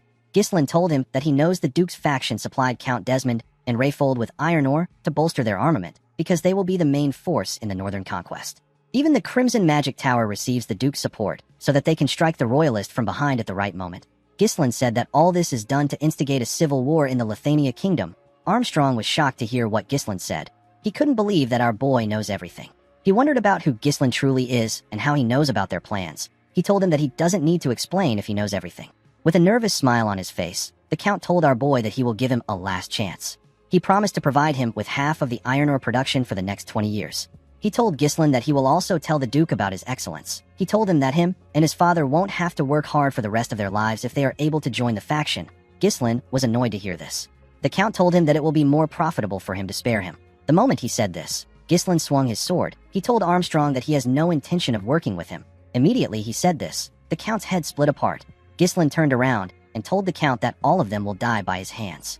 In the next scene, we are taken to Count Desmond's castle. We see the count reading a letter he took from a pigeon. The man squeezed the letter out of anger and slammed his hand on his chair. He couldn't believe that Ghislain took out Count Cabaldi with his brief window of opportunity. Harold told his officials that they followed a method of meticulous preparation and planning just as the Duke advised. He asked them to tell him the result of their preparation. He said that it ended in failure. He remembered how Ghislain took out the assassins they sent to kill his sister, how our boy beat up his cousin, and how he took out Victor. He said that they have only experienced failure upon failure, and now, Ghislain is being backed by the royalist faction. With a look of anger on his face, Harold said that the sprout must be trampled on. He said that he no longer needs any reports or commands from anyone. Count Desmond said that he will decide everything by his will. He announced that their utmost priority is the fall of Fenris and Perdium. In the next scene, we are taken to Marquis Branford's mansion. We see Marquis Morris looking shocked after hearing that Ghislain won the war. He couldn't believe that our boy won Count Cabaldi, a noble who is famous for his impregnable fortress. Count Elisber said that he never imagined Ghislain would be this exceptional in military affairs. He laughed and said that a person can truly not judge a book by its cover. Rosalind informed the nobles that Count Cabaldi didn't surrender. His fortress was taken over through a full-scale assault. The woman told the nobles that Ghislain has already proven his military capability through the previous war that took place in Perdium. Now, no one will doubt his ability. Marquis Morris said that our boys simply got lucky. He said that Ghislain wouldn't have won without the famine. Sir Billor laughed and told him that he speaks as if this really matters. He told Morris that the important thing is that Ghislain stood victorious. Marquis Branford didn't say anything. He turned to a knight whose name is Toledo and asked him if Count Desmond made any moves. Toledo said that the Count has been silent. Marquis Morris said that he actually went out of his way to dispatch some of the royal troops on the path leading to the Cabaldi fortress. Count Elisber said that they have gained a lot from this war. Sir Billor agreed with him. He told the group that it will be difficult for the ducal faction to intervene since it has been revealed that Count Cabaldi was actually receiving support from them. Rosalind let out a sigh. She believed that they would have confirmed if Count Desmond was with the ducal faction if he made a move. Marquis Branford told Sir Billor that it is too early for them to judge. He stood up and said that Ghislain's victory will allow the royalists to expand their influence to the northern region. The Marquis agreed that the royalist faction had gained a huge advantage. He reminded the group that the ducal house won't sit idly and let them act as they please. He asked the nobles to be cautious at all times. After saying this, he suggested that they adjourn for today. Count Elisber was not surprised by what the Marquis said. He said that the Marquis is still the same as ever. He couldn't believe that Marquis Branford didn't even smile after hearing about a considerable victory. Sir Billor told him that the Marquis's cold composure is what has allowed him to lead the royalists to this point. Marquis Branford walked forward and asked his daughter to follow him. Before she could reply, Rosalind saw something shocking. She saw her father gently smile. The woman was delighted by this. She followed her father out of the room. The scene shifts, and we see some warriors riding their horses towards the Cabaldi fortress. The leader of the warriors had a young woman riding his horse with him. Someone called out to the leader, whose name is Captain Max, and asked him if he doesn't think that this place is a little too quiet for a battlefield. Max said that the Fenris army might have been defeated. The woman behind the captain was shocked to hear this. She asked him about what will happen to their mission. She reminded him that Lady Muriel and the daughter of Marquis Branford asked them to save Baron Fenris at all costs. She said that she wouldn't know how to face them if they return empty-handed. Captain Max asked the woman not to worry about such useless things. He said that Ghislain is the one at fault since he started the hopeless war. The woman didn't know what to say. Max told her that she is the one who has to deal with the problem. He said that him and his men are mercenaries who work as much as they get paid. He asked her not to worry about them. Immediately he said this. His comrade pointed at something and asked him to look. He told Max that he can see the castle from there. The scene shifts, and we are taken to Count Cabaldi's town. We see Gordon clap his hands and ask everyone to get in line. He announced that they have enough food to feed everyone. He assured them that their new lord won't let them starve. He asked them to come get their food. The people were happy to hear this. While others were getting their food, the miners in the town were asked to sign a contract. The miners were shocked to hear about a contract. The people of the town were very happy to get some food. They were happy to see that their new lord was merciful. They knew that the hellish days of having everything taken from them was finally over. One of them said that there might be no more labor without reward. While the people were cheering, we see the dwarves moving a large amount of wood. Galveric saw Alfoy struggling to pick up a single log. He didn't expect him to be so weak. He asked him if he can even pick it up. Alfoy asked the dwarf to shut up. He called him a midget and reminded him that he is a mage, not a laborer. While Alfoy was struggling, the other soldiers were ordered to carry all the materials for the temporary housing to another location. Everyone was busy. Captain Max and his men were surprised to see the soldiers moving the materials. He wondered if the war was already over. The moment he said this, someone called Count Cabaldi a sly bastard and wondered about how many stolen goods he was hiding. The woman turned around when she heard this. She saw some soldiers walking with Claude. Claude seemed to be very happy. One of the soldiers said that the Count has so much gold and expensive artworks in his castle. Claude said that the military warehouse is filled with high-end equipment and reserved iron ores. The woman told Max that the men just mentioned that they were carrying Count Cabaldi's stolen items. The man realized that Ghislain won the war. The moment he thought of this, someone told him that he hasn't seen him around there before. Max and the woman quickly turned to the person. The person turned out to be Gillian. The woman and the captain were shocked to see the huge man. With a scary look on his face, Gillian asked them to reveal their identities. The scene shifts, and we are taken to the Count's castle. We see two knights standing guard at a door. The knights slammed their spears to the ground and opened the door when they saw Gillian. Ghislain was standing inside the room. The woman and the captain nervously stepped into the room. Gillian entered the room and slammed the door. The woman became scared when she heard the sound of the door. Gillian informed his lord that this people are visitors from the capital. Ghislain turned around when he heard this. Captain Max became more nervous when he saw our boy's face. After being a mercenary and a problem solver for a long time, Max is now able to grasp a person's true nature. He can know the kind of person they are by the atmosphere they give off or their scent. Max recognized the metallic, fishy smell of blood that still lingers on Ghislain's armor even after the war has ended. The man noticed our boy's restricted movements. He was certain that the person in front of him is Baron Fenris. Ghislain asked them for their identities. The two of them quickly bowed their heads. Max introduced himself to Ghislain and informed him that Countess Elizabeth and the daughter of Marquis Bramford sent them. He revealed to Ghislain that he was sent here under the request of rescuing him at all costs if he was in danger. Ghislain told the captain that he was late. Max explained to him that they considered the mission's priority and tried their best to get here as early as they could. He told our boy that they never expected him to end the war so quickly. He told Ghislain that he would expect nothing less from the rising star of the royalist faction. He told him that they will be taking their leave. Our boy asked him about where he is going. The captain became scared when he heard this. Ghislain explained to him that they are short on manpower because the war just ended. Max told him that this has nothing to do with his mission. Ghislain reminded him that they were not able to help him when he was in danger. Max didn't know what to say. He never expected our boy to have ended the war before they got there.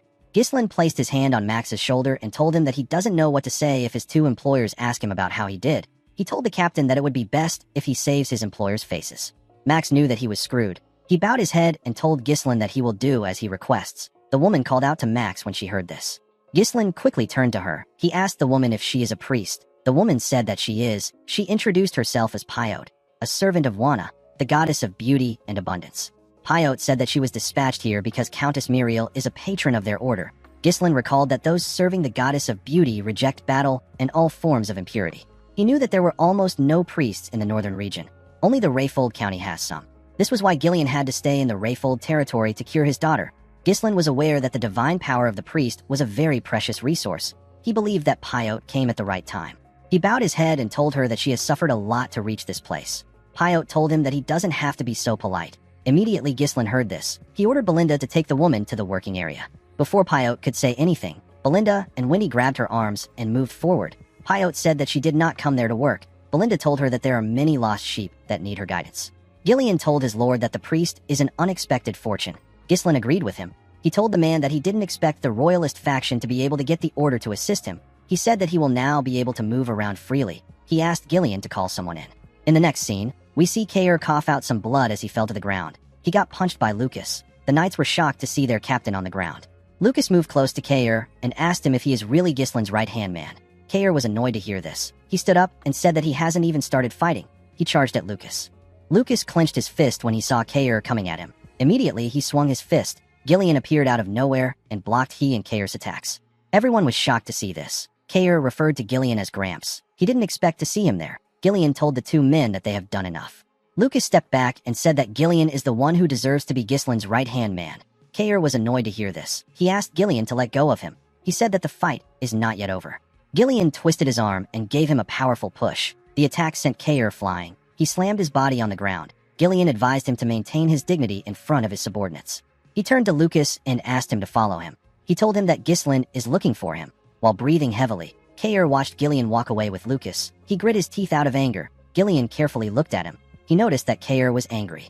While he was looking at him, Lucas laughed. Gillian asked him about why he is laughing. Lucas revealed to him that the first thing Ghislain ordered him to do is to beat up his own subordinate. He found this quite funny. He believed that Ghislain was a weird guy. Later in the night, we see Ghislain enter the training ground. He saw someone swinging his sword at a dummy. The person turned out to be Kair. The warrior was angrily swinging his sword. He turned around and swung his sword at Ghislain when he felt his presence behind him. Our boy easily blocked his attack with his sword sheath. He told Kair that he heard about how he got crushed by the new guy. Kair turned around and asked Ghislain to leave if he came there to make fun of him. He reminded him that he is a busy man. He told him that he shouldn't have time for him. Our boy smiled and threw something at him. He asked Kair to catch it. He gave Kair a book. He revealed to him that he jotted down his thoughts on the mana circulation method and swordsmanship that should suit him. He asked the man to make good use of it. Kair quickly scrolled through the book. He was shocked to see what was inside. He asked his lord about why he didn't give it to someone like Lucas. Our boy asked him to give it back to him. Kair declined his request and thanked him. Ghislain walked past him and explained to him that there isn't a big reason why he lost. He simply lacked fundamentals. Our boy told Kair that experience and instinct have their limits. Kair referred to him as captain and called out to him. When Ghislain turned around, Kair bowed his head. Ghislain smiled and asked him to rest. He He told him that he will see him tomorrow. After a month, Fenris absorbed the Cabaldi territory and quickly underwent rapid territorial expansion and stabilization. Fenris was able to secure the wealth it needed by confiscating the wealth of Count Cabaldi and his retainers. They calmed the public sentiment by distributing food to the territory's residents. Fenris also took care of the largest iron mine in the north. By giving proper compensation to the laborers who had long been exploited, their motivation to work increased. This allowed iron of higher quality to be supplied even faster than before the fortress was taken over. With this as the foundation, Fenris was able to develop its technology and acquire advanced armaments smoothly. The territory will no longer experience resource shortage. The scene shifts, and we see Ghislain in a room with his subordinates. He told them that everything that happened is thanks to everyone fulfilling their roles excellently in their respective positions. He said that no one will be able to look down on Fenris again. Claude agreed with his lord. He said that 1/3 of the northern region belongs to them if they add Perdium to their territory. Fenris is no longer lacking in population or military power. Claude said that Count Desmond can come at them. Ghislain called out to Wendy when he heard this. The woman hit Claude in his throat for mentioning Desmond. Belinda wondered why Claude had such a loose mouth. Ghislain told his advisor that it is too early to celebrate. He reminded him that the root of the threat still remains. While struggling to catch his breath, Claude asked our boy if he can't take a break. Vanessa called out to Ghislain. She informed him that the mages have recently been telling her that they are too tired to work. She asked him about what she should do. She said that Alfoy even tried to escape a few nights ago. Unfortunately for him, he got caught. Ghislain told Vanessa that the mages are his slaves. He smiled and asked her not to worry about it. He reminded her that they have a priestess now. The scene shifts, and we see Pyote releasing a bright light from her body. She asked someone to rise in the name of Wana. The person screamed and asked Pyote to not heal him. The person screaming was Alfoy. The boy begged the priestess to just let him be exhausted. He said that he doesn't want to work anymore. Unfortunately, he couldn't run away from her divine power because Gordon was holding him down. He asked Alfoy to just receive the healing. Pyote asked Wana if it is really okay to use divine power like this. She couldn't believe that she was healing people who are exhausted so they can return back to work. She wondered when Ghislain was going to let her go. She recalled that he said she was only going to do a little work. The moment she thought of this, Ghislain walked up to her and called out to her. Pyote was surprised to see him. Ghislain told her that he noticed that her divine power has increased. The priestess said that she can't really tell. Unlike mana, the total amount of a person's divine power does not increase through training. It is a mysterious power that only gifted individuals can wield. Our boy realized that Pyote was not an average priestess. He asked her if she has experienced any inconvenience during her stay. Pyote nervously asked him about when she can return to her order. Ghislain told her that she can leave now. The priestess was shocked to hear this. Ghislain told her that his territory has received so much help thanks to her contributions. He told Pyote that he would like to repay her. The scene shifts, and we are taken to Marquis Branford's territory. We see the people discussing about Ghislain's battle. They spoke about how he traveled through the sky to infiltrate the castle. Some people believe that this was a lie. They said that Ghislain is not a bird. At the Marquis' mansion, we see Ghislain step inside a room with Belinda and Pyote. He saw someone waiting for him there. Ghislain greeted her and asked her about how she has been. The person turned out to be Rosalind. The woman gently blushed when she heard Ghislain's voice. She told our boy that she is relieved to see that he is okay. Ghislain bowed his head to her and thanked her for sending talented people to his territory. He said that he received a great deal of help from the priestess. Rosalind smiled and said that she is glad to hear this. She told Pyote that she can return to the order now that her dispatch is over. Pyote thanked her for this. She was relieved to see that her first dispatch was now over. Although the Fenris territory was a good place to live in, it was still mentally exhausting for Pyote. The moment the priestess thought of this, Ghislain told Rosalind that he has a request to make regarding the priestess. Pyote was shocked to hear this. Before Ghislain could say anything, a knight informed him that the Marquis is waiting for him. Our boy moved close to Rosalind and asked her if he can talk to her later. Rosalind smiled and told him that he can. When Ghislain stepped into the Marquis' office, everyone turned their heads to him. With a serious look on his face, Marquis Branford told our boy that he is late. Ghislain bowed his head and apologized to the Marquis. He explained to him that it took him some time to stabilize his territory. Marquis Morris told him that he should have come immediately. He won the war. Sir Billor asked him to stay calm. The Marquis reminded Ghislain that he once said that he must consider his honor before he acts on anything. He explained to him that his honor and the honor of the royalists would have been tarnished if he didn't defeat Count Cabaldi. The ducal faction would have seized the initiative and secured their position in the north. The Marquis told Ghislain that he is gravely mistaken if he thinks that he is going to excuse all his unilateral actions because he is his patron. With a serious look on his face, he asked our boy to tell him everything about the war and convince him. Ghislain informed Marquis Branford that he doesn't fight battles that have no chance of victory. He said that he saw an opportunity and quickly took it. He told the Marquis that this is all that happened. He explained to him that the reason he is there is not to review what has already happened, but to discuss what to do from now on. He sat down and asked Marquis Branford to appoint him as the commander of the northern forces. Everyone was shocked to hear this, but no one was as shocked as Marquis Morris. Branford glared at Ghislaine when he heard his request. Our boy didn't look away. He looked the Marquis in his eyes.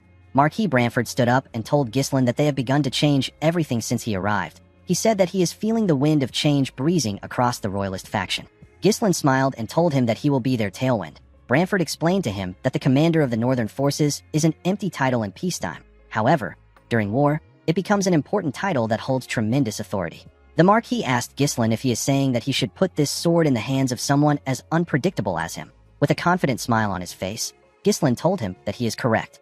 The current military organization of the Lithuania Kingdom consists of 4 corps. The regional army commanders are selected in advance during peacetime to establish strategies to deal with various situations.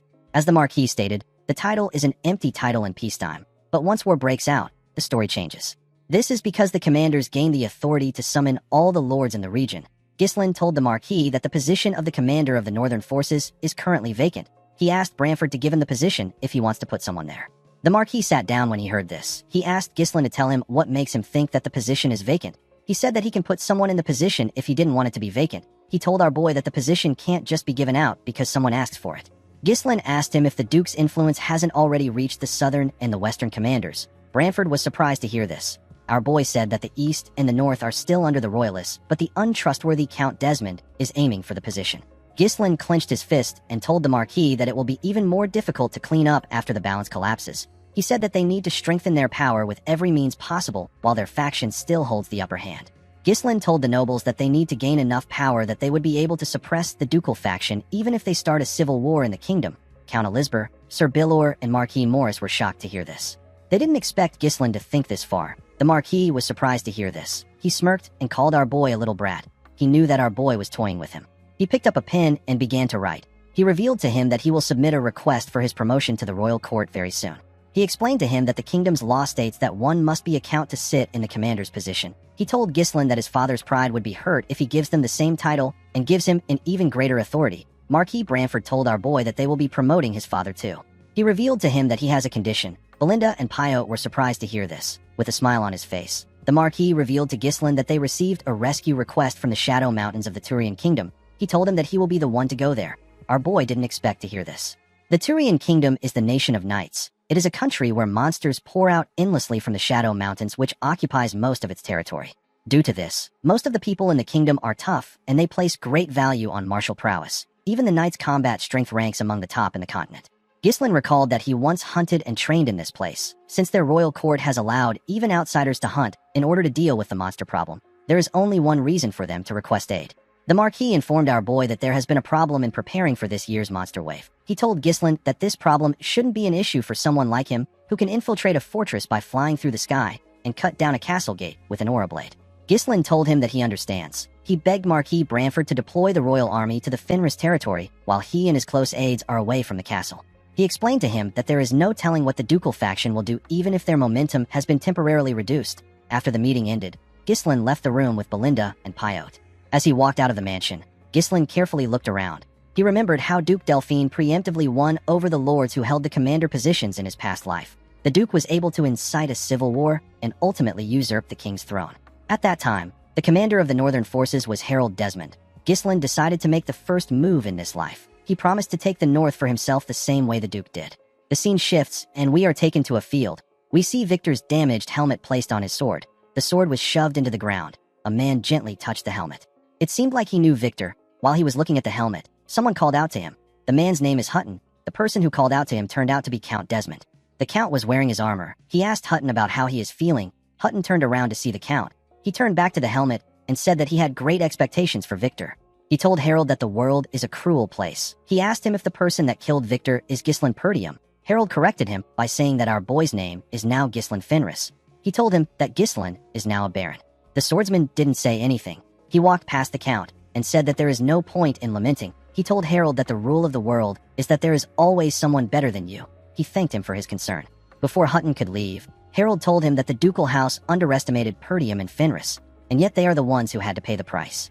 The Count said that Viscount Joseph only asked them to reassess Ghislaine as the finest sword in the north after everything had already ended. He told Hutton that Ghislaine has the royalists behind him. Due to this, the royalists are moving the royal army to keep watch over him. Harold told the swordsman that his position as a neutral noble is now nothing but an empty shell. Hutton asked Count Desmond if he is questioning the authority of the Duke. The Count turned to him and said that he will no longer be swayed by anyone's orders. He revealed to Hutton that he will personally start a war to destroy Perdium and Fenris and settle matters with the ducal faction once and for all. Hutton didn't expect to hear this. He informed the Count that the royalist faction won't sit idly and let him do as he wishes because he would be inciting a civil war. He told Harold that it is a bit too much for him to oppose the royalists without the help of the Duke. Count Desmond called out to Hutton and told him that there is no reason for him to hide his true feelings in front of him. He asked him if this situation is truly enough for him. Hutton asked the Count about why he's saying something so harsh. He said that he cannot just forget about that night. The night when Victor, who had never known defeat, returned as a shattered helmet. With a shaky tone in his voice, Hutton referred to Victor as his one and only disciple. He clenched his fist and grit his teeth. He said that he should have trained Victor to become stronger. He told Harold that there is no way that this is enough for him. He went on his knees and told Harold that he will behead Ghislain Fenris. He begged the Count to let him do it. Harold assured Hutton that the time will come soon. The moment he said this, several knights appeared behind him. Harold stretched out his hand and asked Hutton to tear everything to shreds together with his two-winged knight order when the time comes. Count Desmond told himself that Ghislain will die on that day. Guys, we have come to the end of our video. If you guys want more of this recap, let me know in the comments section. Don't forget to like and smash that subscribe button for more recaps. See you guys later.